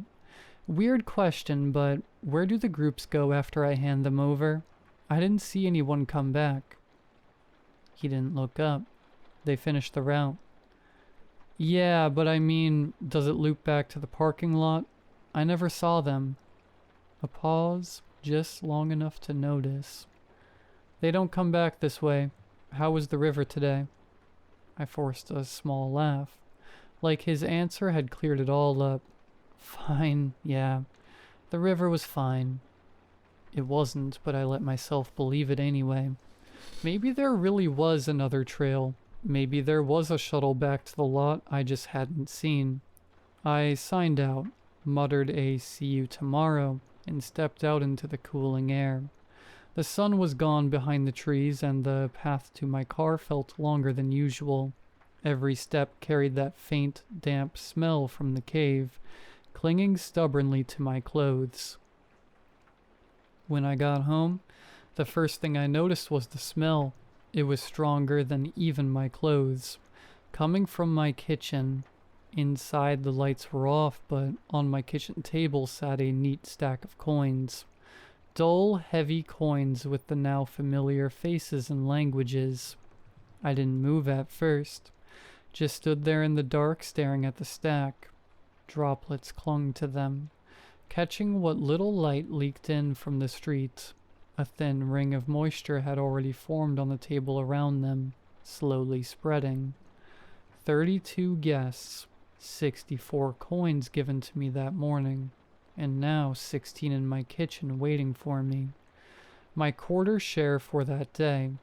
The old man in the trailer had just been the middleman. That much was obvious now. Whoever, whatever, had left these in my kitchen was the one I really worked for, and judging by the smell rolling off the stack, thick and cold and heavy in the air, they'd already been in the river.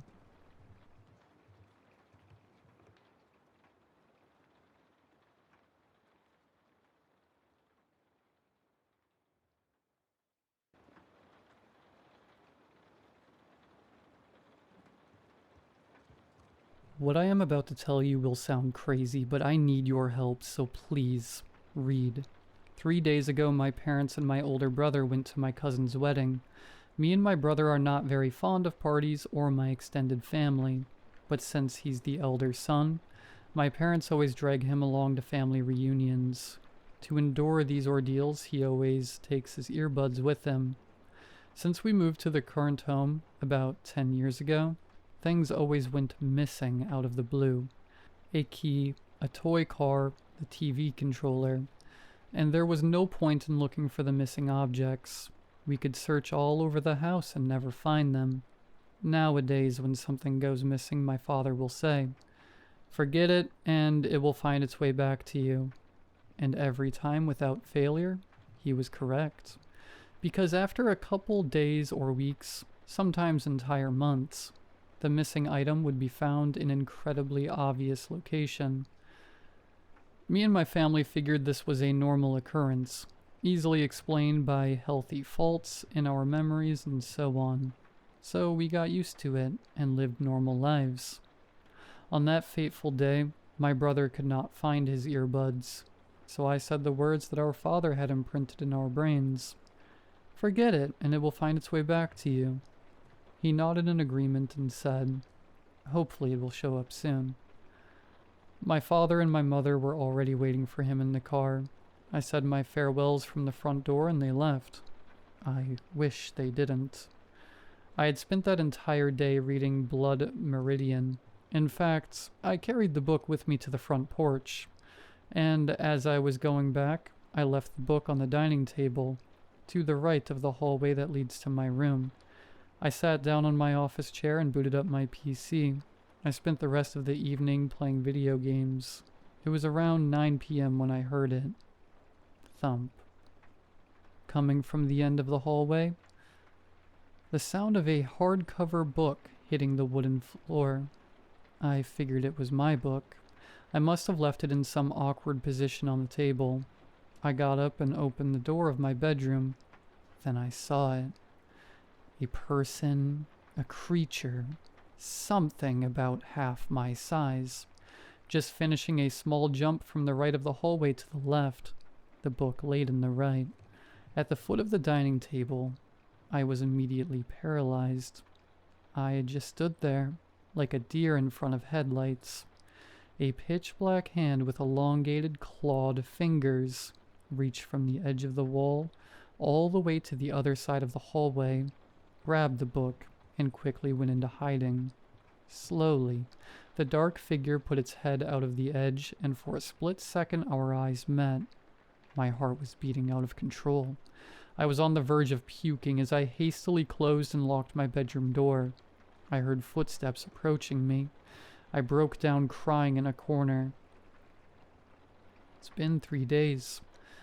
No one is picking up on my calls. No one is answering my messages. My family has not returned. I hear inhuman sounds just outside my room. I see shadows moving, creeping in and out of what I hope is a familiar hallway. I'm too scared to look out the window. I'm thirsty and hungry. I'm not sure that this text will reach anyone, but I'm desperate. Please, find me.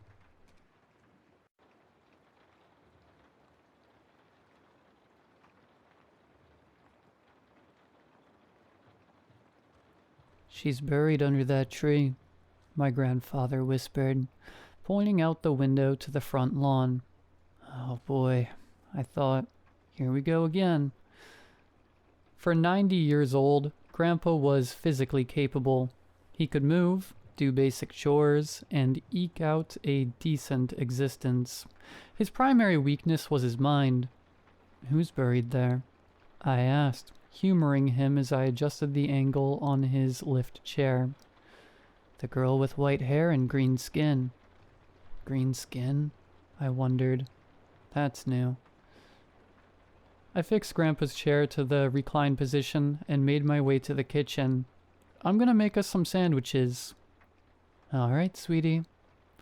I left him there in front of the TV. This weekend was my monthly visit.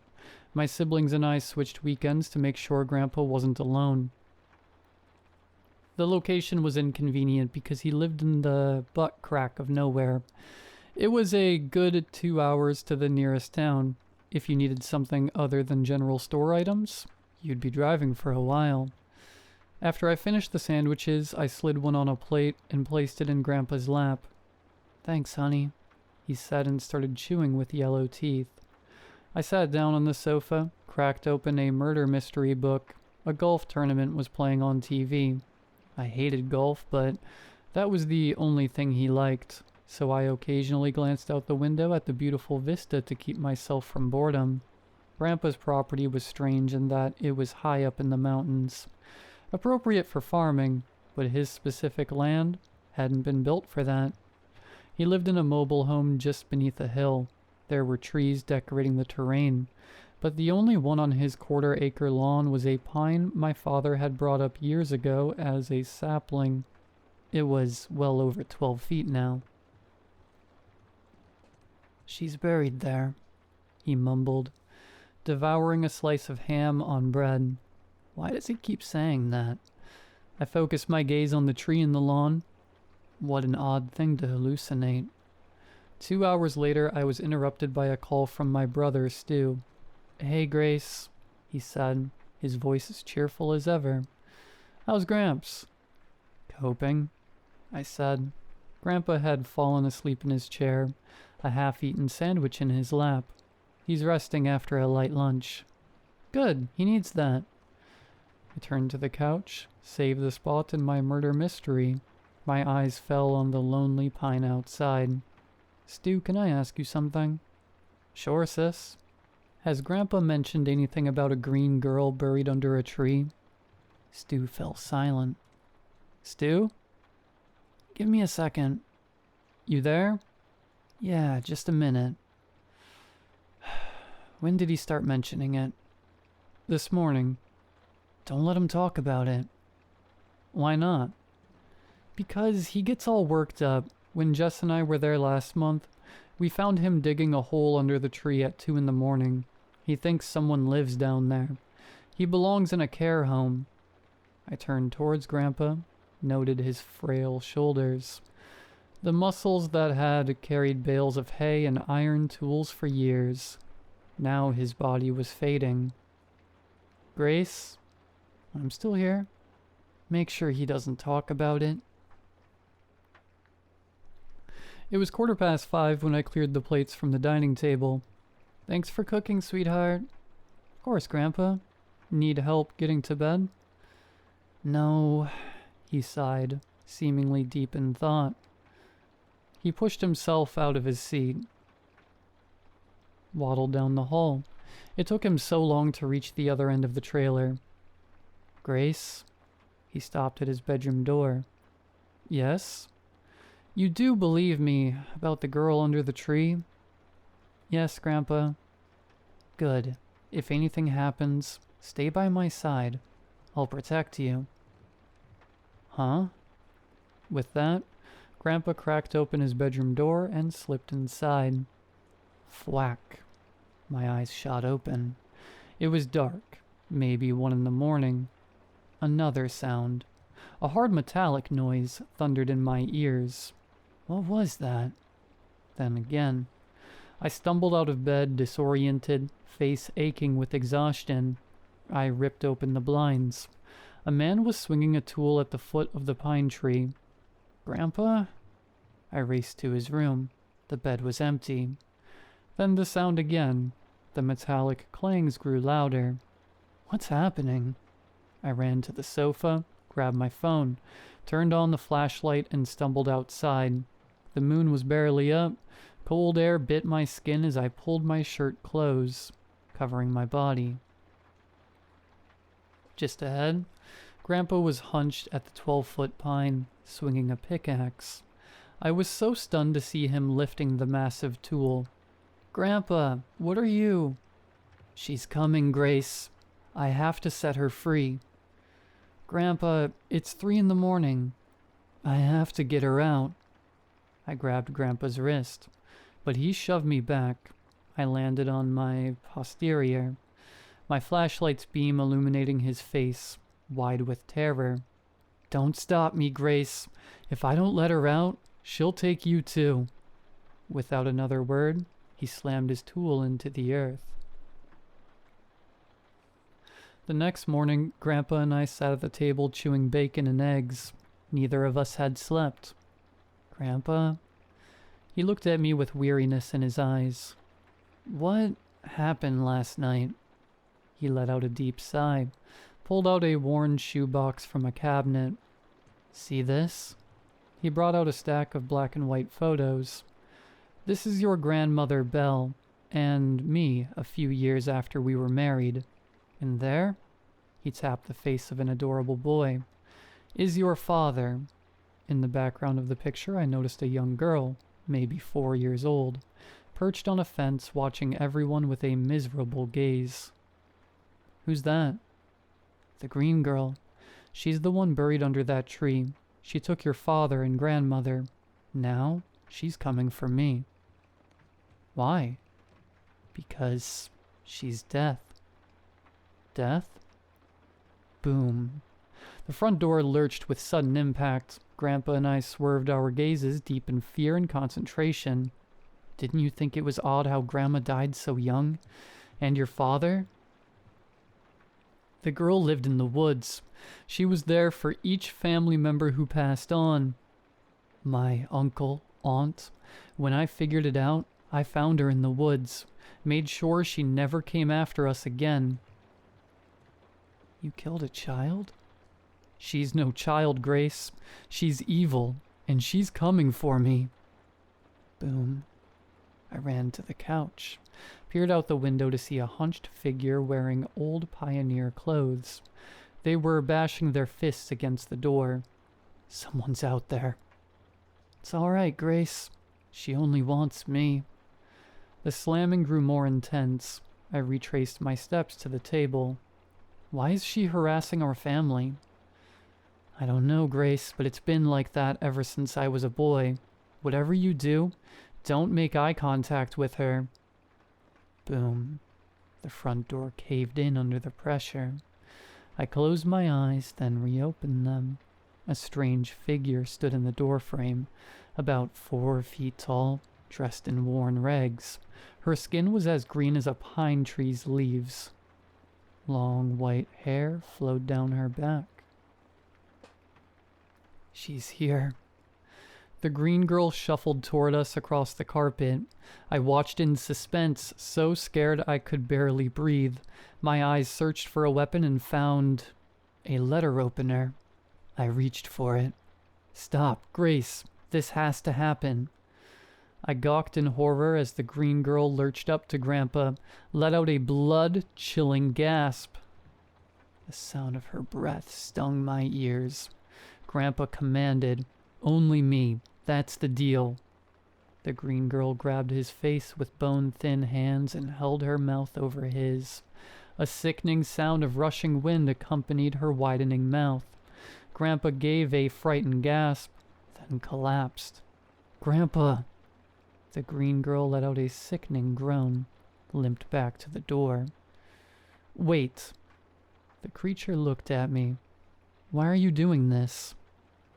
The green girl pointed at the clock above the dining table, then pointed at herself, then me.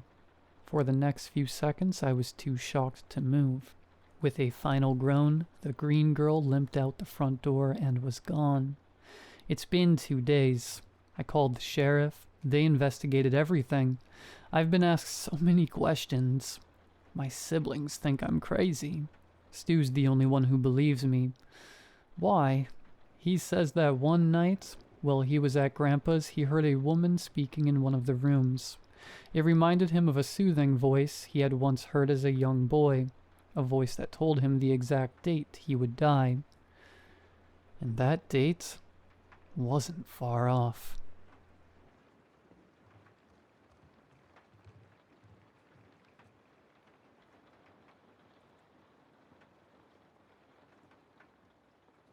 It started when I first heard the music.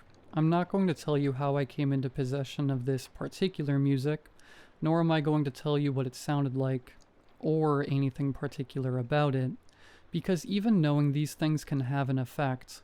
All you need to understand is that this particular music, when I heard it, forced me to walk in a straight line.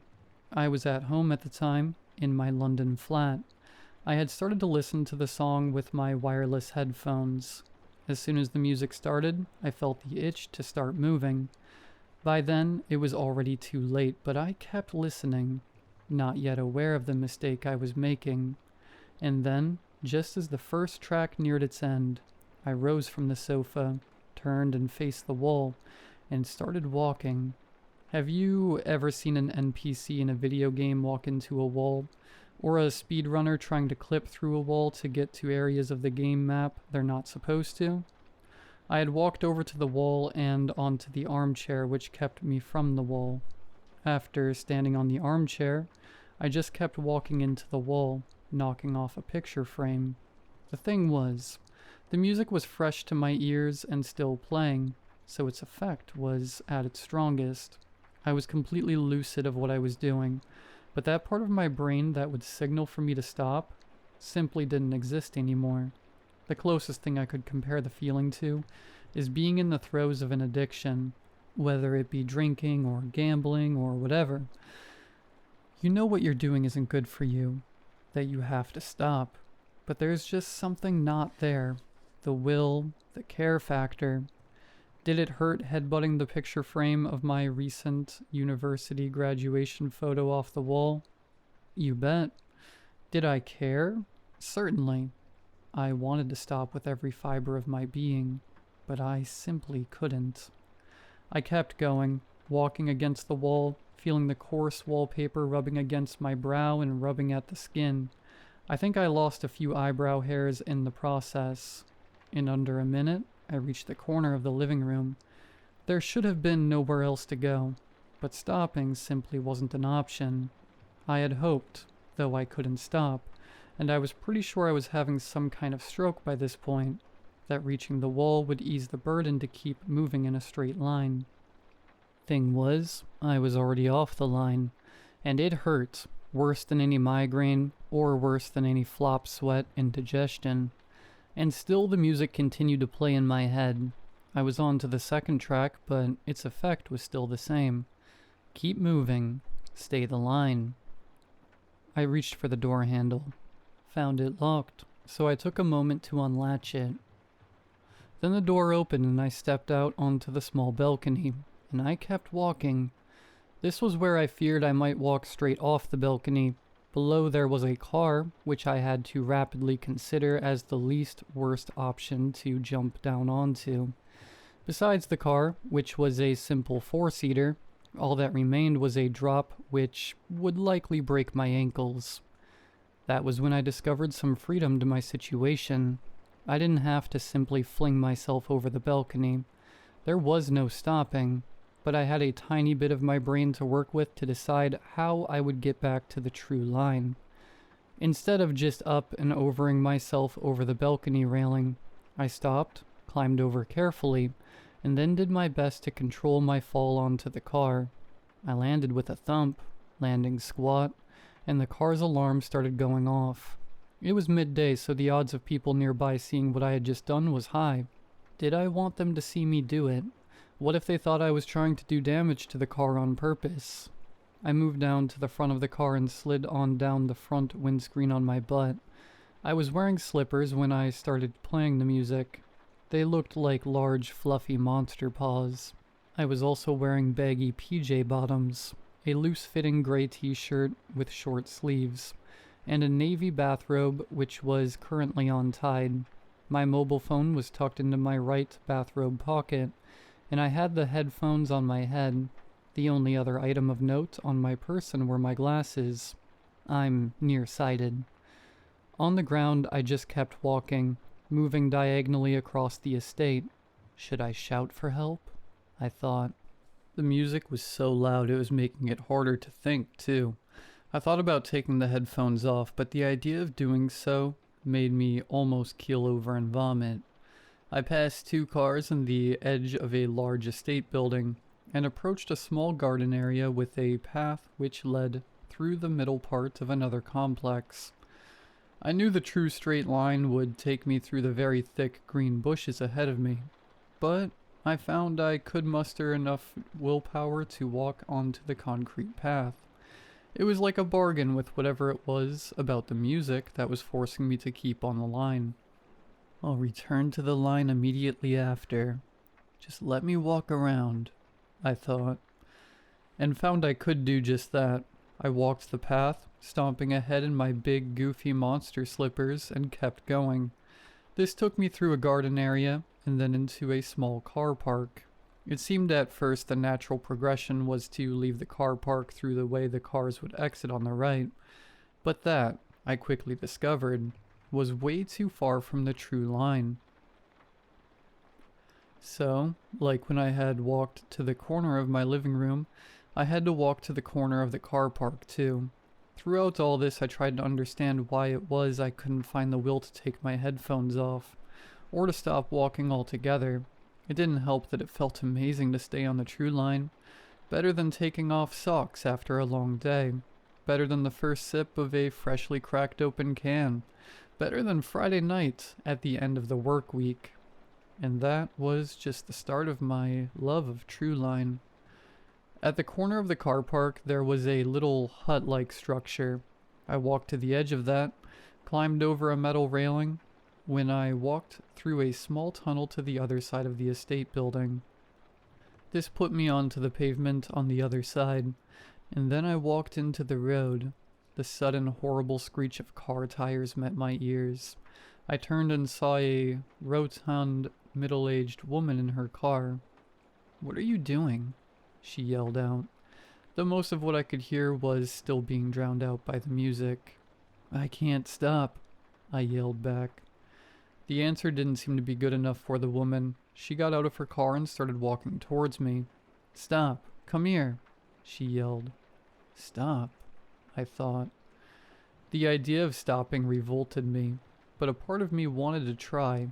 This woman was angry, sure, but what if I could get her to take the headphones off for me? Maybe that would give me back my right mind. But the closer she got to me, the more a nasty dread gripped me on the inside. Panic, unlike anything I had ever felt before, started to rise up within me. So much so that when the woman tried grabbing for my bathrobe, I let out a scream so loud I would have a sore throat for the rest of the day. I thrashed my arm back and stopped the woman in her tracks, perplexed by my reaction. I started to jog, staying true to the line. The woman didn't give chase, but instead, the last I saw of her, she had her phone held to her ear. Calling the police, I wondered. Or maybe her husband. I couldn't look back for long because I walked all the way down the road, crossed over to the other side of the street, and approached a large tree. "Please let me go round it," I pleaded inside my head. But I knew there was some wiggle room. As soon as I realized I could climb over the metal railing, thrash around the bush behind it, and then continue on, the fight in me to resist died out. I did just that, and moved beyond the tree. This took me into the driveway of another estate building at the furthest corner of the whole complex. It seemed like a dead end because there were no gaps left. Right ahead, there was just a house. I wanted to stop but couldn't find the will to do so. The 5th track from the music album. If you feel the need to get up from where you're sitting, that'll be because I just mentioned the music part was part of an album. Sorry. I'll not mention any more about the music if it can be helped. So I continued on, and found myself standing outside the house in front of me.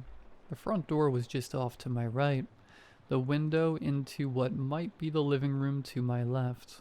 I had hardly any time at all to think about what I might do next. Every second I didn't move forward was like being trapped inside a hot car with the windows shut, 100-fold. I tried the door handle to the house. No luck.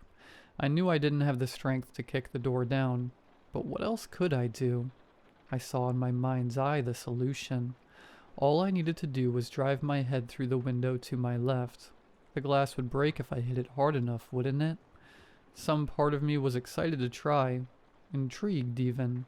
I couldn't move forward on the true line if I didn't drive my head through the window pane. "Please," I pleaded inside my head. "Please, no." There was an awful cramp in my neck as I forced my gaze to the ground. There was a small stone turtle ornament next to the doormat. I picked it up, and seeing as it was better than using my head, I smashed in the window with the stone turtle ornament. "Move in, move in, move in," my body and mind pleaded with me, but I had just enough lucidity and self-control to use what wits I had left to strike away the sharper bottom and side edges of the window pane, and then I chucked the stone turtle ornament inside and climbed through the window. And it was after landing and getting to my feet that I noticed I had stopped moving, and there, on the carpet among the broken glass, were my headphones. The faint, tinny sound of the music on a new track. Again, I'm sorry that you've likely been counting the number of tracks which have been playing. I suggest you don't leave your home for the next few days because you might seek true line whilst driving or walking down the street. Please don't risk it. For a moment I was filled with joy. The headphones were off. I was free. Because without the music playing directly into my eardrums, how could it have control over me? To make sure I was free, I stomped on the headphones, my right foot aching from the force it took to render the headphones completely obsolete. I was stiflingly hot in my bathrobe, sweating and breathing, huffing breaths. But in the silence of the house I had just broken into, I heard it. The music, playing inside my head. I'm sorry to tell you this. I really, really am. But the music is seriously catchy. I turned around to face Trueline and kept walking. It's been a while since it all started. I'm posting this using my phone whilst on the move. I'll try and explain more, but many obstacles lay ahead.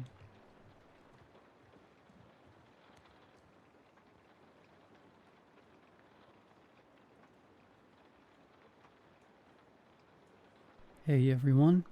I know this is going to sound crazy, but I need to know if anyone has ever experienced anything like this. I live in a small farmhouse that I inherited from my grandmother 6 weeks ago when she passed away. It sits on a lot of a couple acres of land. When she passed away, I had just graduated from college. So instead of selling it, I decided I'd live in it and maintain it while I looked for a job in the area. The nearest town is around 30 minutes away from me, but I usually don't mind the seclusion. In fact, my closest neighbor is around 10 minutes away as the crow flies. The first day that I got here, I was over the moon about being the sole owner of my childhood home. The long dirt road to get you to the house was lined with dense forest, and once I finally reached the house, I realized that my grandmother had really let this place go. There were vines practically holding the shutters closed like the house was holding in a secret. I knew I was going to have a lot of work to do, but since I had a bit of savings, I could focus on getting the house back in order. When I unlocked the front door and went inside, I was met with an overpowering smell of lavender. It seemed that even though my grandmother let the outside of the house go, the inside was pristine. I set my luggage down and went into her bedroom. I spent the next week cleaning up the outside of the house. I found all kinds of things in the overgrown grass, like an old farmer's hat, gardening scissors, and coloring books that had been scribbled in. I hadn't ever seen any of these items before, but chalked it up to belonging to my cousins when they were kids. The first week of living there, nothing else really went on. It's this week, the second week, that strange things started happening. After a long day of finishing the yard work, I came inside and kicked my boots off. I made sure to lock the front door and deadbolt it, since living alone in the middle of the woods as a woman can get kind of scary. I made my way to the bathroom when I heard footsteps behind me. I whipped my head around, but I didn't see anything. I thought it was just the old house settling, so I continued to the bathroom and got into the shower. Now, I don't know if it's my mind playing tricks on me, but every time I dunked my head under the shower head, I thought I heard giggling right behind me. Once again, nothing there. I got out of the shower, dried myself off, and slipped into my pajamas. That's when I noticed something written in the steam on the mirror. Hello, smiley face. I was genuinely freaked out at this point, but knew that my younger family members had been here right after grandmother died, so I wrote it off that the writing was maybe lingering. That night, as I was drifting off to sleep, I heard a loud knock at my door.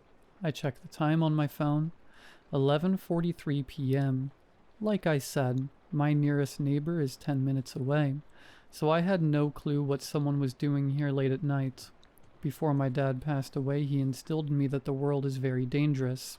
So the minute I turned 21, he paid for me to get a concealed carry license.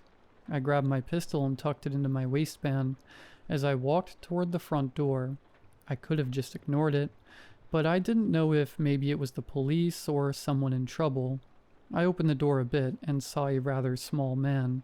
I'm 5'2" and he couldn't have been much taller than me, in a button-up polo with black slacks, and those shiny shoes that the pastor always wore.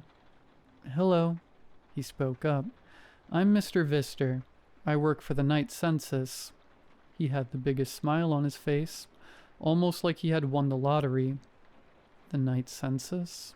I said suspiciously. "I've never heard of that." "Well, yes. We only knock on select doors. Think of it as a sort of government initiative for after dark population tracking."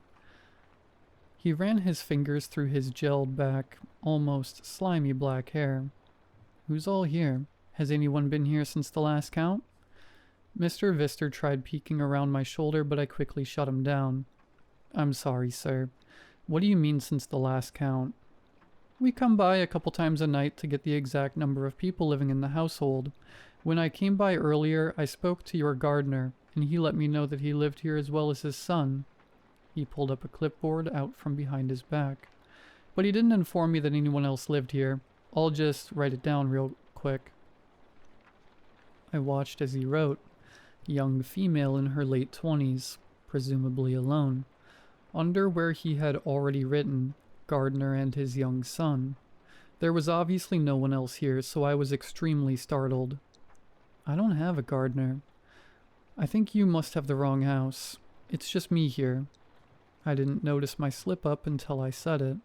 "I mean, my husband should be back any minute now. He had to run into town to get something." I tried to cover it up by lying, but he saw right through it. His smile grew wider, and he turned his head to the ground, still staring at me through his eyebrows. "We know you're here alone, Natalie." He chuckled, but not in a friendly way. It sounded like a dry rattling coming from his throat. I slammed the door shut and locked it. I could still hear his laughter outside, which turned into a sea of screaming. I ran to the bedroom to call someone, and, of course, no signal. I couldn't get to my car without him seeing me, so I had no idea what to do. I barricaded myself in my room, but I accidentally drifted off to sleep. I woke up again to a knock at the door. I looked at my phone, 3:36 a.m. I don't know if this Mr. Vister guy is some kind of prankster or lunatic. I wasn't going to let him scare me. I opened up the door and didn't let him get a word in. "Stop harassing me," I spat. "I have a gun. I don't know what you're trying to do, but you're trespassing. Go away." His smile softened into a look of confusion. "I'm sorry for disturbing you, ma'am, but I don't believe we've met." His lips curled into a smile again, and he held out his hand for me to shake. "I'm Mr. Vister, from the night census. We are—" I cut him off. "Yeah, I know who you are. You were just here." "Oh no, you must be mistaken. Me and my twin brother take turns checking houses." I was obviously confused at this point, so he pulled out his clipboard. "So you must be Natalie. I've got that you live in the bedroom towards the back of the house. Then the other occupants are the gardener, Silas, and his son, Thomas." "I have here that they live in the bedroom that branches off of the family room." "No, I don't know who Silas or Thomas are, but they definitely don't live here." "What?" "No, I see them right back there on the couch." He stood on his tiptoes and waved to something behind me. As I turned around to see what he was waving at, Mr. Vister ran past me while giggling. I had no clue who this guy was, or why he wanted to be in my home. but I saw this as an opportunity to get out of there. I grabbed my keys from the bowl next to the door and ran to my car, leaving the front door wide open. I peeled out of there as quickly as possible to a small motel in town. That's where I am now. Do any of you know what's going on? Has anyone experienced anything like this? Any help would be appreciated. Please, help me.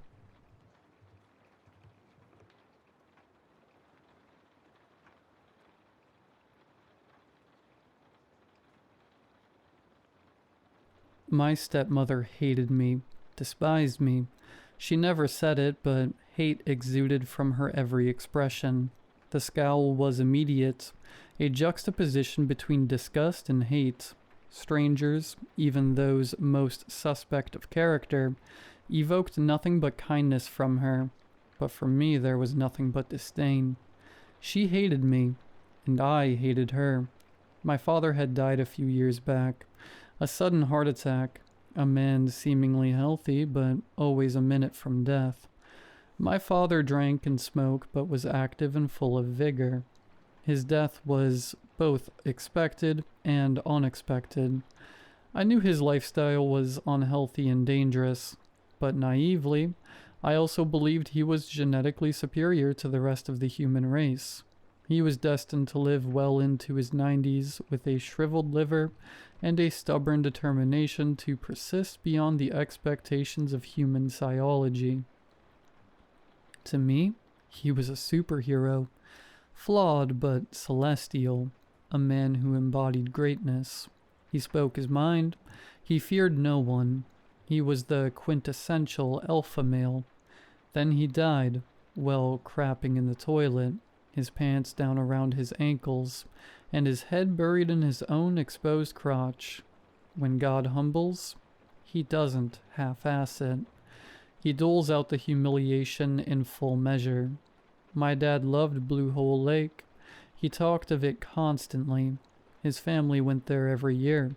His father and his father before him. Every August and every summer from the first time the lake was formed until my father ended the tradition. He never took me to the lake or the cabin he so fondly remembered. After he died, I vowed to return to the lake and reinstitute the long-neglected family tradition. Why didn't he take me? Why didn't he want to do with me what his father had done with him? Honestly, it hurt me. I put together the trip, the vacation request approved, a rare concession from my boss. I planned it for August. Well in keeping with family tradition, I honored every detail, every little nuanced description my dad willingly conveyed. I say willingly because there was a glaring omission in his fond recollections. He always stated that they stayed in the same cabin, but he never said what cabin it was, the number, or any description. He would stop and stare into his own mind, steadfastly removed from the present, cast into a painful memory, his strength visibly drained. August was hot and unforgiving. The dark water splashed and rolled towards the beach. It was inviting and intimidating. I had rented a one-room, musty cabin. I got there late on Monday evening. I was going to unpack and read myself to sleep. It was too late to have much time for swimming, but a force pushed me to do otherwise. There was a need, a compulsion to swim, an invitation to dive into the ambiance of nature. I changed into my swim trunks and headed down to the lake. There was about an hour or so until the beach was closed. It's closed at sunset, whenever or whatever that meant.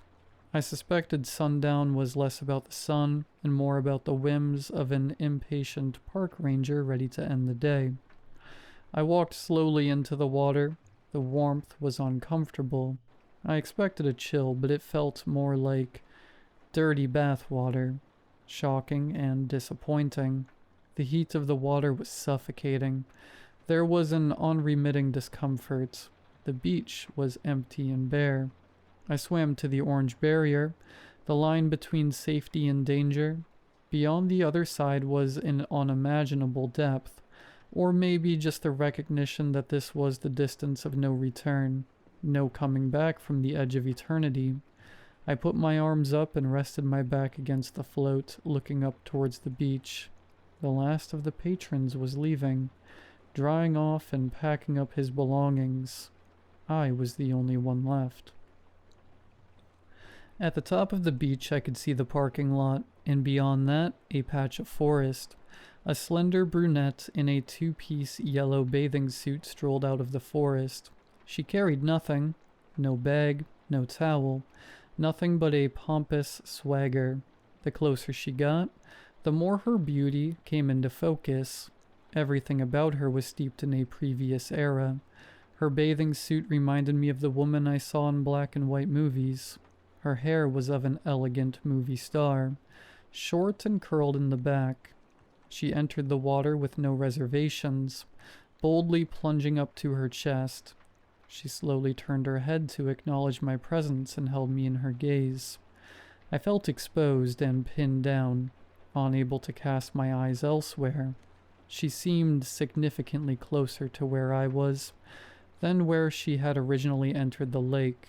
It was a transition, as if in a dream, a recollection from one point in space to another point in space with absolutely no movement.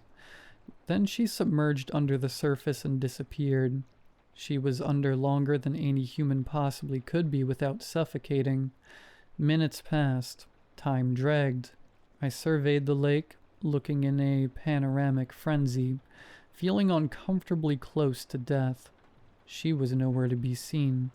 I feared she had drowned, gotten wrapped up in a litter of sunken debris, or her foot caught in some unintentional trap.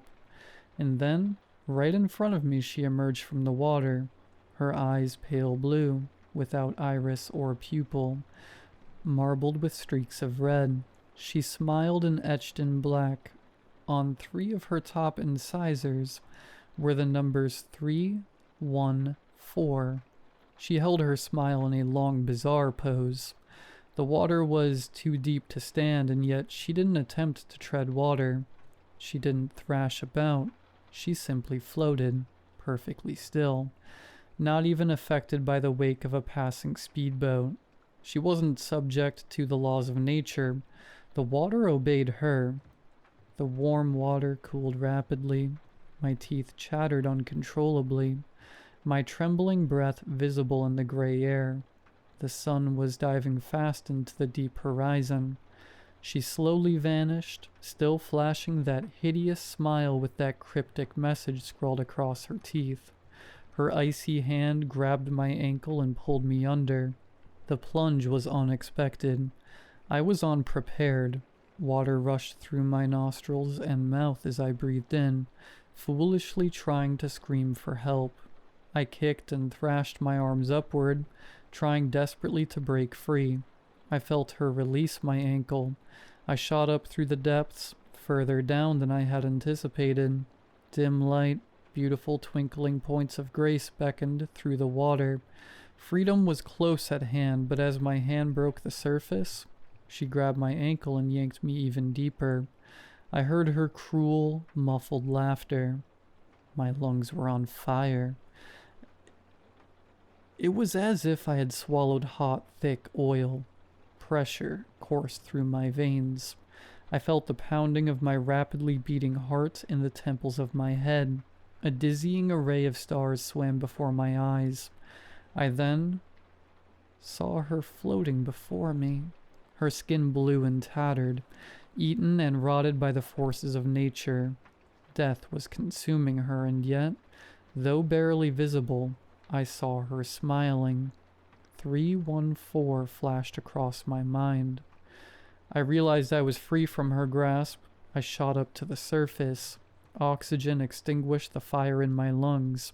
I coughed and heaved up filthy, bloody water. The coughing was uncontrollably, but so was the instinct for survival. I thrashed and coughed and coughed and thrashed. My arms were rubber, hands and feet number.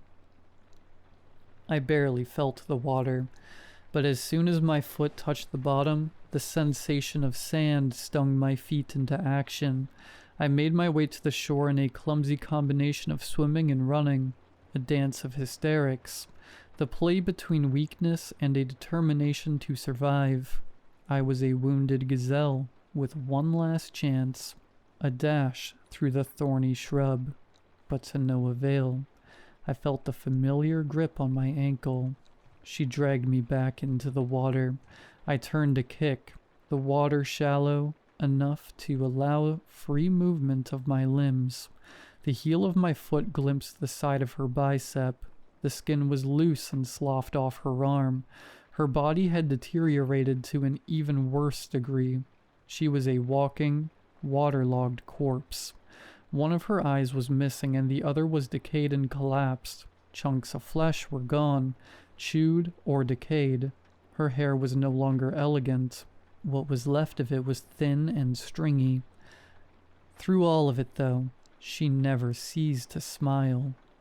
314. I was now fully on my back. I tried to kick again, but at the moment I went to thrust my foot forward, my whole body went limp. I was paralyzed.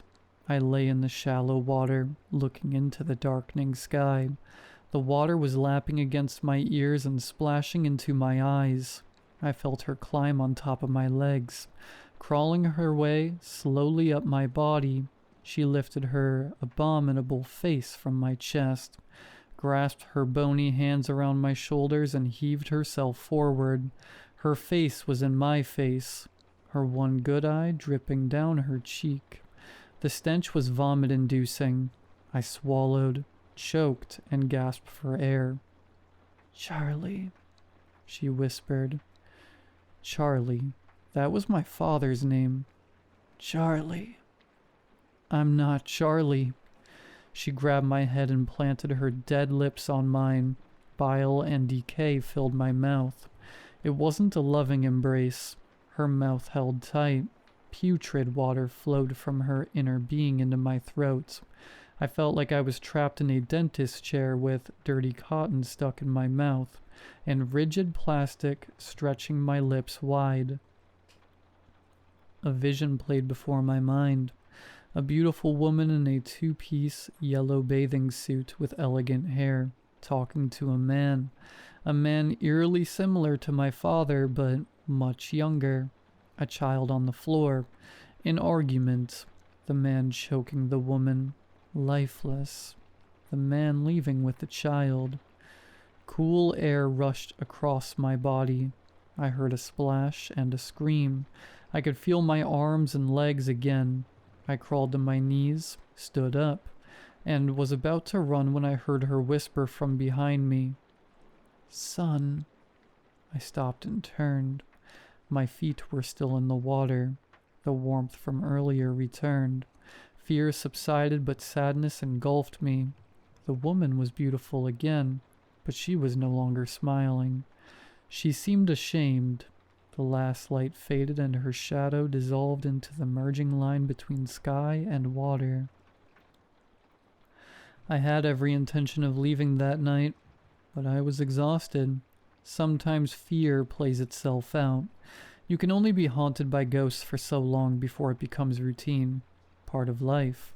Besides, something had changed. That morning, I packed and got ready to leave. I had 3 days left on my reservation, but needless to say, I wasn't really in the mood to be by the lake. I did my last check of the cabin to make sure I hadn't forgotten anything. It's a ridiculous routine. I check under the bed, in the drawers, and even in the shower, in case I forgot some soap or shampoo. There was an empty carton of orange juice in the refrigerator. It wasn't mine, but I didn't want the next tenant to think it was me, as if they would go through the trouble to find out which guy had left trash in the refrigerator.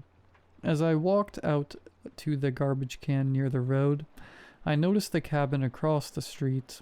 The little wooden sign staked out in front of the porch had etched in it the numbers 314. That was last August. Now a new August is fast approaching, and I've made reservations. This time, I've invited my stepmother.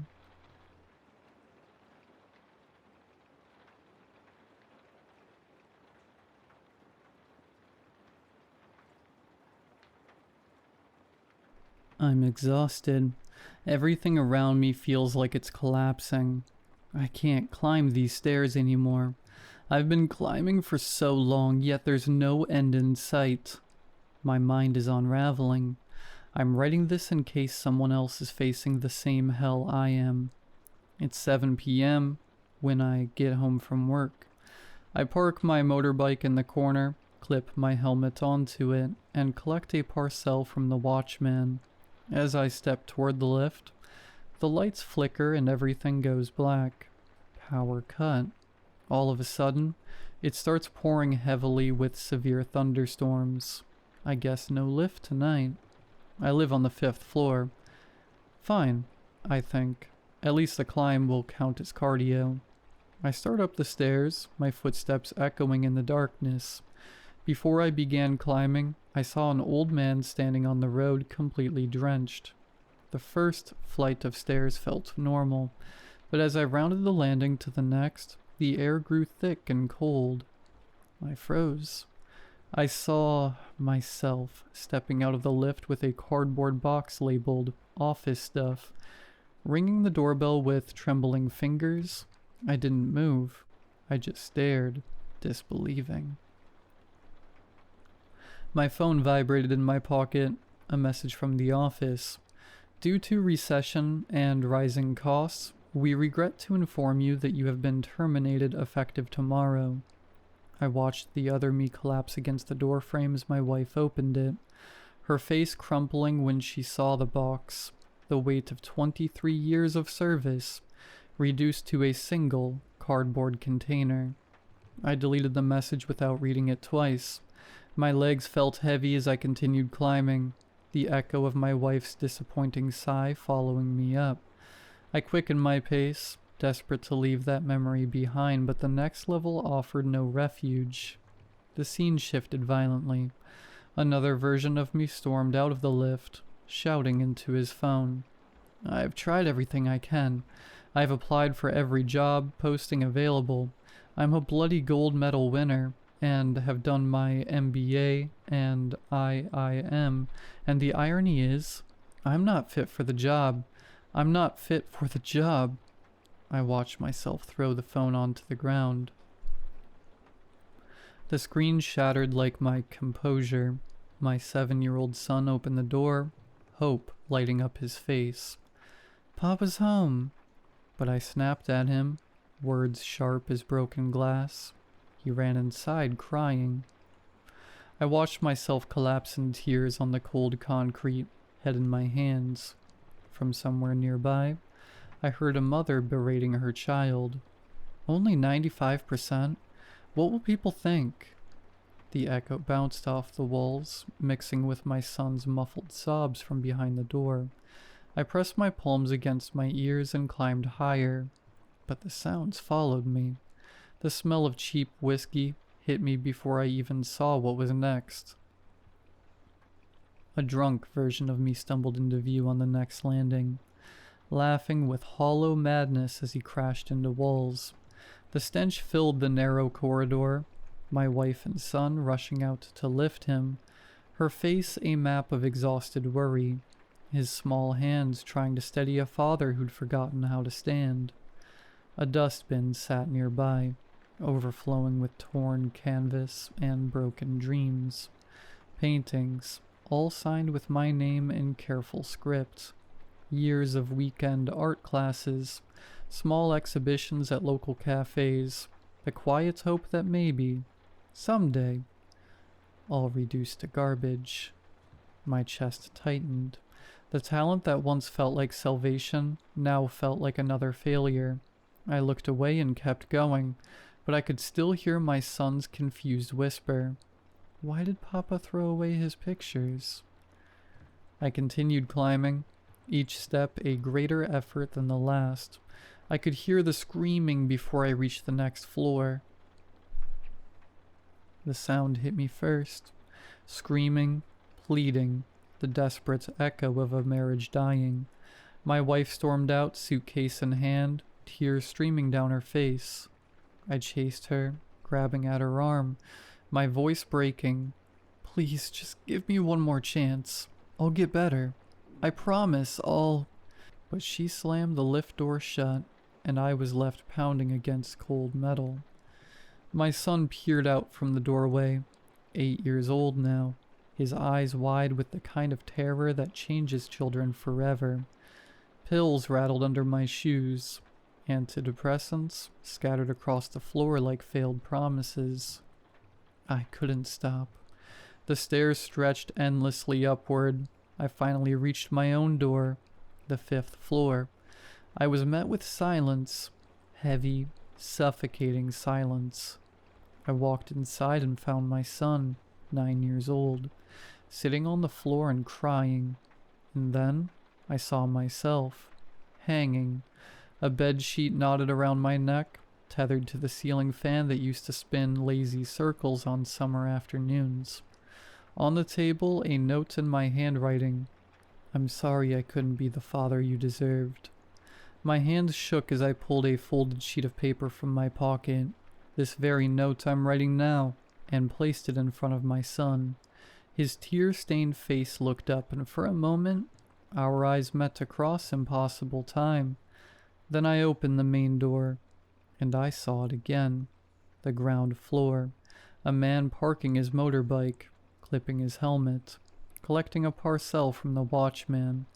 The clock read 7 p.m. It began to rain heavily with severe thunderstorms. I saw a middle-aged man go near the lift and then walk towards the stairs. Before he began his climb, he looked at me like a strange old man on the street, drenched. The old man looked familiar, as if I saw him somewhere. Something about him reminded me of my son.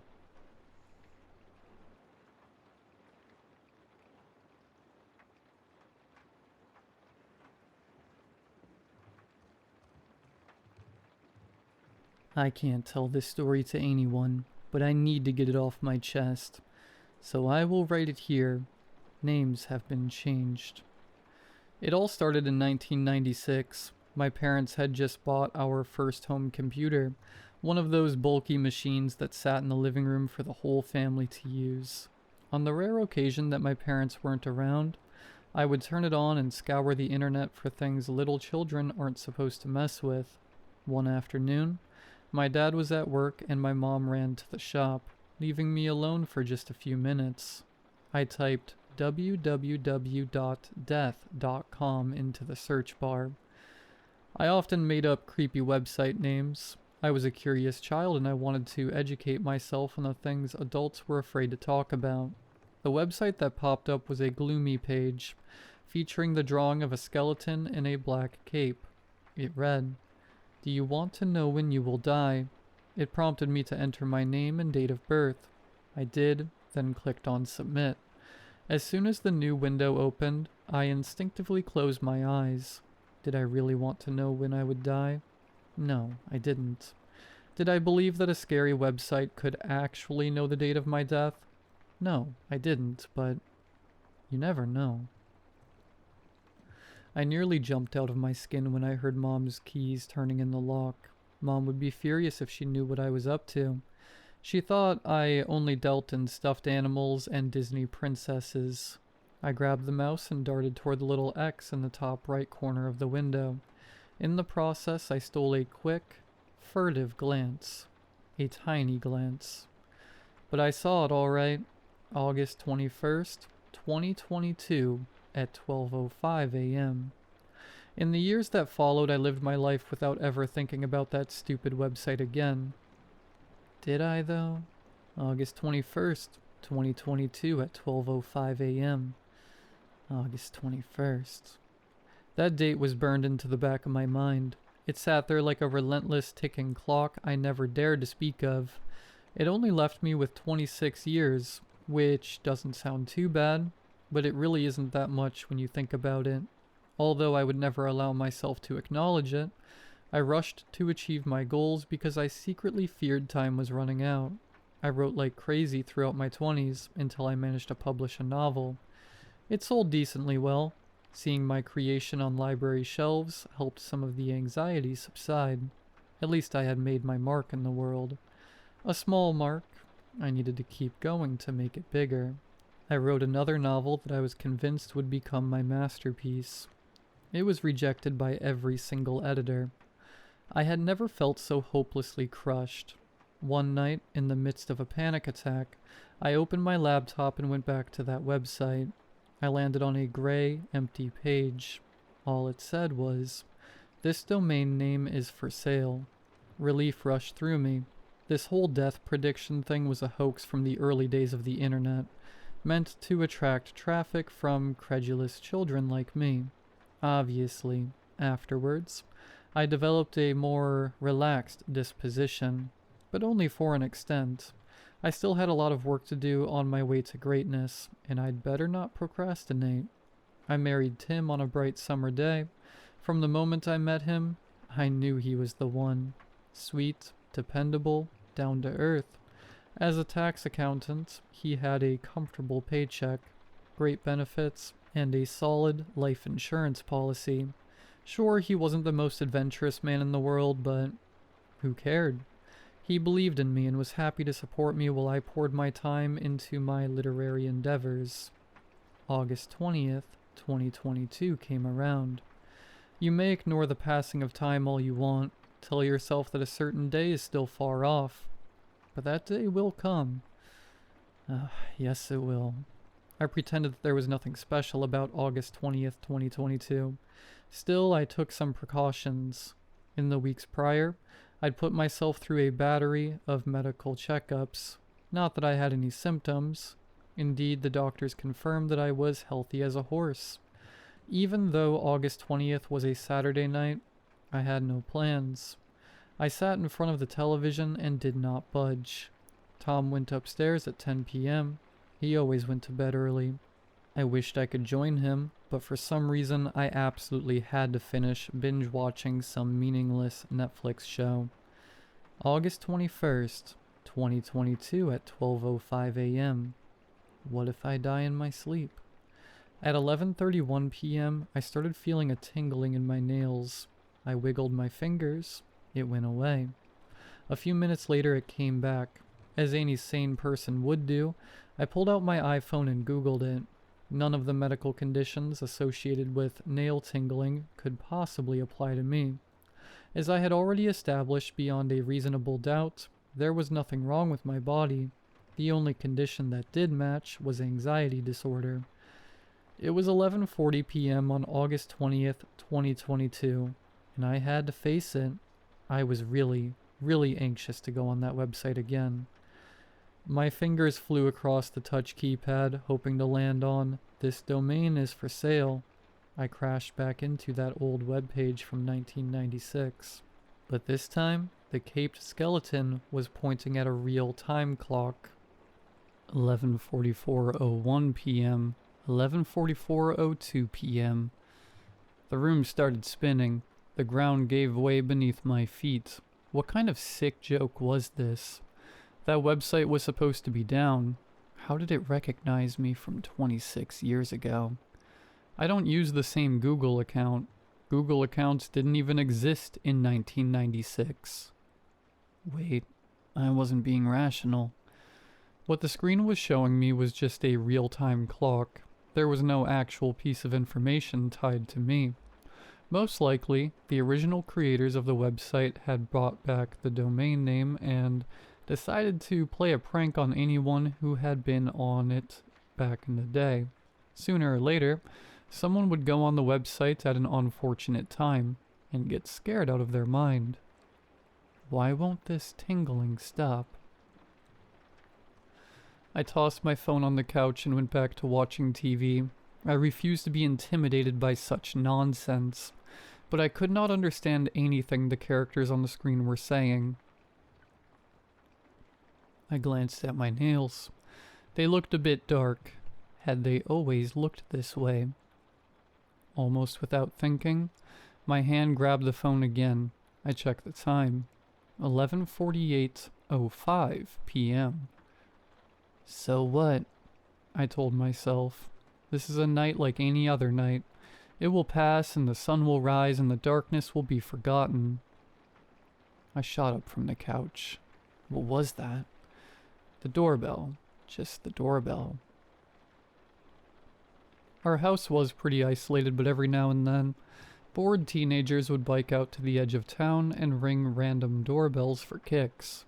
I looked through the peephole. Just the dark, empty street. I unlocked the door. Maybe I could catch them, give them a good scolding. As I pushed the door open, a gust of icy wind slithered inside, engulfing me in cold, lonely despair. I slammed the door shut and backed away into the warmth of my home. The doorbell again. Go away, I shouted. I strained to hear anything outside. Nothing. No giggling, no footsteps, no bike wheels turning, just dead silence. August 21st, 2022, at 12:05 a.m. I looked through the peephole. I screamed, but the scream didn't come out. It turned inward, digging into my lungs. As I stood there breathless, my mouth agape like the corpse of a hanging man. Outside my door was the skeleton in a black cape, its unnatural grin and hollow eyes boring into me through the peephole. I scrambled back to the couch, snatched up my phone, dialed 911 and started jabbering. Help, someone's at my door, trying to get in. Help, they want to hurt me. Then I realized that the call hadn't gone through. I had no reception. 0 bars. In fact, the reception symbol was gone altogether. Suddenly the phone fell from my hands. I had finally noticed it. My nails, black, broken, rotten. August 21st, 2022 at 12:05 a.m. It was real. It was always real. I lunged at my phone.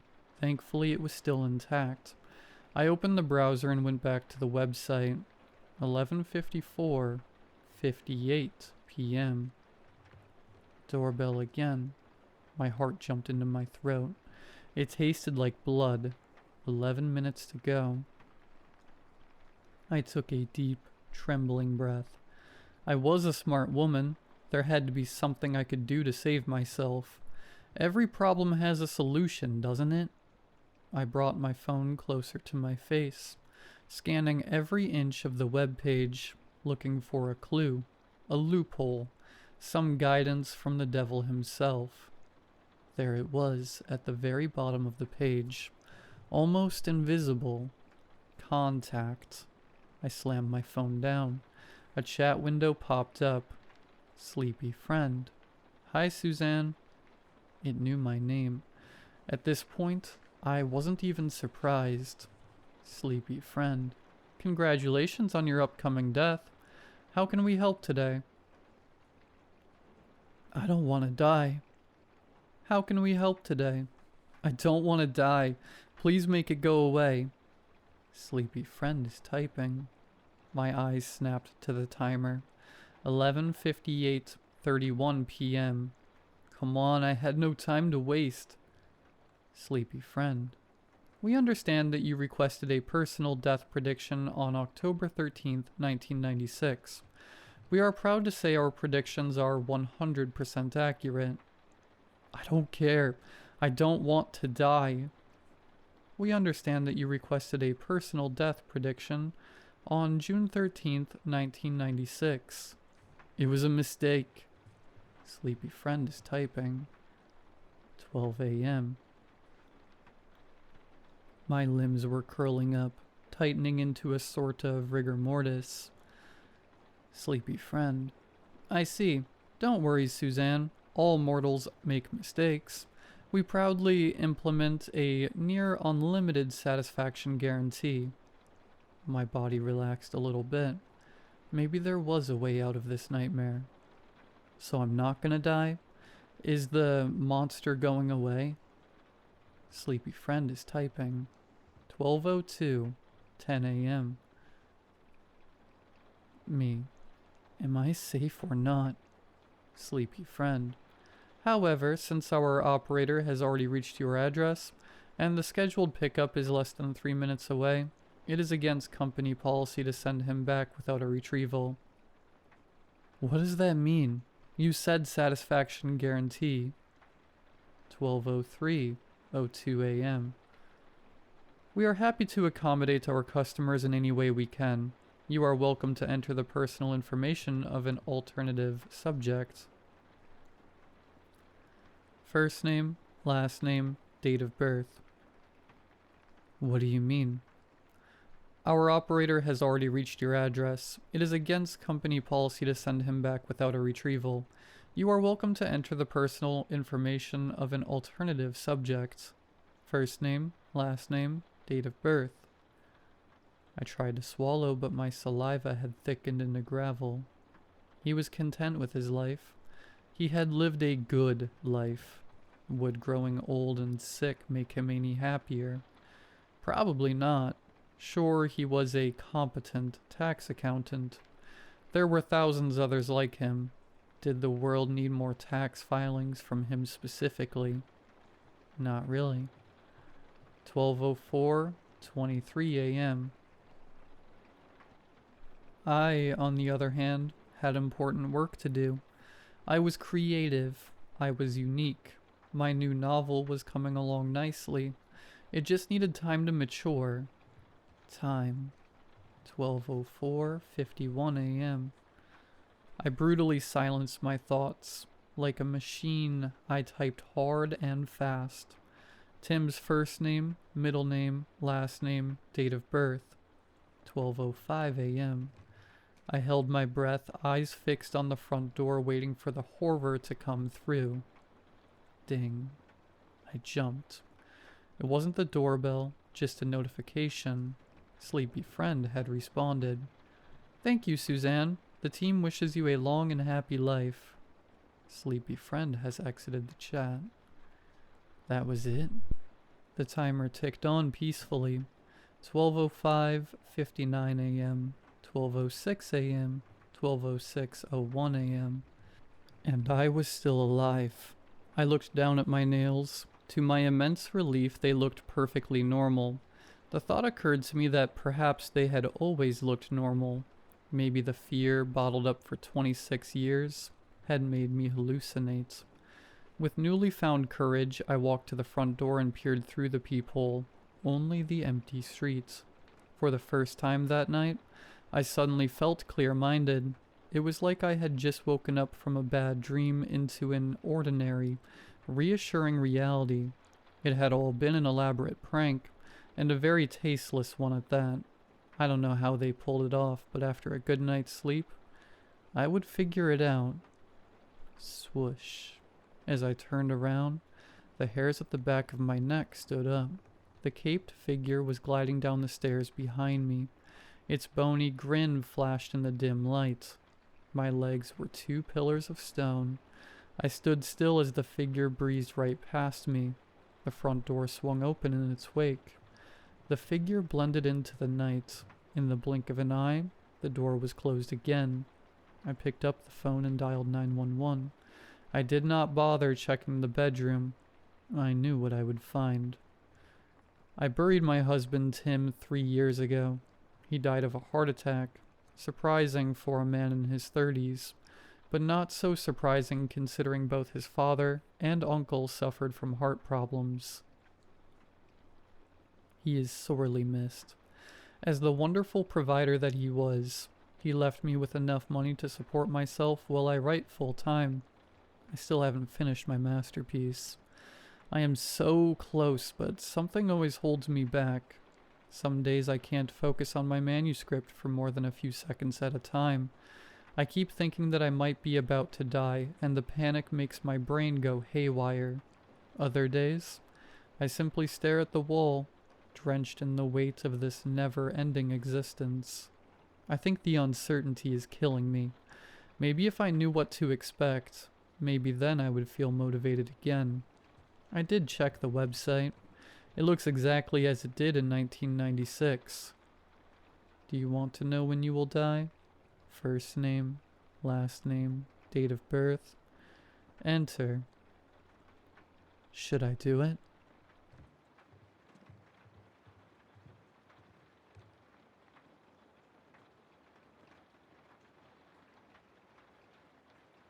First off, my house isn't that big. From the outside, you'd see a pretty average size 2-story house. It's not the biggest house on the block, but it's where me, my wife, and our dog call home.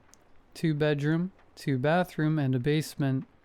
Occasionally I'll notice some strange noises coming from the basement, but I usually figure it's just some animal scratching on the walls outside or something. Lately, however, the noises have been getting louder and more frequent.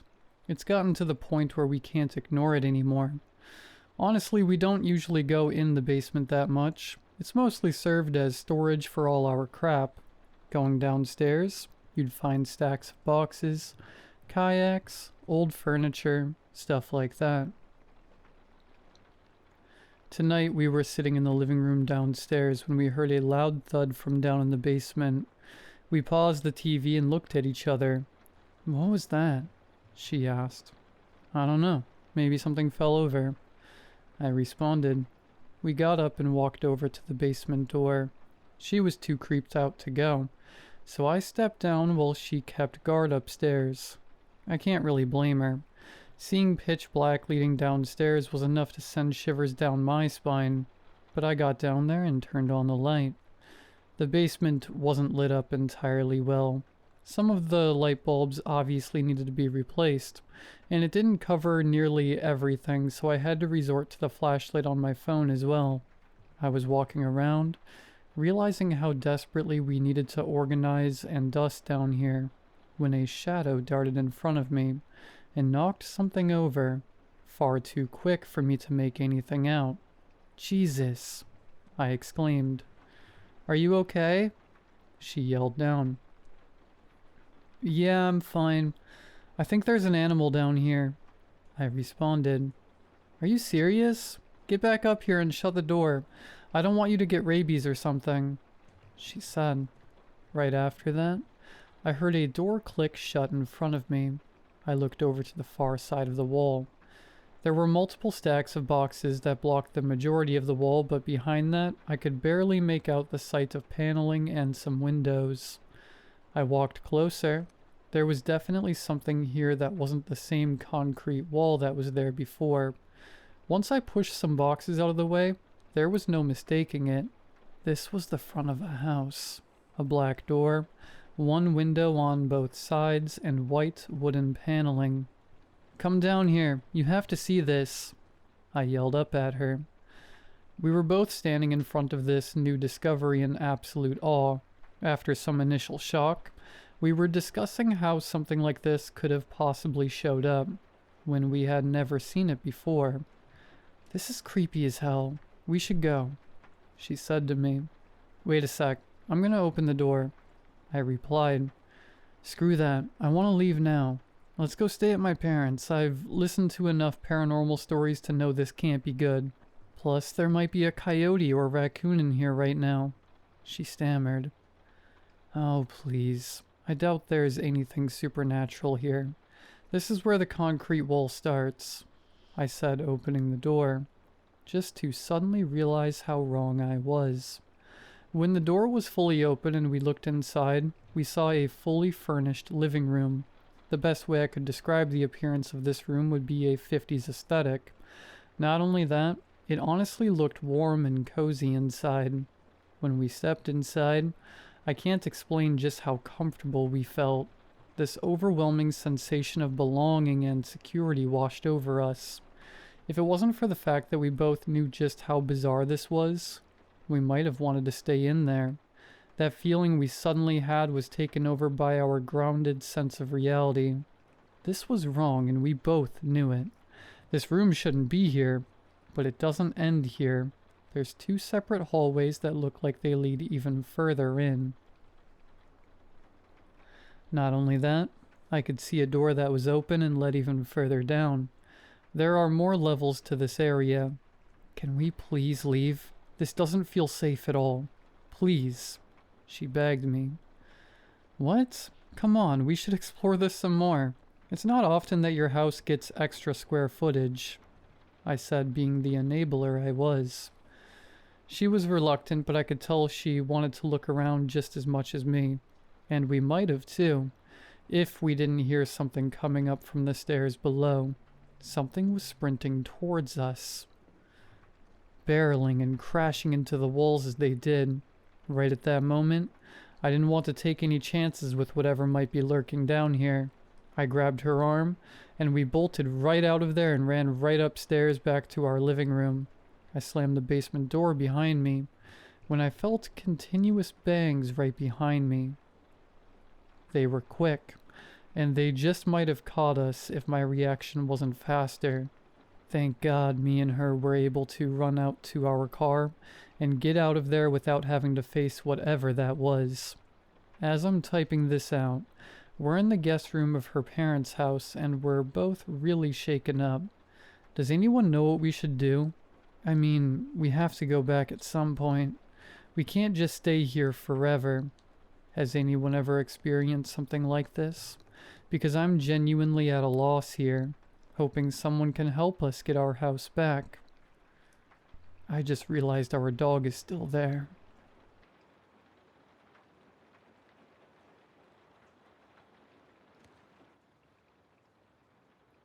My family doesn't age like other people.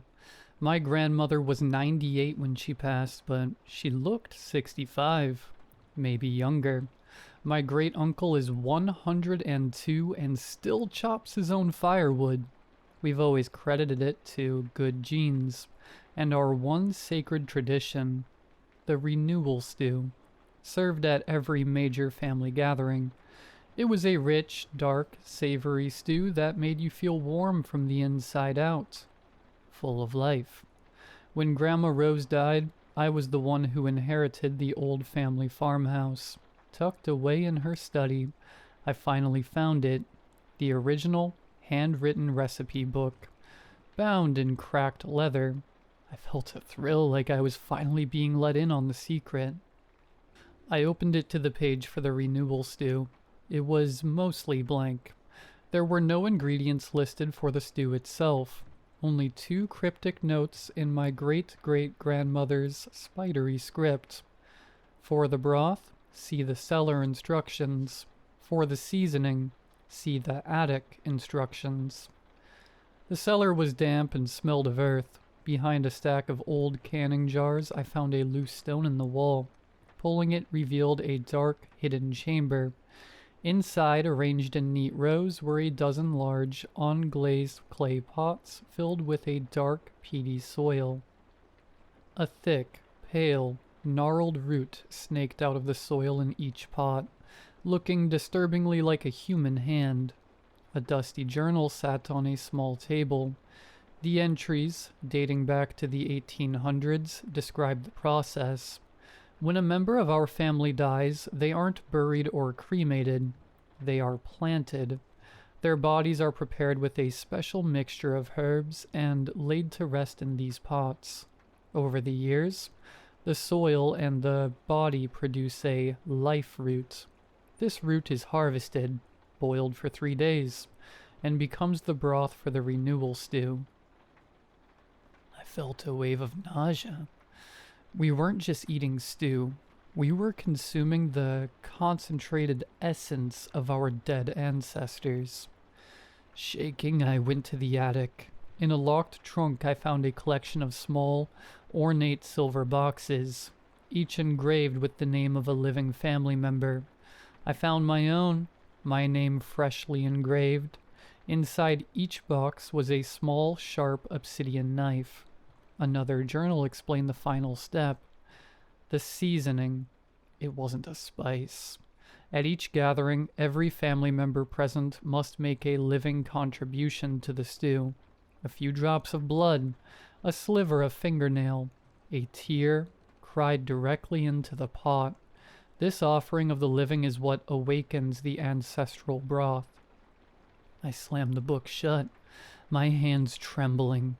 It was a grotesque, cannibalistic ritual. I vowed I would never participate. The next major gathering was for the autumn equinox. I made an excuse not to go, claiming I had the flu. I felt a sense of righteous defiance. A week later, my mother called, her voice thin and weak. "Your Aunt Carol isn't doing well," she said. "She's had a sudden decline." I drove to my aunt's house. The woman who opened the door was a stranger. She looked 80 years old, her skin thin and translucent like parchment, her hair patchy and white. But it was Aunt Carol. She was only 58. She looked at me, her eyes wide with a desperate, hungry light. "You didn't come," she rasped, her hand gripping my arm with surprising strength. Her fingernails were cracked and yellow. "The stew, it wasn't strong enough. It's always weaker when someone is missing." I finally understood. We don't have good genes. We have a curse. A rapid, horrifying decay that is constantly trying to claim us. The stew isn't a fountain of youth. It's the only thing that holds the rot at bay. We aren't living long lives. We are desperately, grotesquely staving off an accelerated death. The winter solstice is next month. My mother called again yesterday. She told me my great-uncle's hands are so stiff he can no longer hold an axe. She told me she found a new gray hair, and when she plucked it, a small patch of skin came with it. Then she asked if I would be coming home for the solstice. Her voice was casual, but the question hung in the air, heavy and raw. They need me. They need my contribution. I'm looking at the small silver box with my name on it. The little black knife sits inside, cool and sharp. I have a choice. I can go, participate in this stomach-churning ritual, and feed the curse to keep my family looking young and vibrant while I know the horrifying truth. Or I can stay here, clean and pure, and watch them all fall apart, knowing that the same rot is flowing through my own veins, waiting for its turn.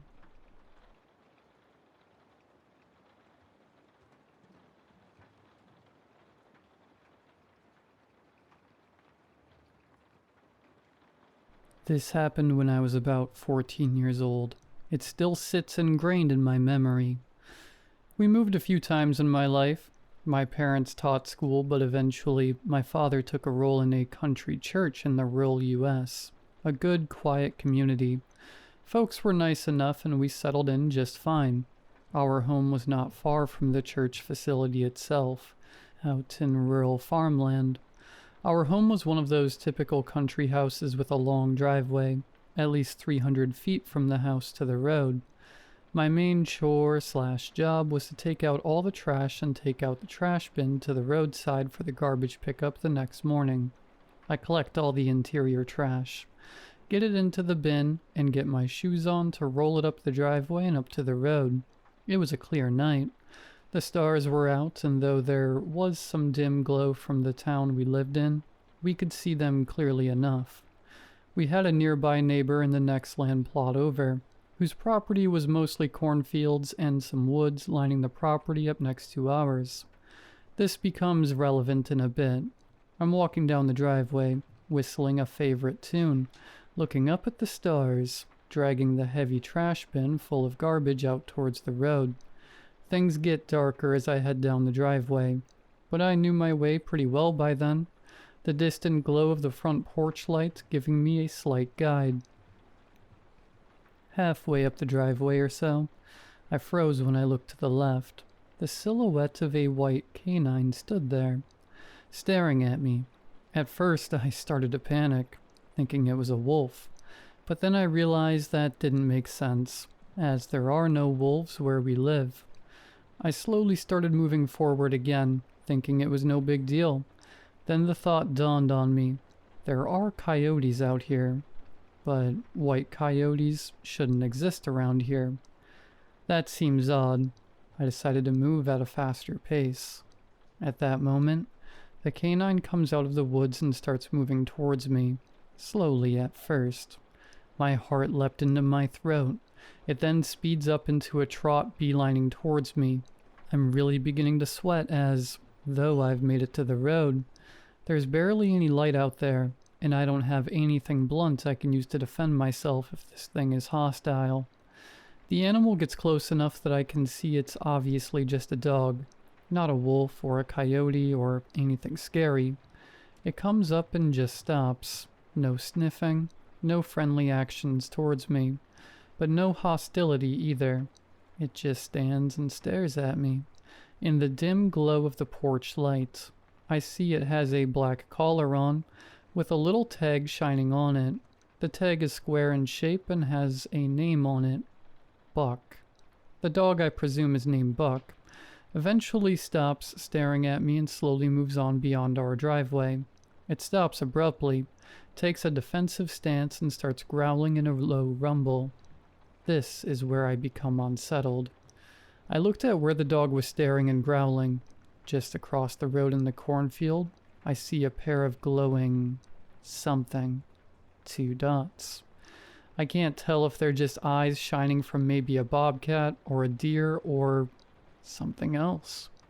The issue is, they were too high up off the ground to be a small animal, almost like something taller, standing there. Something felt very off about that moment, and just as I began to consider what those dots were, the dog lurched forward, barking and sprinting towards them. They disappeared into the cornfield, the tall corn plants rustling, with the dog darting in after. I'm slowly backing away, the crickets chirping like a harmony to this entire situation, when all of a sudden, the scariest howl I'd ever heard rang out. My fight-or-flight instinct kicked in, and I went into a all-out sprint for the house. Got inside and locked the storm door and front door immediately. I'm in a cold sweat and my dad asks what happened. I tell him what occurred outside and where the dog had come from, and he decides we'd go over and ask our neighbor if maybe it was their dog and I'd just witnessed it catching a deer or coyote or something it wanted. The next morning, we got up, had breakfast, then walked over to our neighbor's house to describe to him the events of last night.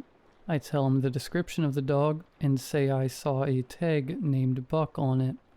He stands there, bites his lower lip, then asks if we're sure that's what we saw. I tell him I was certain. Black collar, square tag with the word Buck on it. He takes us to his backyard near his metal barn, to a small wooden cross with a black dog collar hanging on it, a square tag with the word Buck on it. Buck was my farm dog and best friend for 12 years. He died last year. My wife and I will never forget him. Son, I'm not sure that's what you saw, but that can't have been my dog. My heart both sank and started beating rapidly at the same time. What did I see last night? We lived at that home for another 2 years, without any further incidents, before eventually moving away to another place in southwest Missouri, where I lived until I moved out for college. I will never forget that night, and everywhere I've lived since has been well lit with short driveways, and no cornfields nearby. Good dog.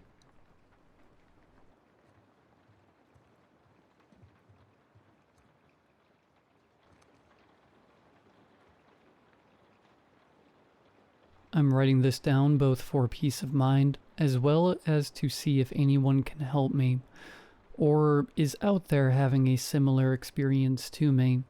Obvious disclaimer for how outlandish this story will sound, and I expect the ridicule. But if nothing else, hopefully putting this into words other than keeping it to myself will bring me some closure. I work the night shift at a moderately sized city in the Midwest, Springfield, Missouri. The name of where I work isn't important, but for the location you can imagine a town that is lively during the day and quite dead at night, especially during the weekdays. It was during one of these weekdays that I went through my usual routine of clocking off around midnight, walking through the empty parking lot to my isolated car, and driving through the empty streets on my 15 to 20 minute drive home. I was stopped and watching a red light at one of my intersections, staring at it and wondering as usual why it was taking so long to turn despite me being the only person on the road. When my eyes eventually wandered down to my driver's side mirror and the movement within it, I immediately recognized the shape of a human about 20 to 30 feet back. Initially not setting off alarm bells, as I figured it was one of the many homeless people we have in the area, but the movement indicated they were heading towards my vehicle. I'm already a paranoid person as is, so stories of late-night carjackings and kidnappings began racing through my head as I made sure the doors were locked and kept the peripheral of the light in my vision, waiting and hoping it would turn green. It became apparent soon that whatever was walking towards my vehicle was humanoid in shape, but not human.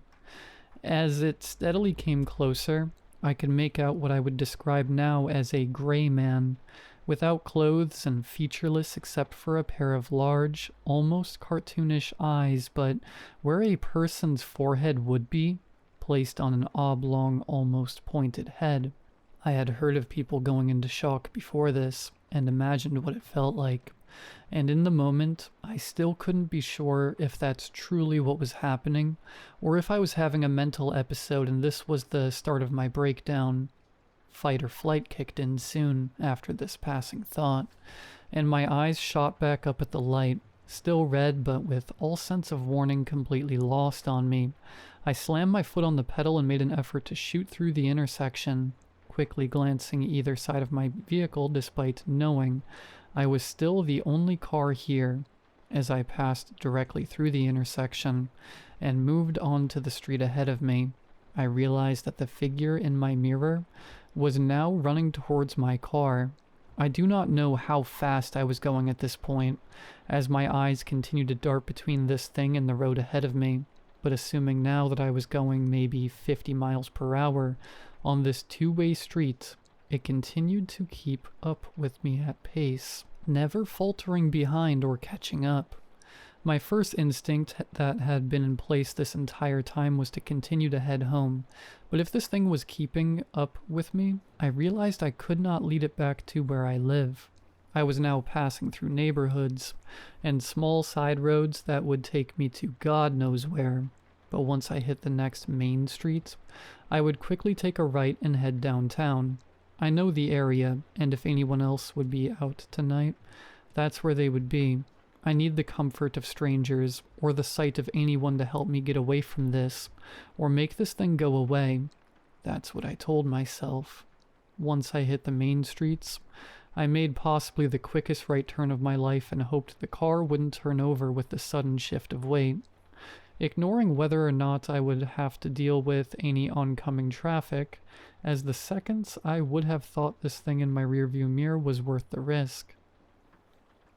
As I feared, though, it continued to follow soon after, rounding the corner same as I, still fixated on reaching me.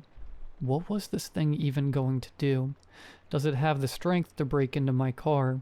It clearly isn't human. Maybe this thing is animalistic, and it's like a curious dog chasing a car. Once it reaches me, will that satiate its curiosity? More passing thoughts I had as I grew closer to the downtown square.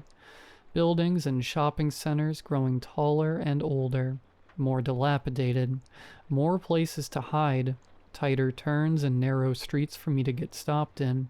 Slowed down. Was this even a good idea? Someone ahead. Thank God I saw a person ahead. Homeless stray, a kid bar hopping, sightseeing. I could care less. I wanted to be near something other than that.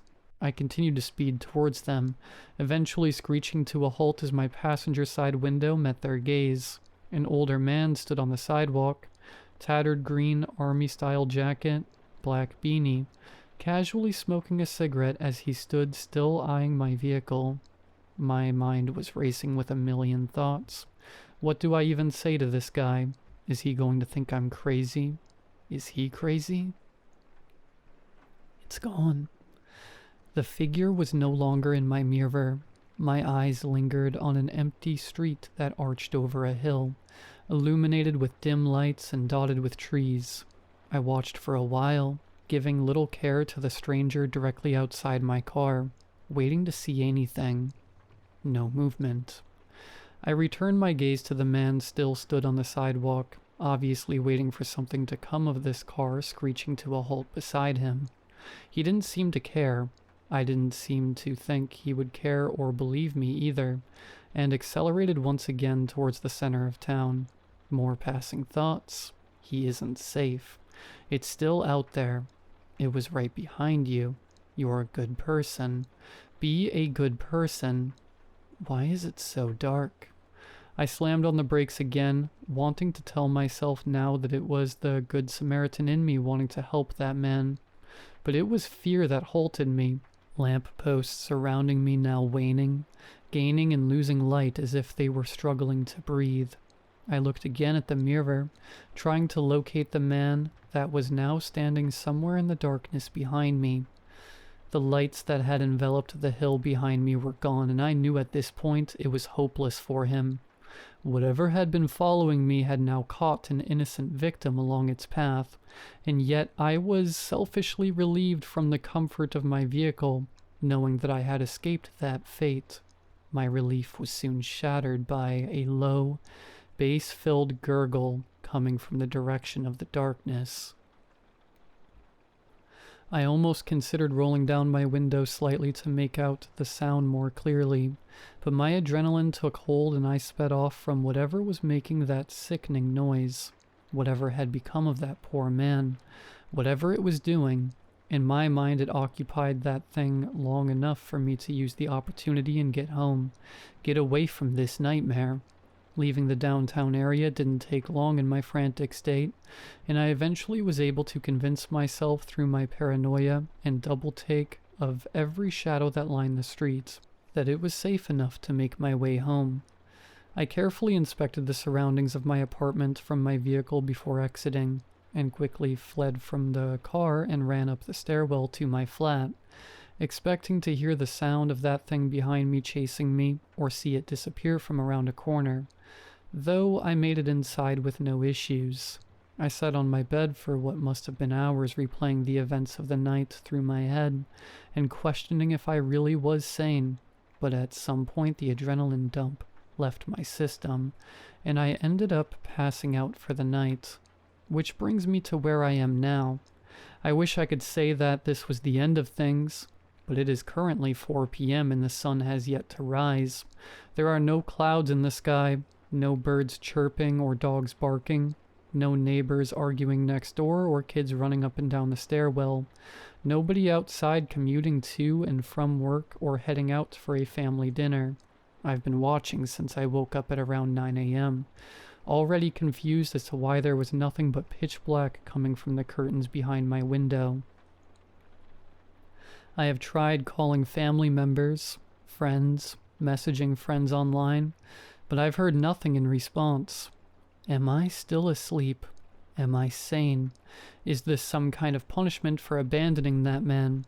Continuous passing thoughts that drown out the silence. The internet appears to still be working, which is how I'm posting this for anyone who happens to find and read it now. If anyone is out there, life online seems to have stopped like it has here. No messages or social media posts, or forums or news articles. Just static. Frozen. I tried eventually to lightly knock on some of the neighbors' doors to see if they're home, and with no luck.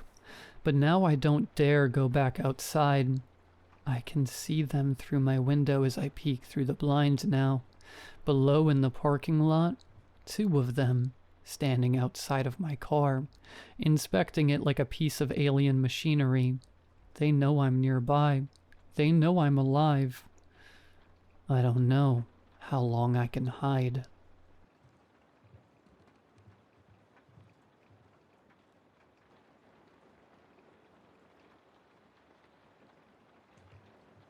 They say if you love what you do, you'll never work a day in your life. I don't love what I do. Not exactly. But I was born for it, and I'm very, very good at it. It's not a 9 to 5. There's no clocking in, no coffee breaks, no PTO. You don't apply for this kind of job. It finds you. And the first thing they tell you, the very first thing is, Never tell anyone what you do.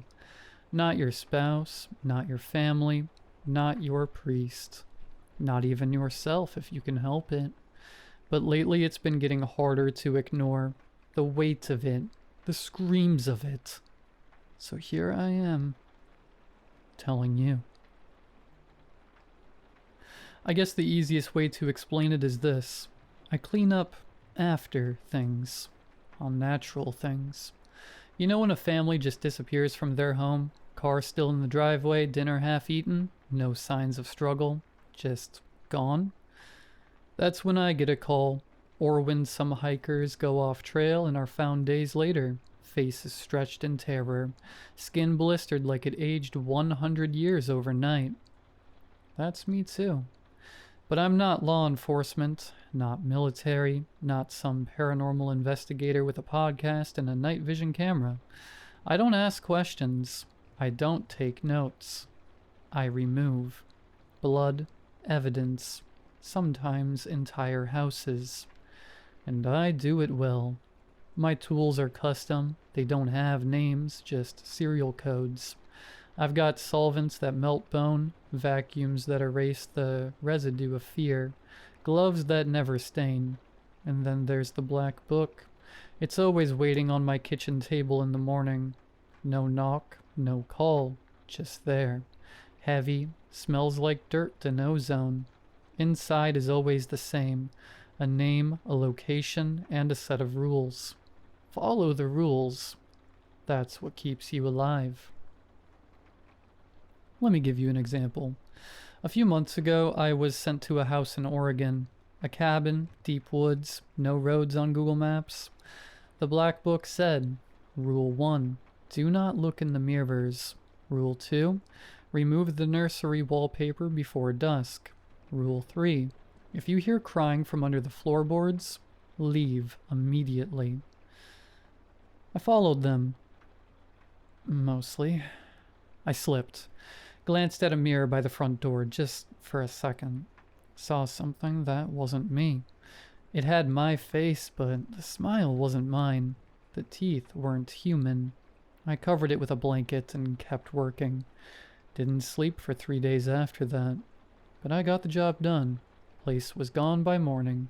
Just dirt and fog where the cabin used to be. Sometimes it's worse. Sometimes they send me to places where the walls breathe, where clocks run backwards, where the wind whispers in dead languages. Last year there was a site, I can't say where, that required me to burn down a hotel that didn't technically exist. The black book said, each room you enter will add another memory you never had. Burn it before you forget who you are. Took me 5 hours. By the time I lit the final match, I was almost convinced I had a wife named Clara and a baby girl named June. I don't. I double-checked. I think. The worst job I ever had? A basement in Kansas. Concrete walls, chains, blood thick as syrup on the floor. Nothing in the black book but one sentence. It is still hungry. Do not feed it anything you love. I almost failed that one. Dropped my wallet without noticing. Had a photo of my sister in it. I left the house shaking. When I checked my wallet in the car, the photo was gone. In its place was a scrap of flesh. Still beating. Some days I wonder who they are. The ones who leave the book. The ones who know where the horrors are. The ones who created the rules. Are they protecting us, or just covering their tracks? Am I the good guy in all this, or just another cog in a much darker machine? I try not to ask. The black book doesn't like it when you ask. I tried once, left a note inside. Who are you? Next morning, I woke up with my own handwriting carved into my arm. Cleaner, clean thyself. I bled for hours. So why am I telling you this now? Well, because this morning, for the first time in over a decade, the black book didn't show up. Instead, there was an envelope, my name written in red, no return address, Inside a photo of me sleeping. And on the back, just one rule: do not run. We already know where you'll go. I have a very special job, but I think I just became the next mess to clean up. And I don't think anyone's coming to save me.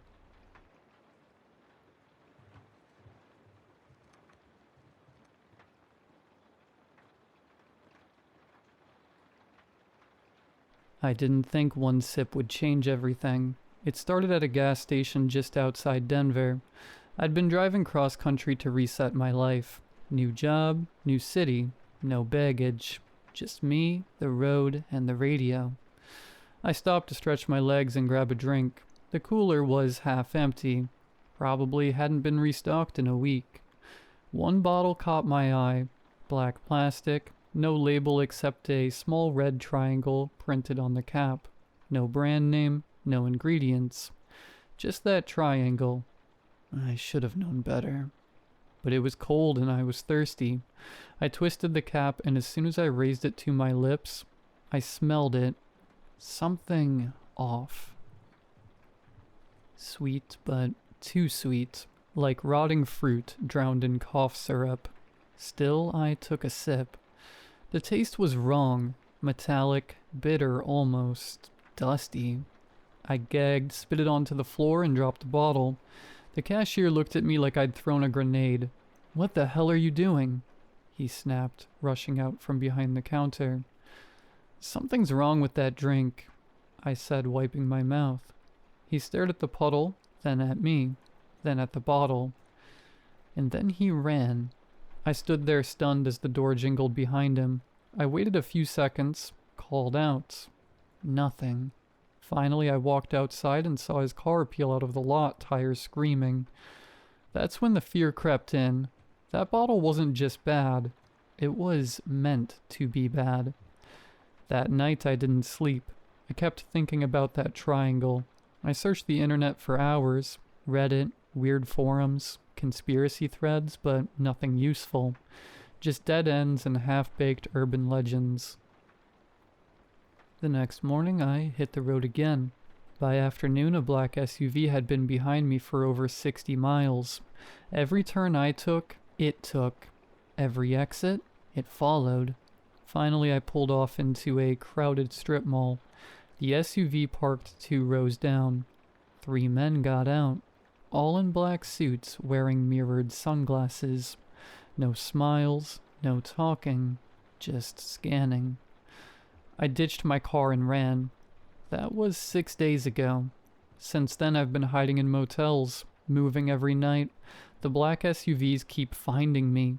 Sometimes they don't bother hiding. Sometimes they knock on the door pretending to be cops or hotel staff or delivery guys. I stopped answering. I stopped sleeping. I can barely eat. One night I found a thread on a dark web forum. Someone else mentioned the triangle, said it's part of something called the selection. They didn't explain it, but they said this: drink it and die in peace. Spit it out, and you're prey. I replied, begged for answers. They sent me a private message. Every year they manufacture 1,000 unmarked bottles. They're placed at random locations across the US. Gas stations, vending machines, cafes. Most drink and die instantly. Quiet, clean, no mess, no questions. But if you reject the offering, they come. I don't know who they are. I've been stabbed once, chased 4 times, and drugged in a motel coffee this morning. I only drank half before I smelled the same syrupy scent. They're not trying to kill me quickly. They want fear, exhaustion, panic. I think I ruined something sacred. I rejected their sacrament. And now they're enjoying the hunt. I haven't seen my reflection in 3 days. I'm afraid of what I'll see, how much I've changed, how hollow I've become. If you find a drink with a red triangle on the cap, don't sip it. Don't open it. Walk away. Because if you spit it out, you'll never stop running. And they never stop hunting.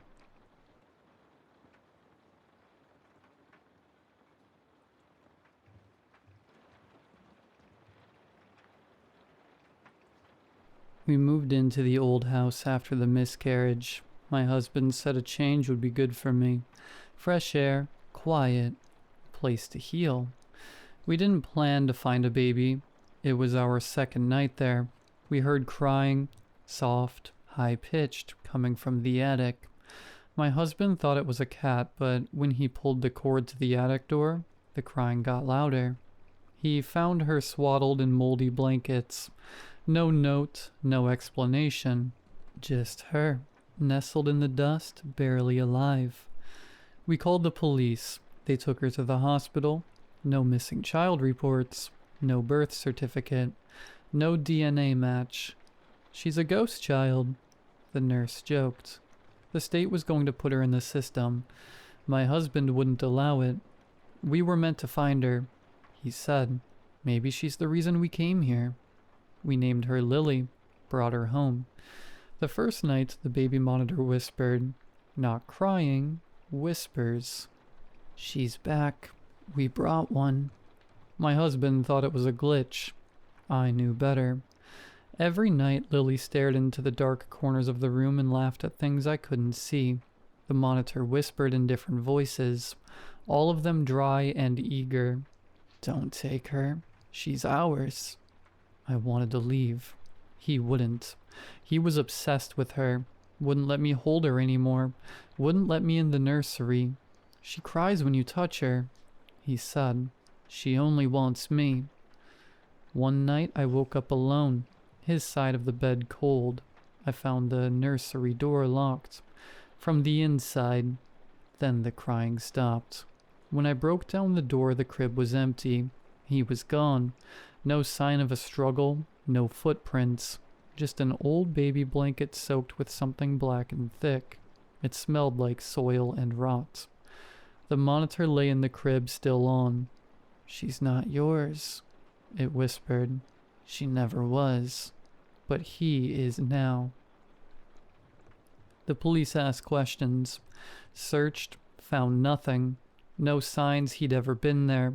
No fingerprints, not even his clothes. They showed me the hospital records. There was never a baby registered under the name Lily. There was never a baby at all. I still hear her at night, not crying, laughing, from the attic.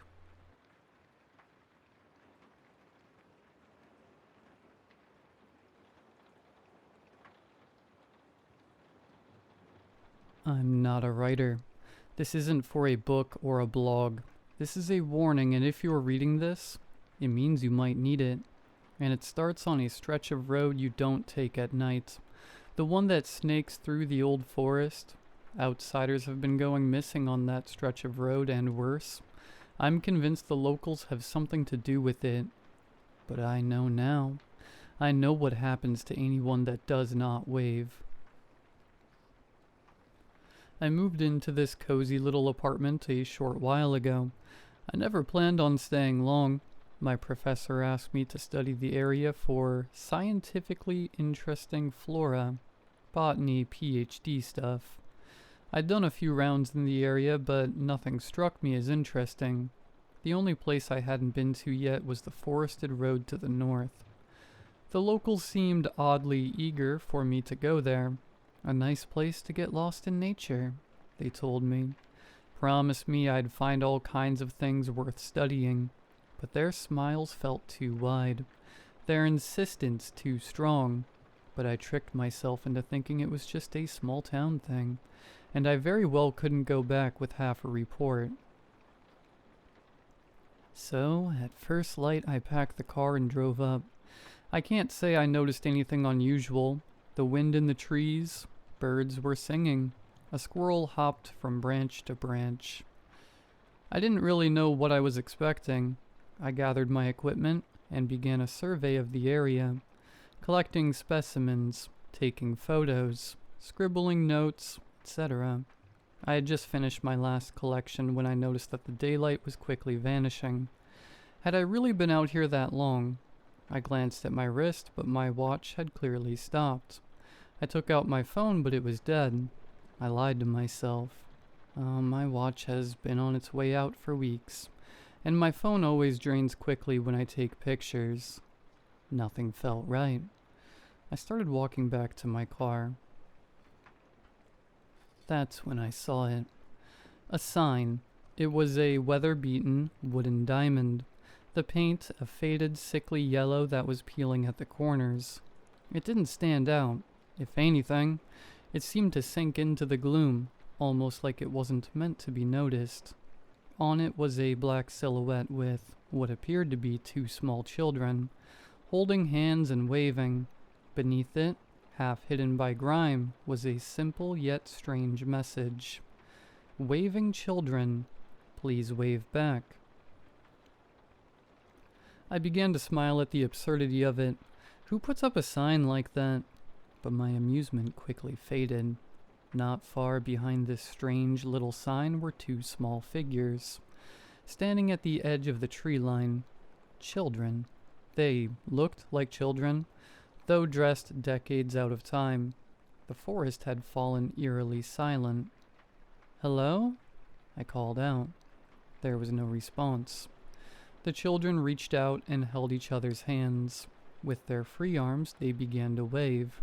The shadows were long and dark now, and I couldn't make out any real details. But their faces? I swear they weren't normal faces. Where there should be eyes were instead these deep, empty voids. I stepped forward. "Are you both okay? Are you hurt? Or lost?" My throat was dry and the words cracked as they came out. Their calm waves became more frantic, jerky, wrong even. Their heads snapped side to side, their movement a blur.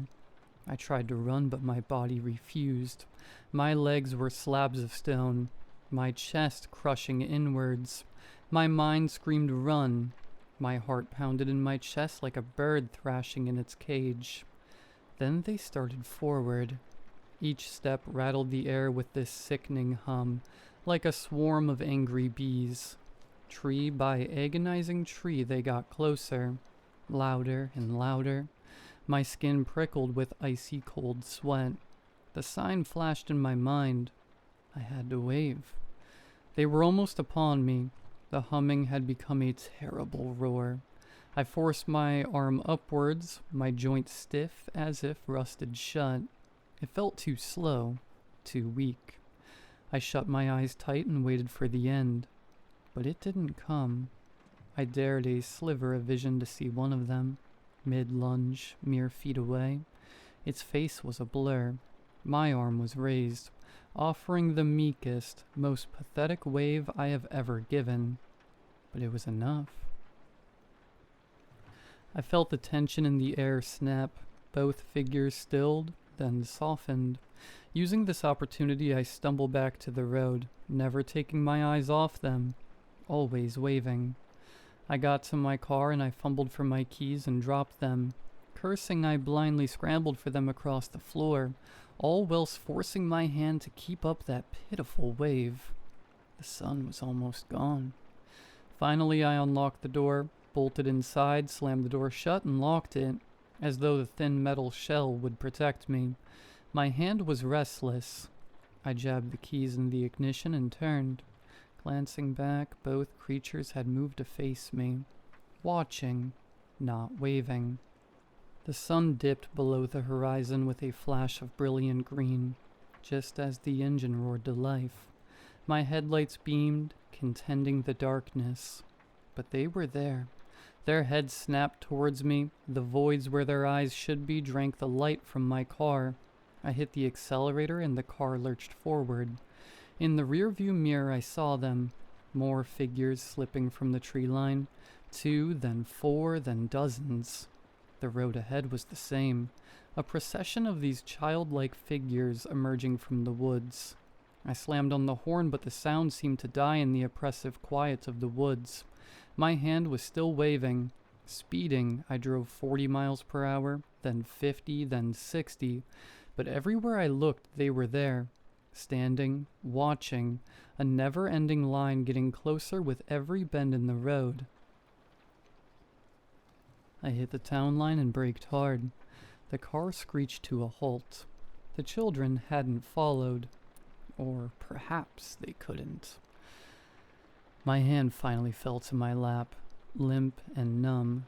I sobbed at the sight of the town lights. Relief that was short-lived. I drove past the diner. A waitress was frozen mid-pour, coffee spilling over the rim of a cup.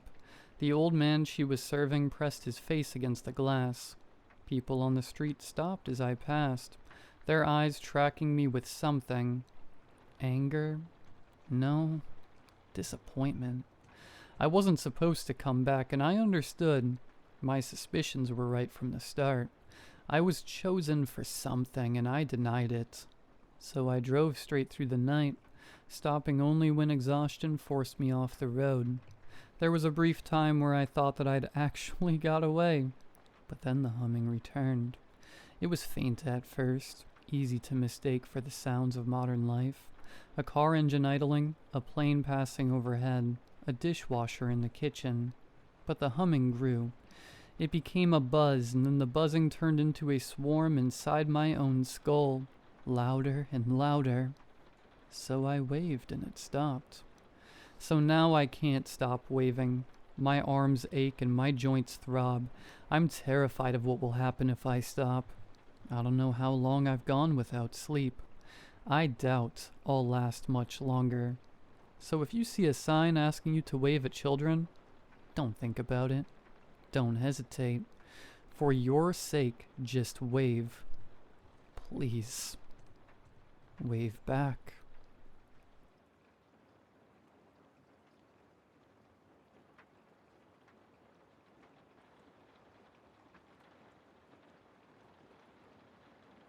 It was a warm summer night in the back county of South Carolina.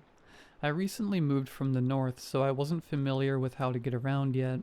I had just had dinner with my grandparents and cousins, and was in the middle of my 45-minute drive back to my apartment.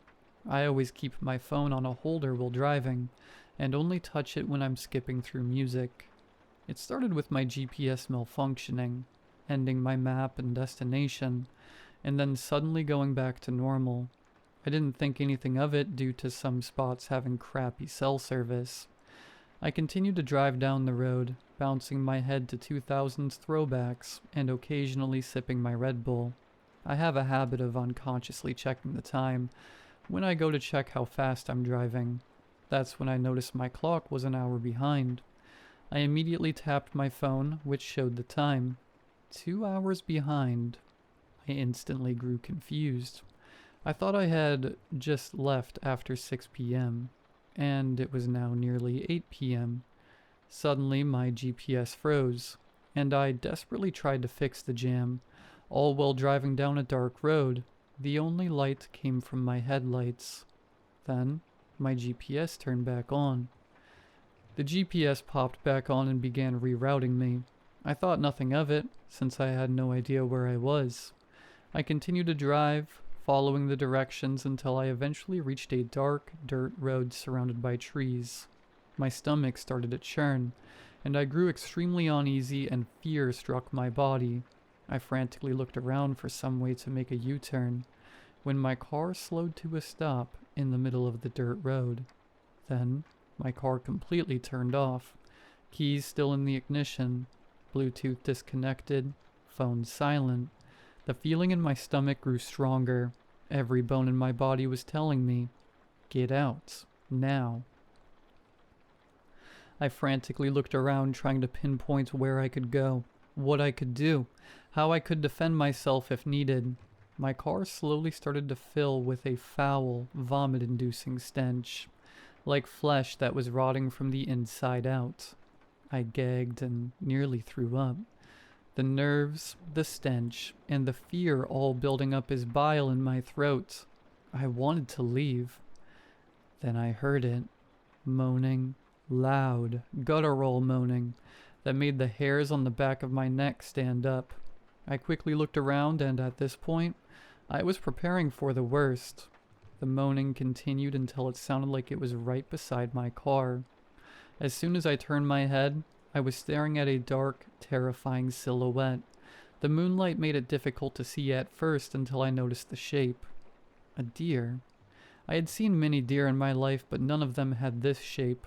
From what I could see, its neck was longer, thicker, its back was slightly sunken in. I saw its antlers, which extended straight up. What happened next made me sick. As if the deer wasn't terrifying enough, it slowly stood up. All of its animal-like features were gone, aside from the head. I whimpered at this point. I could feel my seat dampening and my jeans soaking. I had urinated myself. The entity stood up and walked past the front of my car. Like any other human before it, faded into the darkness of the forest. As soon as I could no longer see it, my car turned back on and the music continued, bumping Britney Spears through my bass.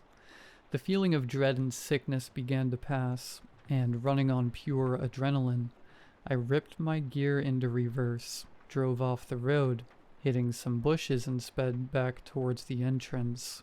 I was panting. My hands were shaking and my pants were soaked, but I didn't care. The second I pulled out onto the main road, my GPS went back to its original route and resumed the drive. 37 minutes. I was 37 minutes away from home. I continued driving and I quickly dialed my boyfriend's number, not caring about my no hands rule. My boyfriend answered. "Hey, you on your way home?" I immediately began pouring out everything that happened. The car shutting off, the figure, the smell, everything.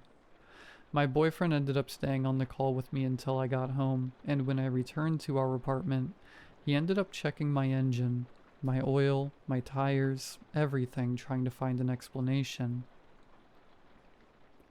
I knew he was worried beyond belief, and the fact that I peed myself only heightened his concern. My car was dinged up with some minor scratches, but everything seemed alright, and functioning. Later that night, after I had showered, changed into my favorite pajama set, and watched our favorite Twitch streamer, I pulled out my phone and began the GPS to my Nana and Papa's house. I probably spent an hour trying to find the dirt road I was on. The road where everything happened, but there was nothing. I even went into Street View and tapped along the entire route. No dirt road, no location that even remotely resembled the road I had driven down.